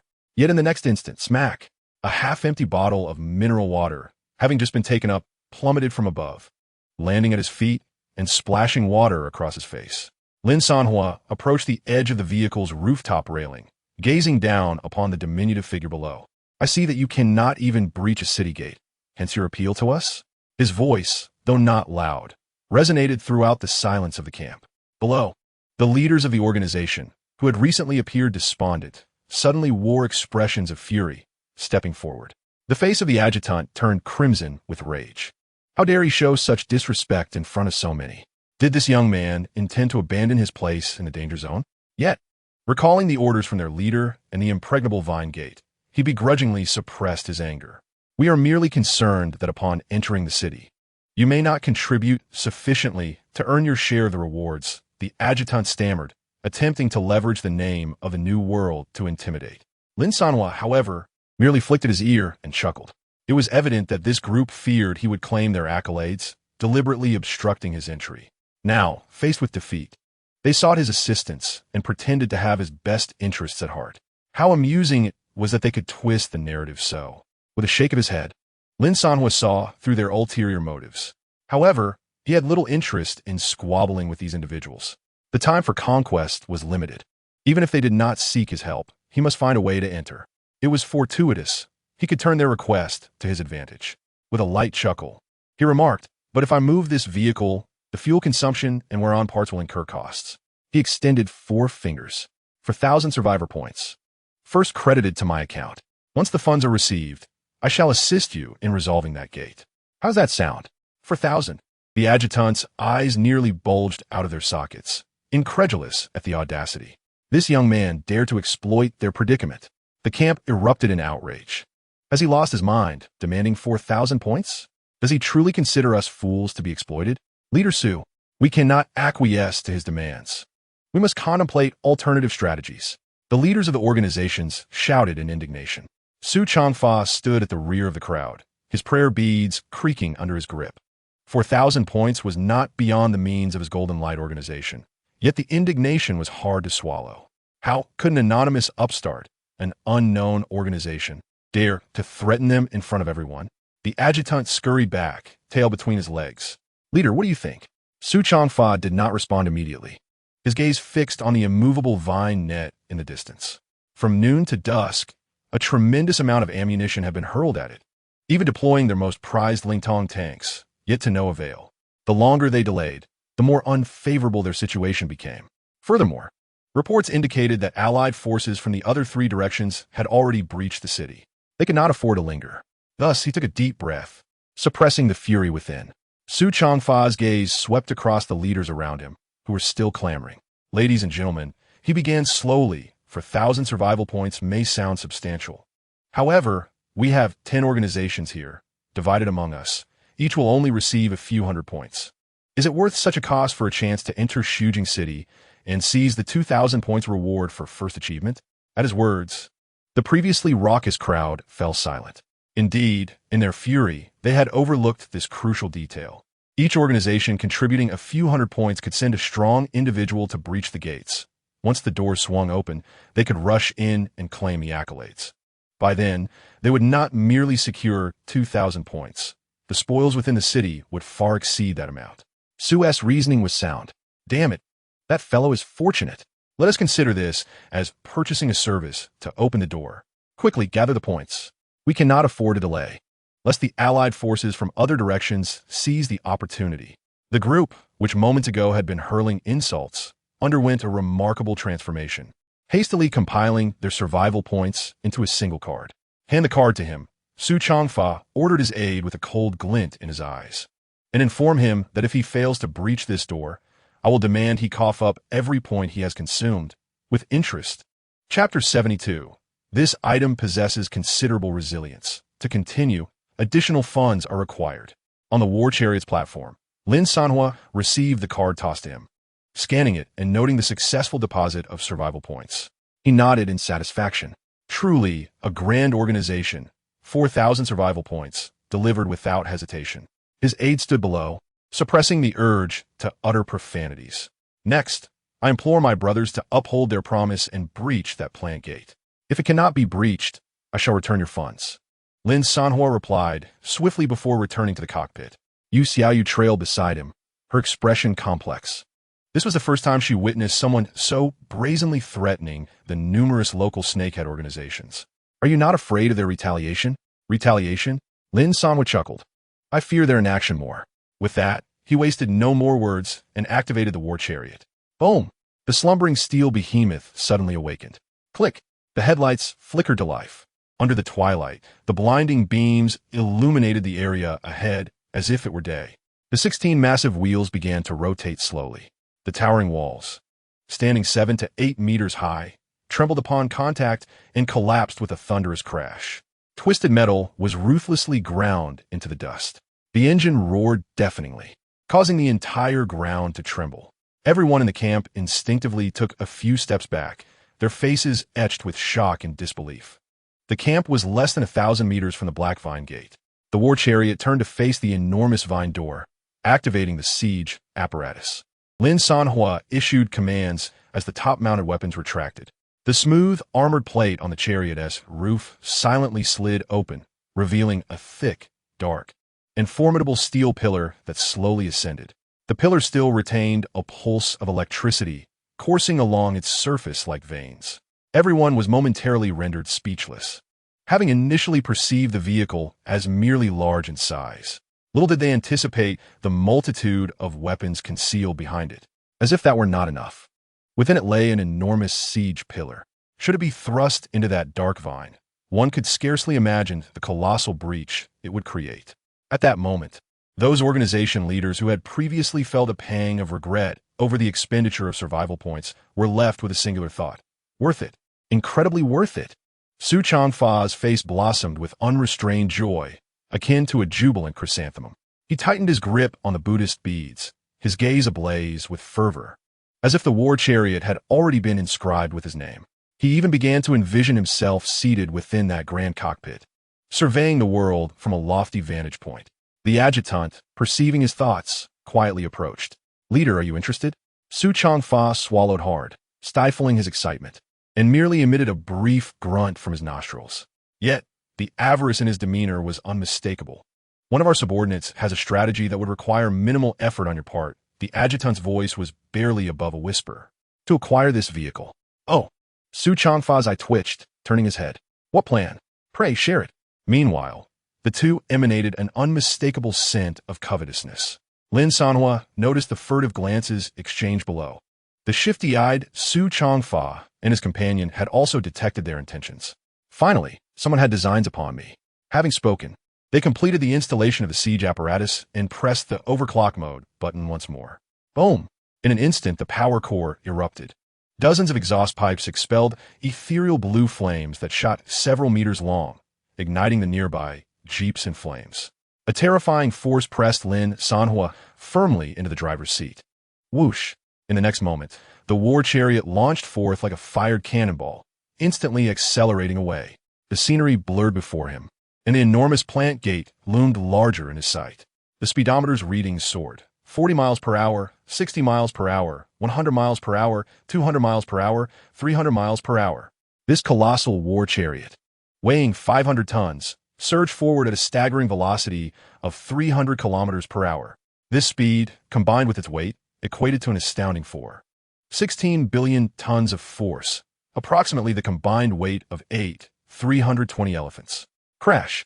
It collided with the colossal net gate formed of vines, as if over 8,000 elephants bore down upon it in an instant. Rending sounds echoed as the seemingly indestructible vine net emitted its first groans of strain. Ripping, rending. Countless vines were instantly shattered and torn apart. The front end of the siege pillar became wedged firmly in the center of the massive net, desperately attempting to push into the city. The vines thrashed violently, striving to hurl the colossal object away. Yet, the 500-ton war chariot remained immovable. Striking and thrashing proved futile. The war chariot's engine continued to unleash its terrifying thrust. 1 second, 2 seconds. In the end, the immense vines connecting the buildings were forcefully torn down, one by one. From the walls, it opened. It opened. Goodness, it really broke through. Prepare to charge. The survivors behind were flushed with excitement, waving their fists and shouting. Su Changfa clenched his fists tightly, his gaze fixed on the nearly full black vine. His heart was filled with overwhelming joy. Truly, this is the vehicle I have set my sights on. Such power, such strength. If I had this vehicle, I would be invincible. The sycophantic voice of his aide chimed in beside him. Chief, what do you mean by the vehicle you fancy? This has always been yours. Merely lent to others for a brief time. Su Changfa could no longer contain himself and burst into laughter. He then watched as the final connection of the Vine network was about to be severed. Victory was within reach. However, the engine of the war machine, without warning, abruptly ceased its roar. The massive siege column hung, suspended in midair, mere inches from complete penetration, yet it stalled, refusing to advance. The entire battlefield fell silent. All cheers and shouts abruptly halted. What is happening? Why has it stopped? Hurry up. We're so close. Damn it, what is that guy playing at? The smile on Su Changfa's face froze, an ominous premonition creeping into his heart. At that moment, a languid voice emerged from the external loudspeaker atop the war vehicle. Belonging to Lin Sanhuo. Leaders, the resilience of this vine is too great.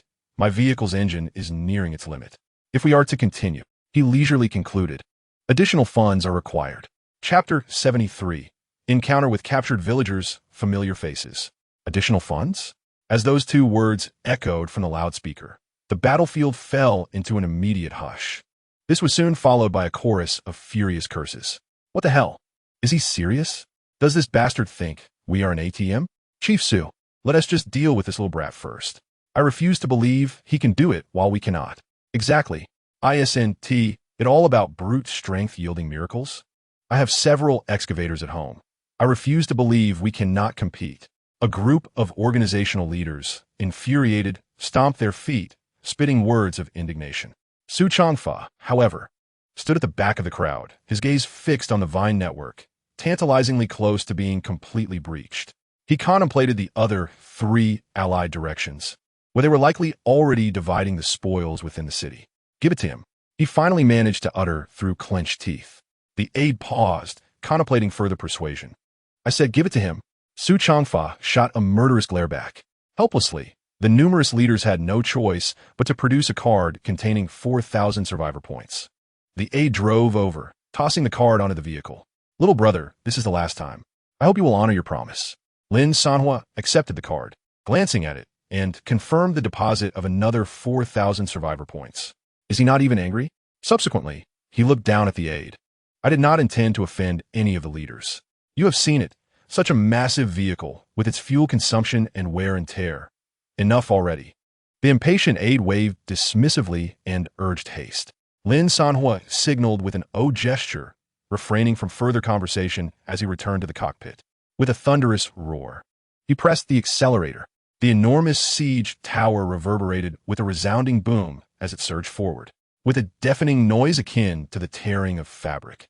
The last few robust vines connecting the buildings on either side were forcibly ripped from the walls. The once indomitable black net collapsed with a resounding crash. The city gate lay shattered, the massive net falling like a colossal curtain. Lin Sanhuo braced himself for an onslaught from the various mutated beings. Yet, when the scene within the city unfolded before his eyes, he was taken aback. This was not the imagined lair of monstrous creatures. Rather, it resembled a city harmoniously intertwined with nature. Sturdy vines formed bridges between the buildings, and beneath the expansive tree canopies hung intricately woven beds of vines. Atop the lofty vines stood many figures, women, elders, and children. Clad in rudimentary garments fashioned from leaves and vines, they wielded bone spears and stone axes. Their gazes filled with vigilance and hostility as they regarded the invaders from beyond the city walls. When the colossal war chariot intruded upon their sanctuary, all were momentarily frozen in shock. Suddenly, a hoarse voice cried out, "Run! They are invaders!" Lin Sanhuo furrowed his brow. Before he could contemplate further, a steel tide, led by Su Changfa, surged into the city with a roar. Slay these heathens! Charge forth! The army bellowed, with tanks and armored vehicles leading the charge. Upon entering the city, machine guns unleashed a barrage of fiery tongues.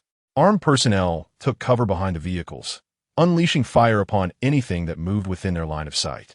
Those wielding primitive weapons crumbled before the onslaught of modern armaments. Bullets effortlessly tore through their flesh, and screams echoed in a cacophony. The army showed no mercy, not even sparing the children.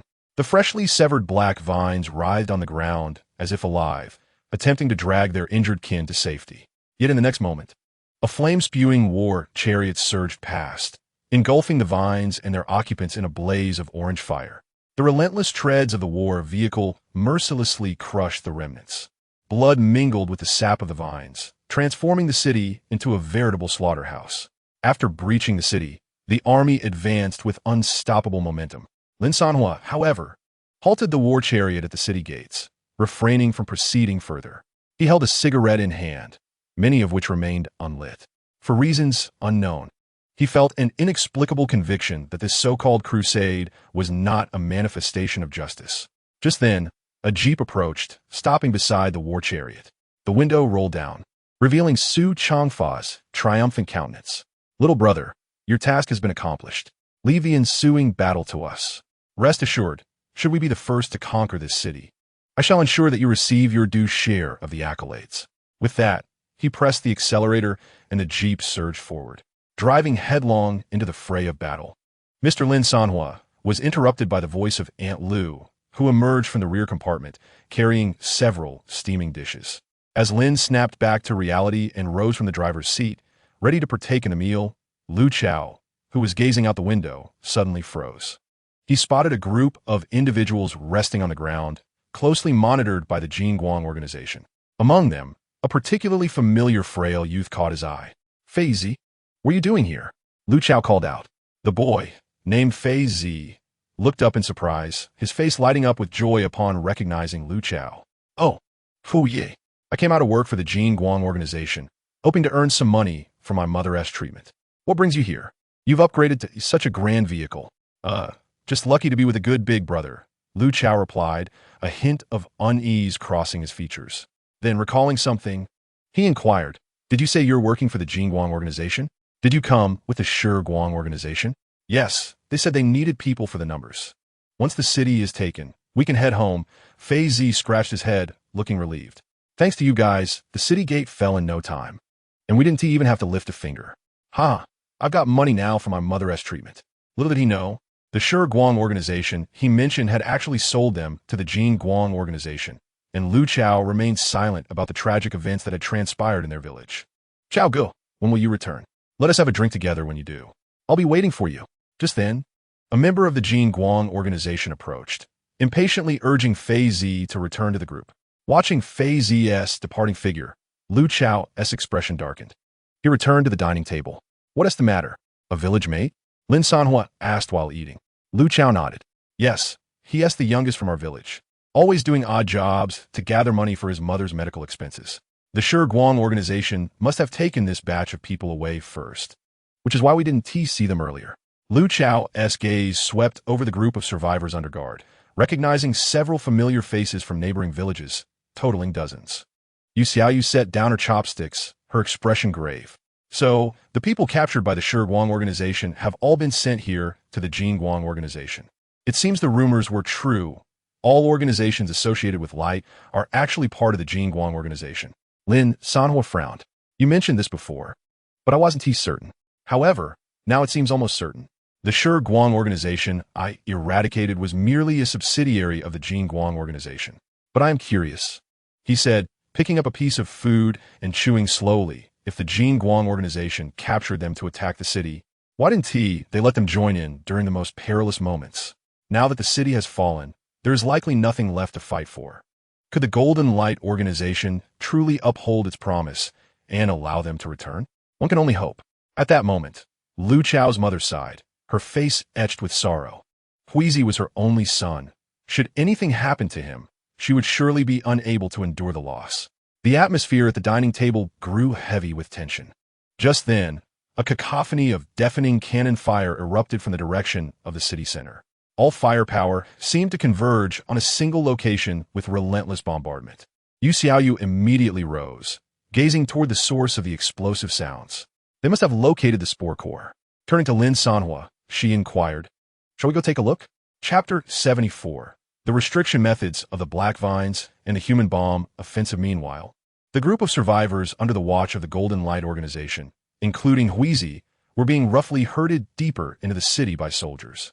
In response to Yu Xiaoyu's question, Lin Sanhuo appeared oblivious to the distant gunfire, remaining composed at the dining table. He picked up his chopsticks, leisurely selecting a piece of meat to savor. No rush, he stated calmly, chewing thoughtfully. Let Xiaoyi go ahead to scout the way. We shall continue our meal. Xiaoyi? The others were momentarily taken aback. Lin Sanhuo stood, his fingertip lightly tapping on the vehicle's control panel. In the next instant, an inconspicuous armored plate on the top of the war vehicle slid open silently.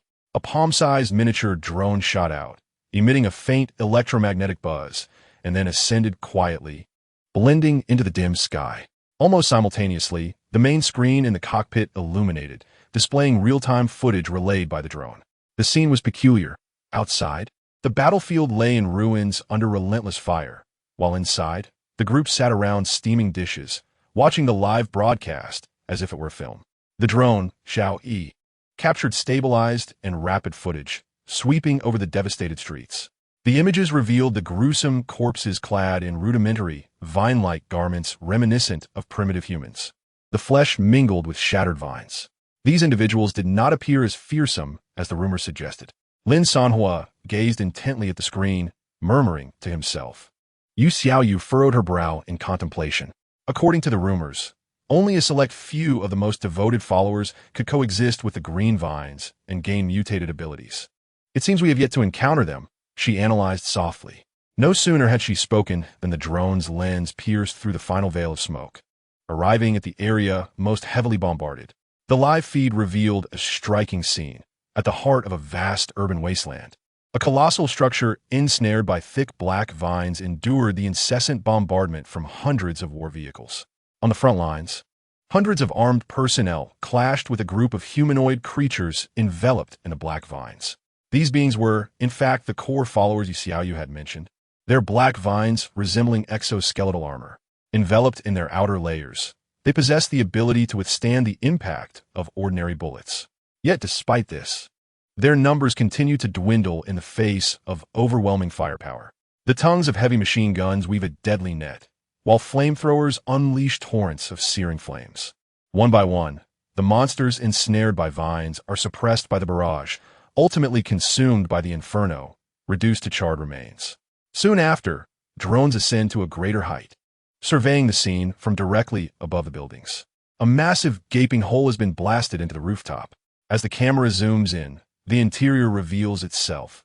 Countless primitive people, clad in leaf-like garments, cower in terror within the structure. They appear indistinguishable from ordinary humans. Women clutch their children tightly, using their bodies as the final bastion of protection. The elderly are huddled in the innermost circle, their eyes clouded with despair. Only the remaining capable men, resolute in their determination, rush towards the center of the building. There, a colossal black bud, perpetually opening and closing, emanates a faint green glow. As each man approaches the bud, a vine extends forth, wrapping around them. They emit suppressed roars as their bodies writhe violently, swelling until, in an instant, they transform into monstrous beings cloaked in black vines. With one last glance at their wives and children, they turn and charge out of the building, plunging into the inevitable battlefield. It appears that this is the core of the spores, murmurs Yu Xiaoyu softly. At that moment, those gathered around the dining table have lost their appetite. Their eyes glued to the screen where the primitive people sacrifice themselves, one after another, metamorphosing into vine-covered monsters, fearlessly advancing to the front lines. The tide of battle has momentarily reached a stalemate, seemingly halted by this exchange of lives. Meanwhile, Su Changfa stands beside the command vehicle, beads rolling slowly through his fingers, his expression dark as a storm. Just then, his aide rushes over, lowering his voice.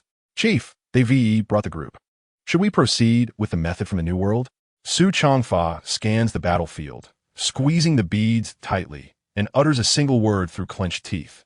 "Use." The order is given. Shortly thereafter, a commotion arises at the rear of the battlefield. Dozens of survivors, deceived from various villages, are herded by soldiers of the Golden Light Organization to the front lines. Each is forcibly donned with a vest adorned with strange metallic blocks and circuitry. What are we supposed to do? One trembles, but no one responds. All armored vehicles cease fire, and the armed personnel at the front withdraw.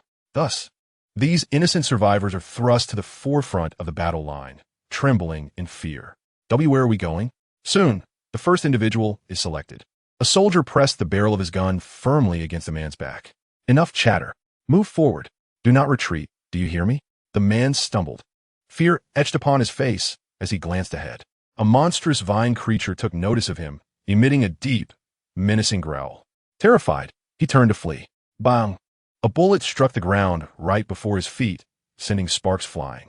"Do not retreat. Move forward." Faced with the gun behind him and the beast before him, the man's legs trembled, and with tears in his eyes, he took hesitant steps forward. As he reached the vine creature, he closed his eyes, bracing himself for death. Yet, a miraculous scene unfolded. The grotesque creature made no move to attack. Instead, a soft, inhuman voice emerged from beneath its vine-like armor. "The green vines will not harm an unarmed person." As the words fell, the creature opened its arms and gently embraced the trembling man, seemingly offering comfort. In that very moment, however, a cruel smile crept onto Su Changfa's face at the rear base. It works indeed. He promptly pressed the detonator in his hand. Boom! The bomb strapped to the man exploded instantaneously, unleashing a terrifying blaze and shockwave that obliterated him and the vine creature into countless fragments. Flesh and vine remnants rained down like a macabre deluge. Su Changfa watched the scene unfold, a satisfied grin spreading across his face. Huh, it truly works. Hurry, send them all up. Meanwhile, inside the war vehicle, Lin San's hand froze mid-motion, while Yu Xiaoyu and Lu Chao's mother were momentarily left speechless. Why? Why didn't that creature attack him? Yu Xiaoyu's voice trembled, filled with confusion. The intelligence report had mentioned nothing of this. Soon, the tactics of the expeditionary force underwent a complete transformation. They ceased their aggressive assaults and began to drive the innocent bomb-bearers, one by one, towards the ominous black building. The fearless vine creatures, confronted by these unarmed, bomb-laden individuals, appeared bound by an unspoken rule. They refrained from attacking or evading, instead choosing to embrace their doomed kin in the moments before the explosions, as if seeking to redeem and comfort them. Yet, the outcome was a relentless cycle of mutual destruction. One by one, the vine creatures were torn to shreds in the blasts, until finally, a familiar figure was pushed forward from the direction of the expeditionary force. Lu Chao's eyes reddened at the sight. It's Huizi. At that moment, Huizi was clad in a bomb vest, the cold barrel of a gun pressed against his back. Trembling violently, he muttered incessantly, "I want to go back and see my mother. I cannot die, I cannot die. Enough nonsense, get moving." A figure behind him delivered a brutal kick to his back, causing Huizi to collapse onto the ground, tears streaming down his face as he pleaded for mercy. "Please, I must return to see my mother. I truly cannot die. She is waiting for my return." Chapter 75. I want to live, I want to see my mother. Huizi's cries were hoarse, piercing through the night with a chilling resonance. As he stumbled forward, he continued to plead for leniency, but the only response he received was the crack of a gunshot. Bang! A bullet grazed his ankle, kicking up a cloud of dust from the ground. Startled, Huizi faltered, raising his hands to shield his face as he pressed onward. Not far away, all eyes were fixed upon him, their gazes mocking, indifferent to the depth of his despair. Su Sholing was indeed cunning, employing human bombs to eliminate those monsters. Only he could conceive of such a strategy. Yet, one couldn't help but wonder why those monsters did not turn their aggression upon these individuals. What was the underlying principle? Among the leaders of the organization, someone inquired with curiosity. Su Changfa slowly twirled the beads in his hand, while his other hand rested lightly upon the button of the detonator. The methods taught by the New World remain unclear to me. As he spoke, he observed the lowly wretch moving closer to a vine monster, sluggishly impacting their progress. Prepare to press the detonator. But the next moment, an earth-shattering explosion erupted from the left ahead. The water glass on the table trembled violently. Immediately afterward, a blinding beam of light surged forth from the side, its brilliance cutting through the smoke-laden battlefield. A colossal silhouette barreled through the debris of shattered buildings. Boom! Boom! Boom!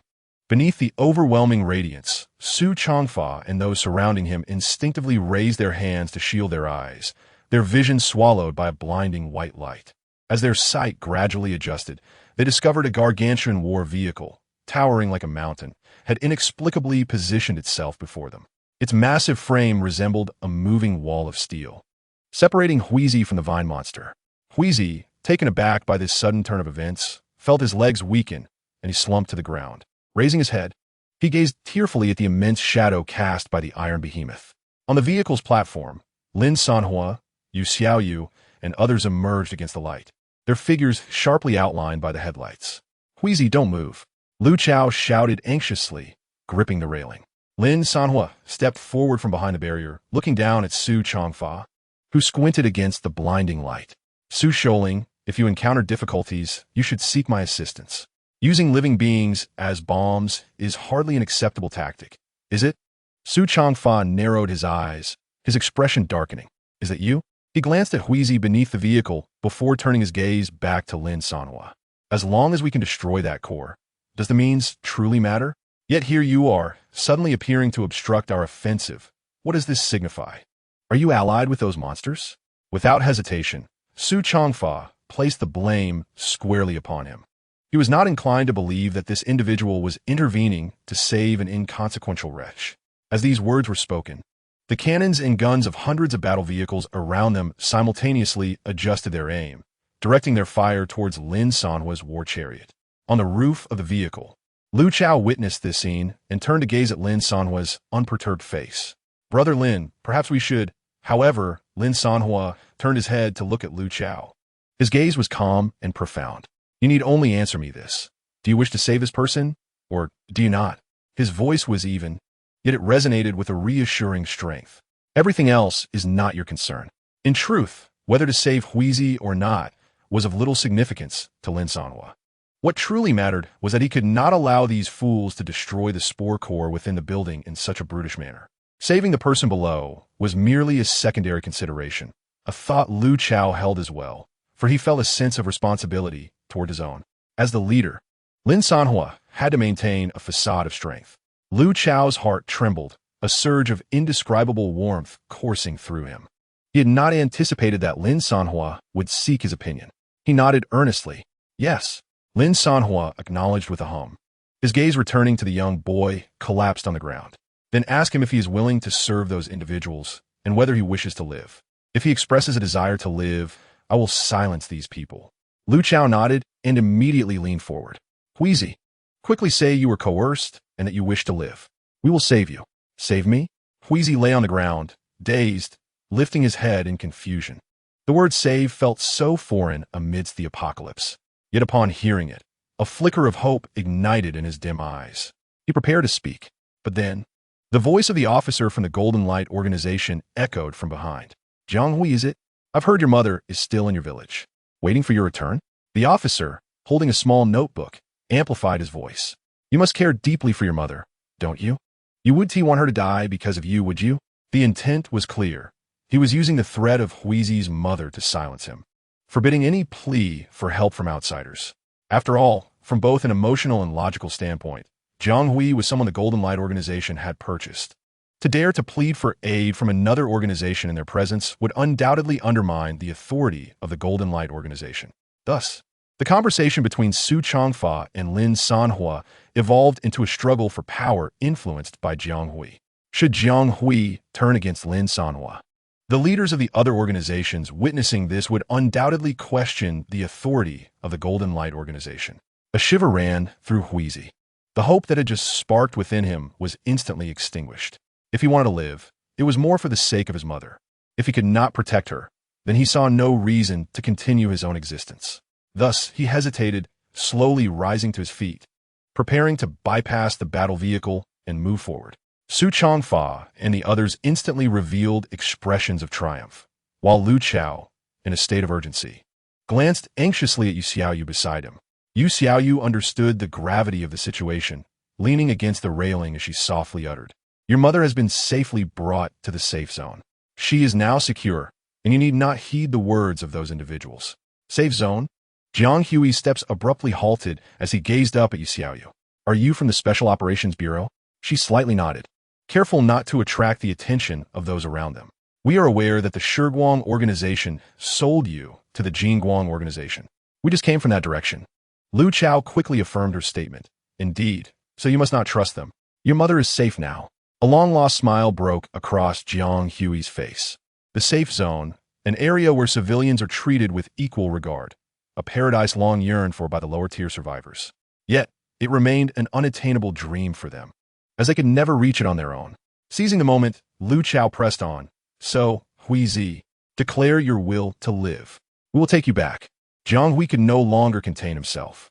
The longing for his mother and the desire for life overwhelmed him, shattering the last defenses in his heart. He turned abruptly, tears streaming down his face, and with all his might, he shouted from the depths of his being towards the rooftop of the war vehicle. "I want to live. I want to see my mother." But in the next instant, boom!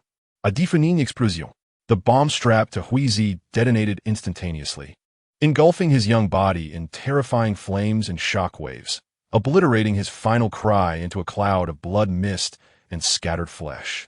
Everyone on the rooftop of the war vehicle was stunned into silence. The excitement and joy on Lu Chao's face froze into a mask of disbelief. Flames danced within his pupils at the sight of Huizi. Meanwhile, Su Changfa trembled, gripping the detonator he had just pressed. To seek help in my presence is akin to courting death. Chapter 76. Fainting the enemy. Can I endure this? The blood mist spread, splattering across the front of the vehicle. Warm and laden with a pungent scent of blood, it enveloped them. Huizi's last cry, "I want to live," seemed to linger in the air, yet not even a complete corpse remained. At that moment, a deathly silence enveloped the rooftop of the war vehicle. Lu Chao maintained the semblance of an excited smile. Huizi was gone, the friend who had shared with him cheap wine year after year, lamenting the unfairness of the apocalypse. He was rendered valueless and stripped of dignity, like an ant carelessly crushed underfoot, dying before Lu Chao's eyes. Yu Xiaoyu's body trembled slightly as she witnessed an innocent life extinguished before her. A profound sense of helplessness filled her heart with guilt. Only Lin Sanhuo remained unfazed, standing quietly. The death of a young boy was undoubtedly tragic, yet in this world of desolation, death had become the norm. He would not falter in the face of such chaos. Su, the leader, possessed remarkable speed. For a person who is clearly determined to survive, to be met with such a tragic fate is truly lamentable, Lin Sanhuo jested. It is no surprise that he holds the position of a leader. Meanwhile, Su Changfa's fingers rested upon the detonator, his gaze fixated not on the gruesome scene below, but rather on Lin Sanhuo. A subtle smirk of amusement and provocation playing upon his lips. He was convinced that Lin Sanhuo would not turn against him or the entire allied forces for the sake of an inconsequential commoner. Thus, witnessing Lin Sanhuo's silence only intensified the smile upon his face. Just a mere purchased commoner, he mused, retracting the detonator nonchalantly. If our relations were to be jeopardized for him, that would be truly unwarranted. Therefore, this conclusion held genuine significance for him. Su Jiangfa paused, raising his hand to point at the building still resisting. Now, the one who posed a threat to our alliance is deceased. I kindly request that my brother step aside. We must proceed to address the core. The soldiers of the Golden Light organization resumed shoving the terrified survivors. The shadow of the impending explosion loomed once more above them. That surely isn't necessary, Lin Sanhuo interjected suddenly. Since I am here, allow me to resolve this matter. As soon as the words escaped his lips, Su Changfa's expression shifted dramatically. You intend to handle this? He tightened his grip on the prayer beads, finally grasping the truth. It was clear that this fellow had been intent on the spore core from the very beginning. There's no need. Su Changfa managed a strained smile, his words laden with implications. Did you not mention that the cost of that vehicle is exorbitant and the wear substantial? We cannot afford a second payment. This time is complimentary. Lin Sanhuo waved his hand dismissively, uninterested in further discussion. It is settled then. I shall take care of it. You all can rest. With that, he turned and strode back to the cockpit. Damn it, Su Changfa muttered under his breath as he watched his retreating figure.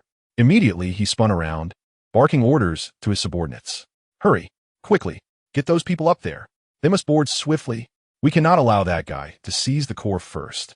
Meanwhile, in the cockpit, Yu Xiaoyu and Lu Chao entered, their expressions still dazed. Are we truly going to attack the spore core? Yu Xiaoyu gazed at Lin Sanhuo's silhouette, murmuring as if attempting to convince herself. Indeed, what matters most at present is the core. Its worth surpasses that of 100 or even 1,000 survivors. However, before she could finish her thought, Lin Sanhuo interrupted sharply. Nonsense. He abruptly sank into the pilot's seat, the chair creaking in protest. He retrieved a cigarette from his pocket, placing it between his lips, but refraining from lighting it. When it comes to those I wish to save, do you think I can simply swallow my anger? On the other side, aside from directing the human bombs toward the battlefield, Su Changfa sought a secluded spot. He summoned his aide to discuss Lin Sanhuo's peculiar behavior moments earlier. In the next moment, the ground beneath trembles, sending forth a subtle yet intensely frequent vibration. What could this disturbance be? Su Changfa furrows his brow, a look of bewilderment crossing his face. Soon, the tremors escalate, accompanied by chaos and terrified screams erupting from the rear. Leader! Leader! In no time, a subordinate scurries over, tumbling in his haste. He is charging at us. Su Changfa impatiently inquires, turning around in confusion. Who is he? In the next moment, a colossal war chariot, reminiscent of a mountain, hurtles towards him. Witnessing this scene, Su Changfa's mind goes blank, his Buddhist beads scattering across the ground. Wasn't this fellow supposed to assault the core? Why is he coming for me? Chapter 77. Preemptive strike. Lu Chao experiences the thrill of domination. Guangling tank. Where's my Guangling tank? Quickly eliminate him. Su Changfa shouts in panic. He never anticipated that this rascal, who had just declared his intent to target the core, would turn his sights upon him instead. But when he looks back, his aide has already vanished. From a direction where the Guangling tank regiment was stationed, 6 cluster rockets descend in an arc. Each missile disperses hundreds of submunitions, culminating in a deluge of projectiles raining from the sky. Boom! The ground shakes with the force of the bombardment. Su Changfa's face flushes from the searing heat, the tremendous blast hurling him away. My Guangling tank regiment, as Su Changfa is tossed into the air and rises from the ashes. The half-destroyed Guangling tanks begin to charge energy weapons for a counterattack. Destroy him. Su Changfa, go man. Yet, no sooner has he spoken than a new barrage of rockets descends from above. Boom! The Guangling tanks, which were poised to retaliate, are once more subjected to an overwhelming assault. Su Changfa shakes the dirt from his head, incredulously gazing at the few remaining Guangling tanks. Just as he ponders how such a multitude of rockets could be fired so rapidly, a fresh wave of projectiles takes to the sky. Swish, swish, swish. The relentless bombardment continues. Then the 3rd, 4th, 5th, and 6th rounds ensue, leaving his Guangling tank regiment with no opportunity to counterattack. With each successive wave of bombardment, tank after tank is obliterated. When, at long last, he manages to catch his breath, only 2 or 3 tanks remain capable of feebly retaliating amidst the hazy battlefield. Suddenly, that enormous war chariot crashes through. Boom! Hiss!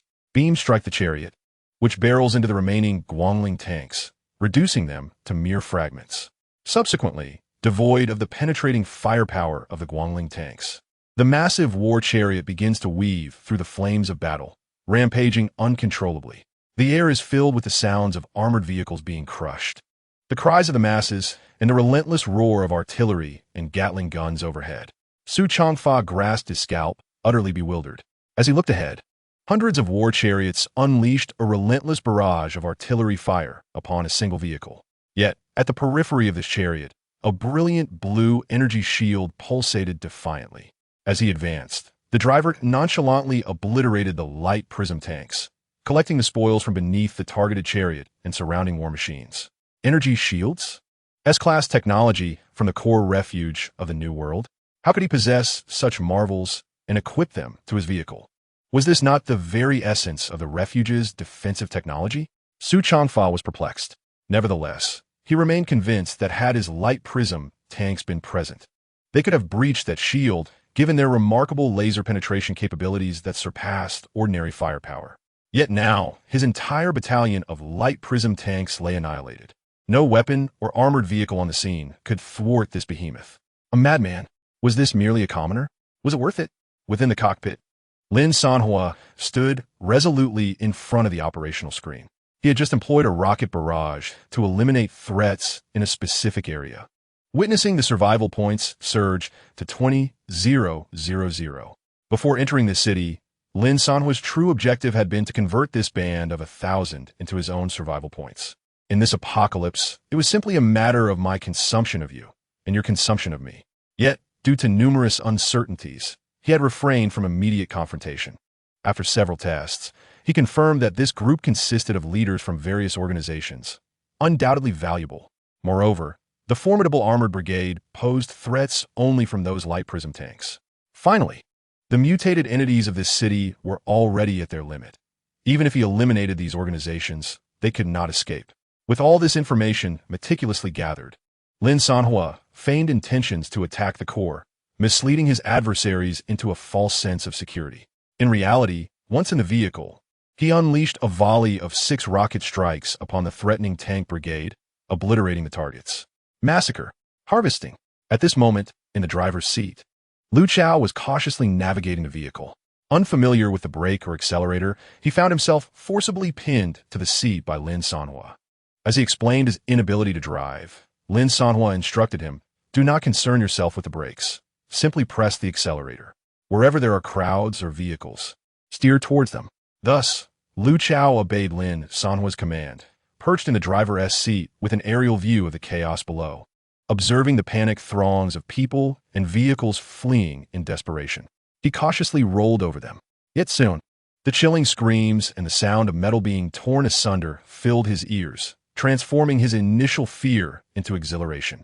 He had never imagined that one day he would crush those lofty elites beneath him. Lu Chao's timid movements began to acquire a sense of purpose. He observed where the vehicles and people were concentrated. Gripping the steering wheel firmly, he executed a sharp turn. The sounds of explosions echoed. Pop, pop, pop. Yet, the incoming artillery fire was entirely thwarted by the azure shield outside, posing no threat whatsoever. Ultimately, Lu Chao reveled in the experience, akin to indulging in a cathartic game.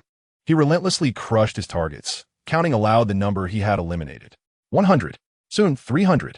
How dare you not regard us as human? All of you shall perish. Yu Xiaoyu stood nearby, watching the unfolding scene, her hands itching with anticipation. Unable to contain herself, she directed, "Crash into that group of people hiding behind the building." "No. You let them escape? You can't do this. Let me take over. They'd all be dead." Chapter 78. System Major Upgrade. Xiao Yi. It seems I have gained intelligence after upgrading the mobile fortress. Lin Sanhuo temporarily entrusted the task of driving and crushing vehicles to Lu Chao while he stood before the operational display screen, familiarizing himself with his previously unused combat control interface. The screen dimensions were 15 by 15 with a resolution of 4. In terms of functionality, it comprised a radar intelligent control, terminal, and intelligent driving system.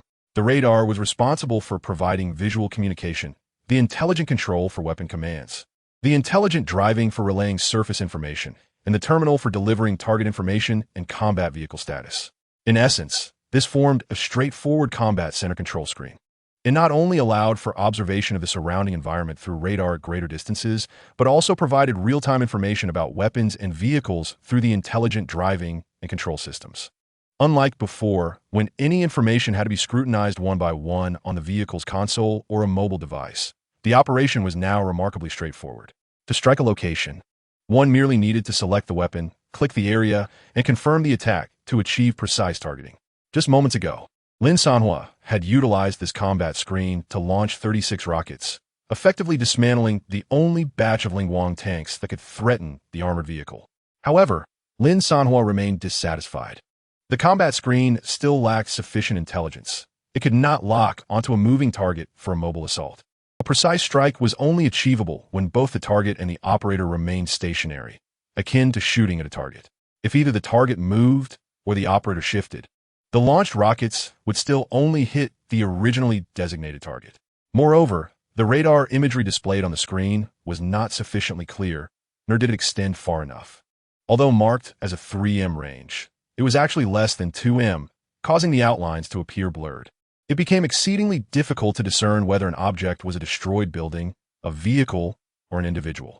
Additionally, the information provided was incomplete, as the dynamic nature of surrounding active units often misclassified a dislodged stone as an enemy unit.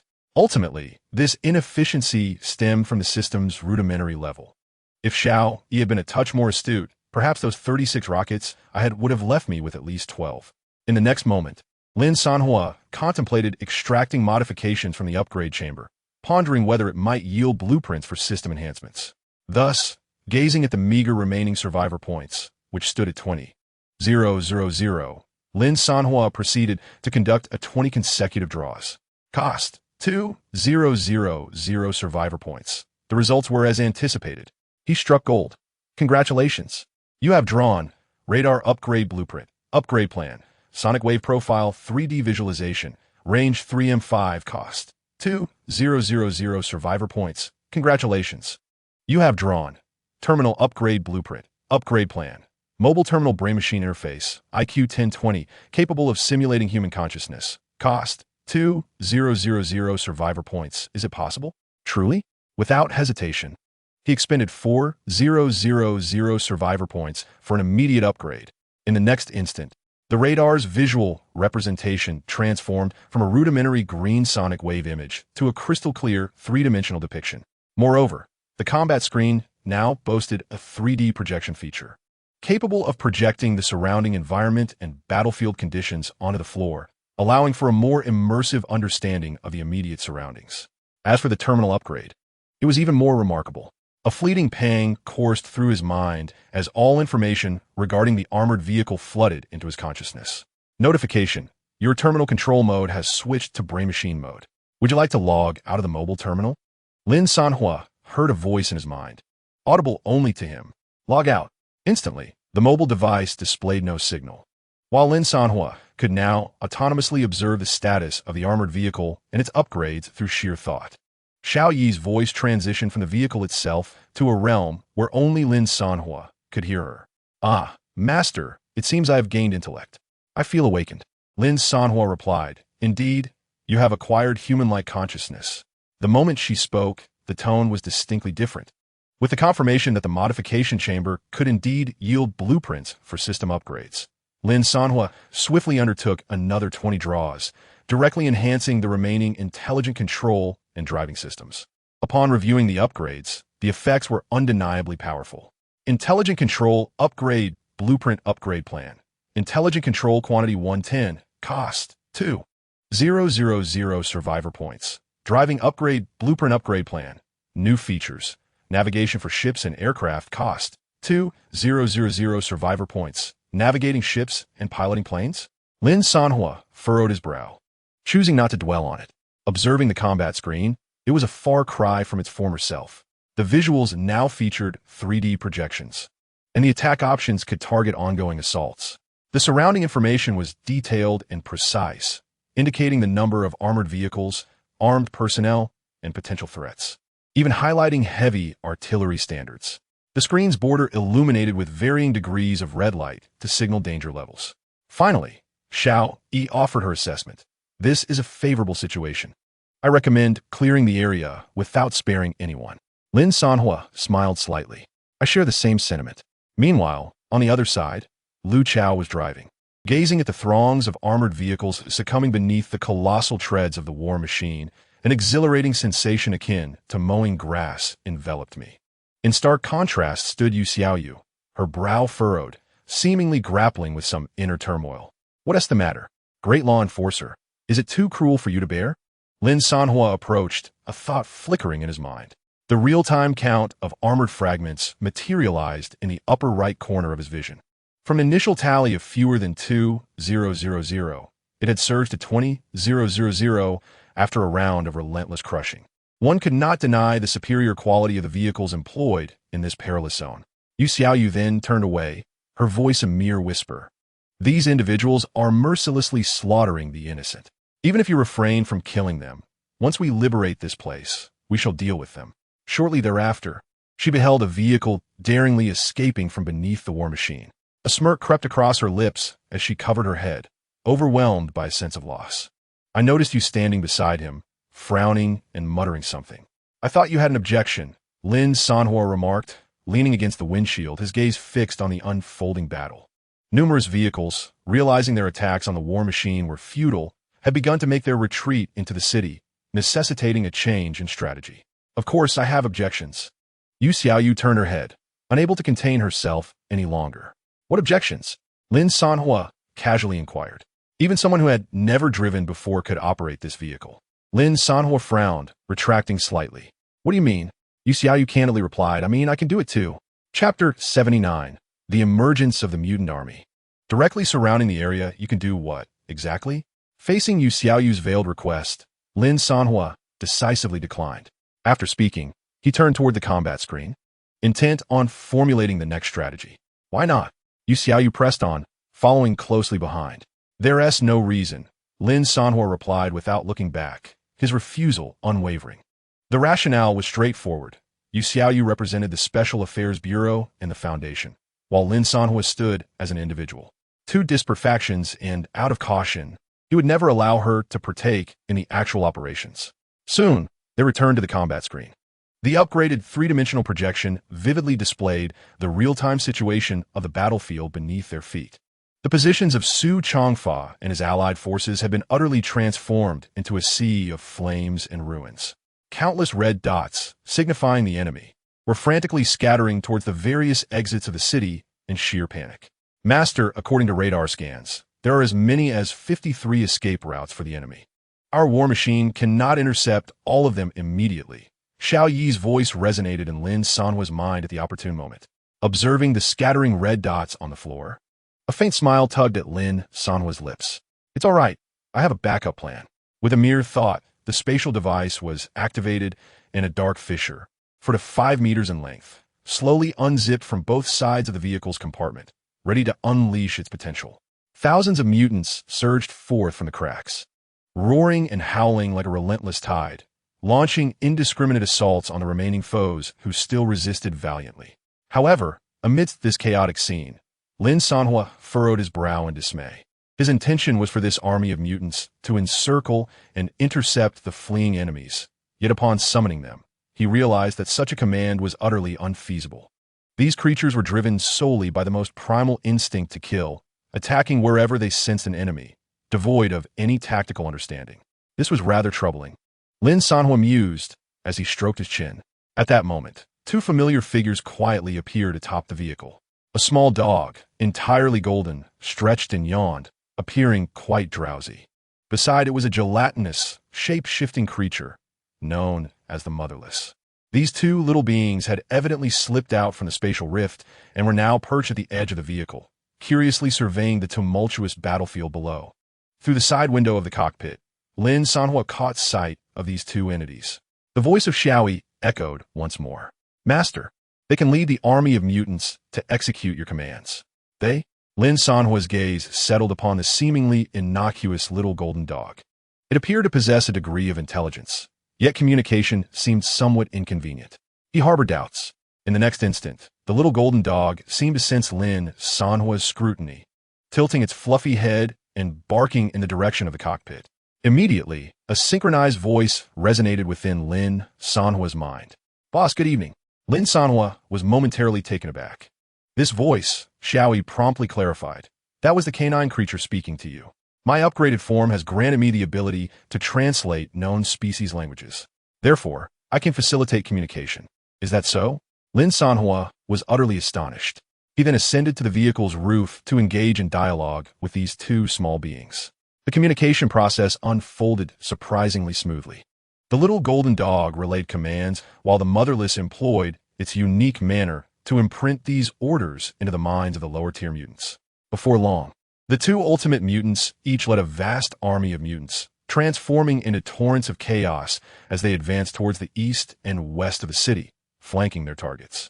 Meanwhile, Lin Sanhuo personally steered the war vehicle, commanding the remaining mutants to plunge deep into the battlefield, sweeping away every enemy encountered along the way. In an instant, the entire ruined city became a veritable hunting ground.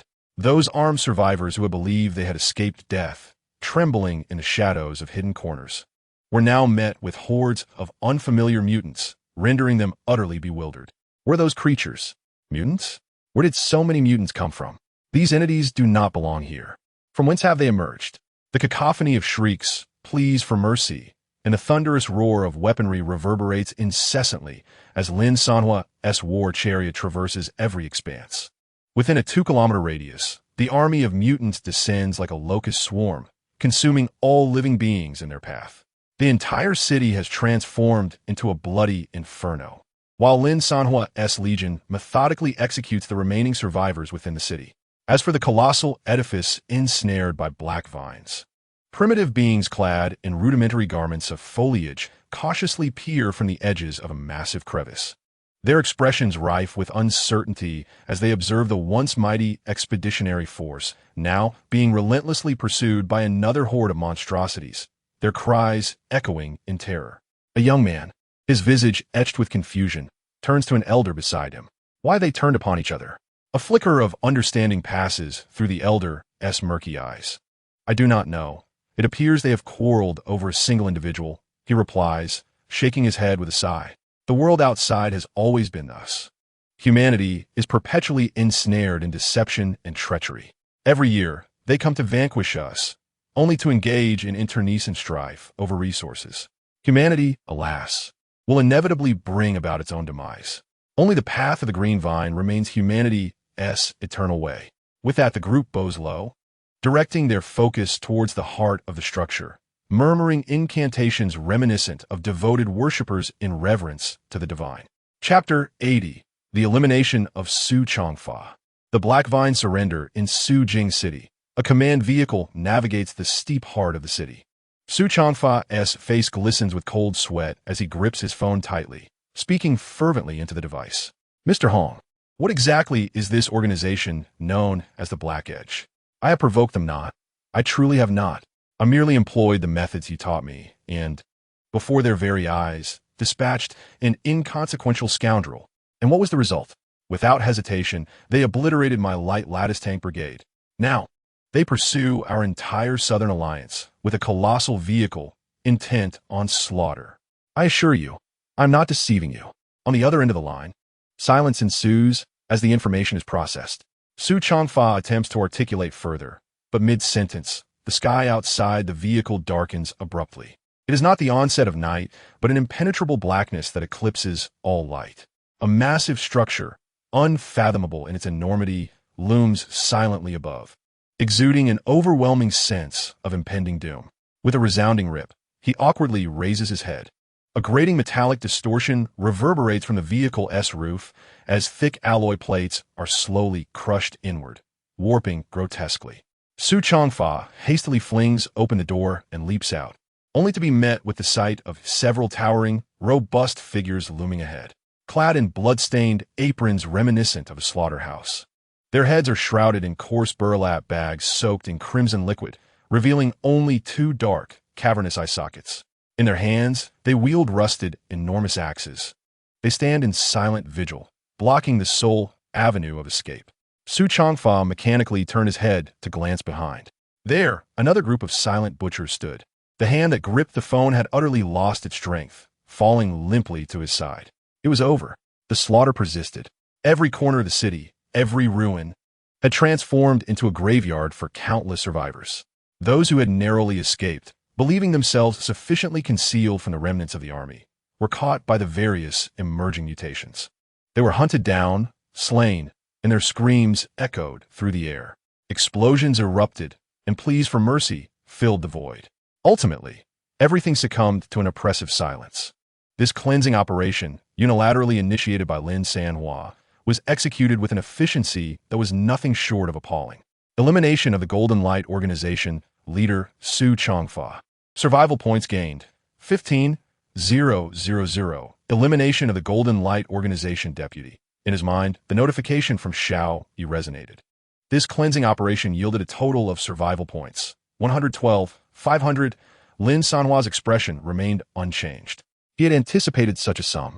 Soon, as the last squad was torn apart into a shower of flesh by the mutations, the colossal war vehicle gradually halted its relentless advance. In the driver's seat, Lu Chao's hands clenched the steering wheel tightly, his knuckles pale from strain. The recent frenzy had allowed him to vent all his pent-up resentment and sorrow. Yet, as the adrenaline ebbed away, all that remained was a hollow numbness. Lin Sanhuo approached from behind, patting him on the shoulder without uttering a word. He then turned and headed straight back to the operations control panel.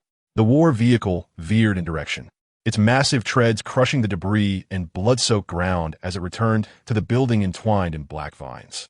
However, upon arrival, a peculiar scene unfolded. The black vines, once as formidable as a steel fortress, abandoned their defensive posture. They retracted, retreating into the crevices of the structure. The entire building, resembling a beast that had sheathed its claws, quietly lay before the war vehicle. "Master, the entity is attempting to communicate with you." Xiao Yi's voice resonated directly in Lin Sanhuo's mind. It conveyed a willingness to surrender. Surrender? Lin Sanhuo raised an eyebrow. Soon, a fragmented consciousness stream, interspersed with strange static, was conveyed through Xiao Yi's translation. "Outsider, cease your slaughter. I can sense that you are different from them. I am willing to hand over the core intact to you." The stream paused momentarily, as if organizing more complex phrases. "But you must agree to one condition." Lin Sanhuo listened with keen interest, refraining from interruption. "Spare those humans I have protected and allow them to leave safely. Otherwise, I will immediately self-destruct the core." Lin Sanhuo's gaze settled on a massive energy source on the operation screen, representing the spore core. "All right, I agree. His response was firm and decisive, without a hint of hesitation. As his words fell, the walls of the building emitted a low, resonant tremor. Moments later, a door, entirely controlled by the vines, slowly creaked open. A sapling, emanating a gentle green luminescence and pulsating like the heart of a colossal beast, was carefully cradled by countless vines and brought forth before the war chariot. Shortly thereafter, a group of survivors emerged from the shadows of the crumbling edifices. Their attire was modest, mere leaves of vine draped over their forms, and their faces adorned with peculiar totems.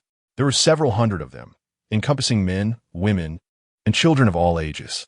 Each visage bore the marks of relief for having survived, mingled with the sorrow of yielding to the black vines. The children reached out, weeping, "Oh, Grandfather Black Vine, do not leave." Meanwhile, the war chariot absorbed the sapling-esque core. The immense black structure began to emit cracking sounds from within. Countless vines rapidly withered, losing their luster, ultimately disintegrating into a cloud of ash and crashing down. It honored its promise, safeguarding these humans. Lin Sanhuo felt a stirring within and promptly stored the precious sapling core in a spatial device, intending to examine it at a later time.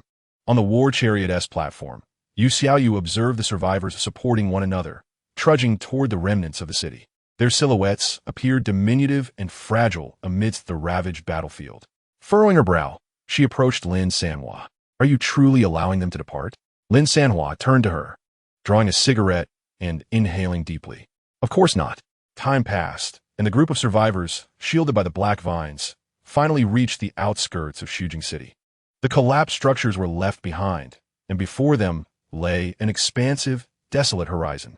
The air of freedom had never felt so sweet. Some knelt upon the cracked earth, kissing it, tears streaming down their faces in farewell to the black vines they had revered. Others raised their arms high, shouting joyous cries to the dim sky, celebrating their escape. Yet, just as they were about to take the final step beyond the confines of the city, a dark wall appeared before them. It was neither a building nor a mountain, but a torrent composed of countless mutated beings. They neither roared nor attacked. Instead, they stood silently, forming an insurmountable barrier. Hundreds of thousands of crimson eyes flickered to life in the murky light, like infernal will-o'-the-wisps, fixating on these unarmed humans. The once cacophonous atmosphere of survival was abruptly swallowed by an oppressive silence. Even the wind seemed to be devoured. A mother, cradling her child, felt her smile freeze, gradually dissolving into sheer terror. Instinctively, she pressed her child's head against her bosom, her body trembling as if caught in a storm of despair, more profound than ever before. Then, the suffocating horde of mutated beings slowly parted, making way in perfect unison, creating a wide passage. Yet, at the end of this passage lay not salvation. A colossal beast of steel, reminiscent of a mountain, slowly approached them. On the roof, the figure of Lin Sanhuo was illuminated by the headlights. A cigarette that had yet to be lit clutched between his fingers. "Did you truly believe you could escape?" Lin Sanhuo gazed down at the myriad of fearful faces staring back at him.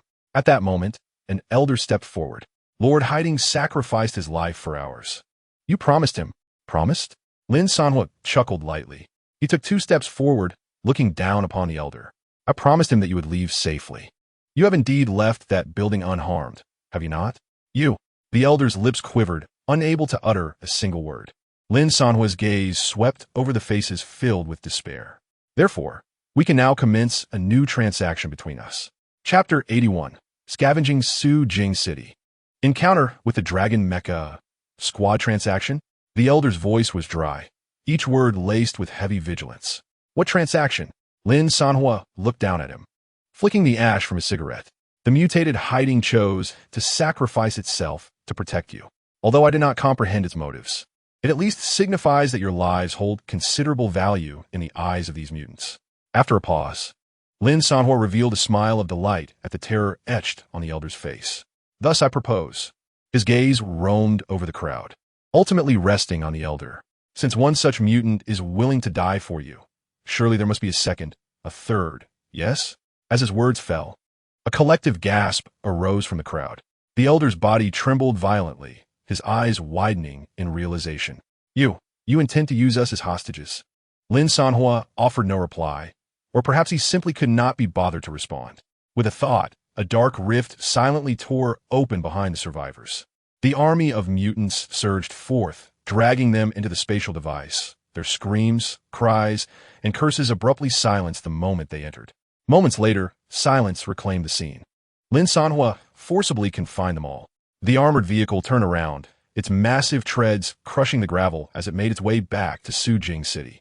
Beneath the vehicle, absorption devices continuously gathered the remnants of the hiding scattered across the battlefield.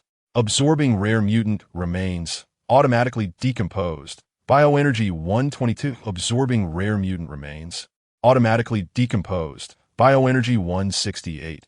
Absorbing rare mutant remains, automatically decomposed. Bioenergy 210. In his mind, the prompt from Xiao Yi echoed repeatedly, seamlessly coordinating with the energy transfer device to convert the acquired mutant materials into bioenergy.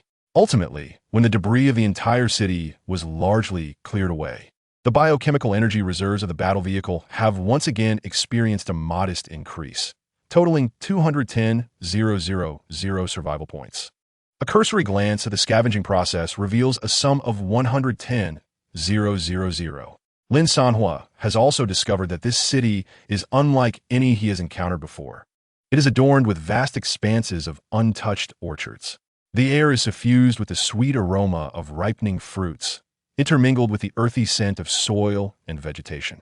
In the crevices of abandoned buildings, a plethora of unnamed precious herbs flourishes.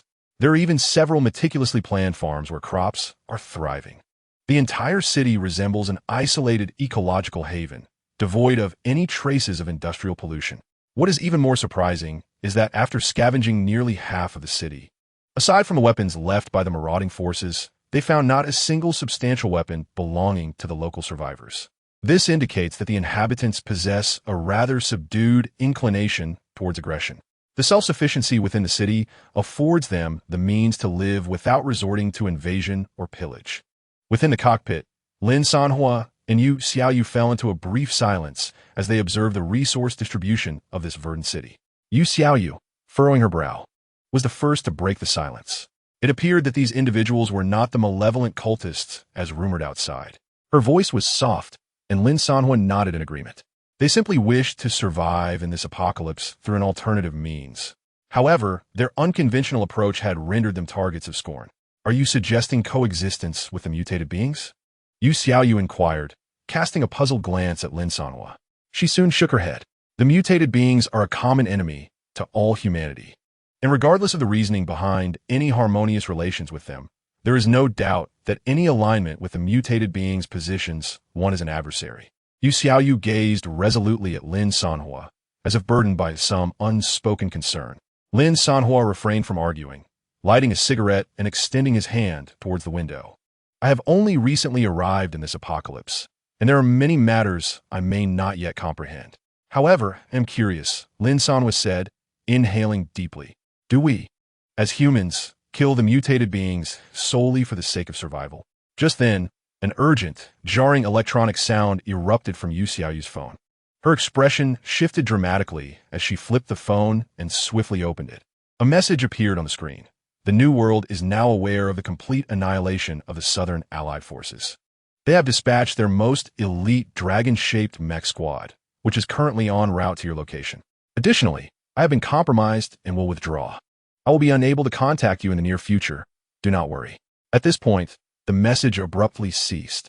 Dragon-shaped mech squad? Before Yu Xiaoyu could finish her sentence, an alarm blared. Warning! Warning! Echoed Xiao Yi's voice in Lin Sanhuo's mind. The radar detected 6 high-speed units rapidly approaching. Distance, 5 kilometers. Distance, 4 kilometers. Distance, 3 kilometers. Distance, 2 kilometers. Distance, 1 kilometer. Lin Sanhuo moved to the combat screen. 6 striking red figures surged towards them at an alarming speed, carving a straight trajectory from the far side of the city. Xiao Yi sensed an exceptionally high intensity of energy emanating from the approaching entities, an unprecedented form of electromagnetic power. For the first time, her voice carried a hint of gravity. The weaponry possessed by that unit boasted formidable penetrating capabilities, posing a significant threat to the energy shields of their battle vehicles. Simultaneously, Yu Xiaoyu leaned closer to the combat screen. A Upon discerning the distinctive outlines and energy signatures of the 6 luminous points, her expression crumbled in an instant. Indeed, it was them. Her voice was parched, as if her throat had been filled with grit. One of the 3 ultimate weapons of the New World, the dragon-shaped mecha squad. She inhaled deeply, forcing herself to regain composure. Each member was equipped with the S-Class Dragon Series individual mechas, the most powerful solo combat force in the New World. It was said that there were fewer than 3 squads of this caliber in the entire New World, and now they were directly targeting them. Lin Sanhuo's gaze was fixed intently on the screen, watching the 6 red dots drawing ever closer. It seemed the adversaries had detected their signal and were steadily approaching. In light of this, he decided to activate reconnaissance mode and issued commands to fortify the vehicle's heavy armor, shutting down all signals. Subsequently, he initiated the spatial device, and with a hum, dark rifts gradually opened on either side of the cabin. Hundreds of mutated entities, each with a unique form, surged forth from the rifts, making their way towards the source of the signal. Inside the vehicle, in reconnaissance mode, an eerie silence prevailed. "They sound formidable," Lin Sanhuo murmured as he observed the advancing mutations. "Let us play with them for a while." Chapter 82. Laser Energy Weapons. Energy shields malfunction in the darkness of Shujing City. 5 humanoid armors, each nearly 3 meters tall, moved slowly through the streets. With each step, the hydraulic systems emitted a dull thud, causing the ground beneath to tremble slightly, dislodging pebbles. "Eagle Eye, how far is the target signal?" Came the voice of a pilot codenamed Steel Arm over the communication channel. Reporting, "Captain, the signal source is less than a kilometer ahead," responded the reconnaissance armor, Eagle Eye. "Energy readings are very stable, with no signs of movement." As he relayed the information, he deftly manipulated the micro-drone attached to the mech's arm, sending it silently into the dim sky. Among the squad, a mech shouldering a massive cannon chimed in, the pilot's tone tinged with impatience. "I say, Captain, isn't this a bit of an overreaction? A coalition of hundreds of organizations was taken down by a single vehicle? Even a 3-year-old wouldn't believe that." "Silence. Explosive," Captain Steelarm barked in reprimand. "Underestimating the enemy is the gravest sin on the battlefield." "I am not underestimating," the explosive mech replied with a suppressed chuckle, brimming with arrogance. "The Shuchong Law of the Golden Light Organization, despite being constructed from our technology department's obsolete 3rd-generation blueprints, possesses an undeniable potency that I can discern even with my eyes closed. To silently obliterate an entire unit. There has yet to be a force within 1,000 miles capable of such a feat." His laughter resonated with absolute confidence in himself. Beside him, a mech equipped with a high-frequency vibrating particle sword remained silent, bearing the codename Blade. The Blade mech's posture was lower than the other 4, radiating an aggressive readiness to strike. At the rear, the barrier, wielding a massive alloy shield, vigilantly protected the team's flank with its formidable bulk, its electronic eye scanning every shadow for potential threats. Suddenly, Eagle Eye's voice grew urgent, losing its previous steadiness. The signal vanished. Vanished? The steel arm mech abruptly halted, its heavy metallic foot leaving a deep scar on the concrete floor. Eagle Eye turned back, exclaiming, "Just now, that intense energy signal disappeared in an instant. Wait, were those things?" Upon looking towards the signal source, numerous signals abruptly appeared. A multitude of life forms emerged around them, and everyone prepared for battle. Eagle Eye bellowed. Before his words could fully escape, a thunderous roar erupted. A precarious commercial building nearby suddenly exploded outward without warning. Debris and twisted rebar, enveloped in a cloud of dust, cascaded down towards the 5 mechs. A behemoth, reminiscent of a small mountain, charged out from the dust. It was a grotesquely mutated corpse king, its body grotesquely swollen and its skin a waxy gray. It was covered in varying lengths of bony protrusions and oozing foul pus. "Enemy attack!" The barrier mech roared, slamming its massive alloy shield into the ground. A faint blue energy barrier instantly expanded, deflecting all incoming debris. The Corpse King's colossal fist struck the barrier with tremendous force. A deafening crash reverberated through the ruins, sending ripples across the surface of the energy shield. "What is this monstrous creature?" the explosive exclaimed, but his combat reflexes were honed to perfection. The cannon on his shoulder pivoted swiftly, locking onto the Corpse King's head. Yet before he could fire from all directions, Countless mutated beings surged forth from the shadows of buildings and around street corners, howling, their crimson eyes merging into a sea of fury, like a flood breaking its dam. They rushed towards the 5 humanoid mechs. "Open fire." The steel-armed commander calmly issued the command. The moment the order was given, the blade mech's engine emitted a piercing roar. The entire machine transformed into an elusive blue blur, the first to plunge into the throng of mutants. With his high-frequency particle sword, he carved through the air, each swing severing multiple mutants in half. There was no bloodshed, only the searing instant of high temperatures, leaving behind a smooth, mirror-like incision. The artillery stationed on the shoulders unleashed beams of annihilation. These beams were not explosions, but pure energy that pierced through everything in their linear path, be it mutated creatures or structures, reducing them to scattered char and dust. Drones with eagle-like precision soared through the air, accurately marking the coordinates of high-threat targets onto the tactical visors of all team members. From the outset, the battle was an unilaterally brutal massacre. This mechanized squad exhibited a terrifying combat prowess that matched their arrogant demeanor, instilling despair in all who witnessed it. In less than 10 minutes, hundreds of mutated entities, including the fearsome Corpse King that had charged forth with the strength of a small siege hammer, were systematically eradicated. Charred remains and smoldering corpses blanketed the entire district. Within the cockpit of the battle vehicle, Lin Sanhuo and Yu Xiaoyu were engrossed in the colossal three-dimensional tactical projection beneath their feet, witnessing the entirety of the conflict unfold. The projection displayed the 5 humanoid mechas effortlessly dispatching the initial wave of mutated hordes they had unleashed. Yu Xiaoyu's complexion gradually paled as she clutched the edges of the console with intensity. The dragon-shaped mecha transcended the limits of their capabilities. "Should we retreat?" she suggested hesitantly. Lin Sanhuo scoffed. "Retreat? The grand performance has only just begun. Why would we flee?"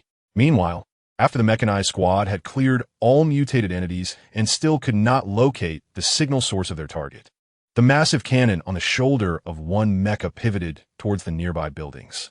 "Can't find it? Then let us blast it out." Boom! A thick blue beam shot forth, instantly penetrating and melting the surrounding structures. Following this, the 5 mechas commenced indiscriminate, carpet-like destruction of the area, attempting to flush out the hidden enemy. Buildings crumbled into dust amidst flames and beams, while the ruins beneath their feet were further obliterated. Finally, as a colossal wall shattered under the onslaught of the beam, a mountain-like war vehicle emerged into their view. Is it really that large? The remaining mechas were momentarily stunned by the sheer size of the war vehicle, frozen in place. Only the demolition's mecha, with impeccable timing, completed its targeting lock. Its movements exhibited no hesitation whatsoever. "Perfect. I relish striking large targets." A beam of energy, thicker and more concentrated than any previous shot, surged toward the war vehicle, poised to penetrate it entirely. Just then, a shadow burst forth from the vehicle's roof. It was a shapeless, writhing mass of flesh, a mutation that had once served as the leader of the Resurrection Organization, having withstood numerous lethal assaults. In a desperate leap, it lunged towards the deadly beam. The laser struck it without obstruction, yet the mass did not immediately explode. Its form resembled a sponge cast into the depths of water, fervently absorbing the dread energy. Yet, the laser power of the dragon-shaped mech was utterly terrifying. The grotesque body of the creature swelled and twisted at a pace visible to the naked eye. Veins beneath the surface ruptured, emanating a crimson glow. Ultimately, after enduring nearly half of the energy, it reached its limit. Boom! The enormous physique was forcefully sheared by a third of its mass, transforming into a shower of charred flesh and blood that fell heavily to the ground. Only the mangled remains remained, twitching slightly upon the earth, swiftly losing its vitality. Nevertheless, the battle vehicle was still caught in the dissipating aftermath. The chassis trembled violently, its internal lights flickering erratically. Lin Sanhuo steadied himself, gazing at the projection of the mech's shoulder, where the smoke billowed from the laser cannon. He chuckled helplessly. Had it truly penetrated the energy shield? I wonder if this new energy weapon can be mounted on my vehicle. Chapter 83. The 5 great mechs showcase their powers. I, the King of the Earth, stand dumbfounded. On the combat screen, the light bar indicating shield status flashed a red alert. Meanwhile, on the other side, the mech codenamed Demolition bore a massive cannon on its shoulder, still wreathed in the smoky remnants of its recent discharge. The opponent's energy defenses had been breached. Blade, it's your turn now. Demolition glanced at the left, where the mech codenamed Blade, wielding a high-frequency, vibrating particle sword, stepped forward. Understood. Upon finishing, the mech's engine erupted with a thunderous roar. The entire machine transformed into a deep blue streak of light, traversing a 100-meter distance before reaching the front of the battle vehicle at an almost imperceptible speed. The high-frequency, vibrating particle sword trailed a long blue flame in the air. Where the sword passed, the atmosphere was cleaved, producing a sharp, piercing shriek. The grotesque creature, now reduced to a mere half, could not even complete its final convulsion before being effortlessly severed in two by the blade's light, the cut as smooth as glass. Without losing momentum, the sword descended again, viciously slicing through the cockpit of the battle vehicle. With a searing sound of metal being burned, it sliced through. The bulletproof glass, capable of withstanding heavy artillery fire, shattered upon impact. A terrifying gash, deep enough to reveal bone, was brutally etched into the glass, mere centimeters from Lin Sanhuo's face. Countless spiderweb-like fissures erupted from that scratch, spreading wildly in all directions. In Lin Sanhuo's pupils, the outline of the blue mech was reflected. He could even see through the ghastly crack, the cold expression on the face of the pilot within. I'll give you a chance. Surrender. Spare your life. The voice of Blade was laced with murderous intent. He raised his particle sword high, its blue radiance flaring. However, in the next moment, a deep growl resonated from the top of the vehicle. If you wish to kill my leader, you must first pass through me. Unbeknownst to all, the small yellow dog and a motherless creature had appeared atop the vehicle. Accompanied by the command of the little yellow dog, a wave of invisible mental energy surged forth. For the lifeless body of the fallen mother, the shattered glass of the war chariot was suddenly enveloped and mended. The ominous hum resonated as two pitch-black spatial rifts on either side of the war chariot opened for the third time. A new wave of mutated forces surged forth, charging towards the 5 humanoid mechs, initiating yet another offensive. Protect the boss. A synchronized voice echoed within Lin Sanhuo's mind. This time, leading the charge were 2 ultimate mutants, exuding an even more terrifying aura. Captain, these 2 seem to be ultimate mutants. The 5 humanoid mechs did not retreat. Instead, they advanced boldly against the torrent of mutants. I care not for their forms. Barrier. Activate the Inferno mode. In the next instant, the barrier mech, which had remained behind, produced a shield and positioned it directly ahead. The steel shield expanded, emitting waves of energy. The temperature of the air surged instantly, causing the surroundings to warp in the scorching heat. The formidable mutants at the forefront barely had time to scream before they were incinerated into ash upon contact with the irresistible high temperature. The entire assault of the mutant army faltered, as if a high-temperature barrier had severed their advance. One that charged ahead was instantly consumed by flames. Lin Sanhuo furrowed his brow. High-temperature defense, randomly launching cluster rockets and artillery shells, but before they could truly engage the enemy, a semi-transparent energy barrier unfolded, blocking all incoming explosions. The fiery blasts outside the barrier produced ripples of energy, yet the shield remained impervious. Is that all you can do? The mocking laughter of the explosion echoed through the communication channel. A bunch of mindless monsters, alongside a mere tin, that can only fire wildly? Do they think they can shake the barrier's defense? Subsequently, the blade mech executed a nimble backflip, deftly evading the lunges of several mutants below and various missiles in the air. Engines full throttle, it charged downward with haste, landing firmly atop the chariot's cockpit. Leaning down, the blade's tip tapped against the glass. Top, I gave you a chance. Since you refuse, then, with a swift strike, it pierced the cockpit. Yet at that moment, Lin Sanhuo gazed back at him with a smile, devoid of fear, instead imbued with a hint of pity. The heart of the blade surged with unease, an ominous premonition rising without warning. In the next instant, he observed Lin Sanhuo's lips silently moving. The shape of his mouth unmistakably formed 2 words: activate Earth King form. Boom! Suddenly, the war chariot stirred. It did not advance or retreat, but rather ascended from the ground. Countless grotesque and robust mechanical structures roared with hydraulic power as the massive internal components surged forth, violently expanding and brutally reconfiguring.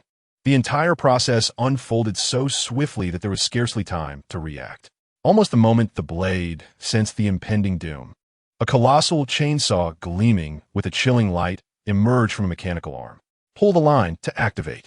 The resounding roar of the King Electric's saw pierced the air, followed by its swift descent. The blade pressed down upon the ground, resembling a piece of tofu under the grip of an industrial cutter, sparks erupting from the mech. "Save me!" The blade mech cried out in rare panic. The nearly 10-ton weight of the electric saw pinned him down, rendering him immobile. Meanwhile, the remaining 4 mechs stood frozen in place, gazing up in awe at the colossal machine towering above them, their expressions turning clear with realization. Moments later, the electric saw fell. The blade mech was cleaved in two from bottom to top, a torrential spray of hot blood erupting forth. Chapter 84. Elimination of the mech squad. Upgrading the electromagnetic cannon with the growth of the mobile fortress, the stature of the King mech had nearly doubled since their last encounter. Now, standing at a terrifying height of 25 meters, under the dim sky, it cast a vast shadow over the remaining 4 dragon-shaped mechs, enveloping them within its ominous presence. "What in the world is that?" The demolition mech bellowed, realizing that they appeared as mere toys before this formidable war machine. Steelarm forced himself to remain calm. "Stay composed." Meanwhile, Lin Sanhuo inserted his hands into the control arms of the King mech. "Enjoying your mech games? Allow me to join." With a thought, the system announced. Weapon module upgrading. Upgrade complete. The left arm of the King mech began a massive installation of weapon modules. Countless intricate components sprang forth from within, rapidly assembling and combining. Ultimately, 10 Gatling guns merged into an ultra-dense configuration with nearly 50 barrels on the left arm. Simultaneously, the armor plates on its shoulders unfolded, revealing 4 grenade launchers and 2 rocket launchers, which slowly ascended. The dark mouths of the cannons aimed menacingly at the 4 dragon-shaped mechs below. When did he acquire such formidable firepower? The pilot of the Eagle Eye mech's voice quivered in disbelief. The next moment, Lin Sanhuo pulled the trigger. Tot-tot-tot-tot-tot. The 50-barreled ultra-dense Gatling guns unleashed a torrent of fire at a staggering rate of over 1,000 rounds per second. A relentless rain of bullets cascaded down like a waterfall, instilling a sense of despair. "Barrier. Activate the shield." "Block it." Steel arm roared. The barrier mech promptly raised its alloy shield, activating both the energy barrier and high-temperature defense. The remaining 3 mechs hurriedly took refuge behind the barrier. Boom! Boom! Boom! The hail of bullets struck the energy barrier fiercely, eliciting countless ripples of energy. Moments later, the grenade launchers and rocket launchers joined the fray, their explosive fire illuminating the ruins as if it were broad daylight. Damn it! The shield's energy is depleting too rapidly. Their firepower is overwhelming. The barrier mech watched in dread as its shield energy plummeted, cold sweat trickling down its forehead. At this juncture, the mutated army on both sides completed their encirclement. Hundreds of mutated creatures surged from all directions, surrounding the 4 dragon-shaped mechs and initiating a new wave of assault, one that promised to be far more terrifying than the last. If the last assault by the mutated creatures allowed one to discern their numbers, this time, they surged forth in an overwhelming, countless throng. Energy reserves dwindled. The shield was on the verge of failure. Within the cacophony of the barrier, despair resonated. At that moment, the Earth King mech advanced, its heavy treads moving deliberately toward the barrier. With each step, the ground trembled violently. Buzzing. Lin Sanhuo withdrew the Earth King's chainsaw and initiated its activation. The chainsaw roared to life, producing a thunderous sound as the barrier mech raised its shield, gazing upward at the colossal mech that obscured half the sky. With a crackle, the shield shattered. The chainsaw pierced through the shield. It could not withstand any longer. The anguished cries of the barrier ceased abruptly. The immense chainsaw cleaved the mech in two from head to toe. Scalding blood and oil splattered in a chaotic mix. "Barrier!" The steel arm let out an enraged roar. Yet before it could act, a horde of mutated creatures had already pounced upon the Eagle Eye mech. "Help! Help me!" Under the relentless gnashing of the mutated beings, the mech's armor began to fracture. Ultimately, with a piercing cry of despair, the Eagle Eye mech was completely overwhelmed. Now, only the steel arm and the demolition mech remained. "Captain, E.M. Retreaten." In the next moment, the demolition mech activated its thrusters, attempting to flee. "You scoundrel!" Steel Arm cursed vehemently.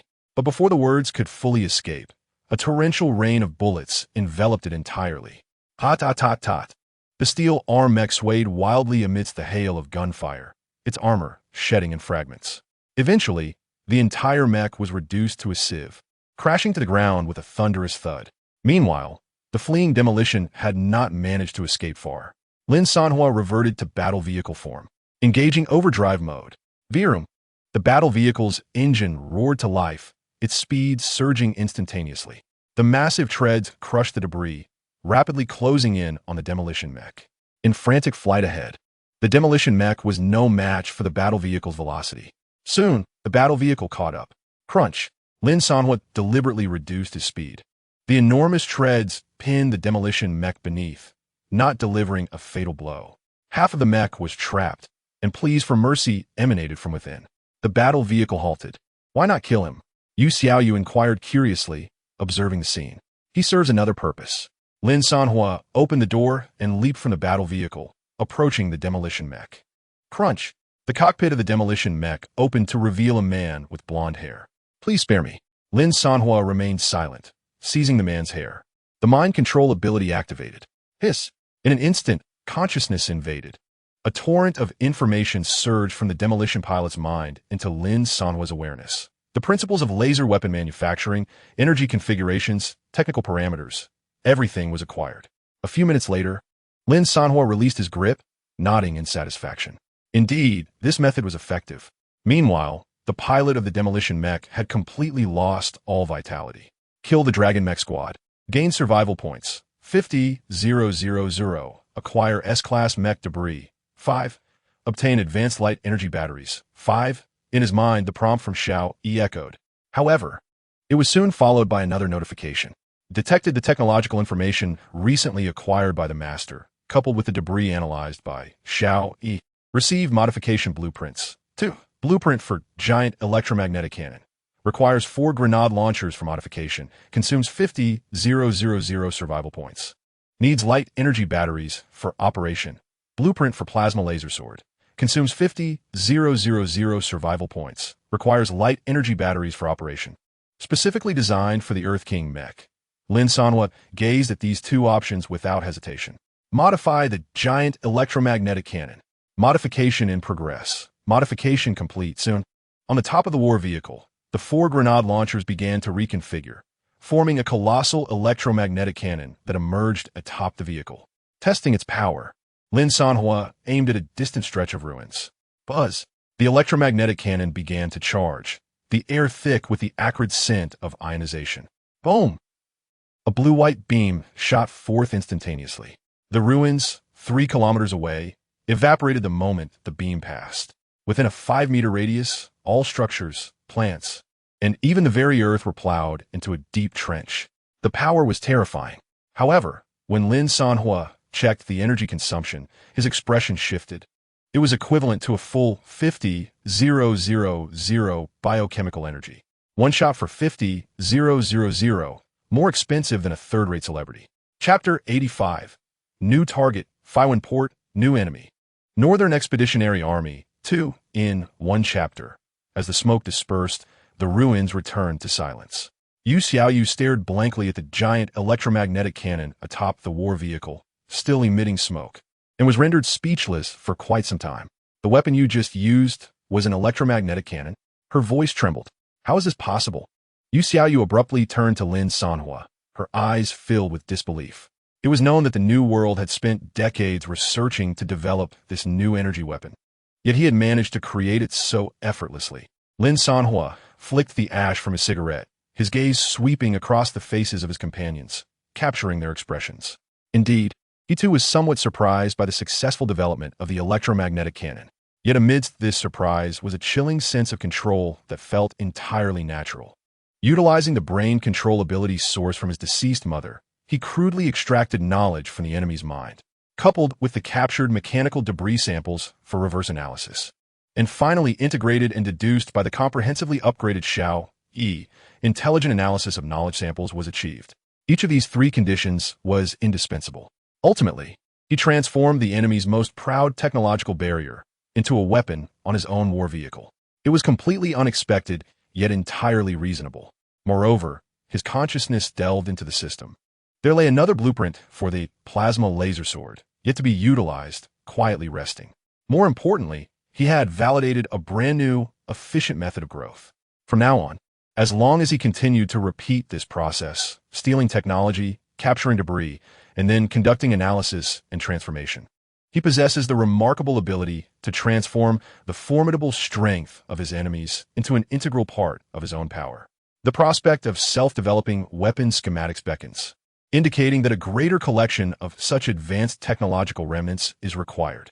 A faint smile graced Lin Sanhuo's lips as a thought crossed his mind. He summoned the system interface, his gaze settling upon the final entry of the traditional upgrade section. Amphibious vehicle. Requires 20,000 survival points, 5,000 units of advanced metal, and a complete high-speed marine engine. As Lin Sanhuo pondered this, a voice echoed from Shaoyi, a derelict shipyard, located less than 300 kilometers from their position, possesses a high probability of yielding the necessary materials. The coordinates have been dispatched. Shall the master decide to proceed? Lin Sanhuo observed the newly illuminated point on the map, marking a coastal harbor known as Feihai Port. He chuckled softly, unhesitatingly opting to advance.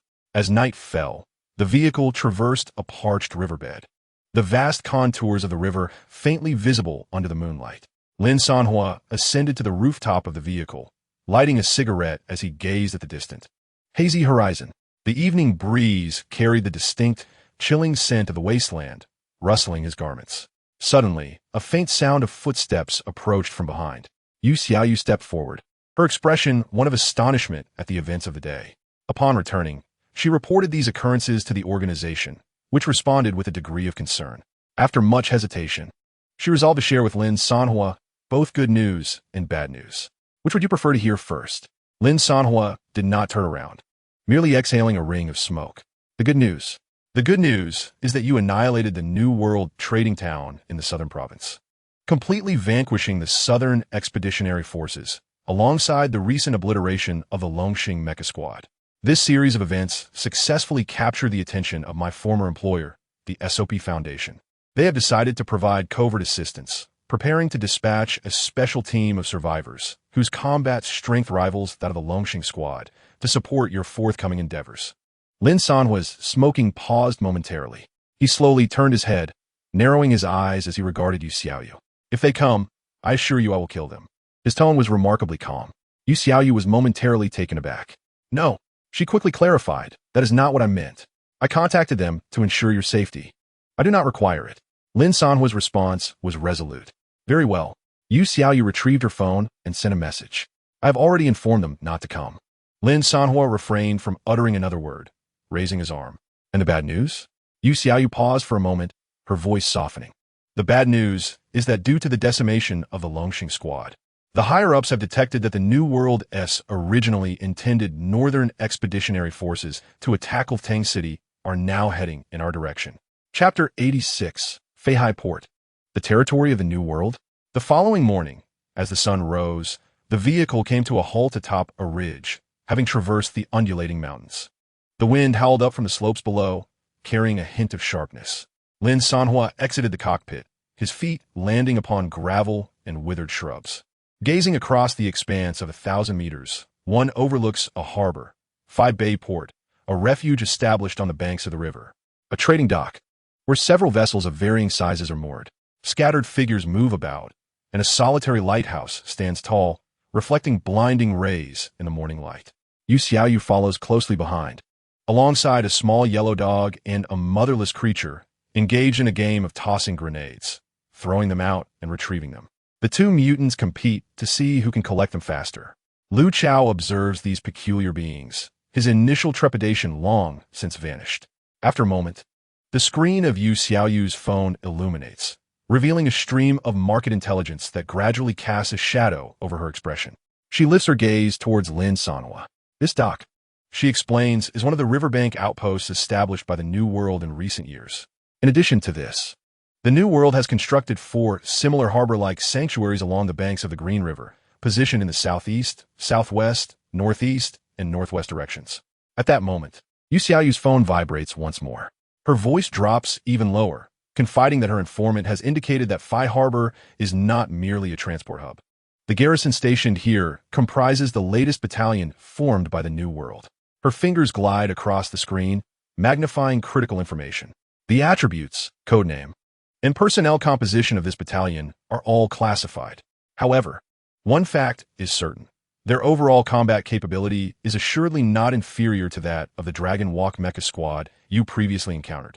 Is it truly that formidable? Lin Sanhuo inquires, pausing with a cigarette poised at his lips.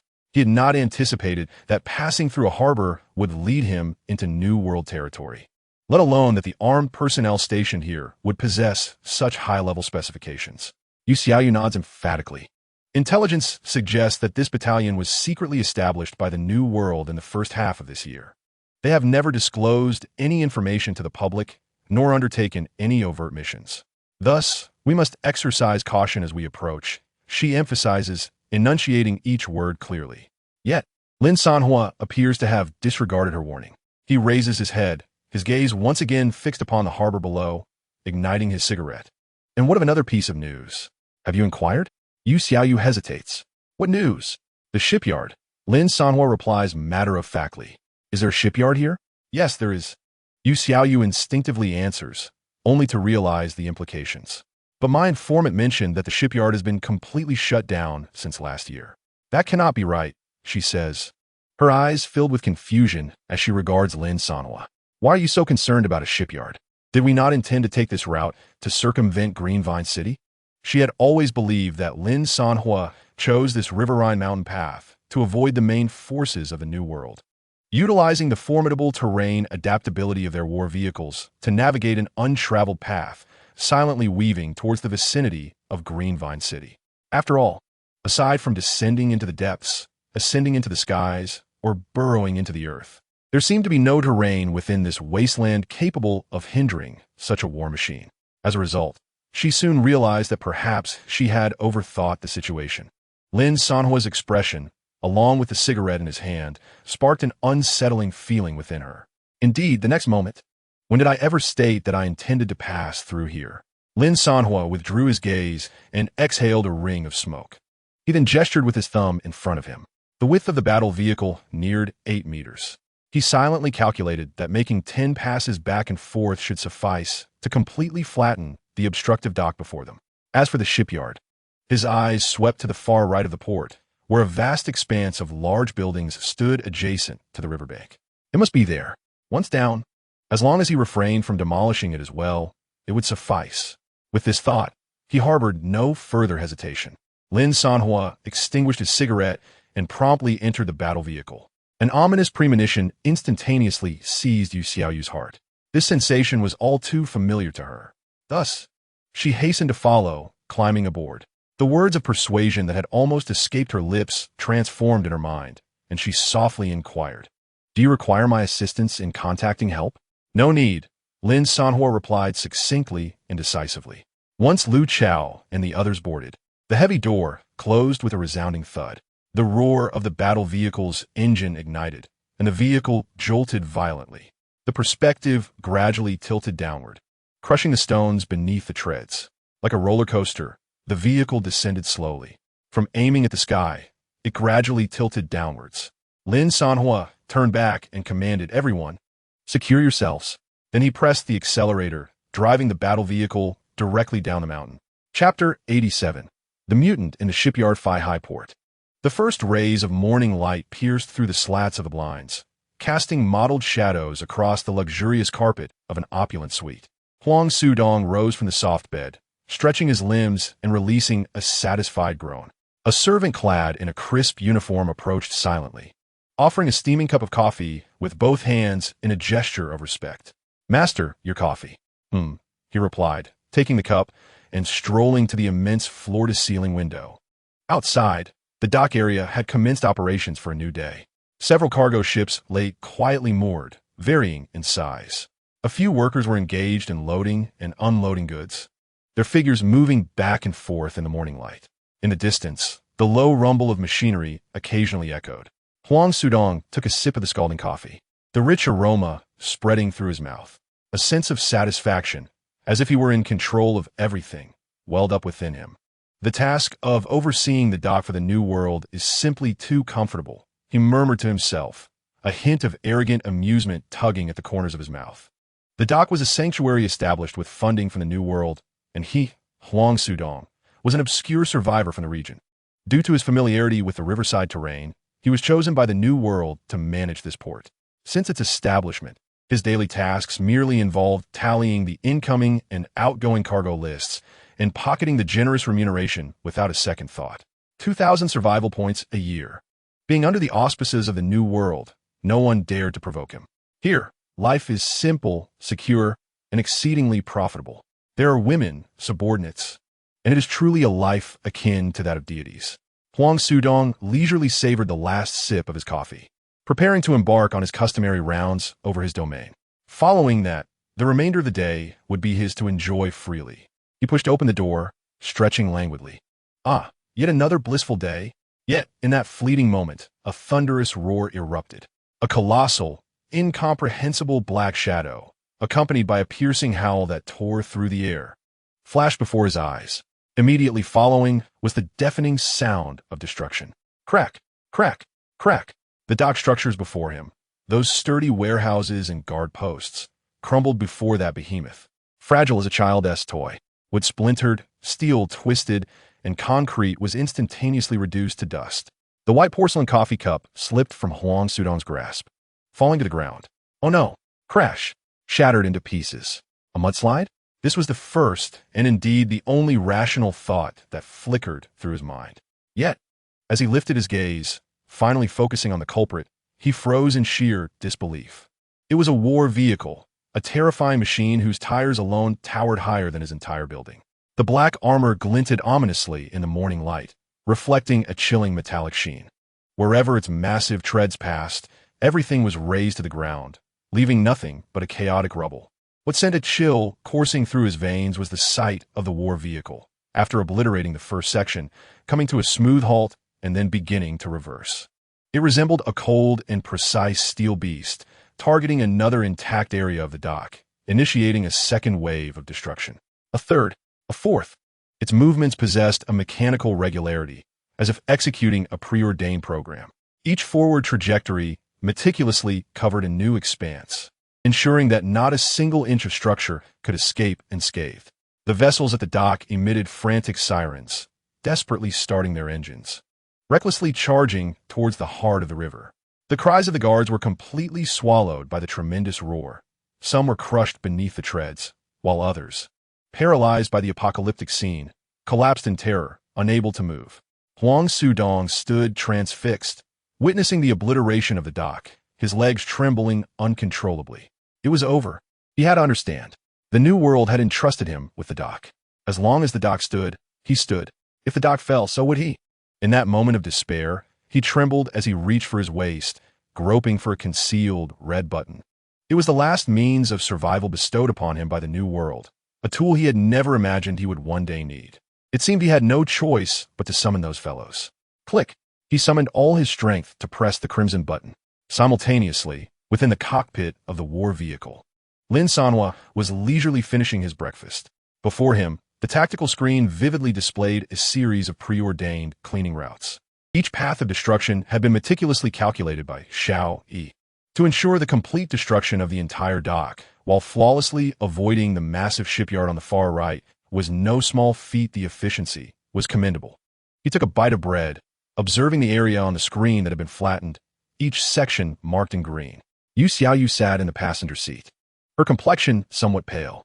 Through the porthole, she could clearly see the scattered crowds fleeing outside, along with the buildings collapsing beneath the treads. Could not be a bit gentler? She inquired. Gentler? Lin Sanhuo did not lift his gaze, his attention still fixed on the screen. To be gentle with the enemy is to be cruel to oneself. 10 minutes later, the entire dock area was utterly reduced to a flat expanse. Lin Sanhuo set aside his half-eaten breakfast and maneuvered the battle vehicle slowly towards the only surviving shipyard, hoping to acquire the engine materials he sought. However, just as the vehicle approached the rusted, massive iron gate of the shipyard, A sudden flurry of shadows erupted from the dim corners of the factory. They were humanoid mutants, surging towards the battle vehicle in a dense mass. These mutants were agile, scaling the vehicle's armor and clawing at it with their sharp appendages in a frenzied attempt to find any potential weak points. Are there actually mutants here? Lin Sanhuo furrowed his brow. Noticing that these mutants were proving troublesome, an idea struck him. He activated a spatial rift. With a hum, 2 pitch-black fissures opened on either side of the battle vehicle. The army of mutants under Lin Sanhuo's command roared forth, colliding violently with the mutants within the factory, plunging into a brutal melee. The captured followers of Shujing City also emerged from the rift, gazing vacantly at the chaos before them, seeking refuge beneath the battle vehicle. Lin Sanhuo, through the window, observed the conflict between the 2 factions of mutants. Soon, he realized that the humanoid mutants emerging from the factory exhibited striking similarities in combat style to the ones he had summoned. For instance, a butcher wielding an axe and another mutant clad in knightly armor brandishing a longsword. Regardless of size, strength, or fighting style, they appear to be cast from the same mold. Did they possess the technology to create mutants as well? Lin Sanhuo mused with intrigue. Just then, the leading mutants suddenly flashed with an eerie red light in their eyes. Abruptly, they shifted their focus and launched a frenzied assault on Lin Sanhuo's battle vehicle. His expression darkened instantly. Betrayal? At that moment, the iron gate of the shipyard creaked open, revealing a humanoid creature completely encased in a viscous black liquid. Step by step, it appeared to be compelled to emerge from the depths of the dark factory. The little yellow dog, observing this, sniffed the air and leaped beside the creature. "Is this your brother?" sang Biao. Chapter 88. Conquering the ultimate mutant again. Sang Mu's skills upgrade soon. A familiar scent flooded Lin Sanhuo's nostrils. This aroma was uniquely associated with Sang Mu. Gazing at the mother creature not far from my side, I noticed its body pressed against the window, fixated on its kindred below with an extraordinarily intricate expression. In the next moment, the surface of the mother creature began to convulse violently, ultimately forming a line of twisted text upon its body. It bore a striking resemblance to me. The words swiftly dissipated, only to be replaced by a new script. Eerily familiar. Another line appeared, yet I could not recall its meaning. The little yellow dog tilted its head, glancing between the mother creature and the humanoid liquid encircled by its kin below. No, could it truly be your brother? Lin Sanhuo's gaze met that of the humanoid liquid. Despite the hundreds of meters separating them, he could distinctly sense the unmasked intent to kill emanating from the figure below. This being was certainly no benign entity. With this realization, Lin Sanhuo's finger gently pressed a crimson button on the control panel. The intelligent firepower system activated. Buzz! Atop the armored vehicle, 10 menacing Gatling guns swiftly redirected their barrels. The gaping muzzles aligned ominously toward the humanoid liquid below. Hot, tot, tot, tot, tot. Flames erupted. A torrential downpour of bullets instantly tore through the air, conjuring a devastating metallic storm that descended upon the target. The humanoid liquid's form erupted under the relentless barrage, black liquid splattering in all directions like a shattered ink bottle. Yet astonishingly, no matter how fierce the assault, the splattered liquid would retract in the next instant, the damaged areas visibly healing at an astonishing pace. It did not retreat even a single step. Much like the mother creature, it possessed an almost insurmountable regenerative ability. Outside the armored vehicle, the traitorous mutants crashed against the armor with increased frenzy, their claws raking against the hull, producing a cacophony of piercing sounds. Their eyes glimmered with an eerie red light, having lost all semblance of reason, driven solely by primal instincts to attack. As I suspected, this was yet another mother creature. Lin Sanhuo extinguished the cigarette, but his expression unwavering.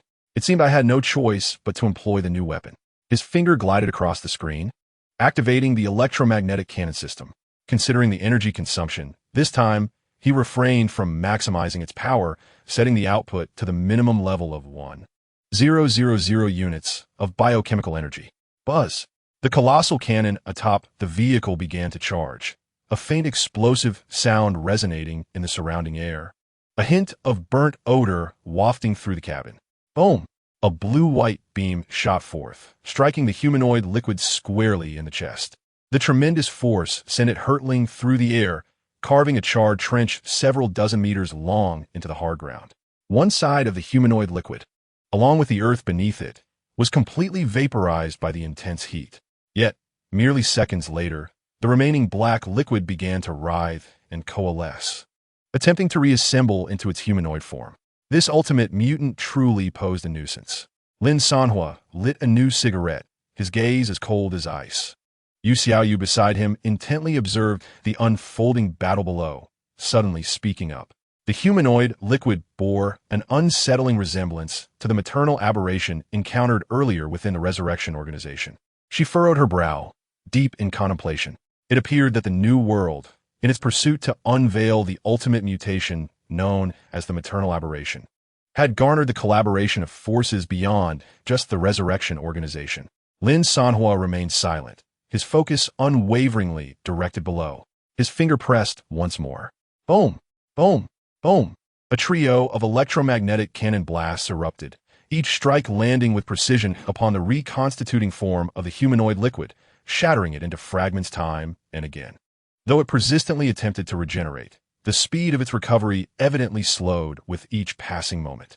More crucially, Lin Sanhuo astutely discerned a detail. The once frenzied aberrations assaulting the battle vehicle exhibited flickering red glows in their eyes, oscillating between brightness and dimness. Their movements began to display a hint of lethargy and bewilderment. Indeed, a faint smile curled at the corners of Lin Sanhuo's mouth. The limits of its cerebral control had been reached. While enduring immense damage and necessitating concentrated computational power for self-repair, it could no longer allocate energy to maintain its psychic dominion over the other aberrations. Having identified the weakness, the ensuing actions became straightforward. Under the relentless barrage of the electromagnetic cannons, the army of aberrations under Lin Sanhuo's command saw their crimson glimmers extinguished. They ceased their assault on the battle vehicle.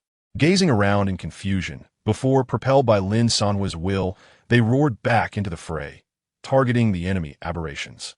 The tide of battle shifted instantaneously. As the conflict began to draw to a close, Lin Sanhuo reclined in his chair, leisurely smoking a cigarette while observing the artillery, executing precise remote fire coverage. He noted the humanoid liquid below, its regeneration diminishing, nearly dissolving into an uncohesive puddle. It was time for that entity to make its entrance. Soon, a small yellow dog arrived, clutching a familiar cylindrical metal container, which had dropped at Lin Sanhuo's feet. It was the very vessel previously employed to contain the maternal aberration. The ultimate mutation could not be eradicated, as had been established in prior experiments. Thus, Lin Sanhuo's sole method of resolution lay in containment. He picked up the container. How do I operate this? Lin Sanhuo inquired, casting a glance at Yu Xiaoyu. Unfazed, she replied, there is a delayed containment button on it. Set it and throw it out. Lin Sanhuo examined the device, locating a red timer, which he adjusted to 5 seconds. He pressed the button and hurled it towards the weakened humanoid liquid. Buzz! In the next instant, an invisible and powerful suction erupted from the container's opening. The struggling black liquid on the ground was forcibly wrenched from the earth, drawn into a slender black line, entirely consumed by the vessel. Bang! The container sealed shut. In that fleeting moment, the remaining aberrations seemed to lose their coherence, collapsing one by one. The battle concluded. Congratulations to the Master for conquering the ultimate variant, the black liquid maternal. The system has detected that the target shares a genetic lineage with the existing ultimate variant, maternal, and thus, rewards will undergo a comprehensive upgrade. The advanced variant manufacturing facility has been established, and a new variant gene repository has been added. Additionally, an A-grade gene manufacturing sequence, black liquid, has been introduced, requiring 10,000 biochemical energy for production. The black liquid possesses remarkable attributes. It can emulate a vast array of known material information, including weapons, clothing, and armor, and can even be worn as equipment. Its offensive capabilities are formidable, defensive powers are robust, and its healing properties are exceptional. It is classified as a symbiotic variant, capable of independent operation. An upgrade in neural parasitic abilities has also been implemented, extending the duration of mental control to a remarkable 12 hours, with an upper limit of 110 controlled units. A series of system notifications echoed within Lin Sanhuo's mind, prompting him to nod with satisfaction. He had not anticipated this unexpected boon during his quest for materials. Soon, the small yellow dog disembarked and returned with the newly acquired container in its mouth. Lin Sanhuo examined the container closely. Unlike the maternal beside him, the liquid within this new vessel, designated as black liquid maternal, lay dormant at the bottom, showing no signs of activity, almost resembling a true lifeless mass. Puzzled by the stark difference in state compared to the maternal, Lin Sanhuo's thoughts were interrupted by the cold, electronic voice of Xiao Yi. Master, a complete high-speed marine engine has been detected nearby. Shall I activate the storage device? Lin Sanhuo shifted his gaze from the container and looked up, peering through the front windshield of the battle vehicle towards the only surviving massive factory amidst the chaos of battle. Storage. Chapter 89. Upgrade of the amphibious battle vehicle. Emergence of the giant creature from the waters. Storage complete. Materials acquired. 1 complete high-speed marine engine. Special materials detected, triggering vehicle upgrade options. Amphibious battle vehicle upgrade plan generated. As Xiao Yi's announcement concluded, a brand new upgrade interface materialized before Lin Sanhuo. Amphibious battle vehicle upgrade. Required materials. High-speed marine engine X1. Advanced metal X 5000. Survival points X 20,000. Post-upgrade gains. Navigation mode. Temporary submersion capability. Customizable transformation chamber. Sonar radar. Ice-breaking ramming bar.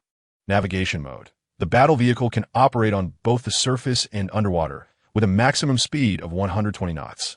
Customizable transformation chamber enables the designated modification of any compartment to fulfill personalized development needs for equipment upgrades. Without hesitation, Lin Sanhuo decided to proceed with the upgrade. Upgrade commencing. The vehicle shuddered violently, as if an army of engineering machines were operating simultaneously within its frame. The sounds of metal grinding, welding, and hydraulic mechanisms intertwined, creating a cacophony. Yu Xiaoyu clung tightly to the handrail. Are you upgrading again? Is that even permissible? Lin Sanhuo lit a cigarette while the small yellow dog and maternal lay on the ground, indifferent to the vehicle's swaying. Lu Chao, however, appeared pale, looking somewhat nauseous from emotion. Upgrade complete. All systems of the amphibious battle vehicle are now operational. Shall we activate navigation mode? Lin Sanhuo gazed out the window. The armored vehicle was stationed adjacent to the shipyard, less than 100 meters from the banks of the Green River. It activated its navigational form, and a thunderous sound emanated from the machinery below. The vehicle gradually transformed, its original treads retracting into the chassis, replaced by a sleek hull structure. The front became sharper, resembling an icebreaker, while stabilizing wings extended for both sides. This entire metamorphosis lasted 5 minutes. When the transformation concluded, what lay before them was no longer a terrestrial war machine, but rather a fantastical armored warship. Incredible! Lu Chao exclaimed, his eyes wide with amazement. Lin Sanhuo initiated the engine, maneuvering the ship toward the riverbank. At the moment of entry, a massive splash erupted as the vessel smoothly floated upon the water surface, undisturbed by turbulence. Just as Lin Sanhuo was about to take control, an anomaly suddenly appeared on the radar screen. An array of red dots densely clustered in the waters directly beneath the ship. What is happening? Lin Sanhuo furrowed his brow, scrutinizing the radar. Detected a multitude of biological signals. Location: 50 meters underwater. Quantity: approximately 500, 800 individuals. Is there something beneath the surface? Yu Xiaoyu also noticed the radar irregularity. The numbers were staggering. In no time, Lin Sanhuo guided the vessel to descend. Aside from waterproof measures taken on the weaponry atop, the ship's glass was nearly impervious to water pressure. As they sank deeper, the surrounding light gradually dimmed, prompting the ship's searchlights to automatically illuminate the waters ahead. Upon reaching a depth of 50 meters, Lin Sanhuo beheld an astonishing sight. The bottom of the dock was home to an expansive underwater prison, where each cage housed several humanoid entities, their forms sheathed in the same inky substance as the creature they had encountered earlier. What on earth? Lu Chao gasped as he leaned against the porthole, taken aback by the vast scale of the underwater prison, far exceeding their expectations. Rows of cages extended outward, fading into the darkness beyond the reach of the searchlight. Each cage contained different mutated beings. What is the meaning of this? Yu Xiaoyu's voice trembled. Has a new world established a prison for mutants underwater? Lin Sanhuo maneuvered the ship closer to one of the cages. reasoning that it must have been strategically placed underwater to avoid detection from above.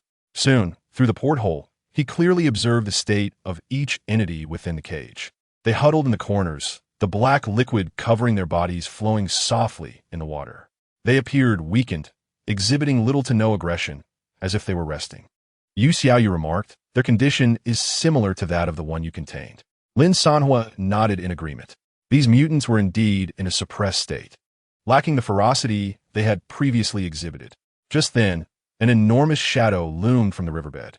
Warning, an ultra-large target detected, approaching. Size detected exceeds 50 meters, far larger than the armored vehicle. 200 meters away, 150 meters, 100 meters, 50 meters. At last, the colossal maw, so immense it was nearly imperceptible, surged forth from below, devouring everything in its path. With a single gulp, it swallowed the battle vehicle whole. Chapter 90. Instant annihilation of the abyssal maw. Huang Sudong was left in awe. The river erupted. A shadow of unimaginable magnitude erupted from beneath the surface.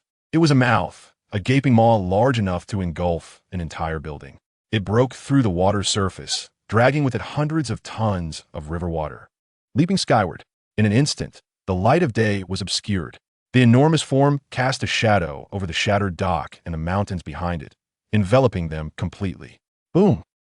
The behemoth crashed back into the river, the towering waves it created crashing violently against the shore, thoroughly cleansing the wreckage of the dock once more. On the bank, Huang Sudong was drenched by the frigid spray. He wiped his face with his hand, his grip tightening around the red button he had pressed mere moments ago. A euphoric relief surged through every fiber of his being. It is dead. Finally. It is truly dead. He shouted in exhilaration, his voice cracking from overwhelming excitement. Exhausted, he collapsed onto a relatively intact piece of wall nearby, trembling as he fumbled in his pocket for a half-drenched pack of cigarettes, but he could not get a flame to catch. In frustration, he tossed the cigarette aside. That was terrifying. I almost thought my end was here. You see, he had pressed the button to awaken the colossal creature sleeping at the river's bottom, the abyssal maw. This entity was a bona fide A-class mutant deployed by the New World to guard the port of Feihai. It was a true guardian, shackled by heavy electromagnetic restraints in the deepest mud of the riverbed. It served as both the warden of the submerged cargo and the last, most formidable line of defense against external maritime invaders. Huang Sudong had witnessed its power firsthand. Once, a reckless fleet attempted to approach, only to be swallowed whole, ship and crew, in a single bite. Thus, it was not surprising that it consumed a battle vehicle. However, Huang Sudong could not fathom how that enormous, unreasonable battle vehicle had silently approached in this desolate place, surrounded by cliffs and towering mountains. Instinctively, he turned his gaze upward along the mountainside. Suddenly, he noticed a shocking trail. It was a path that had been ruthlessly ground down from the mountain's peak. The earth was turned over, hard rocks shattered into fragments, and all the underbrush flattened, leaving a wide scar on the steep cliff face that was enough to induce dread. Upon seeing this, Huang Sudong's pupils constricted sharply. He suddenly recalled something. Last night, the renowned dragon-shaped mech squad from the New World had briefly passed through this area for resupply. He recalled the captain, exuding an air of elitist arrogance, glancing at him with a condescending pity. At that time, they had mentioned a mission to confront a rogue war machine in the wilderness. Could this be the very one? Suddenly, a chilling thought surged uncontrollably from the depths of his mind. Something was amiss. It was profoundly unsettling. If even the dragon squad had been dispatched, how on earth had this creature managed to arrive here unscathed? It was well known that the Dragon Mecha Squad had a record of hunting S-class anomalies and had even repelled a horde of corpses. If they could not contain it, then the elation on Huang Sudong's face began to freeze like the surface of a lake, solidifying inch by inch before shattering. He turned his head stiffly, casting a gaze filled with near terror toward the recently calmed river surface. Could an A-class abyssal behemoth truly deal with that thing? As this thought arose from his core, bubbling began to disrupt the tranquil waters at the river's heart, dense bubbles surging as if the entire river had been instantaneously brought to a boil. Following that, a deep, mournful wail, seemingly emanating from the depths, pierced through the heavy layers of water, faintly resonating. Before Huang Sudong could react, a blinding blue-white beam of light erupted from the riverbed without warning. The beam pierced through the murky waters, tearing the surface as it shot skyward. It flickered momentarily in the air, illuminating the entire sky as if it were day. The color drained from Huang Sudong's face in an instant. What? He trembled, unable to utter a single word. In the next moment, a thunderous roar resounded across the river surface. An immense corpse slowly surfaced, revealing its abdomen covered in charred holes, still emitting wisps of smoke. It was the once mighty abyssal behemoth, now utterly lifeless. Run! This single command consumed Huang Sudong's mind. The instinct for survival eclipsed all fear and shock. He scrambled from the crumbling wall, crawling and rolling toward the mountains behind him. But at that moment, the very ground trembled violently. This was no illusion. The foundation of the dock beneath his feet, the concrete structures buried deep in the riverbed, groaned under the strain. The dock was being torn apart. Yet this time, what emerged was not a mutated creature, but a sharp, gleaming horn reminiscent of a deep-sea shark. Bang! Bang! Bang! That terrifying war machine had forcibly uprooted the entire underwater foundation of the dock. The thick concrete pillars shattered like fragile cookies, and the steel reinforcements twisted into spirals. The entire dock, in a bizarre angle, began to tilt upwards. Ultimately, a massive, menacing steel battleship surged forth from the water, accompanied by thunderous cacophony, coming to rest atop the slanted ruins.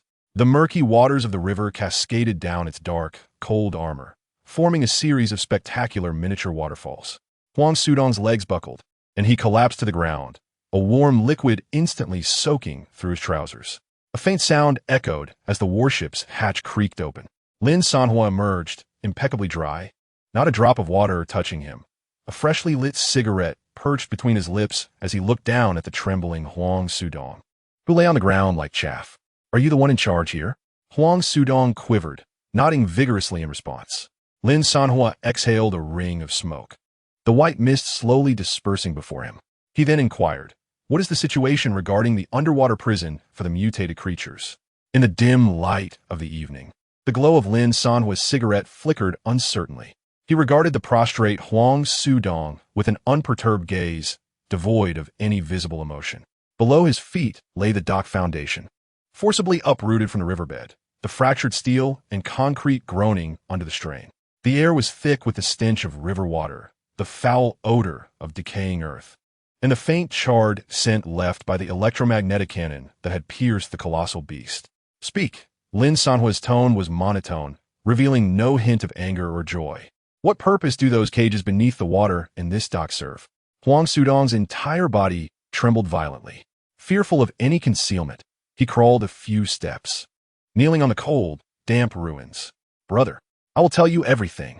His voice quaked as he raised a feeble hand, pointing towards the river surface, which had just devoured the giant beast, now eerily silent. "This place is actually a transport hub for mutated creatures in the New World. The ships arriving from various regions, ostensibly trading survivor supplies, are in truth filled with mutated beings for transportation. Those cages beneath the water are the underwater prisons constructed by the New World to prevent outsiders from discovering their operations." Lin Sanhuo's brow furrowed ever so slightly as he exhaled a thick plume of white smoke. The mist enveloped his face, obscuring his cold, hard features. Transporting mutated creatures? For what purpose? To release them. Huang Sudong's voice cracked, now tinged with desperation. The New World regularly uses waterways to secretly deploy these cultivated mutants at various survivor gathering sites in the southern province, artificially inciting waves of corpses. Once those gatherings are obliterated, with all the men perishing, the New World will assume the role of savior, rescuing those desperate survivors. As he uttered the final 3 words, Huang Sudong's teeth chattered, especially the women. Unbeknownst to them, they would gratefully join the New World, believing they have found a paradise amidst the apocalypse. Yet in the end, they become mere playthings for the powerful in the upper city. The infamous and sordid street of traffic lights in the New World is populated largely by women who have arrived in such a manner. Inside the warship's cockpit, Yu Xiaoyu, who had been monitoring the outside through surveillance, turned pale as she absorbed this revelation. Lin Sanhuo flicked the ash from his cigarette, and the ember fell, extinguishing with a hiss on the damp ground. His gaze grew colder. If the New World possessed the capability to annihilate any settlement using mutants, why resort to such underhanded tactics? The answer was clear: Green Vine City. He nearly blurted it out. Green Vine City? Indeed. Huang Sudong gulped audibly, his Adam's apple bobbing violently. He lowered his voice. Because Green Vine City is the only organization in the entire southern province that can confront the New World head-on. Moreover, the leader of that organization is the ultimate mutant, the oldest and most enduring of its kind in the southern province. Although most survivors in the southern province view it as a city bewitched by mutants, harboring a strong aversion towards them, Huang Sudong's voice dropped even lower. In reality, Green Vine City is the organization that has rescued the most survivors. They accept any survivor, regardless of their past, as either virtuous or villainous, as long as they are willing to lay down their arms. They provide food and shelter, demanding only one thing in return. Humanity must respect nature, ceasing the wanton destruction of the pre-apocalyptic era, and learn to coexist harmoniously with it. Because of this, Green Vine City's influence has grown exponentially. Many who have been oppressed by the New World are desperately fleeing towards it. The New World is wary, fearing that if they act too ruthlessly, they might drive all survivors into Green Vine City, leading to an uncontrollable situation. Upon hearing this, Lin Sanhuo finally connected all the disjointed threads in his mind. Green Vine City saves lives, while the New World takes them. Yet, due to their differing identities, one is viewed as a monster and the other as a savior. The so-called crusade against Green Vine City is nothing but a complete facade. The true aim of the New World is to crush Green Vine City, their only rival, and transform all survivors in the southern province into their resources, their slaves. Meanwhile, those oblivious survivors, incited by hatred and lies, are sharpening their knives, preparing to assault their last sanctuary. What a grand scheme it is!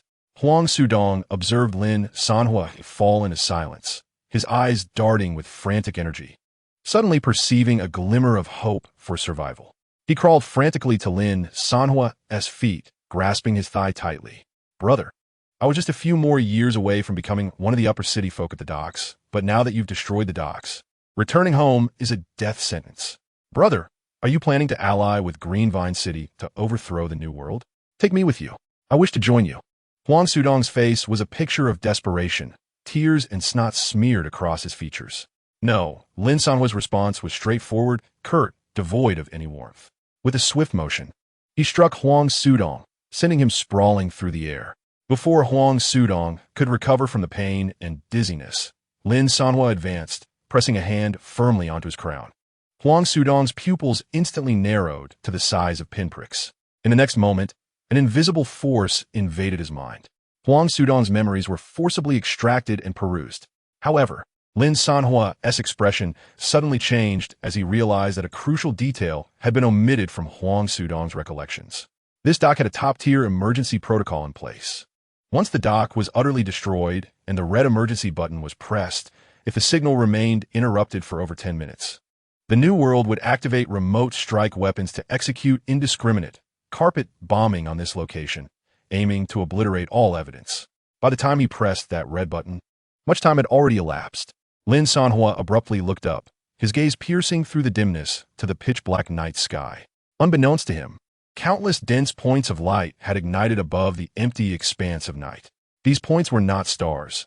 They were expanding rapidly, leaving behind blazing tails as they approached. Get in the car. Hurry, get in. Lin Sanhuo turned and sprinted toward the battleship, not daring to glance back at Huang Sudong on the ground. Chapter 92. Yu Xiaoyu runs away from home. Lin Sanhuo makes no effort to retain her. In the sky, the fiery points grew larger. A sharp sound of piercing air resonated from above. Yu Xiaoyu pulled Lin Sanhuo into the vehicle just as the hatch slammed shut. Meanwhile, the survivors from Sujing City, who had emerged from the spatial device, stood bewildered. What are you waiting for? Get in. Lin Sanhuo activated the spatial device, and the survivors rushed inside. In the next instant, a series of thunderous explosions erupted around the battleship. The entire dock was engulfed in flames, and massive shockwaves battered the vehicle's armor, causing it to sway violently, tossing everyone about. Yet, this was not the end. A deep, rumbling explosion emanated from the riverbed. Suddenly, the mutated creature prison at the bottom of the river self-detonated, the explosion lasting several minutes. When all returned to calm, Lin Sanhuo opened the window, dust billowing in. The dock had vanished, reduced to a flat expanse with enormous craters filled with mud. Fortunately, the armor remained intact. It appeared that the individual's warning was accurate. The New World was intent on eradicating evidence due to their fears of discovery. The level of chaos in the danger zone exceeded our expectations. I had always believed the danger zone was merely a realm of survival of the fittest, but I never anticipated it had spiraled out of control to this extent. Yu Xiaoyu stood by the window, her eyes wide with terror as she gazed at the multitude of mutated corpses floating on the river surface. The use of mutants to eliminate humanity would ultimately force humans into a state of subjugation. If the New World succeeded in controlling the entire southern province's danger zone, the threat it posed to the safe zones would be unimaginable. Just as Yu Xiaoyu felt a wave of dread wash over her, the war vehicle suddenly lurched forward, driving directly onto the river surface.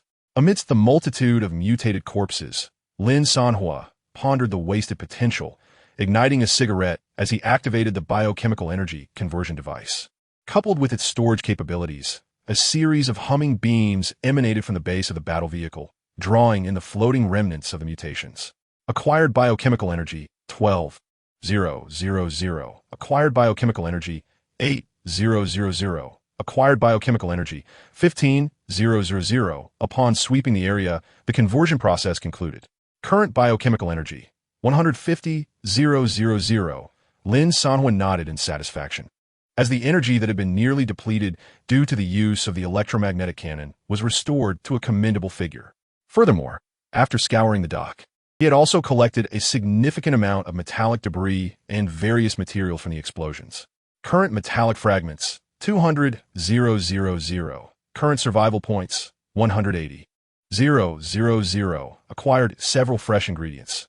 Indeed, the haul was impressive. Lin Sanhuo inhaled the last puff of his cigarette and called out to Aunt Lu in the kitchen. Aunt Lu, let us have crayfish for dinner this afternoon. We've been eating seafood for the past few days. All right, Brother Lin, I'll get right on it, came Aunt Lu's voice from the kitchen. Lu Chao returned to assist in the kitchen, the three of them appearing blissfully unconcerned, each absorbed in their own thoughts and tasks.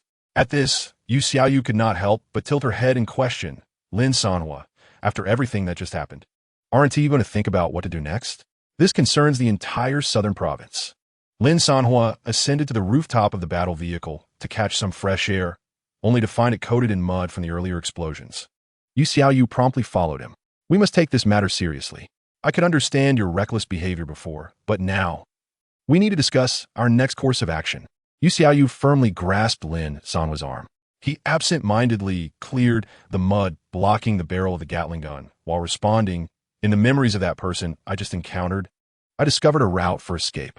A mere few kilometers ahead lies Nanwan Sea of the southern province. I plan to take refuge there for a while. Take refuge? Yu Xiaoyu could hardly believe her ears. After all, her previous attempts to reason with him had been futile, and now he was suggesting retreat? No. Our goal is the entire southern province. We cannot simply hide. Then what you propose we do? Lin Sanhuo tilted his head, gesturing for Yu Xiaoyu to assist him in clearing the mud from the Gatling's barrel. I believe, Yu Xiaoyu said, removing a clump of dirt and looking up at Lin Sanhuo, we should release those survivors from Shujing City that we captured today. Instantly, Lin Sanhuo halted his actions. Yu Xiaoyu quickly elaborated. Didn't that person just say? Wolftang City has saved many survivors and is not the deceptive force it's rumored to be. Our true enemy is the New World. Currently, the only entity capable of countering the New World is Wolftang City. Therefore, if we release that group, we can explain to them our situation and unite against the New World. Plans for the New World can indeed be thwarted. A smile graced Yu Xiaoyu's face, as she felt no fault in her words. However, Lin Sanhuo merely shook his head slightly, stating no, I still need them to eliminate the ultimate mutant in Green Vine City. Just then, Yu Xiaoyu approached from the other side of the Gatling gun. Why do you want to destroy it? Haven't we established that it is benevolent? She inquired. If it is good, can it not be spared? Lin Sanhuo retorted. This statement left Yu Xiaoyu momentarily speechless. As for Lin Sanhuo, his intentions were quite straightforward, to eradicate the ultimate mutant in Green Vine City and fulfill the Conqueror's mission. This objective had never wavered. In the New World, Lin Sanhuo had yet to devise a strategy against an organization whose true power remained unknown to them. Lin Sanhuo, I always thought you were. What? Seeing Yu Xiaoyu's exasperated demeanor, Lin Sanhuo's expression remained unchanged. Did you think I was a good person? I apologize. But by the time you sent me your first message, I had already taken lives in this vehicle. Thus, regardless of how vile the new world may be, I will still prioritize eliminating the ultimate mutant in Greenvine City. Choosing a place to rest is merely a tactic, allowing me to await the moment when the new world and Greenvine City are sufficiently engaged before I intervene. Clang! Lin Sanhuo patted the now thoroughly cleaned Gatling gun, preparing to return to the vehicle. Behind him, Yu Xiaoyu with red eyes shouted, "Fine, I misjudged you." She then retreated to the cockpit. Through the glass, Lin Sanhuo noticed that Yu Xiaoyu had exited the vehicle alone, her anger evident as she trudged across the twisted ruins, struggling to make progress. "Hey, are you really going to leave like this?" Lin Sanhuo called out. Yu Xiaoyu turned back, her face filled with resentment, expecting Lin Sanhuo to persuade her to stay. Just as she was about to say, "You need not keep me. My decision is firm," the next moment, clatter! A pack of ferocious dogs appeared, dragging a motorcycle and tossing it before her. "You no longer want a vehicle?" Lin Sanhuo inquired once more. Without further ado, seizing the moment before she could reconsider, he drove off, gliding across the river. Yu Xiaoyu, Chapter 93. The Freedom Modification Chamber, transforming the Gatling gun into one that spews blue flames. 2 hours later, Lin Sanhuo piloted the war vehicle in its navigational form, traversing the murky Green River and entering a far more expansive body of water, the South Bay Sea. From the memories extracted from Huang Sudong, he learned that it was a vast inland sea, nearly 1/10 the size of the southern province. Greenvine City lay on the fringe of this maritime expanse. The sea breeze, laden with a briny scent, filled the cockpit, dispersing the last remnants of gunpowder. The war vehicle glided steadily upon the water's surface, its engine's roar swallowed by the waves, creating an atmosphere of profound tranquility. Lin Sanhuo did not head straight for Greenvine City. Instead, he maneuvered the vehicle to a central area of the sea. From this vantage point, the vague silhouette of the city was faintly discernible on the distant horizon, a perfect observation point. "Initiate reconnaissance mode," Lin Sanhuo commanded. A low hum resonated as the metal armor of the war vehicle rippled. Its hue swiftly blended with the surrounding seawater, causing the radar signal to vanish entirely at the same moment. Observed from above, this colossal war machine seamlessly dissolved into the ocean, leaving no trace behind. However, prolonged suspension on the water inevitably brings about a sense of confinement. Lin Sanhuo's fingertips gently tapped on the control panel, and after a brief moment, he issued another command. "Activate base form." The order was given. A heavy mechanical sound emanated from the vessel's underside as its metallic structure began to extend downward. Thick armor plates interlocked upon the surface of the sea, rapidly forming an expansive floating platform. In just a few minutes, the warship transitioned from its navigational mode into a fortified steel bastion anchored upon the ocean surface. With a click, the cockpit door swung open, and Lu Chao stepped out. Grasping the railing, he gazed at the shimmering expanse of the endless sea, a hint of unease etched upon his face. "Lin, are we just going to stay here?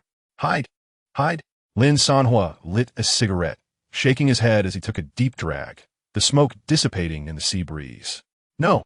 He cast his eyes toward the distant outline of the city, his expression betraying no tumult. "This is reconnaissance. Here, I can clearly ascertain when Greentide City will engage in battle with the New World. After all, I have witnessed the strength of the New World firsthand. The ancient creature that has survived the longest in Greentide City is far from benevolent. Once they have both suffered considerable losses, I will step in and reap the rewards. That is the most prudent and advantageous course of action." Returning to the main control panel, Lin Sanhuo summoned the information interface of the war vehicle. Taking advantage of this waiting period, he saw it as an opportune moment to elevate his combat capability further.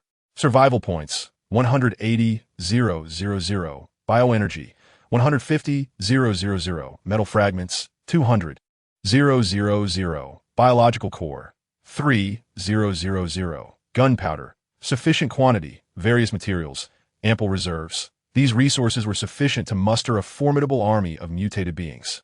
Yet, Lin Sanhuo's gaze lingered not long on these familiar figures. His attention was captivated by a newly added module following the amphibious vehicle's upgrade. "Free modification chamber." He whispered the name, his brow furrowing slightly. Unlike other upgrades that often came with multiple functions, This one presented but a single option. I shall see what you entail. He clicked to access the detailed information. Free modification chamber, also known as the fusion modification system. Function allows the fusion of any two items placed within the chamber to create a new item. Characteristics. Fusion results are entirely randomized, with a risk of failure. Important note. Once fusion is successful, the method will be recorded for infinite reuse. Construction requirement for modification chamber. Consumes 10,000 survival points. Proceed with construction. Lin Sanhuo regarded the description on the screen, the corner of his mouth twitching slightly as he held the cigarette. The possibility of fusing any two items, an uncertainty. Yet again, it was a module filled with the nature of gamble. Best to construct it first and deliberate later. Without further hesitation, he confirmed the action. As the moment of activation for survival point 10,000 arrived, a cacophony of mechanical operations reverberated within an expansive chamber of the base. The walls slid apart, revealing a towering metal transformation pod, standing over 3 meters high, as it slowly ascended from its concealed compartment and firmly anchored itself to the floor. In stark contrast to the basic transformation chamber, this pod featured two distinct doors, one a deep crimson, the other an icy azure, imbued with an aura of enigmatic allure. Lin Sanhuo approached, and the doors slid open automatically. Inside, intricate mechanical arms and energy conduits crisscrossed, while the central control panel displayed a plethora of options for fusion materials. Gatling, cluster rockets, adaptive glass, heavy railings, light energy battery, butcher, spiral meat grinder. Theoretically, anything could be integrated, the only variable being the nebulous success rate. Lin Sanhuo's fingertips glided across the panel, revealing rows of data before his eyes. Cluster rockets butcher success rate, 0.01. Consumption of survival points, 1,000. He could not even fathom the product of such a combination, skipping past it. Adaptive glass heavy railings success rate, 70. Consumption of survival points, 1,000. While this fusion seemed quite practical, it was not his immediate priority. Spiral meat grinder Gatling success rate, 20. Consumption of survival points, 2,000. This appeared excessively violent, but the low success rate and high cost deterred him. Patiently, he meticulously compared and tested each option. At last, his gaze fixated upon a particular combination. Gatling light energy battery success rate, 99. Consumption of survival points, 5,000. The steep expenditure promised an almost certain success. As long as the final product proved sufficiently formidable, this investment would be worthwhile. A glimmer of determination flickered in Lin Sanhuo's eyes. Fusion. He selected the plan. With a hum, the transformation pod's blue door opened, and a light energy battery was deftly maneuvered into place by the mechanical arm. The red door swung open, securing a menacing Gatling gun within the fusion core. The two doors thudded shut. The chamber began to tremble violently, a blinding blue light illuminating the interior. The light energy battery disintegrated into pure energy streams, resembling serpentine blue currents that entwined and permeated every component of the Gatling. The metallic structure groaned under the weight of the energy infusion. Eventually, all fell silent. Fusion successful. A line of green text materialized. Congratulations, you have modified a Gatling gun powered by an electric motor, which emits blue flames at the muzzle upon firing. Penetration, 500, range, 200 rate of fire, 500, special effect. Bullets striking biological targets will induce a powerful paralysis effect. Chapter 94, a major upgrade in new energy. The assault on Green Vine City commences. Lin Sanhuo gazed at the line of green text proclaiming, fusion successful, his expression inscrutable. He approached the transformation pod and reached out to touch the pristine Thunder God Gatling gun. The gun barrel remained a menacing metallic black. Yet within each groove flowed subtle azure electric sparks, as if imbued with life. Not bad, he remarked, subsequently directing his gaze towards the control panel. Only 4 light energy batteries scavenged from the dock remained. They must not be squandered. Lin Sanhuo's fingertips glided swiftly across the screen, promptly finalizing 2 additional fusion schemes. Adaptive glass energy battery success rate, 95. Heavy barrier energy battery success rate, 92. Fusion. With the command issued, another 20,000 survivors vanished.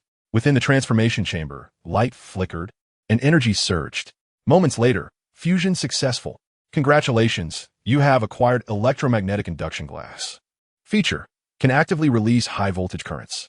incapacitating or electrocuting any entity attempting to touch the glass. Fusion successful. Congratulations, you have acquired paralyzing electric net barrier. Feature creates an invisible paralyzing electric field around the vehicle, instantly incapacitating any nearby biological targets. Lin Sanhuo nodded in satisfaction. These two new devices, one for internal defense and the other external, were specifically designed to counter those mutants fond of leaping and climbing. In the future, anything attempting to ascend his vehicle would first have to experience the therapeutic effects of electricity. Contemplating the final two batteries, his gaze settled on the drone. Reconnaissance drone energy battery success rate, 98. Fusion, another 10,000 points invested. Congratulations, you have acquired Hummingbird electromagnetic reconnaissance drone. Endurance, 1,000. Control range, 50 kilometers. Special effect, capable of short-range spatial jumps to evade attacks and carrying miniature electromagnetic pulse bombs. All 5 batteries were expended. The vehicle's defensive and reconnaissance capabilities had ascended to a new level. However, as Lin Sanhuo observed the rapidly diminishing numbers on the energy panel, a frown creased his brow. These new apparatuses were all voracious consumers of energy. The accumulated biochemical energy, seemingly abundant at over 100,000, would likely only suffice for a few shots from the electromagnetic main cannon when fully unleashed. A lasting solution to the energy dilemma must be found. He summoned the overall upgrade interface of the vehicle. Amphibious vehicle base form. Survivor points required for next phase upgrade. 1,000,000. Available upgrade directions. 1. Dongfeng vehicle equipped with long-range cruise missile system, transforming into a mobile missile base. 2. Land carrier capable of housing and manufacturing small combat units, achieving multi-line coordinated operations. 3. High fortress ultimate defensive form, boasting exceptional self-repair and counterattack capabilities. 1 million survivor points, a staggering number. Yet, Lin Sanhuo's attention was irresistibly drawn to a newly unlocked module beneath the upgrade options. Core module unlocked. Miniature nuclear power reactor. Upon seeing these words, the corners of Lin Sanhuo's mouth, which had been clutching a cigarette, finally lifted. This was precisely what he sought. With this, energy would no longer pose a problem. It seemed he needed to devise a grand scheme.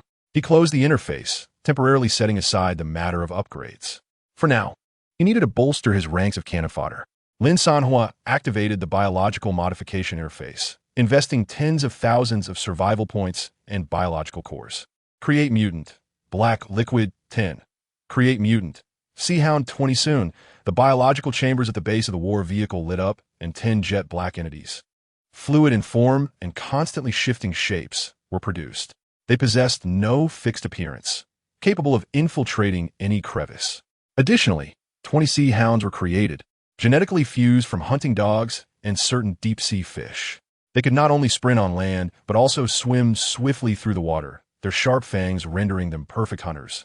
Go fetch something fresh, Lin Sanhuo commanded, and the 20 sea hounds leaped into the sea like dumplings, vanishing from sight.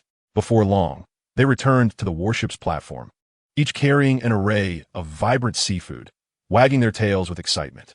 Grouper, dragonfish, and even a half-meter-long lobster were among their catch. Aunt Lu Chow, come out and collect the harvest. Lin Sanhuo called into the cabin. Coming, Brother Lin. Aunt Lu and Lu Chow emerged from the kitchen, their faces beaming as they gazed at the bounty of seafood, unable to contain their smiles. Soon, the platform of the steel fortress was filled with the aromatic scent of garlic and seafood. Lin Sanhuo settled onto a chair at the edge of the platform, savoring the spicy crayfish freshly prepared by Aunt Lu while leisurely casting his fishing rod, patiently awaiting the unfolding of the distant spectacle.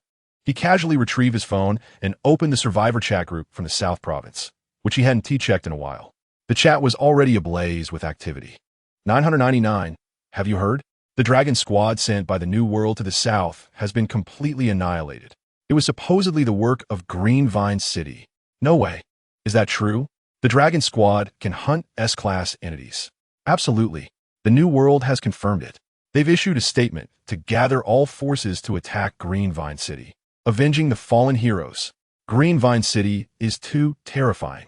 If they're allowed to develop further, we're all doomed. Count me in. I must join the expeditionary forces. Not for any other reason, but for the future of humanity.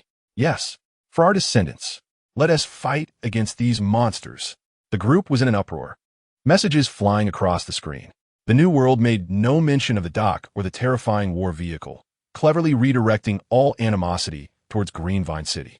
Countless oblivious survivors, incited by this deception, sharpened their blades, preparing to assault their last bastion of refuge. Lin Sanhuo peeled a shrimp shell, stuffing the succulent flesh into his mouth. His gaze filled with mockery as he observed the fervent rhetoric within the chat group. A bunch of fools who had been sold out, yet were still counting the money. At that moment, a live stream link suddenly popped up in the chat. Initiator, War Correspondent Xiao Shuai title. On the front lines.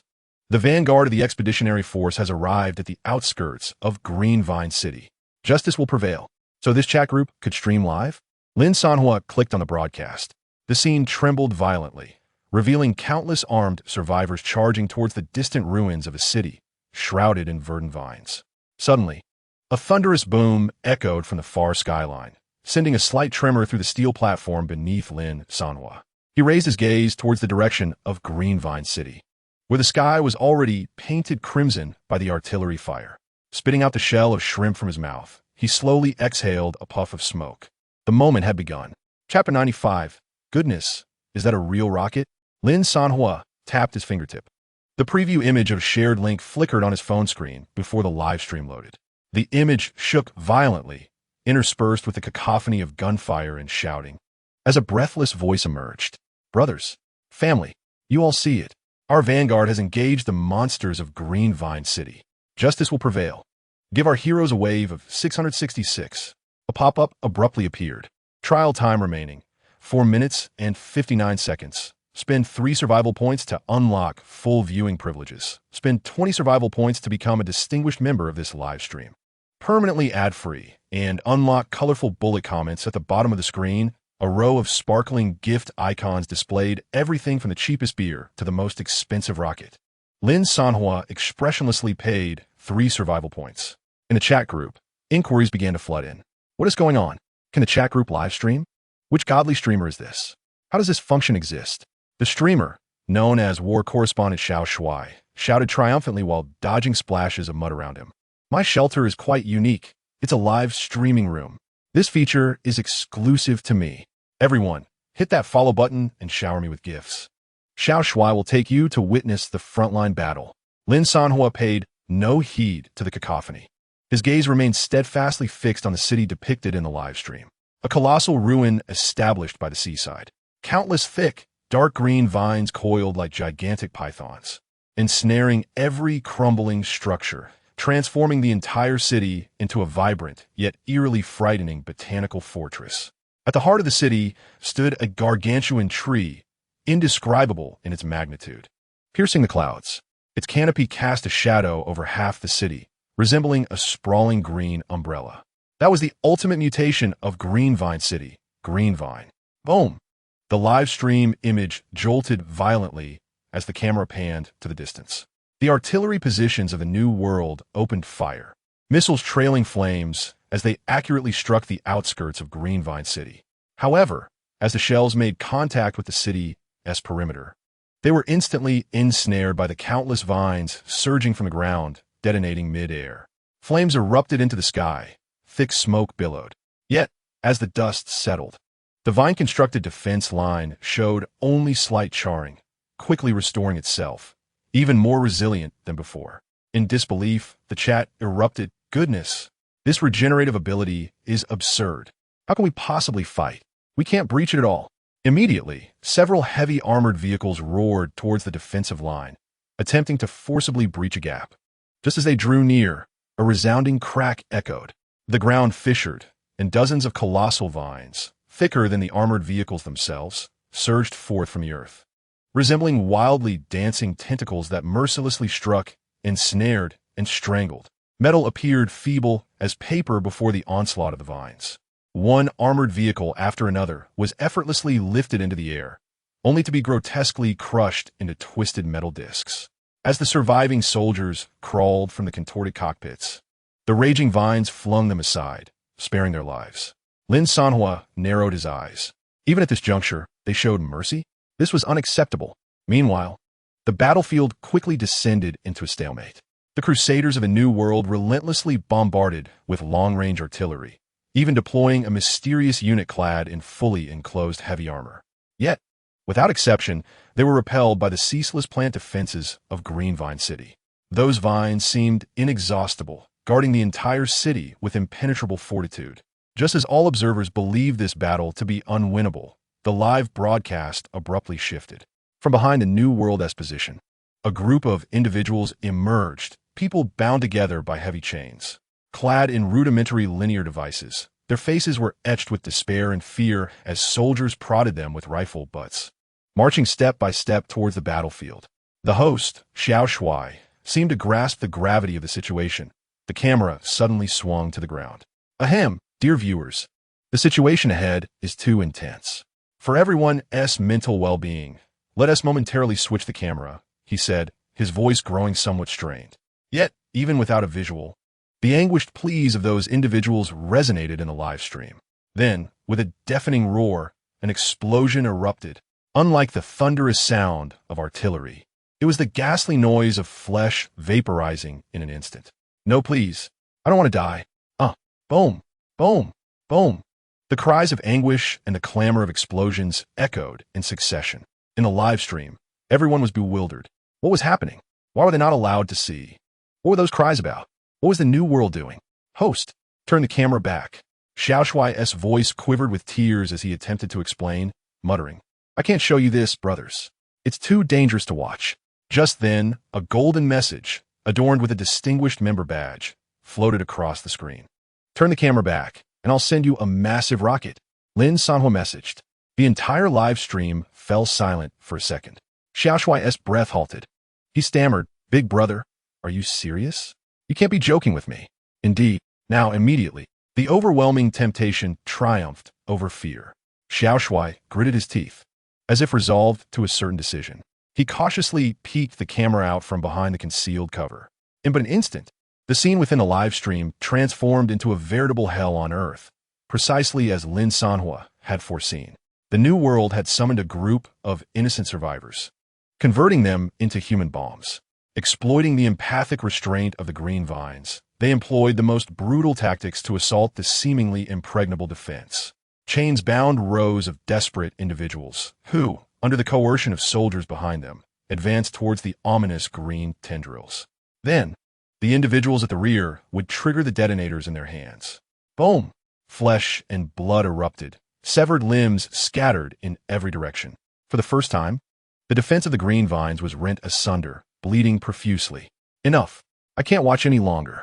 Xiao Shuai dared to linger on the horrific scene for only 2 seconds before retracting the camera, his heart racing uncontrollably. Gasping for breath, he shouted into the live stream, Brother, where's the rocket? You must not go back on your word. Lin Sanhuo remained silent, shutting down the broadcast. He pondered grimly, if Green Vine City fell, the New World would inevitably turn its sights upon him next. No, I must intervene. Activating the battle vehicle mode, Lin Sanhuo concentrated his thoughts. The iron fortress on the sea began to rapidly contract and reshape, surging forward through the waves towards the battlefield. Meanwhile, in the live stream, Xiao Shuai was on the brink of madness. Where are you, brother? Where are you? Damn it. One must keep their promises. He believed he had been deceived and was ready to unleash a torrent of curses. Yet in the next moment, a golden barrage of comments reappeared. Don't panic. The rocket will arrive shortly. As soon as the words faded, several glaring red dots suddenly illuminated the distant horizon. Trailing blazing tails, they sliced through the air at breakneck speed towards the artillery positions. The livestream chat erupted in chaos. Oh my god, it's a real rocket. Chapter 96.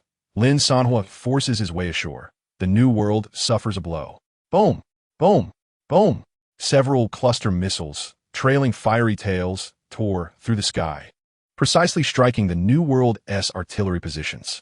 The soldiers gripping the remote detonators barely had time to utter a sound before being completely vaporized by the engulfing flames.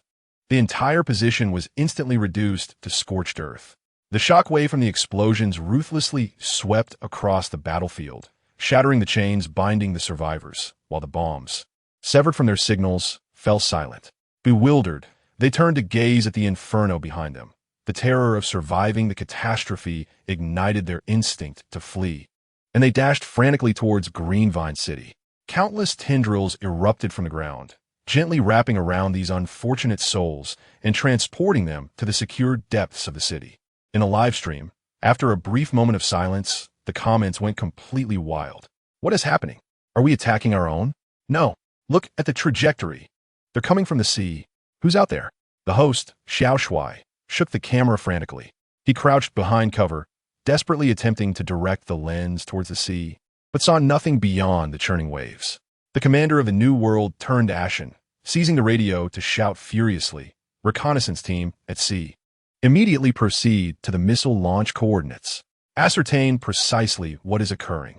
"Yes, Commander." A fleet of over a dozen speedboats surged forth from the temporary military harbor along the shore, racing towards the depths of the sea. Lin Sanhuo observed the rapidly approaching blip on the radar, the corners of his mouth twitching slightly. The metallic armor of the war vehicle shimmered, merging seamlessly with the surrounding waters, rendering it nearly undetectable. Concurrently, the engineered mutants were released. "Black liquid, sea hounds, let us see what you can do." 20 sea hounds stealthily descended to the ocean floor. 10 black liquids morphed into ominous, dark fluids, swiftly navigating through the water. As the first speedboat entered the target area, a sharp crack echoed from beneath the hull. What is happening? The driver glanced down at the instruments, but before he could react, the icy seawater began to surge up from beneath him. My God, the boat is leaking. The soldiers were thrown into a panic. Just as they contemplated jumping overboard to escape, writhing masses of black liquid erupted from the surface. The black liquid swiftly enveloped the nearest soldier, dragging him silently into the depths, leaving no trace of scream. Mutants! There are mutants in the water. Witnessing this bizarre scene, the other speedboats quickly turned to flee. But it was too late. Beneath the surface, countless scarlet eyes suddenly ignited. The sea hounds encircled from all directions, their sharp fangs slicing through the fragile hulls of the speedboats with ease. Within 10 minutes, all the speedboats had sunk. The sea returned to an eerie silence, save for the debris floating on the surface, a testament to the recent chaos. On the shore, the commander of the New World, clutching a radio, awaited a response that never came. "Sea reconnaissance team, respond. If you receive this, please reply." The radio only emitted a cacophony of static. His expression grew increasingly grim. "Dispatch a second wave. 50 speedboats. Turn that section of the sea upside down." "Commander, the main force is yet to arrive. Is this not excessive?" A subordinate cautioned. At this moment, the commander, named Ma Ning, stood as the nearest unit of the New World. The true main force had not yet arrived. In his eagerness to claim credit, he disregarded higher orders and chose to launch an advance assault, intending to breach the gates of Greenvine City and take the glory. However, unexpected interference had emerged midway, leaving him in a precarious situation. "Execute the orders. Maning Belovet." The remaining forces continue the assault. Thus, swiftly, 50 speedboats formed a denser formation, charging toward that treacherous sea. Lin Sanhuo observed the multitude of blips on the radar and lit a cigarette. Truly fearless. This time, he refrained from deploying the mutants. Submarine mode, activate. With a low hum, the massive war vehicle slowly descended to the ocean floor. Above the surface, the 50 speedboats commenced their carpet operation. Suddenly, the driver of the leading speedboat widened his eyes, pointing ahead. What is that? A shadow of unimaginable size was rapidly ascending from the depths below. In the next moment, boom, the surface of the sea rose with towering waves. A colossal steel warship surged forth from the depths, resembling a moving mountain as it barreled toward the nearest speedboats. The speedboats appeared feeble before it, akin to mere childish toys. In an instant, they were shattered into fragments, their crew flung high into the sky. Lin Sanhuo did not spare a glance, relentlessly advancing toward the landing coast of the New World. On the shore, all the soldiers of the New World stood in stunned silence. What in the world is that? A warship? What a jest! Countless bullets and small rockets rained down upon the armored vehicle like a tempest. Clang! Sparks flew, yet not a single mark was left. Instead, the electrified net barriers were activated. Blue arcs of electricity danced wildly around the vehicle, forming an invisible force field that deflected all assaults. With a thunderous roar, the armored vehicle charged onto the beach. Its massive treads crushed the sandy ground, directly colliding with the landing dock painstakingly constructed by the New World with vast manpower and resources. That solid stronghold, forged from reinforced concrete, crumbled before the vehicle like a block of tofu. Boom! The entire dock collapsed with a resounding crash, massive chunks of cement flying in every direction, burying hundreds of soldiers and their heavy weaponry beneath the debris in an instant. Retreat! Retreat quickly! The remaining soldiers were utterly shattered, abandoning their weapons and scattering in panic. Attempt to flee? Lin Sanhuo's voice was icy. The Thunder God Gatling activated. The 6 barrels whirled, spewing forth ghostly blue flames as countless electrified bullets pierced through the beach. The fleeing soldiers barely took a few steps before being struck down, and the armored vehicles could not withstand the onslaught of Gatling-S fire, being penetrated one after another. In mere minutes, not a single person stood upon the coastal position. Lin Sanhuo lit a cigarette, gazing toward the direction of Greenvine City, where the sounds of battle remained fierce. They were evidently still unaware that their retreat had been completely severed by Lin Sanhuo's landing.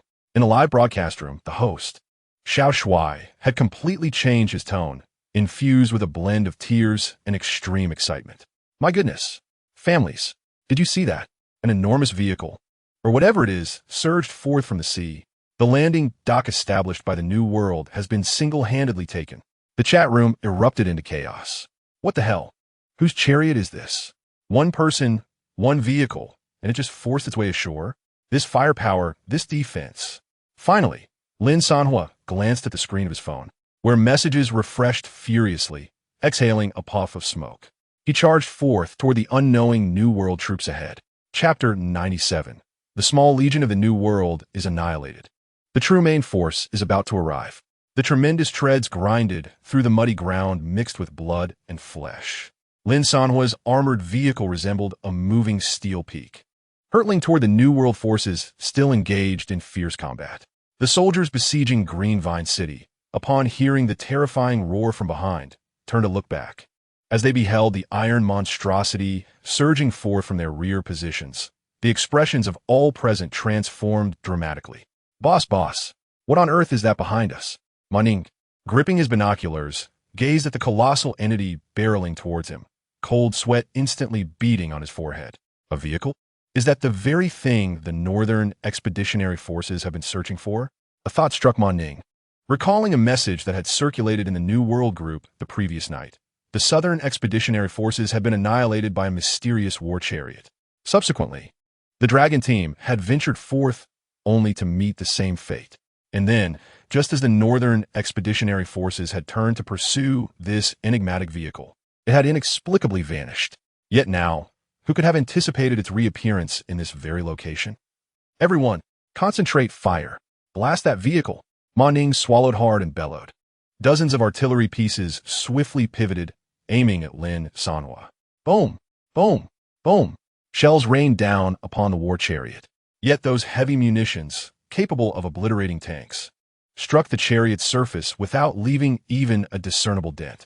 Ultimately, in less than 10 minutes, the battlefield devolved into a one-sided massacre. Ma Ning watched in despair as his meticulously trained forces were crushed. In the end, a bullet pierced his chest, and he collapsed into a pool of blood. In those final moments, his eyes brimmed with profound resentment and confusion. I cannot die. I must become one of the upper city dwellers. New World Expeditionary Forces eliminated. Survival points earned. 102931. Lin Sanhuo observed the numbers flashing on the panel, furrowing his brow. He had anticipated a more formidable challenge from the New World Expeditionary Forces, yet this was all they could muster. He had not even encountered any electromagnetic weaponry. Was the true main force yet to arrive? Extinguishing his cigarette, he turned the vehicle towards Greenvine City. Within Greenvine City, countless survivors peered through the gaps in the vines, watching in terror as events unfolded outside. Are they here to aid us? They were uncertain, but the fact remained that the New World forces had been vanquished. Could they be another enemy? The crowd remained vigilant. After all, in previous years of expeditions, many had faltered due to internal strife within their ranks. Amidst the murmurs of speculation, the colossal war chariot abruptly halted before the grand gates formed of vines. On the rooftop, a figure slowly rose. Every breath was held in anticipation. Moments later, the rear hatch of the war chariot opened, and several bound individuals were pushed out. They were survivors from Sujing City. Someone atop the city wall recognized them. They were still alive. Among them, an elderly man with snow-white hair was brought to the chariot's rooftop. The sight ignited a fervor among the survivors within the city. It's Elder Chun. Professor Chen Mingyuan is alive. Professor. The elder, referred to as Elder Chun, was none other than the most esteemed educator of Sujing City, Chen Mingyuan. Before the apocalypse, he was a renowned biology professor in the southern province, and after the world had fallen apart, he utilized his knowledge to collaborate with Greenvine in constructing a series of pollution-free natural cities. Everyone had believed he had perished in the New World's massacre. Thank you, brave hero. It was you who saved Professor Chun. We must repay him well. The crowd expressed their gratitude to Lin Sanhuo. However, the next moment, Lin Sanhuo suddenly brandished a handgun, its cold muzzle pressed against Chun Mingyuan's temple. In an instant, silence enveloped the gathering. If you wish to save him, Lin Sanhuo's voice echoed throughout the city via loudspeakers. Stay put and do not move. The survivors within the city were left utterly bewildered. What is happening? Wasn't he here to rescue us? At that very moment, the colossal tree at the city's center swayed slightly, and countless vines ascended from the ground. It did not attack Lin Sanhuo. Instead, it encircled the armored vehicle, adopting a vigilant posture. Lin Sanhuo nodded in satisfaction. Driving the vehicle, he slowly entered through the city gates. The massive vine gates gradually closed behind him. The heavy clang of the closing gates plunged the entire city into an eerie silence. Meanwhile, 300 kilometers away from Greenvine City, a vast army was advancing along a mountain road. Armored vehicles, tanks, and missile carriers blanketed the hills, forming an unbroken steel tide that stretched for miles. At the forefront of this formidable force was a war vehicle, repurposed from a colossal mining truck, resembling a moving fortress as it crushed everything in its path. This vehicle was even more massive than Lin Sanhuo's, painted a deep black. Its armor so thick it was almost grotesque. On the rooftop platform, a stern woman with short red hair stoically gazed at her phone. Her name was Zhao Xin, the Supreme Commander of the Southern Legion of the New World and the operator of the dragon-shaped mecha unit number 0, the Imperial Battle Car. Commander, we have received news from ahead. A subordinate rushed in to report. Ma Ning recklessly attacked without waiting for orders and has suffered total annihilation. Zhao Xin did not lift her gaze, continuing to scroll through the livestream replay in the chat group. Moreover, it was not Greenvine City that had eliminated him. The subordinate continued, but the mysterious war vehicle that the Northern Expeditionary Army had been pursuing. Upon hearing this, Zhao Xin finally raised her head. She looked at the screen, displaying the steel behemoth emerging from the sea, a spark of interest flickering in her eyes. Interesting. She stood, surveying the vast army beneath her, which resembled ants in their multitude. There was a reason Ma Ning had not acquired the identity of the upper city dwellers all these years. She let out a cold laugh. Overzealous and insubordinate, he deserves his fate. However, I am curious. That vehicle is indeed formidable. But how does it compare to my Imperial Battle Car? Her war vehicle emitted a deep rumble, akin to the roar of a colossal beast. Behind her, the overwhelming steel tide surged forth, rolling towards Greenvine City. Chapter 98. The transaction with the mutated Greenvine within Greenvine City. The immense treads of the battle vehicle crushed the streets paved with living vines, producing a peculiar sound that was a haunting blend of tearing and compression. This place did not resemble a mere ruin. It felt more like the interior of a great beast. The thick vines served as its veins and bones, stitching together the remnants of shattered concrete structures, enveloping them and transforming them into a verdant, vibrant ecological fortress. Crystal clear water trickles through the crevices of lofty vines, converging into a meandering brook that silently flows along the sides of the street, nourishing every meticulously cultivated crop nestled in the corners. Countless survivors shelter in the shadows of the vine-constructed dwellings, casting glances filled with a blend of fear, hatred, and curiosity through the gaps in the leaves. Their gazes are fixated on the iron behemoth that tramples their homeland, the war chariot. Professor Chen Mingyuan can distinctly feel the cold metal pressed against his temple, vibrating slightly with each jolt of the vehicle. That chill seems to penetrate directly into his skull. His lips are parched, and his voice trembles with overwhelming anxiety. What do you truly desire? Lin Sanhuo does not meet his eyes. He lights a cigarette, inhales deeply, and gazes through the curling smoke towards the colossal tree at the heart of the city. There lies the true objective of his journey. Let come forth to converse. His voice is low, yet imbued with an unyielding firmness. As soon as the words leave his lips, the ground beneath them, as well as the entire city, begins to tremble subtly. It is a profound, subterranean rhythm, as if a slumbering giant is awakening. Swoosh, swoosh, swoosh.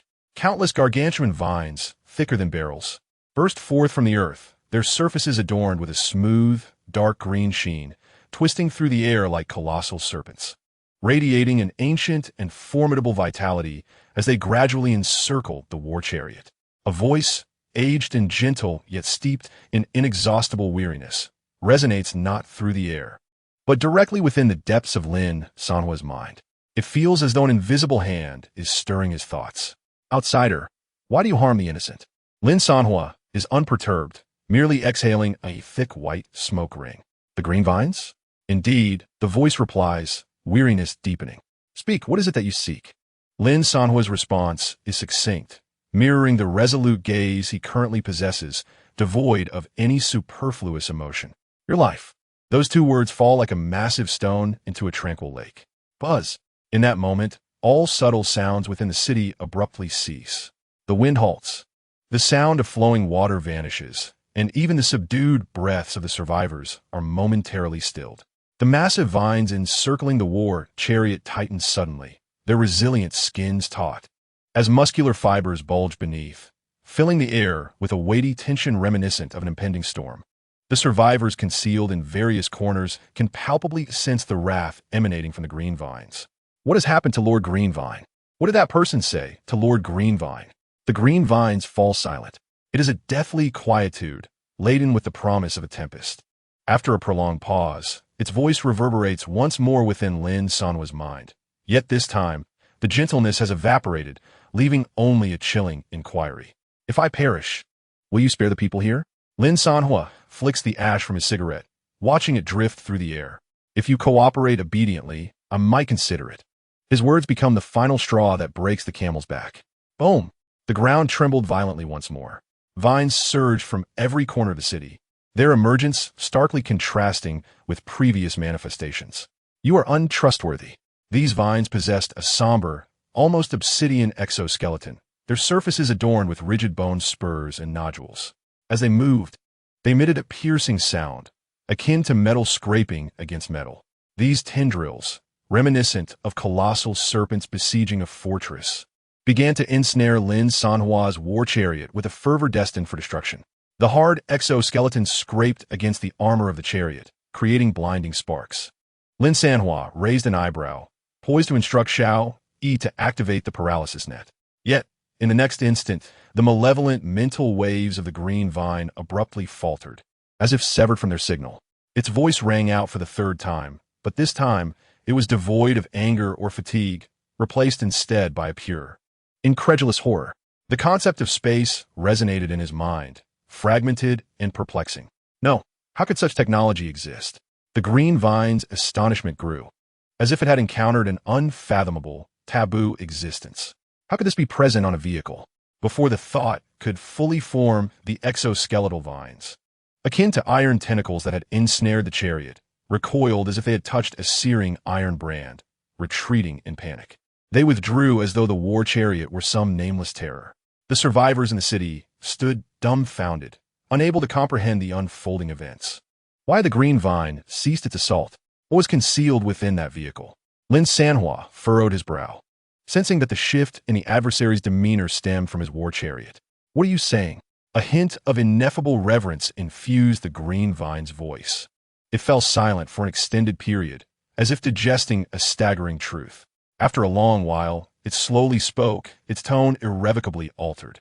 I can grant you this. I shall give you my life. But I have one condition. Lin Sanhuo narrowed his eyes. Speak. Remove all the children and women from here. The green vine's voice was remarkably resolute, devoid of hesitation. Allow them to escape this place, soon to become a battlefield. Upon uttering these words, the entirety of Green Vine City erupted in chaos. They could sense the green vine's intent. Countless survivors surged from their hiding places, disregarding their fear of Lin Sanhuo. Collapsing to their knees, Chun Mingyuan trembled with excitement, shouting fervently, "Lord Greenvine, we have endured for so many years." Yet, the Greenvine's voice remained unervingly calm, imbued with a detachment that transcended life and death. This time is different.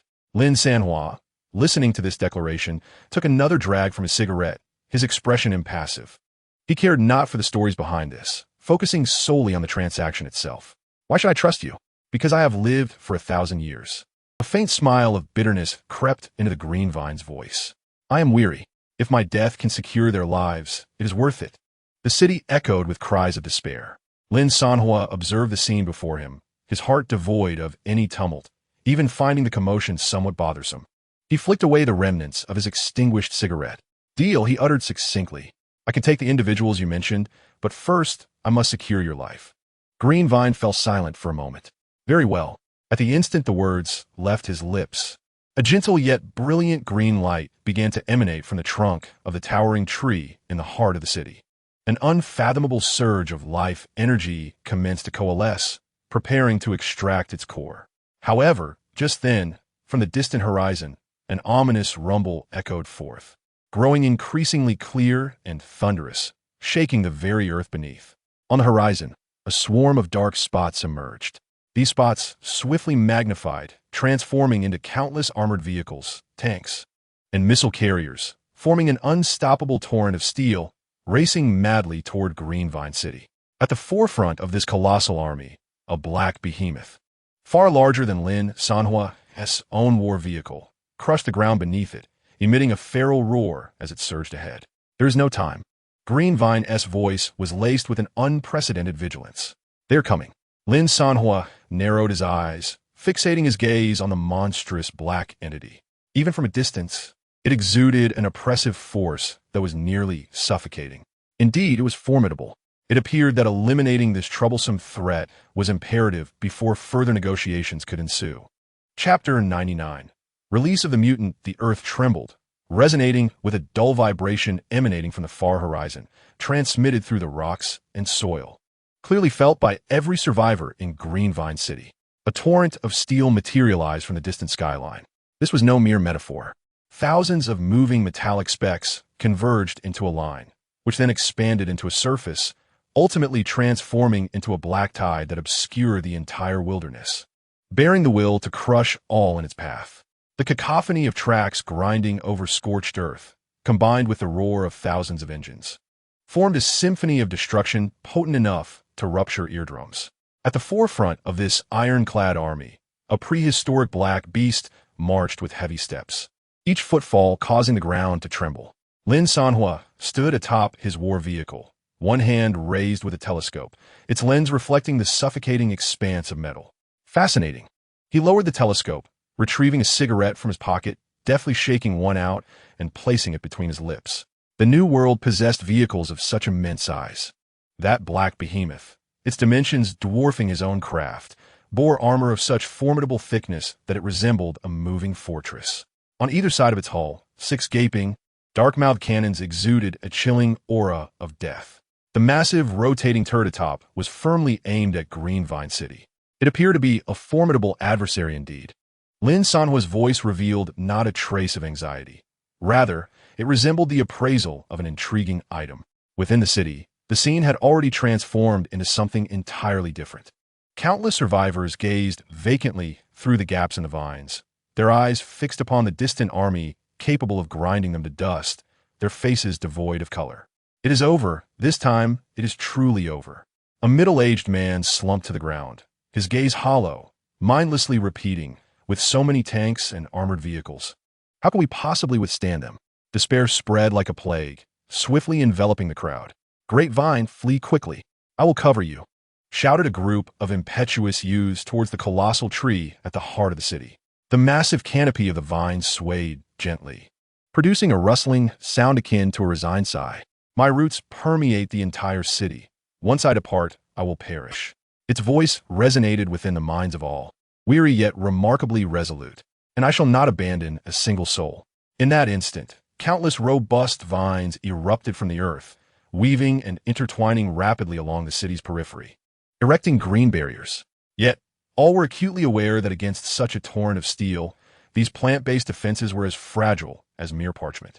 3 kilometers away, the army of the New World came to an abrupt halt. The lead-black behemoth's roof began to rise slowly, revealing a figure.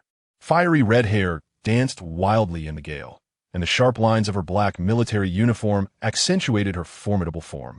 The hilt of her katana glinting ominously under the sunlight. Her gaze was colder than the steel beneath her feet. "I am Zhao Exine, the commander of the New World's expeditionary force." Her voice, amplified through a loudspeaker, surged over the cacophony of the battlefield, resonating clearly throughout every corner of Greenvine City. To the mutants of Greenvine City and the driver of that mysterious war vehicle, listen closely. Surrender now, and I can offer you a swift death. Otherwise, I will make you truly experience despair. Lin Sanhuo, listening to this proclamation, smirked slightly. This woman is rather audacious. He leisurely lit a cigarette while retrieving his phone with the other hand, opening a familiar live streaming room.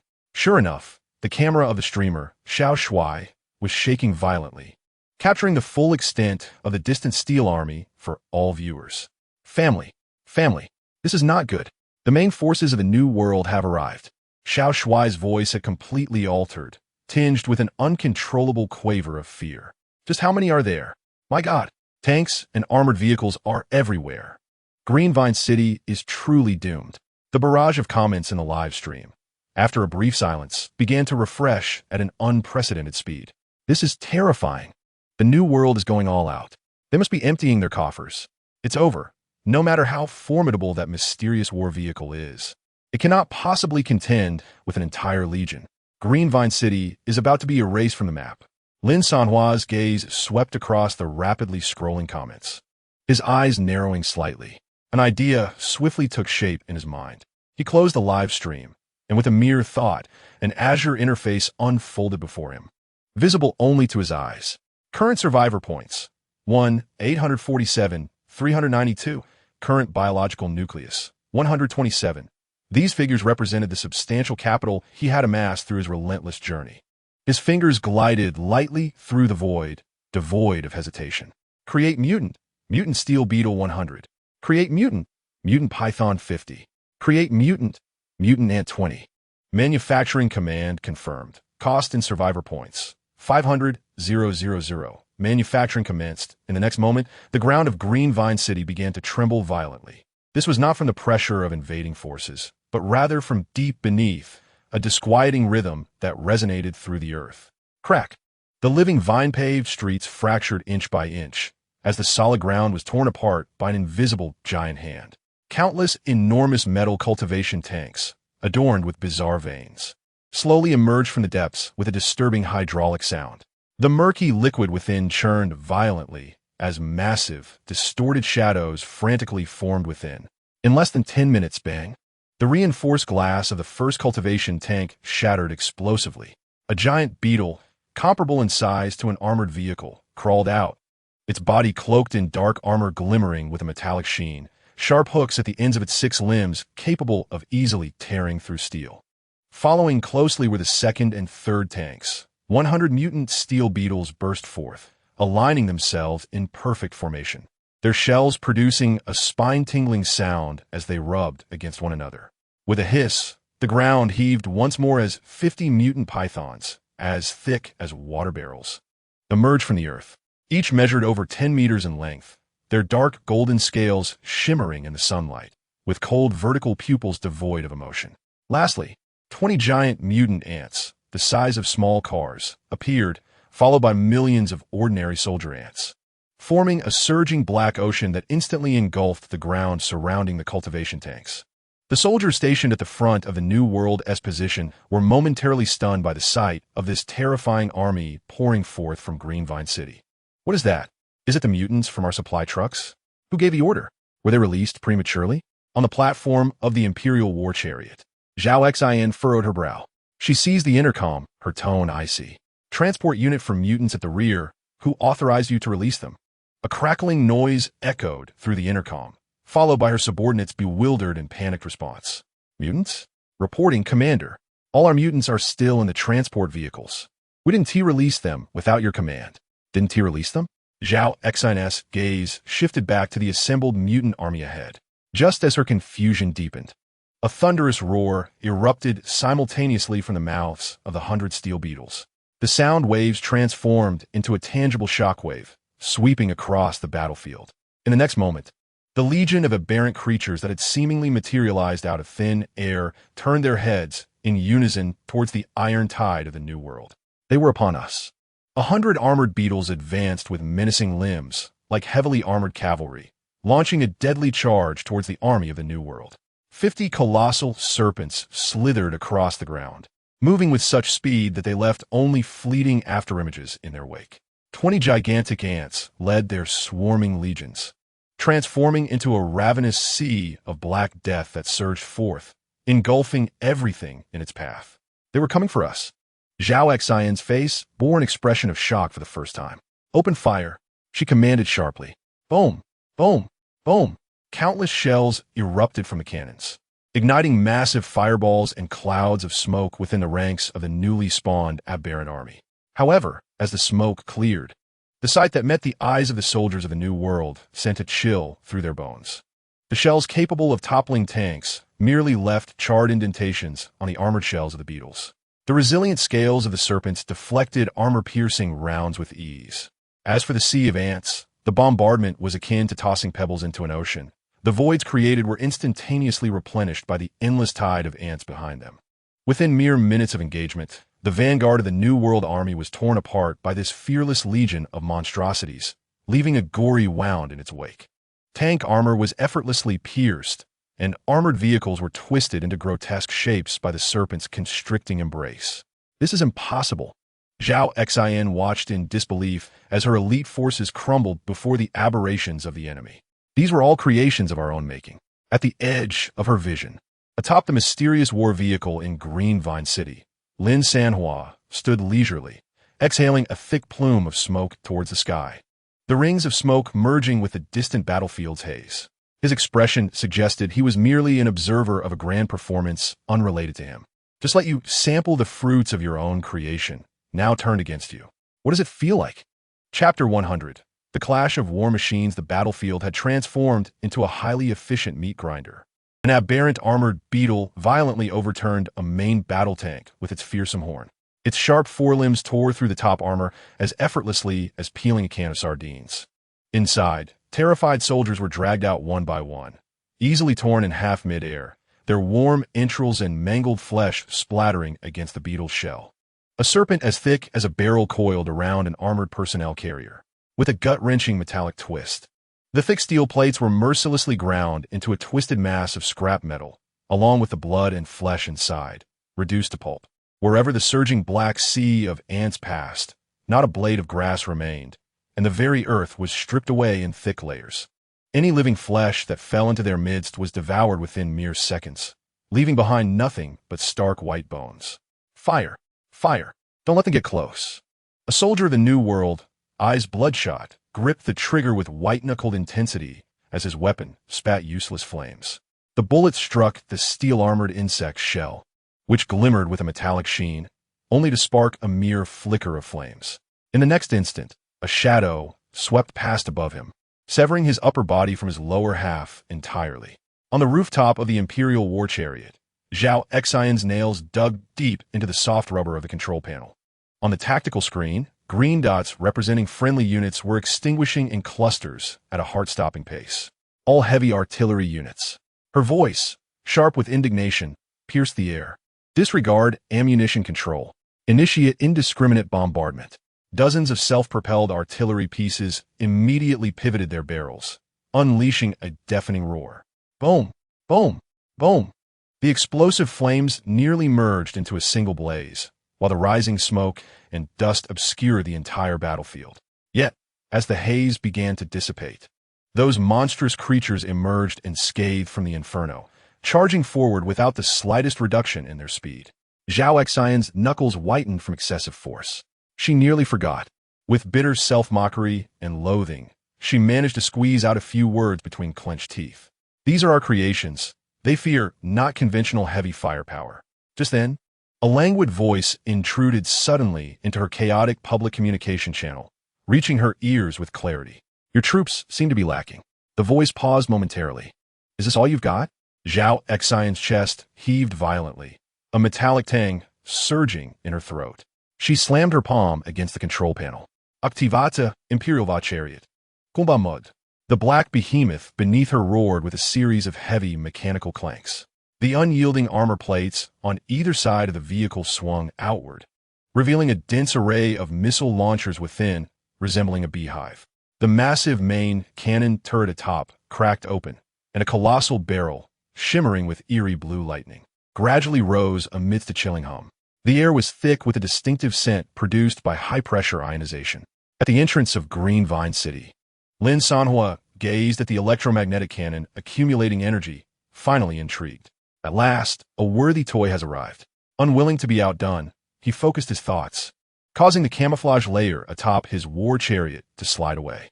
A more futuristic-looking electromagnetic main cannon, with sleek lines and an intricate network of energy circuits, was revealed.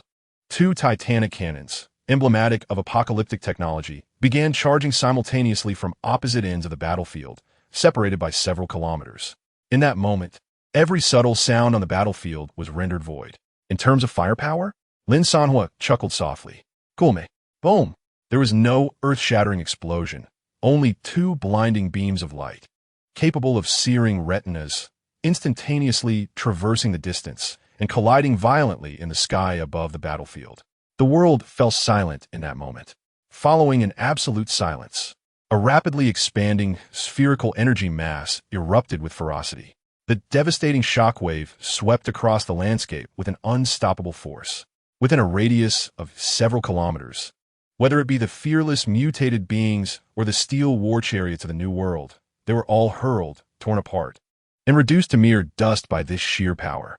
The screens of all operational electronic devices were instantly filled with snowflakes, followed by a complete combustion that emitted tendrils of black smoke.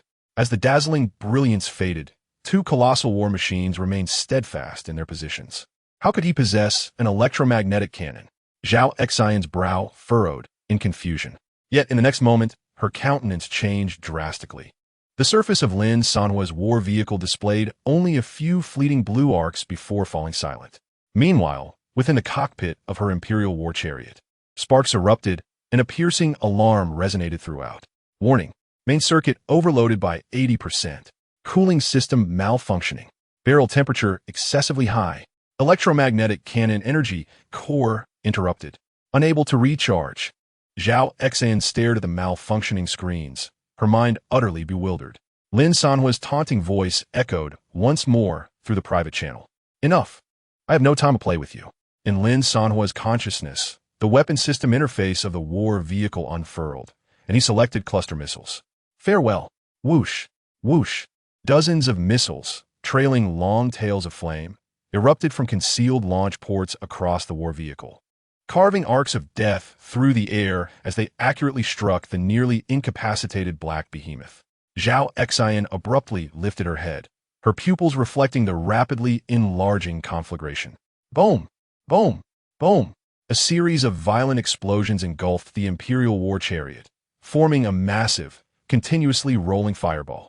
However, as the smoke and flames dissipated, the once mighty black fortress remained unscathed, standing resolutely in place. A visibly discernible energy shield enveloped it, rippling with the aftereffects of the explosion. Did you truly believe that your missiles could annihilate it? Zhao Xian's voice blared through the loudspeaker, heavy with the fervent gasps of survival and a hint of frenzied excitement. You possess an energy shield. Do you think I lack one? The semi-transparent shield on the Imperial war chariot shimmered, its energy fluctuations nearly identical to those of Lin Sanhuo's vehicle. Simultaneously, a thunderous roar, deeper and more colossal than before, emanated once again from the horizon. That sound resembled the lamentation of the earth itself. On the battlefield, a squad of mechs clad in exoskeleton armor surged forth from the rear of the New World Legion, wielding high-frequency blades and plasma weapons to efficiently slaughter the mutated army summoned by Lin Sanhuo. Following this, the New World unleashed their own legion of mutants. The tide of battle shifted instantaneously, and Lin Sanhuo's monstrous troops were swiftly suppressed. In the distant skyline, a multitude of black dots reemerged. This time, the quantity of these dots was several times greater than before. They converged, forming a true black wave that obscured the sun, rolling forward in this direction. Chapter 101. The fierce assault of the New World. The Foundation arrives. Boom! Boom! Boom!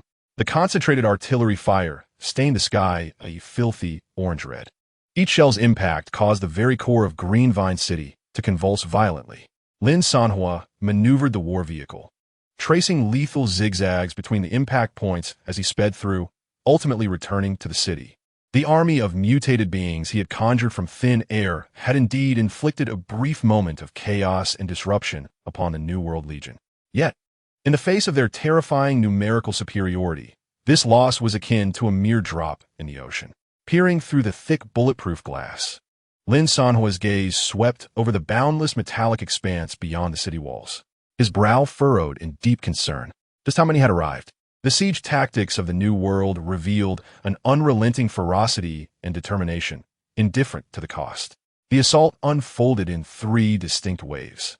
At the forefront stood a steel barrier composed of main battle tanks and self-propelled artillery, their sole task to unleash a torrent of firepower in indiscriminate carpet bombardments. In the middle, a dark, endless throng of mutated beings advanced, surging towards the city's defenses under the cover of artillery fire. At the rear, elite squads clad in exoskeleton armor, armed with high-frequency blades and plasma weaponry, navigated the battlefield's fringes with calm precision, akin to efficient butchers, meticulously eliminating any stragglers attempting to break through. This tactical approach, devoid of embellishment, was purely an exercise in overwhelming force.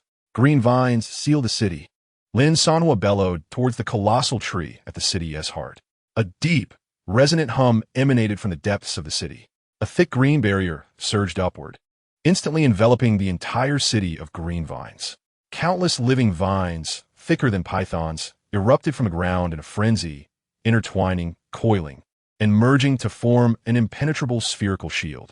The surface of the vines emitted a faint, pulsating green glow, as if breathing. The entire city transformed into a colossal green cocoon. "Everyone, find cover!" Professor Chun Mingyuan's hoarse voice echoed within the city. However, just as the defensive posture of the green vines was completed, disaster swiftly followed. Hiss! Hiss! Dozens of blindingly bright crimson beams suddenly shot forth from the rear of the New World Legion's positions, striking the vine shield with pinpoint accuracy. These laser weapons were evidently designed specifically to counter plant-based mutants. Upon contact with the vines, there was no explosion, only the agonizing sound of searing. The green sap boiled violently under the intense heat, emitting a sizzling noise, while the scorched areas rapidly carbonized, turning black and releasing a pungent odor of char. A howl, not of this world, erupted, not through the air, but directly within the minds of every survivor. The sheer, excruciating pain of being seared was conveyed through some form of psychic link, starkly resonating in the minds of each survivor within the city. Countless individuals instinctively clutched their heads, writhing in agony on the ground, emitting involuntary moans. Lord Greenvines! The survivors within the city raised their heads, and through the gaps in the vines, they could clearly see the charred holes burned through the outer layer of the shield. Tears filled their eyes in an instant. The laser assault continued unabated, each strike akin to the most venomous of needles, meticulously targeting the newly formed weak points on the protective shield, delivering a relentless barrage. With every impact, the anguished psychic waves of the green vine swept across the city once more. More perilously, a throng of New World soldiers had surged beneath the shield, activating their personal cutters, whose high-frequency blades could effortlessly cleave openings in the resilient vines, providing routes for ascent. They ascended through these breaches, intent on dismantling the verdant fortress from within. Within mere minutes, the battlefield had plunged into its most desperate state. Outside the city, the army of mutants summoned by Lin Sanhuo was engaged in a bloody melee with the monstrous legions of the New World. The thunderous crashes of armored beetles smashing tanks, the metallic screeches of giant pythons crushing armored vehicles, and the rustling of ant swarms devouring flesh, all melded with the cacophony of gunfire and explosions, composing a symphony of death in this apocalyptic scenario. Within the city, Some young survivors were acutely aware of the green vine's torment, witnessing its agonizing sacrifice to protect them, igniting a fierce resolve within their hearts. "I've had enough," one young man shouted, rising abruptly, his eyes ablaze with fervor. "Green vine, transform me into a mutant. I want to fight. Count me in." More voices joined in, faces devoid of fear, illuminated only by a burning, resolute determination. The voice of the green vine resonated within their minds, laden with unmistakable fatigue. "Stay safe and do not venture out. But we cannot simply watch you perish," came a fervent reply. A brief silence ensued, steeped in a solemnity filled with both tragedy and resolve. Ultimately, the green vine acquiesced. Dozens of slender vines rose from the ground, gently yet reluctantly brushing against the arms of those volunteers. A green luminescence enveloped them like flowing water. Gene modification proceeded at a visibly frantic pace under the scrutiny of all. In less than 5 minutes, over 30 new plant-based mutants emerged. They retained the basic human form, yet their skin had hardened into a bark-like texture, with arms capable of extending sharp thorns, their speed and strength far surpassing that of ordinary humans. "Go!" came a fierce roar. This makeshift squad of civilian mutants charged forth without hesitation, boldly facing the hail of gunfire beyond the shield. Inside the command vehicle, Lin Sanhuo lit a cigarette and took a deep drag, his gaze fixed intently on the 3D radar interface before him. A multitude of red dots nearly rendered the screen a crimson hue. Estimated enemy forces, 31,000. Friendly forces, 1,847. Among them, mutants, 100. The disparity was staggering. Lin Sanhuo's eyes narrowed slightly as he exhaled a thick plume of smoke. His gaze traversed the minute red dots, emblematic of the foot soldiers, ultimately fixating upon the most formidable signal source displayed on the radar, the Imperial war chariot stationed 3 kilometers away. The information relayed by the radar unequivocally indicated that nearly all attack directives originated from that very location. To apprehend the thief, one must first seize the king. The rationale was straightforward. It appeared imperative to neutralize that command vehicle. However, the quandary lay in the method of assault. He had exhausted nearly all available remote attack options. The electromagnetic cannon had merely caused the enemy's energy core to overload without obliterating it. The cluster missiles were perfectly intercepted by the adversary's energy shield. Now, trapped within the city, he found himself in an utterly passive defensive stance. Even the prospect of exiting the city had become a luxury. How could he strike at that war chariot? As Lin Sanhuo's thoughts raced, a familiar notification tone abruptly resonated within his communication system. An encrypted voice message transcended all interference, directly infiltrating his mind. "Leave the outside to us. You protect the civilians inside." Lin Sanhuo paused, the cold yet familiar voice resonating. "You Xiaoyu?" He swiftly accessed the communication interface. The avatar that had long been grayed out now shone brightly. "How did you get here?" Lin Sanhuo inquired in a hushed tone. "Look to the sky." Yu Xiaoyu's voice was devoid of emotion. Instinctively, Lin Sanhuo lifted his gaze, peering through the cockpit's overhead window. In the distant skyline, several inconspicuous black dots had materialized, expanding at a terrifying velocity, their forms gradually becoming discernible. They were neither fighter jets nor armed helicopters. They were mechs.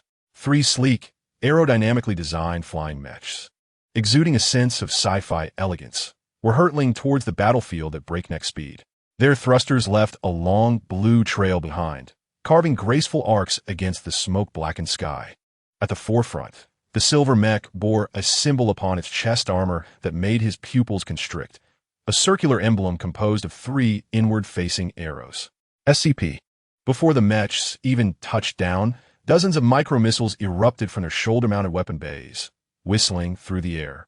Their trajectories were impeccably precise, trailing white smoke as they plunged directly into the densest artillery positions of the New World Army. A series of violent explosions instantaneously engulfed hundreds of soldiers and a dozen self-propelled artillery pieces, violently tearing apart the New World Legion's orderly formation, leaving behind gaping, bloody wounds. The 3 mechs landed firmly, their heavy metallic feet thudding against the scorched earth with a resounding echo. From within the silver mech, a chilling broadcast of human voices intertwined with mechanical tones emerged as it unsheathed a sword emanating blue light. "The SCP Foundation has arrived. Non-essential personnel, evacuate immediately. Chapter 102. A night's breathing space. As the three mechs touched down, a profound silence enveloped the earth. Their forms, far more slender than the Imperial war chariot, conveyed an unmistakable aura of lethal, irrefutable precision through the harmonious articulation of every joint and the streamlined design of every inch of armor. At the forefront stood a silver-white mech adorned with a circular emblem composed of 3 inward-pointing arrows, reflecting a cold metallic sheen in the remnants of battlefield flames. Outside the city, in the command room of the Imperial war chariot, Zhao Xian's expression darkened instantaneously. The SCP Foundation? Her voice resonated through the public channel, colder than the steel beneath her feet. Are you poised to breach protocol and intrude upon the perilous zones to eradicate aberrations? From a silver-white mech's loudspeaker emanated Yu Xiaoyu's voice, devoid of any human emotion, delivering a formulaic response. According to Article 7, Clause 3 of the Post-Disaster Reconstruction Treaty, no organization may deploy armed forces exceeding 5,000 personnel to deliver devastating strikes against survivor enclaves without prior notification. There was a brief pause, each word articulated with piercing clarity. Commander Zhao Xian, your legion has overstepped its bounds. Zhao Xian's chest heaved violently, almost succumbing to laughter in her fury. Overstepped? Did you not see the colossal ultimate aberration within? No sooner had the words escaped her lips than the weapon systems of the 2 heavy guardian mechs beside her began to warm up, their barrels slightly elevated. In response, the shoulder weapon compartments of the silver-white mech silently slid open. Dozens of dark muzzles locked onto them in a heartbeat. There were no warnings, no intimidation, only an icy confidence, an assurance that could obliterate the opposition from existence at any moment. An intangible pressure instantaneously seized the very throat of the battlefield. Zhao Xian's gaze was riveted on the silver mech. Mere seconds later, her clenched fist gradually relaxed, leaving deep imprints from her nails in her palm. Taking a deep breath, she forcibly suppressed the surging fury within her. Engaging in warfare with this reckless faction of the Foundation would yield no benefit. Very well. I shall grant you Foundation representatives a concession. Zhao Xian's voice emerged once more from the loudspeaker, tinged with a suppressed humiliation and arrogance. Before dawn, you may take everything from the city. She paused, adding each word deliberately, her voice laden with malice. Except for the green vine. With that, she severed the communication. Thunderous roars echoed as the forces of the New World received their orders, receding slowly like a retreating tide. They re-established their encampment several kilometers away. Yet those dark muzzles remained steadfastly aimed at the direction of Green Vine City. They had not departed. Instead, they transformed into a pack of more patient wolves. Lurking in the shadows, a fleeting peace descended. The immense vine shield of Green Vine City gradually opened a gap. Yu Xiaoyu, accompanied by 2 Foundation members, descended from a mech and entered the ravaged city. The remnants of buildings, walls blackened by artillery, and the air thick with the acrid scent of gunpowder and blood enveloped them. The survivors, with their numb, terrified, and vacant gazes, stirred even the hearts of the Foundation members, who were accustomed to various anomalies. Yu Xiaoyu approached the war chariot of Lin Sanhuo. Gazing upward at the man on the rooftop, Lin Sanhuo, come with us. Lin Sanhuo offered no reply, attempting to establish a mental link with Greenvine. Yet on the other side, there existed a profound stillness, enveloped in a somber twilight. The only sensations that lingered were an infinite weariness and a debilitating weakness. At the heart of the city, the crown of the colossal tree hung limply, stripped of all vitality and luster. It was futile.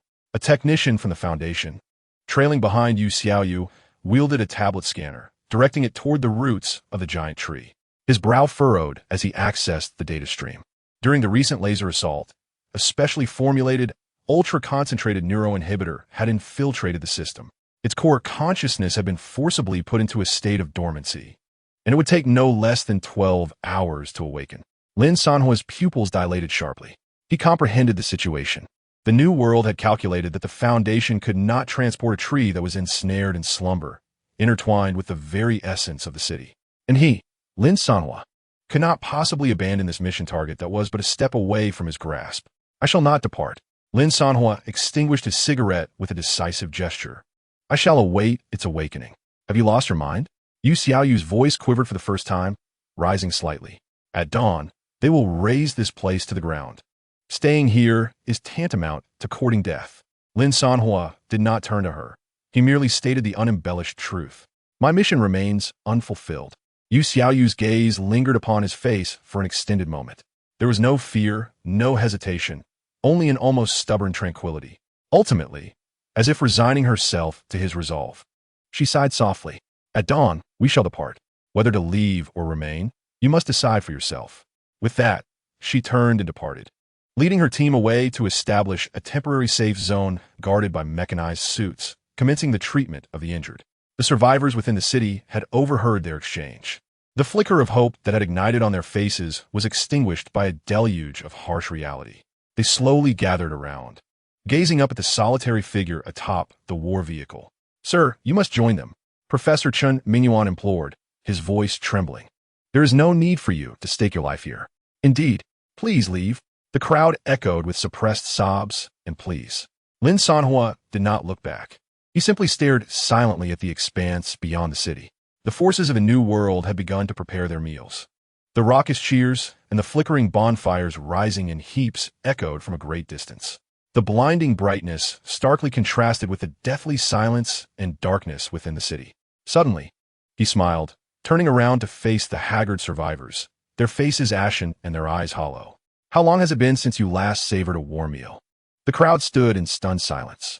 Before they could register his words, Lin Sanhuo leaped from the platform, landing with unwavering steadiness. With a thunderous roar, the heavy war vehicle behind him swiftly expanded and transformed with a series of jarring mechanical clicks. The thick armor plates slid apart, the vehicle's structure reconfiguring, ultimately morphing into a fully functional mobile base. The side door of the compartment slid open. Lu Chao and his mother were summoned by Lin Sanhuo, and they stood before the sight of over 1,000 ragged, dazed survivors, momentarily at a loss for words. Aunt Lu, start the fire and prepare the meal. Lin Sanhuo instructed succinctly. With a mere thought, boxes of self-heating rice, military rations, and high-energy compressed biscuits were conjured forth by the mutated beings, forming a small mountain before the crowd. Additionally, there were several large bags of vacuum-sealed fresh vegetables and chilled meat. Blinding floodlights ascended from a base, casting beams of light that illuminated the ruins as brightly as daylight. The rich aroma of meat soon mingled with the rising smoke, wafting through the cold, desolate air of Green Vine City. A few kilometers outside the city, within the command room of the Imperial War Chariot, a massive screen displayed the scene unfolding within the city.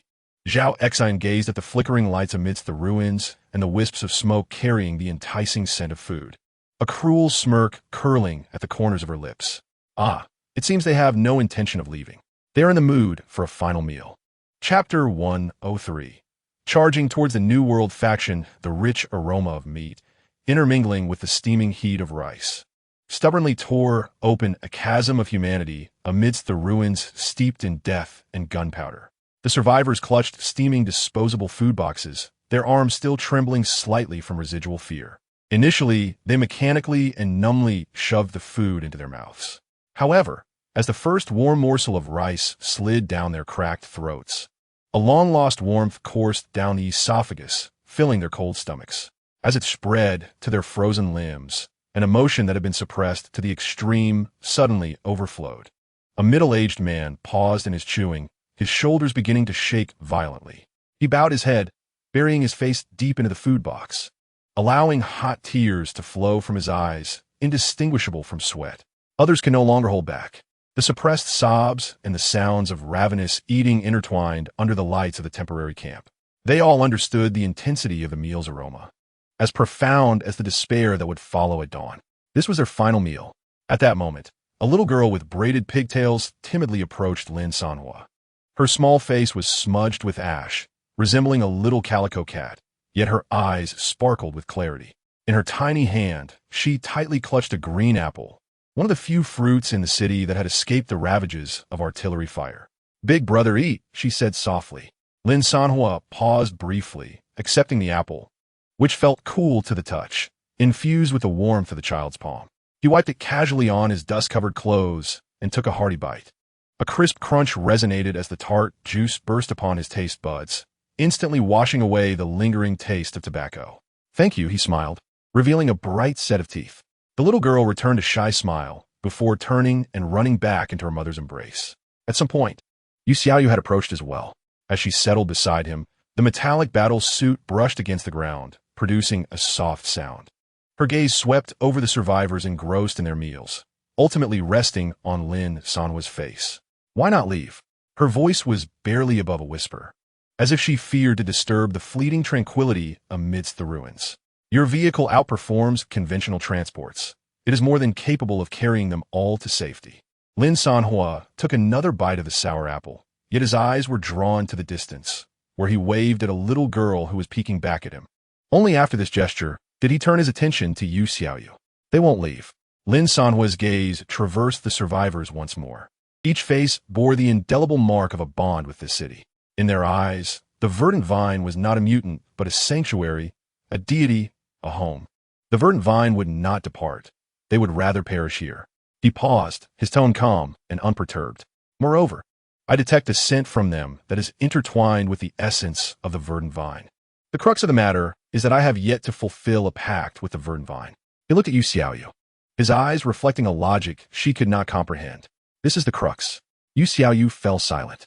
Her world was constructed of data, regulations, and absolute rational objectives. The outcome was simply survival, the key to all possibilities. At that moment, a member of the Foundation approached briskly from behind her, his voice low and urgent beneath the tactical helmet. "Miss Yu, we have intercepted internal communications from the New World. The neuroinhibitors they administer to the verdant vine are military grade 7, designed specifically for ultra-giant organisms, with a dosage exceeding 3 times the standard. According to our models, the core consciousness of the verdant vine will require at least 10 hours to awaken from forced dormancy." He paused, his tone growing colder. "At dawn, the New World will launch a full-scale assault. We cannot wait until then.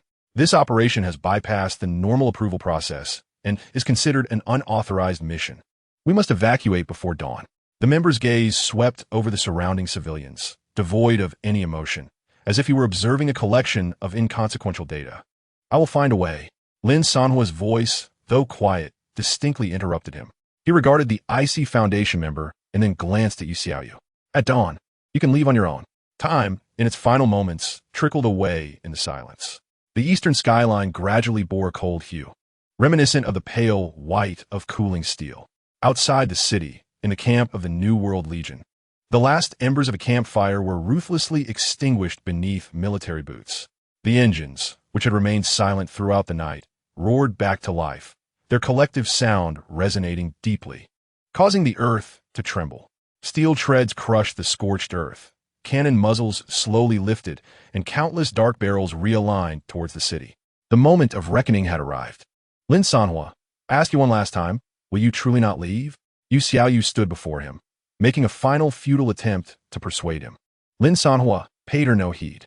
He leisurely lit his last cigarette, inhaling deeply as the acrid smoke filled his lungs.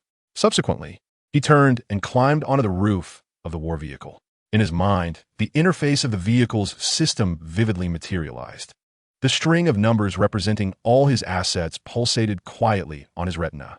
Bioenergy, 1347392. Without a trace of hesitation, his thoughts transformed into a chilling command. "Shao Yi, convert all energy into power for me. Just leave a little spare." Shao Yi received. Energy conversion in progress. Completed. Boom. The core of the vehicle's power system emitted a suppressed, primal roar. The sound was no longer mechanical clattering, but rather akin to an ancient beast imprisoned within a steel cage, finally breaking its last chain and opening its ravenous eyes. Lin Sanhuo leaped down from the rooftop, landing steadily in the driver's seat. "Shao Yi," a crisp and exhilarating electronic voice rang out in the cockpit. "Master, I am here. After your evolution, your driving skills should be quite impressive, right?" "Absolutely." Shao Yi's tone brimmed with excitement. "That's good." Lin Sanhuo turned to look at Lu Chao and his mother, who stood by the door bewildered. "Aunt Lu, you and Lu Chao should get off the vehicle and find a safe place to hide." Meanwhile, Yu Xiaoyu's expression shifted dramatically at Lin Sanhuo's resolute demeanor. "Lin Sanhuo, are you insane? What do you intend to do? Lin Sanhuo interrupted her. Resting one hand on the window's edge while holding the half-smoked cigarette with the other, he flicked the cigarette but out of the window. The tiny ember traced a brief arc in the grayish air before extinguishing. He had contemplated all night, feeling that this was the only way to decisively resolve the encirclement. Have you heard of Xiangyu? Lin Sanhuo smiled. Amidst the myriad of troops, he claimed the head of the general. Today, I shall learn from him. Having said that, he commanded, Xiao Yi, activate superspeed mode. Lin Sanhuo's voice was cold and clear. Lock onto that largest command vehicle outside. Give me the order to obliterate it. Chapter 104. Collision of two vehicles, the primal struggle boom. The entire war vehicle surged forward as if imbued with ferocious life, plunging down violently amidst a tremor. Lin Sanhuo, are you mad? What are you doing? Just as Xiaoyu's words fell, the war vehicle transformed into a streak of pure black lightning.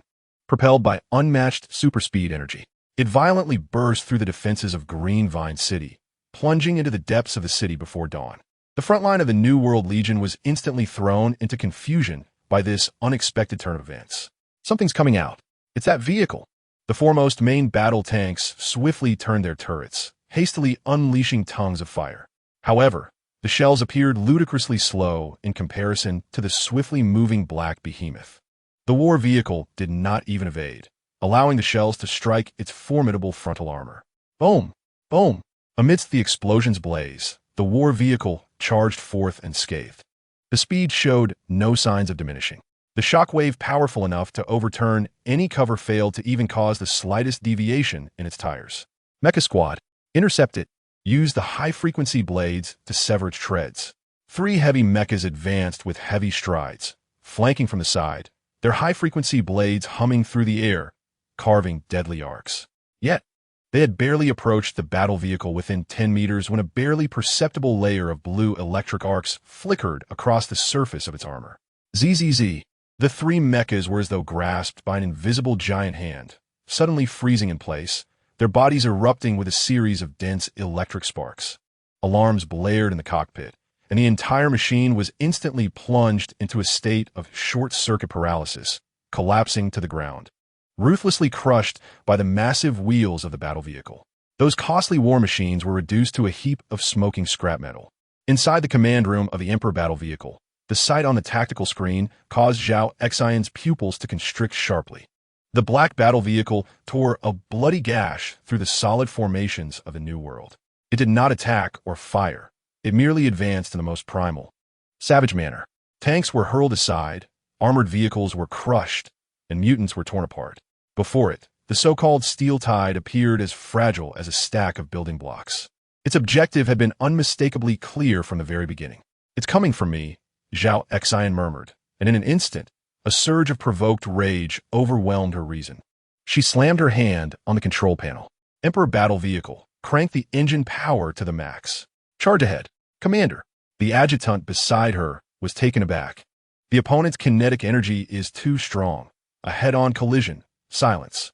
A wild gleam sparkled in Zhao Xian's eyes. All of them are modified mining trucks. I have an upgraded diesel engine. Should I fear it? A thunderous roar erupted from the black steel fortress, similarly surging forward with unstoppable force to collide with the oncoming black lightning. The 2 steel behemoths, less than a kilometer apart, pushed their speeds to the utmost limit. The entire battlefield seemed to freeze in time. Master, the opponent is charging as well. Xiao Yi's electronic voice carried a hint of excitement. I see it. Lin Sanhuo's lips curled into a cold arc. His thoughts danced lightly across the weapon system's interface. Xiao Yi, siege mode. Received. Click, click, click. The survival points were instantly consumed.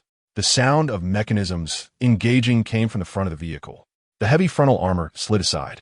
A massive metal column, thicker than the main battle tank's cannon and adorned with intricate energy circuits, shot forward, locking onto its target with a fierce horn-like tip. Yet, that was not the end. On either side of the main siege column, the armor cracked open once more. 2 slightly thinner, yet equally aesthetically violent, auxiliary siege columns sprang forth. The 3 menacing horns gleamed with a deadly glint in the dawn's faint light. Inside, the Emperor battle vehicle, Zhao Xian stared in shock at the scene on the main screen. What on earth is that? Your vehicle is enormous? Lin Sanhuo's voice carried a hint of mockery, resonating through the public channel and reaching her ears with clarity. But not as solid as mine. The moment the words fell, an earth-shattering silence enveloped the world. Two colossal beasts, epitomes of apocalyptic technology, collided fiercely before the astonished gazes of countless soldiers. A terrifying shockwave erupted from the point of impact, transforming into a circle of white airwaves that violently burst forth, hurling everything within 100 meters into the air. The ground wailed as if struck by a massive hammer, rolling and cracking open enormous scars. The excruciatingly piercing sound of metal scraping against metal threatened to tear through the eardrums. The wheels of both war machines spun wildly, gouging deep pits into the earth beneath, while black tire smoke billowed skyward. This was a sheer, unreasonable contest of strength. Inside the cockpit of the Imperial chariot, sparks flew and red warning lights flashed frantically. Warning: diesel engine power has reached critical levels. Warning: transmission system overloaded. Zhao Xin stared at the alarms flashing on the screen. Disbelief etched across her face. How could her vehicle possess such immense horsepower? In response, an even more terrifying metallic groan emanated from the front of the vehicle. Lin Sanhuo's 3 siege columns, resembling 3 indestructible swords, gradually pressed the Imperial chariot's heavy armor inward. The entire front of the Imperial chariot was being raised, inch by inch, by an irresistible force. No, this is impossible. Zhao Xin's nails dug deep into the control panel, her eyes bloodshot. Just then, Lin Sanhuo's languid voice sounded once more. Xiao Yi, take this fellow for a spin. Got it, master. In the next moment, Lin Sanhuo's war machine's power core emitted a deafening roar, an inconceivable surge of energy flooding into the propulsion system. The Imperial chariot, weighing several hundred tons, was forcibly lifted off the ground, the front half arching skyward. Then, before the astonished gazes of all, Lin Sanhuo's chariot, bearing this colossal burden, began to accelerate, from a standstill to 100 kilometers per hour in less than 5 seconds. Then 150, 200. Thunderous roars echoed as the 2 entangled steel giants transformed into an unstoppable black torrent, madly charging toward the distant wilderness. Trees, rocks, and abandoned buildings along the way crumbled before them as if made of paper, reduced to dust with ease. They even barreled through a parched riverbed, leaving behind 2 unfathomable gorges on the opposite bank. Chase! Hurry, catch up! The forces of a new world finally reacted, frantically pursuing from behind. Yet the speed of those 2 vehicles was astonishingly swift, especially while carrying a burden of several hundred tons and still maintaining 200 kilometers per hour. This defied all comprehension. They could only watch helplessly as the 2 black dots dwindled in the distance, ultimately vanishing beyond the horizon. Meanwhile, over 10 kilometers away, the sound of screeching brakes pierced the air. The war chariot of Lin Sanhuo came to a halt. A small yellow dog led the army of mutants that had just been released from the chariot, swiftly constructing a makeshift defensive line to obstruct any pursuing enemies. Meanwhile, the Imperial war chariot, having been dragged for several kilometers, was now in a pitiful state, half its body mired in the earth, rendering it immobile. Lin Sanhuo's chariot slowly retreated, retracting 3 siege pillars. Subsequently, the armor on the roof slid open, revealing a 6-barreled Gatling gun, pulsating with blue electric light, which gradually elevated. Its ominous barrel aimed at the half-paralyzed behemoth. Radar scan complete. High-intensity biological signals detected within the target. Lin Sanhuo's gaze turned frigid. Except for her. Dismantle the entire vehicle. Chapter 105. The Fusion of War Chariots. A deafening crackle of electricity instantaneously replaced the roar of the engine, becoming the sole sound echoing across the desolate wilderness. From the 6 barrels, it was no longer tangible ammunition that was expelled, but rather ferocious, coalescing blue electric serpents. They wove together into a net of death, precisely enveloping the colossal body of the immobile Imperial war chariot. There were no violent explosions, only the excruciating sound of melting metal. The proud, heavy armor of the Imperial war chariot, under the baptism of ultra-high voltage electricity, resembled butter cast into a furnace. It visibly reddened, twisted, and vaporized at an alarming rate. The surface circuitry erupted in a dazzling array of sparks, and the entire vehicle emitted a painful hum. resembling an overcharged battery. Within mere seconds, this once mighty land fortress was reduced to a heap of charred scrap metal, billowing thick black smoke. Then, a colossal steel beetle began to advance, resembling a moving mountain as it approached the remnants of the Imperial war chariot. Its fearsome mandibles effortlessly tore apart the melted cockpit, preparing to extract the occupant within. To capture the thief, one must first seize the king. This was Lin Sanhuo's strategy. If Zhao Xian were captured, the war would reach its conclusion. However, just as the steel beetle's mandibles penetrated the cockpit, a sudden flash of resolute light pierced the darkness. Not the glow of a weapon, but the detonation of a hand grenade. Boom! A muffled explosion resonated from within the Imperial war chariot. The shockwave jolted the steel beetle's head backward. Charred, misshapen fragments of flesh mingled with metal debris, bursting forth from the breach of the cockpit. Zhao Xian, in an excruciatingly fierce manner, chose to end her life. She would rather self-detonate into a mist of blood than become a bargaining chip in Lin Sanhuo's negotiations. For the first time, Lin Sanhuo's brow furrowed tightly. This situation was now troublesome. Almost simultaneously, on the distant horizon, clouds of dust billowed forth as the main force of the New World Legion finally caught up. Countless tanks, armored vehicles, and a dark horde of mutated beings advanced from three directions, encircling him and his small contingent of mutated troops once more at the center. This time, the distance between them was diminished and the encirclement tightened further. Hundreds of ominous gun muzzles and countless glowing eyes of the mutated beings were fixated on Lin Sanhuo's battle vehicle. The air once again became palpable with tension. "Master, it seems we are in quite a predicament." Xiao Yi's voice carried a hint of anxiety.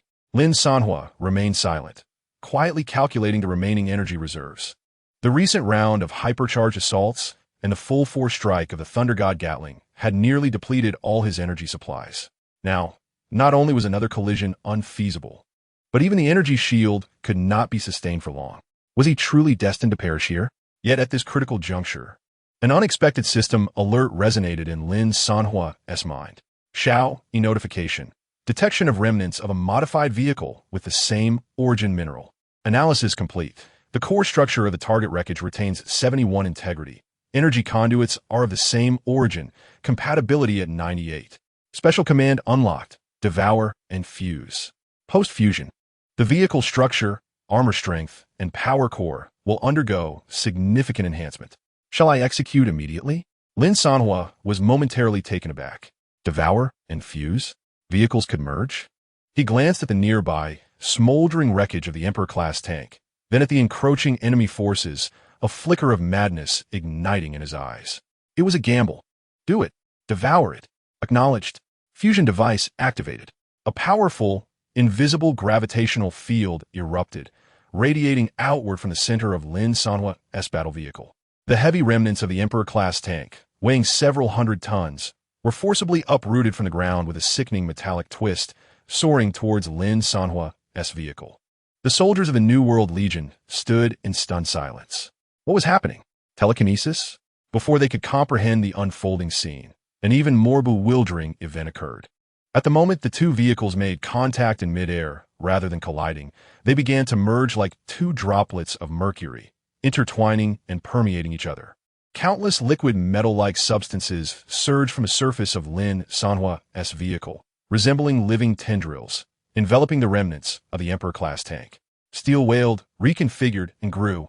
Everyone stood transfixed, gazing at the writhing, morphing metallic creation.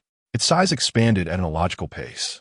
The length of the vehicle stretched, its width broadened, and the treads grew larger and more massive, adorned with menacing metallic spikes. Most terrifying was its height, which surged from a mere 7 or 8 meters to over 10 meters. As the fusion reached its zenith, a newly formed, brutal metallic behemoth descended upon the battlefield. It loomed like a moving black mountain, casting a shadow large enough to engulf the front line of several main battle tanks entirely. The oppressive presence thickened the air itself. Open fire, a commander of the New World, emerging from a state of utter shock, unleashed a hysterical roar. Boom! Boom! Boom! A torrent of artillery fire instantly engulfed the colossal steel beast.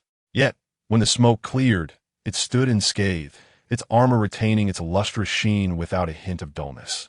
Fusion complete. Total mass increased by 52. Armor strength enhanced by 110. Power core upgraded to dual core linkage mode. Master, I sense we can annihilate them.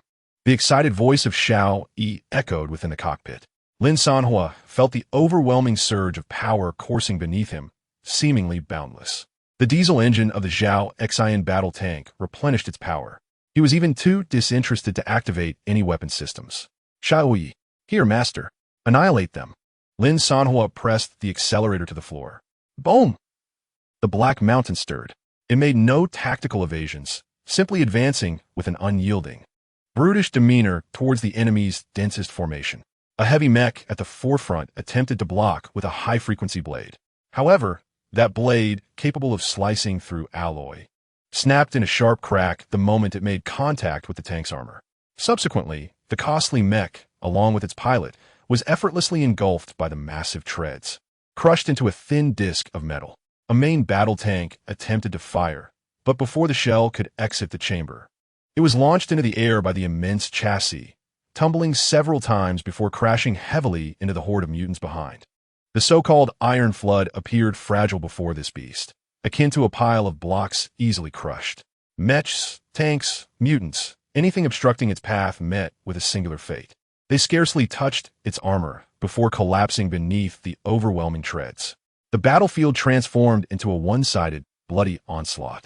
Chapter 106, wrapping up the battlefield in that moment, lost its qualification as a place of combat. No longer a venue for the clash of armies, it devolved into a slaughterhouse, subjected to unilateral violence.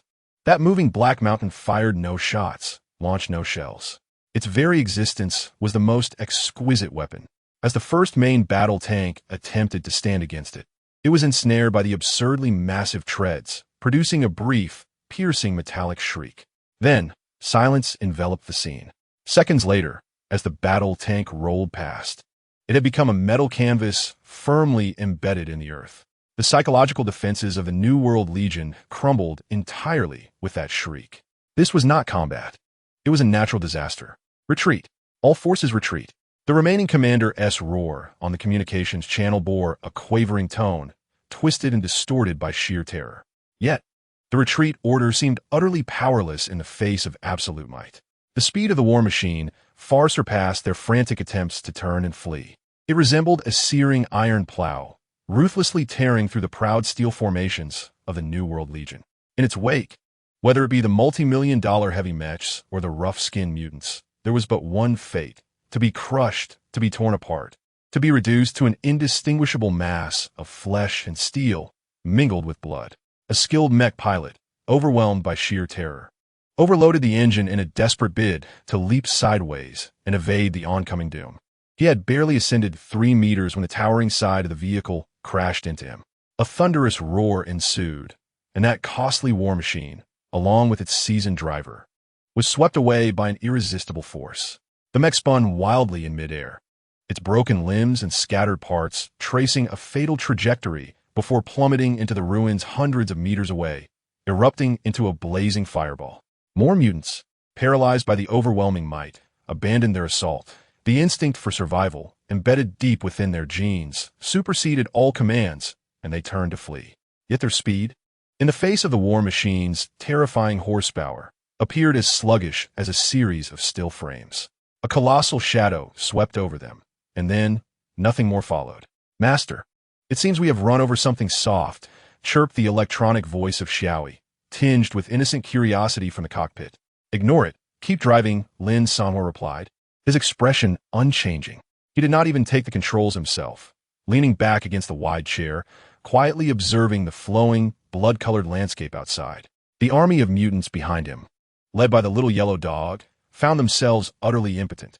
Originally intended as a surprise force to gnaw at the enemy's flanks during the chaos, they could now only follow the black mountain-like behemoth, like a pack of scavenging hyenas, bewilderedly witnessing the one-sided massacre ahead. The little yellow dog even yawned, lying on the ground and idly scratching at the dirt. This so-called battle had already reached an early conclusion. The newly born giant beast, merging the remnants of the Emperor's chariot, was not satisfied with merely breaking through the encirclement.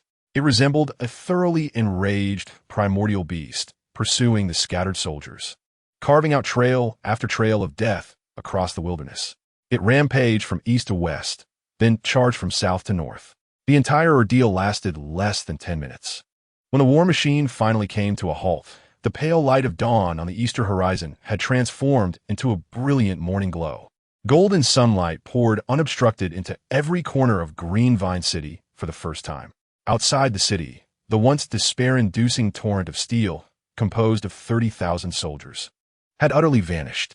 In its place lay a vast expanse of garbage, stretching for miles, belching black smoke and the stench of charred remains. The twisted remnants of tanks, fragmented mech limbs, and the countless corpses crushed beyond recognition, together form a hellish tableau. At the center of this grim panorama, a black steel peak stands silently. It remains largely unblemished by blood, merely marked by a few inconsequential scratches that glimmer with a cold metallic sheen in the morning light. The internal cooling system of the vehicle emits a low hum, akin to the breathing of a colossal beast, dissipating the immense heat generated during the fusion process in tendrils of white steam that gently escape through the seams of the armor. Within Green Vine City, an oppressive silence prevails. Whether it be the desperate soldiers at the breach of the Vine Shield, the trembling survivors amidst the ruins, or the Foundation members led by Yu Xiaoyu, all are transfixed by the sight beyond the city, their minds utterly blank. A survivor drops his lunchbox, the steaming rice scattering across the ground, yet he remains oblivious. A Foundation member instinctively raises his hand to capture the scene, but his fingers hover over the tactical tablet for an eternity, unable to type a single word. In Yu Xiaoyu's pupils, the once fluid streams of data come to an abrupt halt, distorted for the first time. Her prideful logic processor cannot decipher the chaos unfolding before her. They had envisioned countless outcomes: fierce urban warfare, heroic sacrifices, ultimately reduced to rubble by artillery fire, or a hasty retreat from their homeland under the Foundation's protection. Yet, they had never anticipated this scenario. With a rumble, the side door of the armored vehicle slid open, and a metal ramp descended slowly. Lin Sanhuo's figure appeared at the threshold. Facing the rising sun, he lit a cigarette and took a deep drag. His face, darkened by the smoke of battle, bore no signs of joy or fatigue, only a serene calm that follows the completion of task. He exhaled a thick cloud of white smoke, observing the stunned faces within the city, a subtle arch of his brow conveying his inquiry. Why the days? His voice, though not loud, resonated clearly in every ear. Clean up the battlefield. The operation is complete. Chapter 107. The threat has not yet passed. Lin Sanhuo's words sliced through the collective stupor like a cold command. Clean up the battlefield. The operation is complete. Silence. An absolute silence. Then, a man kneeling on the ground pounded his fists against the earth, emitting a sound that was scarcely human, a throaty sob. We won. A hoarse, broken shout tore through the dawn. We won. The pent-up emotions, constrained to the limit, found their release, erupting into a storm that swept across the city. Survivors rushed towards one another, exerting every ounce of strength to embrace, their bones creaking under the strain. Those who had moments ago embraced a deathly resolve as mutant soldiers now discarded their weapons, collapsing to the ground. Some laughed uproariously, and amidst the laughter, tears mingled with snot, streaming down their faces. Professor Chun Mingyuan trembled violently, clutching a pair of spectacles with only one lens remaining, as murky tears cascaded down the crevices of his weathered face. He survived. His lips trembled as he repeatedly uttered the same phrase. We all survived. Amidst the crowd, a little girl with pigtails was tightly embraced by her mother. She neither cried nor smiled. She merely stared with her remarkably clear, wide eyes, unblinking, gazing over the sea of heads towards the distant steel peak. She watched the man leaning against the war chariot's ladder. He lit a cigarette, the crimson glow flickering on his soot-stained face. In the pure realm of the little girl's imagination, that figure merged with notions of sanctuary, divinity, and everything trustworthy. The crowd began to move spontaneously towards the outskirts of the city. They walked slowly, their steps unsteady, cautiously navigating around the twisted, terrifying remnants of steel and indistinguishable flesh scattered upon the ground. Eventually, they converged before the colossal machine, coming to a halt. They looked up. The massive vehicle obscured the rising sun, casting a shadow that enveloped them completely. awe, gratitude, and a near pilgrimage fervor were etched on every upturned face. Thank you. Thank you for saving us all. The cacophony of thanks mingled with uncontrollable sobs. Some attempted to draw closer, but were deterred by the invisible pressure emanating from the iron beast, their steps frozen a few meters away. Lu Chao and his mother emerged from a dilapidated building. Lu Chao gazed at the scene that defied comprehension, his cheeks flushed with excitement as he vigorously waved his fists. Yet found himself at a loss for words. As expected of my brother Lin, was all he could manage. His mother, however, remained silent. On the periphery of the crowd, she adjusted her dust-covered clothing, clasped her hands together in front of her, and bowed deeply and solemnly towards Lin Sanhuo. In the midst of this tumultuous sea of joy, a few figures appeared distinctly out of place. Yu Xiaoyu, accompanied by two members of the Foundation, traversed the celebrating throng. Her face bore no expression of victory, nor any relief from survival. Her eyes, usually calm and precise like finely tuned instruments, were now filled with suspicion and scrutiny. She did not approach Lin Sanhuo immediately. Instead, she circled the grotesque creation, now magnified several times, her steps measured as if assessing an incomprehensible beast. She extended her hand, clad in black tactical gloves, and gently touched the cold armor.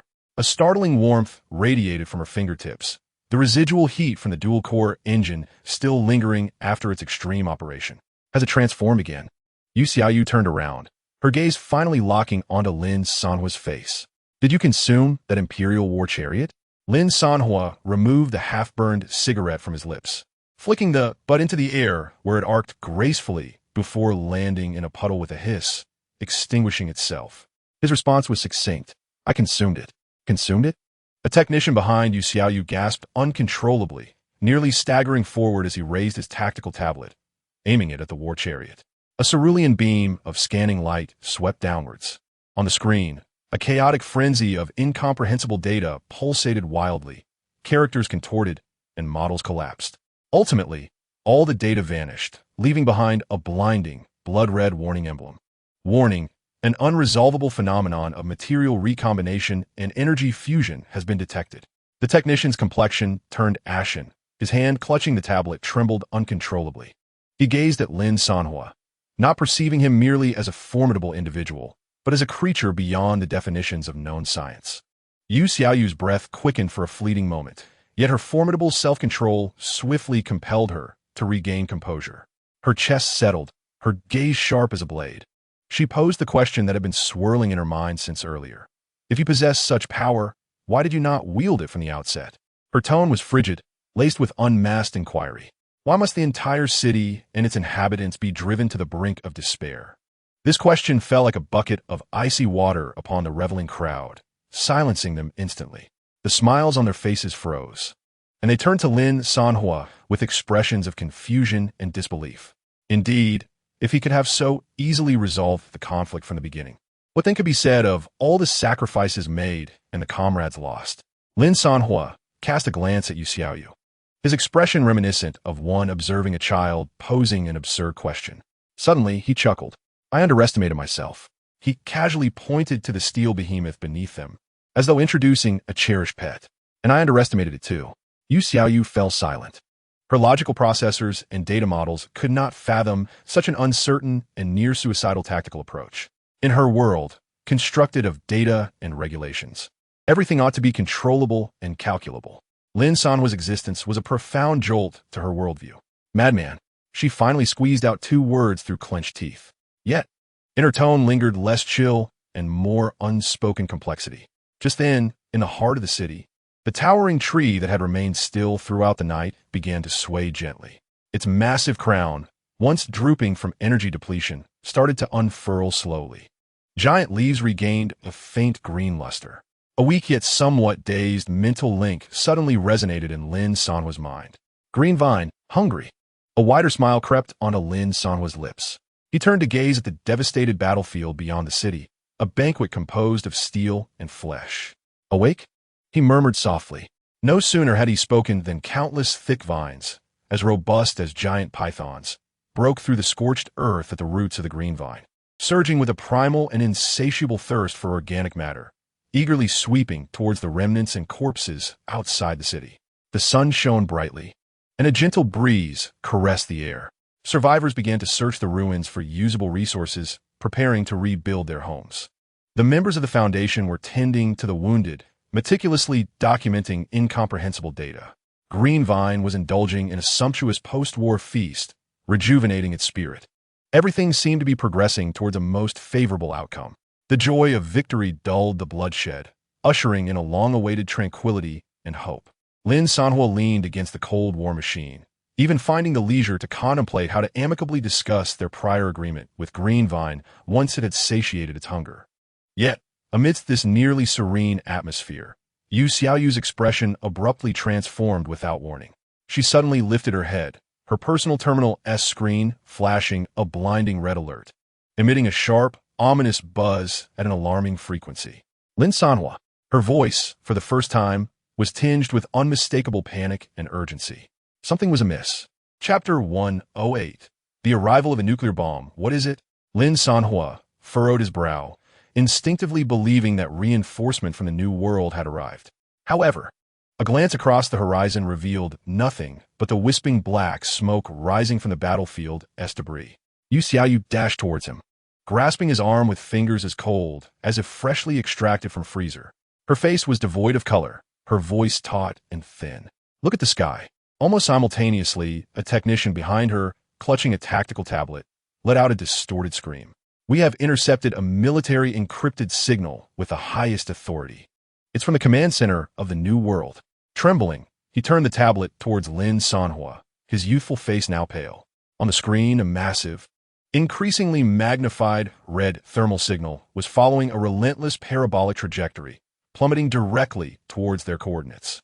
Beside this thermal signal was a line of results swiftly deduced by a supercomputer, each word searing like a red-hot iron. Ballistic type, intercontinental ballistic missile. Warhead payload, tactical nuclear weapon. Estimated yield, 50,000 tons of TNT. Expected arrival time, 2 minutes and 47 seconds. Target, Central Greenvine. Interception probability, 0. Nuclear bomb? Professor Chen Mingyuan, standing nearby, discerned the words on the screen. His lips trembled, and he collapsed to the ground as if his very spine had been extracted. The term nuclear bomb spread through the once ecstatic crowd of survivors like a silent plague. The smiles that had illuminated their faces froze instantly, morphing into profound, incomprehensible bewilderment. They had just clawed their way out of hell, barely able to inhale the smoky air of freedom, only to be cast directly into the depths of despair, leaving no trace behind. Despair engulfed them, more absolute and burdensome than ever before. The stifled sobs arose once again, yet this time, no one possessed the strength to cry out.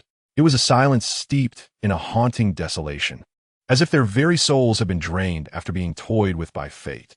Had they lost their minds? The technician's voice quivered with fear. Having lost a war, do they now resort to nuclear weapons to obliterate the battlefield?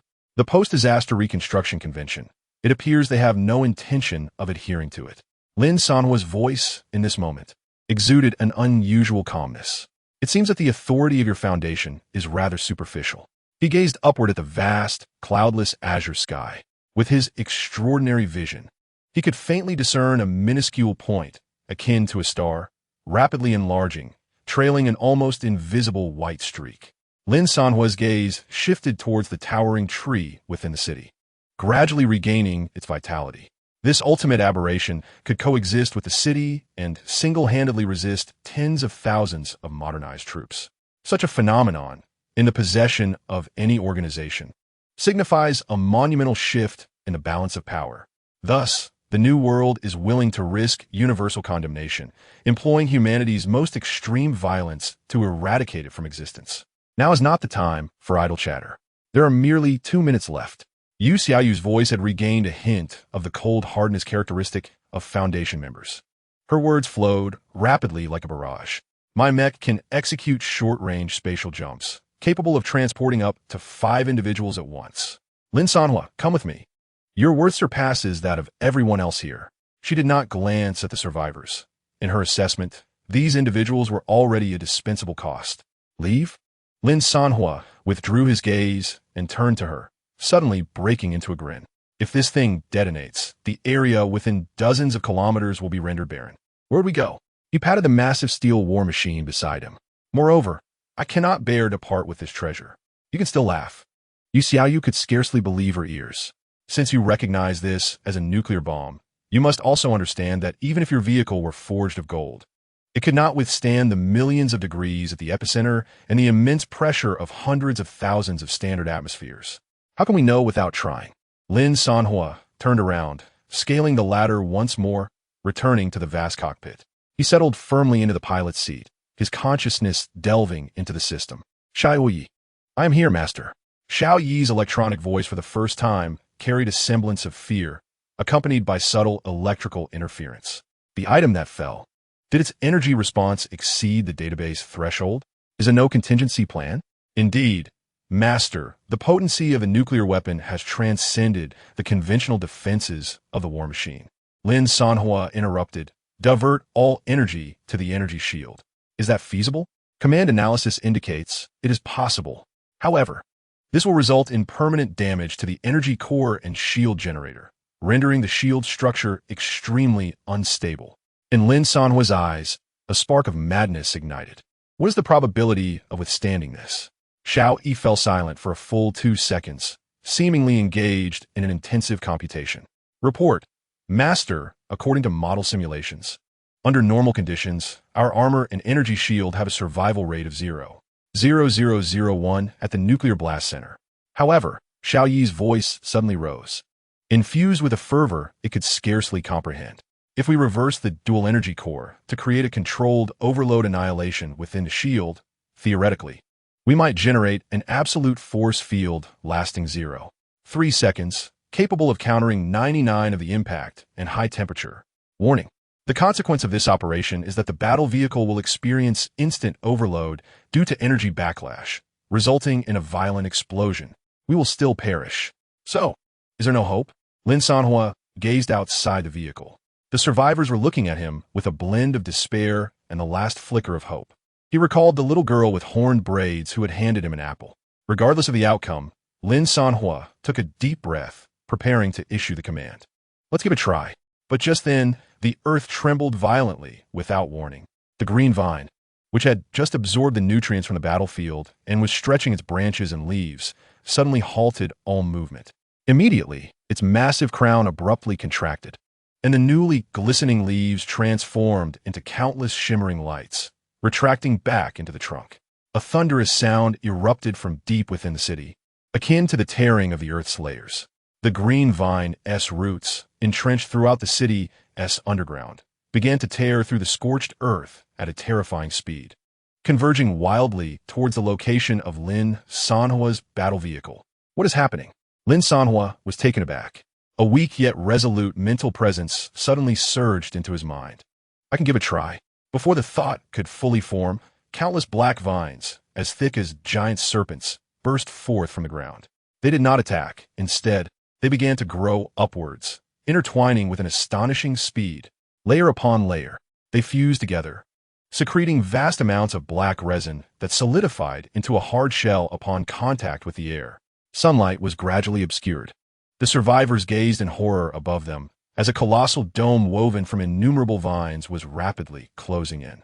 Meanwhile, the towering tree was fervently channeling all its life energy into this immense sanctuary. It relinquished itself, choosing to become a shield. One being, Tree, prepared to face the nuclear strike alone. Chapter 109.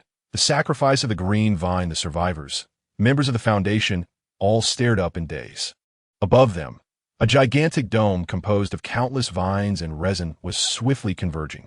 It resembled an inverted colossal bowl, completely enveloping Lin Sanhuo's battle vehicle and the surrounding area within a nearly 1,000-meter radius. In the heart of the city, the towering tree was wilting in a self-destructive manner. The recently revived leaves rapidly turned yellow, transforming into a cascade of shimmering light that rolled back into the trunk. The grand canopy shrank rapidly, withering as if all life essence was being unreservedly extracted and frantically infused into the vast sanctuary above. It sacrificed itself, choosing to become a shield forged from flesh and life, standing resolute against divine retribution.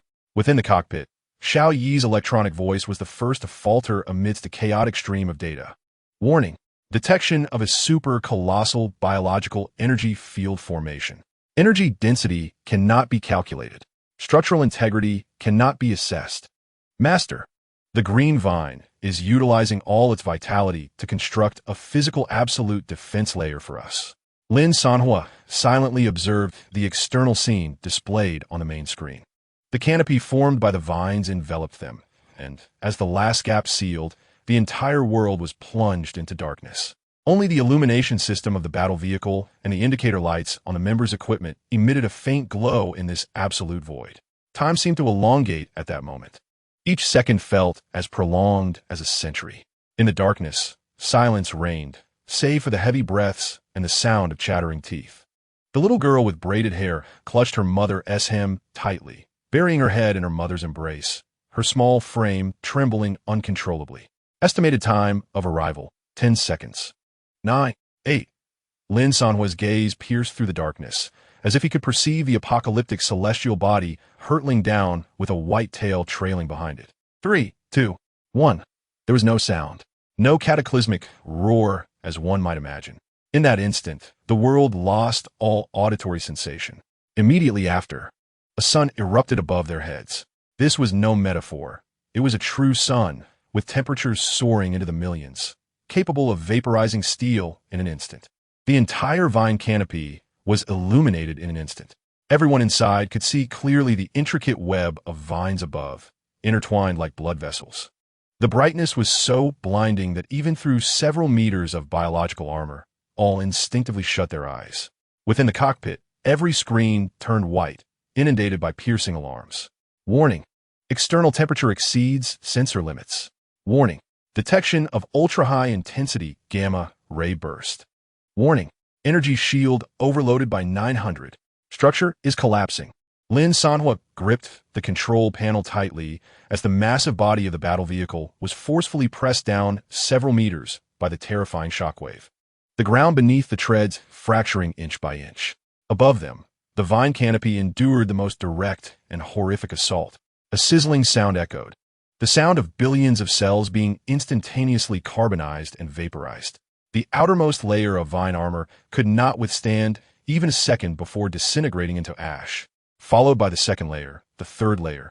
The entire canopy resembled a colossal ice block thrown into a steel furnace, visibly shedding and melting at an alarming rate. An indescribable stench, mingled with the peculiar odor of burning vegetation, began to permeate the enclosed space. The canopy trembled violently, groaning under the strain. Great cracks spread from the top, searing, lethal white light streaming through the fissures, leaving ephemeral scorch marks on the ground. A feeble thought, on the brink of dissolution, reverberated one last time in Lin Sanhuo's mind. Run! With the utterance of that final word, the enormous dome that had endured for several seconds reached the limits of its existence. It did not explode. Instead, it crumbled like a sand sculpture drained of all moisture, disintegrating in an instant. Countless charred fragments of vine, smoldering with dark red embers, cascaded from the sky like a black snowstorm. Light returned, or rather, a fierce radiance imbued with the scent of sulfur and death shone down for the first time without any veil. Xiaoyu was the first to open her eyes, her expression freezing in an instant. The area within a radius of several dozen kilometers around them had transformed into a mere flat expanse. No, it was even less than flat. The ground was covered by a thick layer of black, smooth crystals, remnants of silicates that had been molten at high temperatures and then rapidly cooled. Reflecting the massive, sinister mushroom cloud that slowly swirled above, it resembled a mirror. The former battleground, once a torrent of steel in the New World, and all the twisted wreckage had vanished, entirely erased from the physical realm. In the center of this abyss of black glass lay the only remnant of soil, a solitary island not exceeding a kilometer in diameter.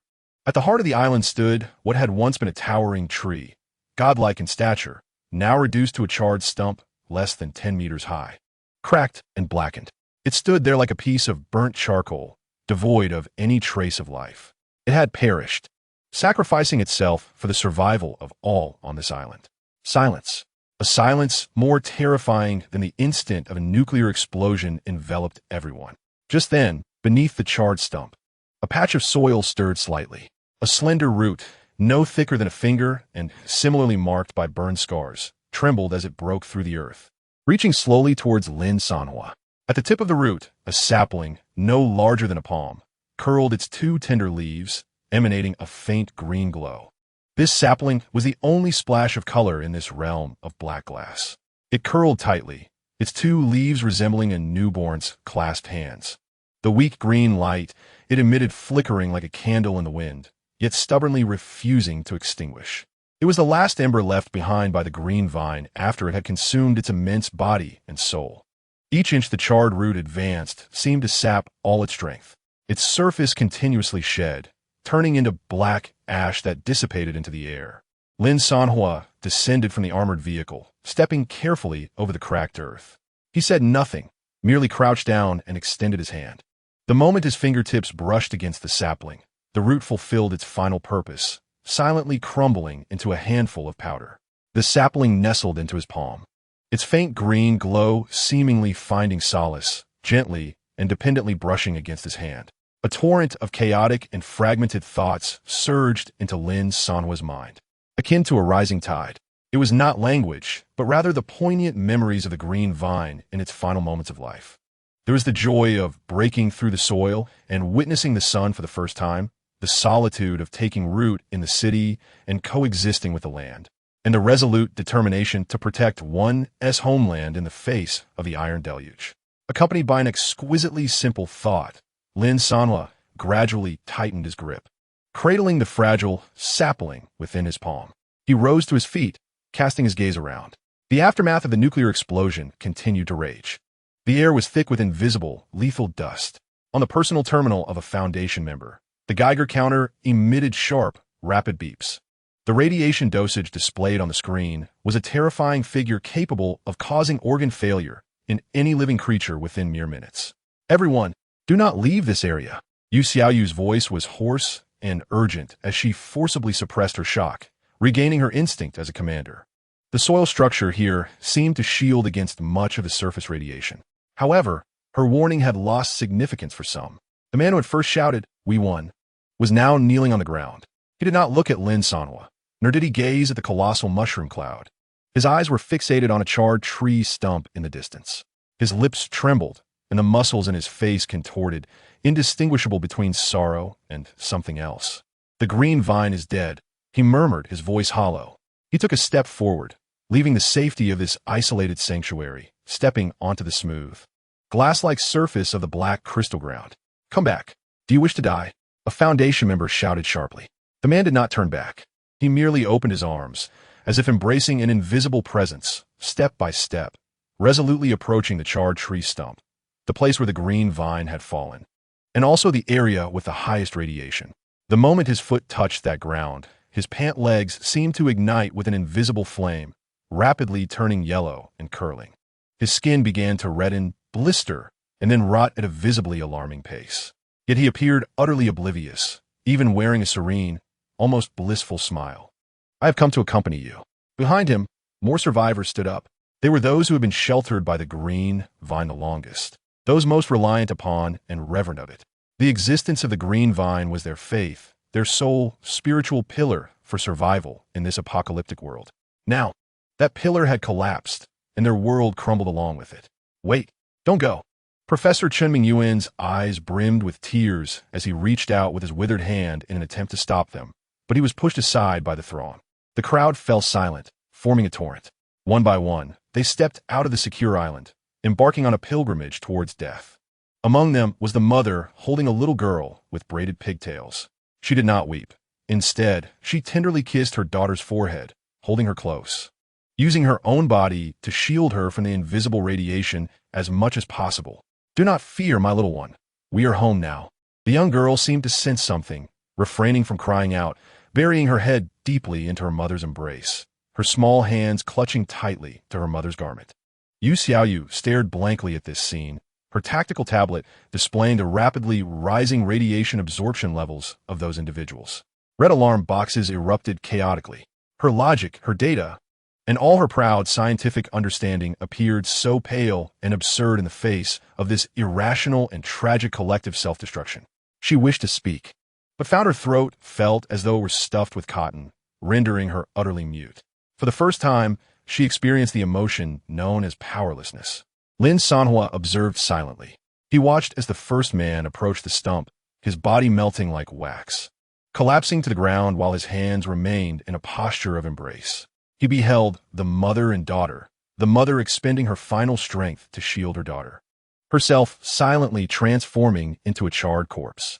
He watched as individuals fell one by one around the remains of their deity, ultimately merging with the scorched earth, indistinguishable from one another. There were no screams, no wails, only a suffocating, resolute silence. When the last figure collapsed, this tragic martyrdom finally drew to a close. Surrounding the charred stump were various forms of blackened sculptures, forever frozen on the pilgrimage path, resting eternally with their god. The voice of the master, Xiao Yi, echoed in Lin Sanhuo's mind, tinged with a perplexity it could not comprehend. According to the database, this behavior was categorized as a non-logical collective mental collapse, unfathomable, unexaminable. Lin Sanhuo did not respond. He merely lowered his gaze to the sapling in his palm, still emitting a faint green glow. Then he lifted his head, gazing upon the landscape composed of death, his eyes reflecting an indescribable complexity of emotion. He had witnessed death in many forms, bloody, brutal, numbing. Yet, he had never encountered a death such as this, one chosen in the wake of a collapse of faith. This stirred a sense of agitation within him. The madwoman Yu Xiaoyu finally squeezed out 2 words through clenched teeth. She did not know whether she referred to the deceased survivors or to this world that eluded her understanding. Turning her gaze, her bloodshot eyes fixated on Lin Sanhuo. Her voice hoarse, "They are all mad, just like you." On the vast expanse of black glass-like earth, only a handful remained. Lin Sanhuo's war chariot, Yu Xiaoyu and her few subordinates from the Foundation, along with Professor Chen Mingyuan and a few fortunate survivors who had not followed the pilgrimage. They had become the sole living beings in this realm of death. Chapter 111. The fusion of vines and war chariots. The air was permeated with a peculiar amalgamation of ozone, charred remnants, and a metallic sweetness that invaded the nostrils, provoking an irritating tickle in the throat. In the distance, a colossal mushroom cloud dispersed in the high winds, transforming into a leaden gray, ominous canopy that utterly devoured the already feeble sunlight. The monotonous and urgent beeping of the Geiger counter served as the solitary background music of this desolate wasteland, striking each survivor's frayed nerves with its relentless cadence. Cough, cough, cough. Yu Xiaoyu was choked into a violent fit of coughing, the physiological stimulus allowing her to break free from her overwhelming mental stupor. Soon, her gaze fell upon Lin Sanhuo and the small sapling emitting a faint green glow in his palm. It was the only vestige of life in this bleak world. Lin Sanhuo paid no heed to the surrounding chaos, his focus directed inward as he conversed with the consciousness of Xiaoyi within his mind. Is there a way to preserve it? Analyzing target structure as a highly concentrated amalgamation of life, energy, and genetic information, currently in a state of extreme dormancy. Speak plainly. It is dead, yet not entirely so. We currently possess dual power sources. If we repurpose the dormant core into a temporary biological incubator, gradually nourishing it with energy overflow, we might cultivate a new vine. Without hesitation, Lin Sanhuo succinctly replied, turning to return to the war chariot. Wait. Yu Xiaoyu's voice resonated from behind. Lin Sanhuo paused, turning to regard her with a hint of impatience. Yu Xiaoyu stood before him, flanked by 2 fully armed Foundation members. The confusion and helplessness that once marked her expression had vanished, replaced by an unwavering, business-like scrutiny. What is that in your hand? None of your business, Lin Sanhuo retorted brusquely. The 2 members behind Yu Xiaoyu instinctively raised their weapons, and the atmosphere plummeted to a freezing tension. Everyone calm down. Professor Chen Mingyuan, dragging his weakened body, trembled as he stepped in front. We just survived. Professor Chen, please step back, Yu Xiaoyu interjected, her gaze fixed intently on Lin Sanhuo's face. Foundation Regulation A3, handling high-risk, unknown, and unique anomalous targets. Her eyes burned with intensity as they bore down on the sapling. Lin Sanhuo, what you possess is a sample left by the ultimate mutant. It holds immeasurable research value, according to the post-disaster reconstruction accord and the Foundation's highest directives. I must reclaim it. Last time we turned a blind eye, but now, I hope you will cooperate. Lin Sanhuo regarded her with a smile, tinged with mockery. The Foundation? The Accord? Where was your Foundation when the nuclear bomb fell? What became of your Accord? You were supposed to leave during the day, yet now that you see something valuable, you wish to seize it from me? Yu Xiaoyu's complexion paled instantly. Her lips moved, but no words emerged. Do not waste my time with such trivialities. This item was given to me by that individual. It is mine now. Lin Sanhuo's tone was unadorned, yet it carried more weight than any threat. I shall reiterate. Yu Xiaoyu's voice grew colder. She raised her wrist. The Foundation is fundamentally different from the Special Affairs Bureau. To contravene their regulations is to oppose the very order of human civilization's reconstruction. Oh, is that so? Lin Sanhuo's smile deepened. Then do feel free to test that. In the tense atmosphere, an expansive and frigid system notification erupted in his mind without warning. Conqueror detected as complete. Mission evaluation is perfect. Not only did you single-handedly resist a local legion, you also witnessed the fall and rebirth of a magnificent being. Distributing mission rewards, a torrent of information surged in, causing Lin Sanhuo to momentarily pause. Fall and rebirth? He glanced at the sapling cradled in his palm, then looked up at Yu Xiaoyu, who was attempting to suppress him with order. An unprecedented sense of control surged from within him. He suddenly found the debate with her utterly tedious. A playful curve graced Lin Sanhuo's lips as he disregarded the ominous gun muzzles and strode towards his war vehicle. Yu Xiaoyu's expression tightened, ready to issue a command for forced interception.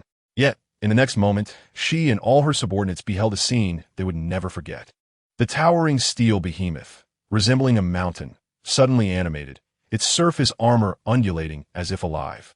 Countless streams of liquid metal poured forth from the seams of the armor, rapidly forming a uniquely shaped metallic base atop the war vehicle, akin to a flower bud poised to bloom.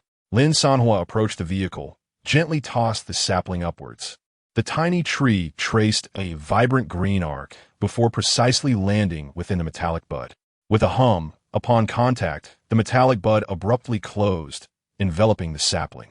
Almost immediately, a deep, resonant roar echoed from within the war vehicle, akin to the awakening of a colossal beast's heart. The dual-core engine ignited simultaneously.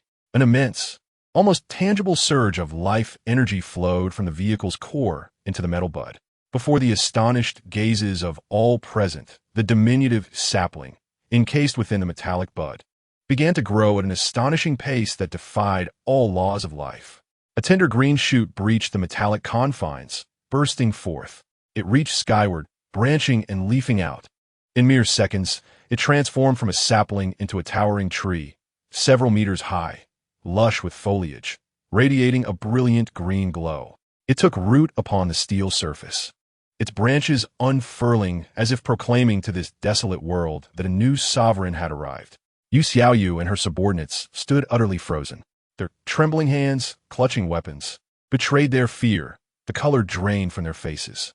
The spectacle before them had utterly transcended their comprehension. Science? Logic? Order? In this moment, all had become a farce. Lin Sanhuo turned, leaning against the cold track, and lit another cigarette. He took a deep breath and, facing the petrified members of the Foundation, exhaled a thick plume of white smoke. His voice, languid yet imbued with an undeniable sense of oppression, declared, "I am one of the occupants of this vehicle. Should you wish to seize it, feel free to attempt." Chapter 112. Departure. Yu Xiaoyu's throat felt parched and painful as she swallowed hard, striving to reassemble her words and reclaim the calm and authority befitting a Foundation investigator.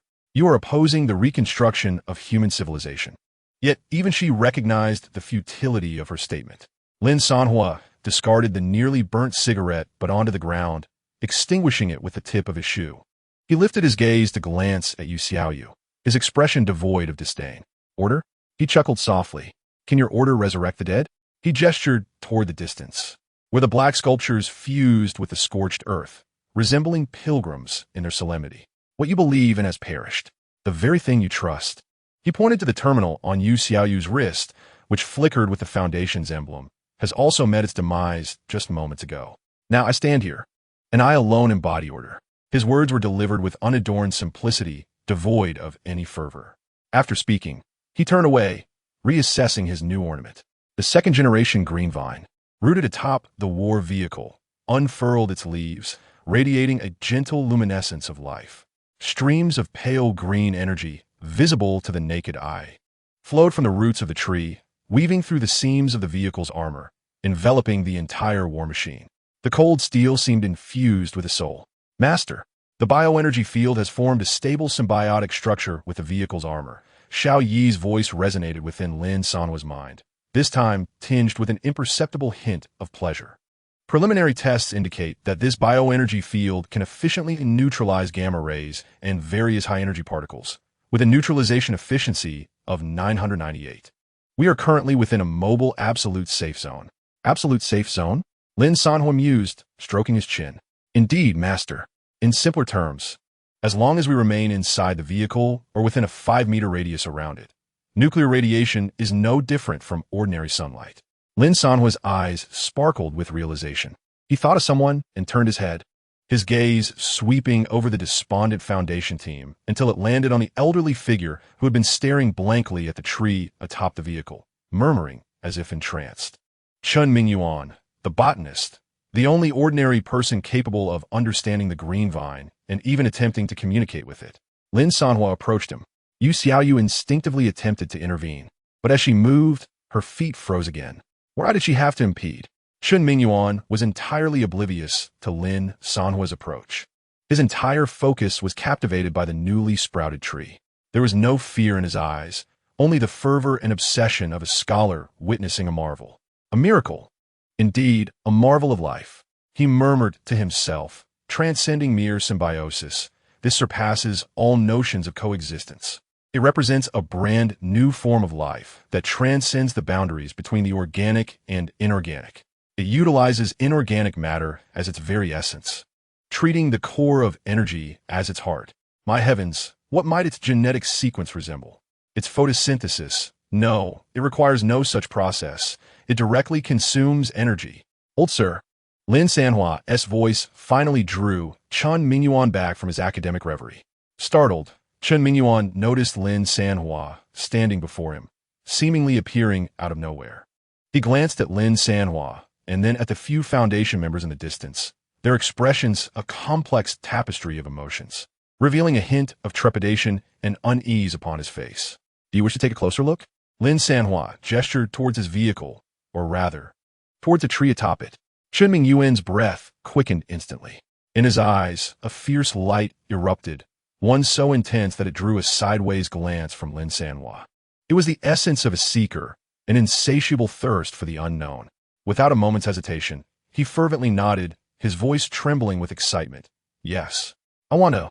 For a scholar who has devoted his life to the study of plants, the tree before him epitomized his ultimate belief, the culmination of his dreams.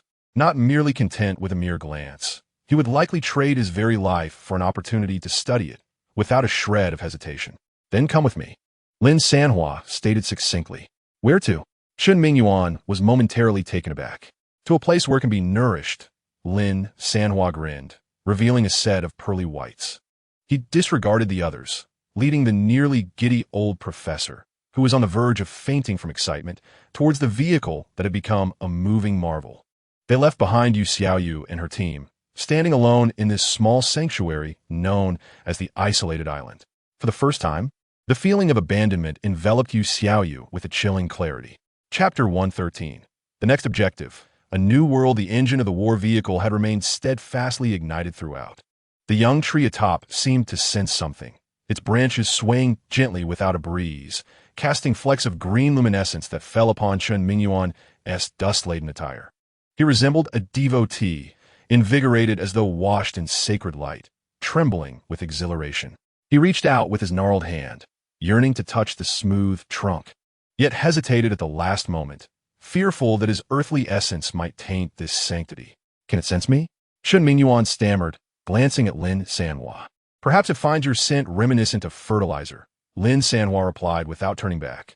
Chun Mingyuan was momentarily taken aback, but soon found solace in the response. It seemed reasonable that someone capable of creating such wonders might possess an eccentric personality. Inside the cockpit, Xiaoyi was on autopilot. Lin Sanhuo resumed his position, observing the scene through the main screen and rearview mirror. Yu Xiaoyu and her team remained motionless at their original spot. Within the cockpit, the silence was profound, allowing the faint hum of electricity to be heard, in stark contrast to the desolate wasteland outside, which is being silently reclaimed by the invisible specter of death. This place feels akin to paradise. The air is crisp, imbued with a hint of the sweet scent of grass after rain, a gift bestowed upon this confined space by the little tree atop the vehicle, thanks to the energy recycling system. Professor Chen Mingyuan has somewhat tempered his initial fervor. At this moment, he is leaning against a small observation window in the rear of the cockpit, gazing at the radioactive landscape outside. It is nothing short of miraculous. The words incredible and miracle echo repeatedly in his mind as he adjusts the tape-bound glasses perched on his nose. Turning to Lin Sanhuo, his eyes brim with reverence for the creator. Mr. Lin, where did you acquire this vehicle? Lin Sanhuo, cigarette in mouth, deftly maneuvers the steering lever. The war machine glides like a black specter across the uneven, glass-like terrain. I found it, he replies succinctly, exhaling a puff of smoke. Professor Chen finds himself momentarily at a loss for words. Conversing with Lin Sanhuo feels like a formidable challenge to his decades of academic pursuits.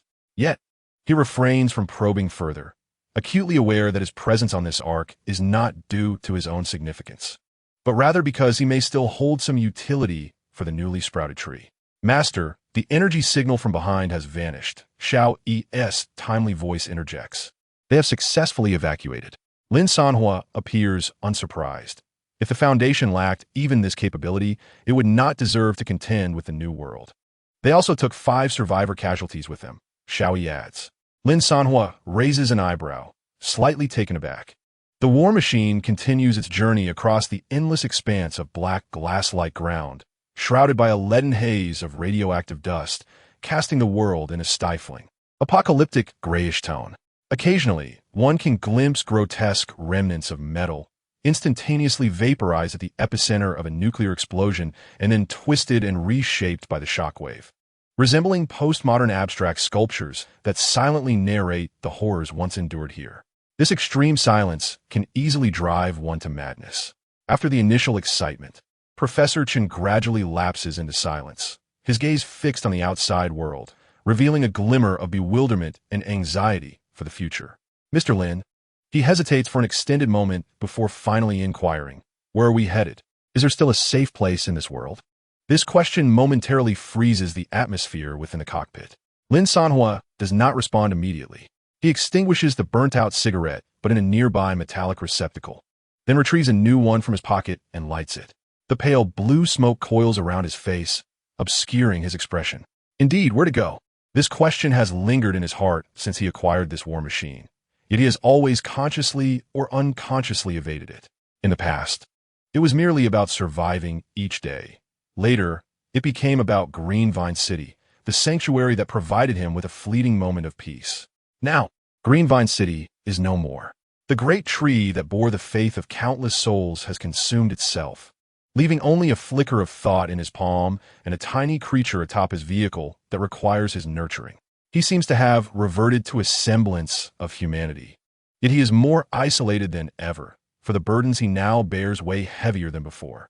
He recalls the feeble thought of the verdant vine making its escape, as well as those who followed it into oblivion, completing their final pilgrimage with their very lives.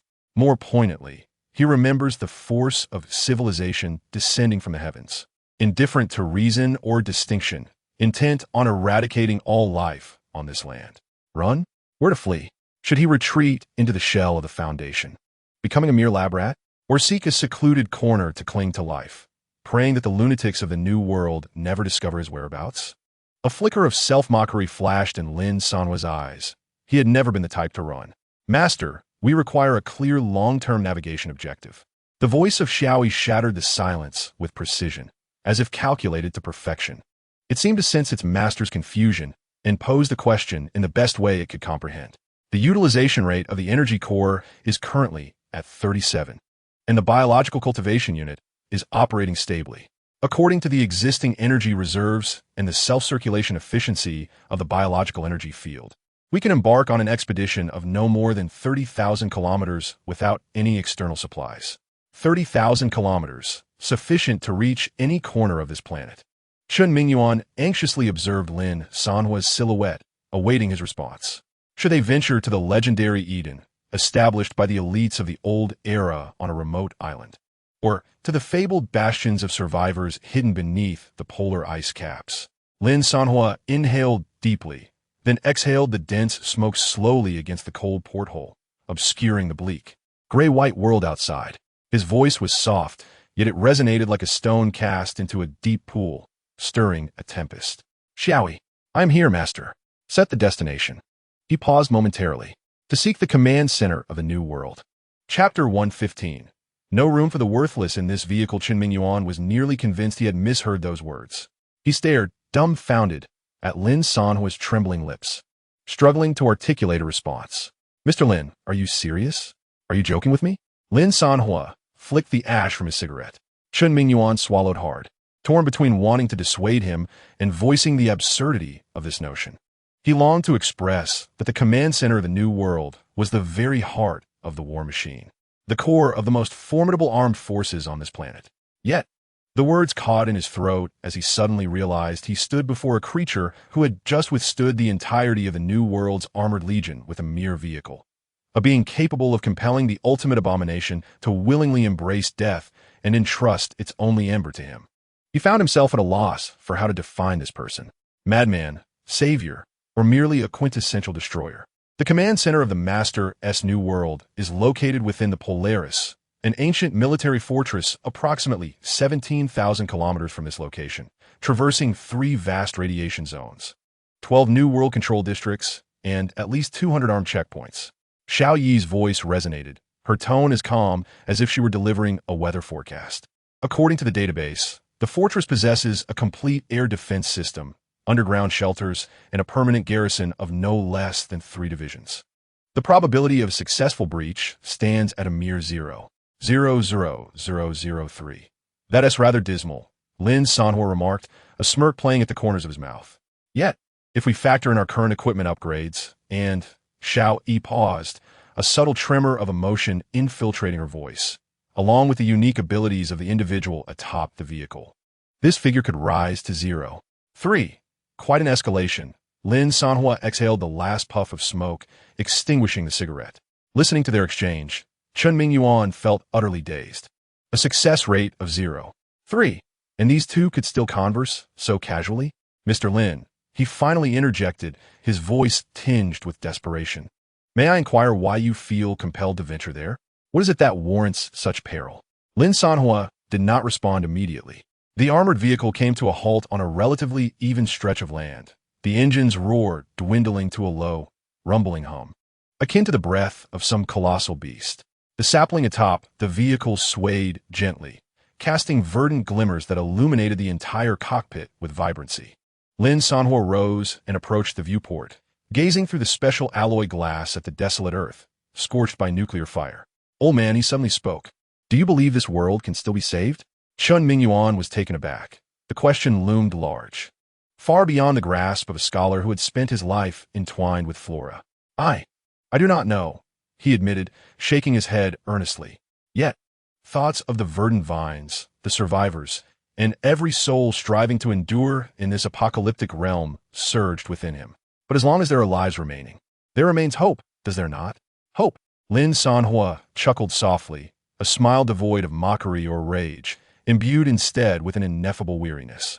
The green vines offered those individuals hope, only to perish. They chased after that hope and met their own demise. The Foundation proclaimed it would restore order, grant you hope. Yet a single nuclear bomb obliterated it all. He turned to face Chen Mingyuan directly.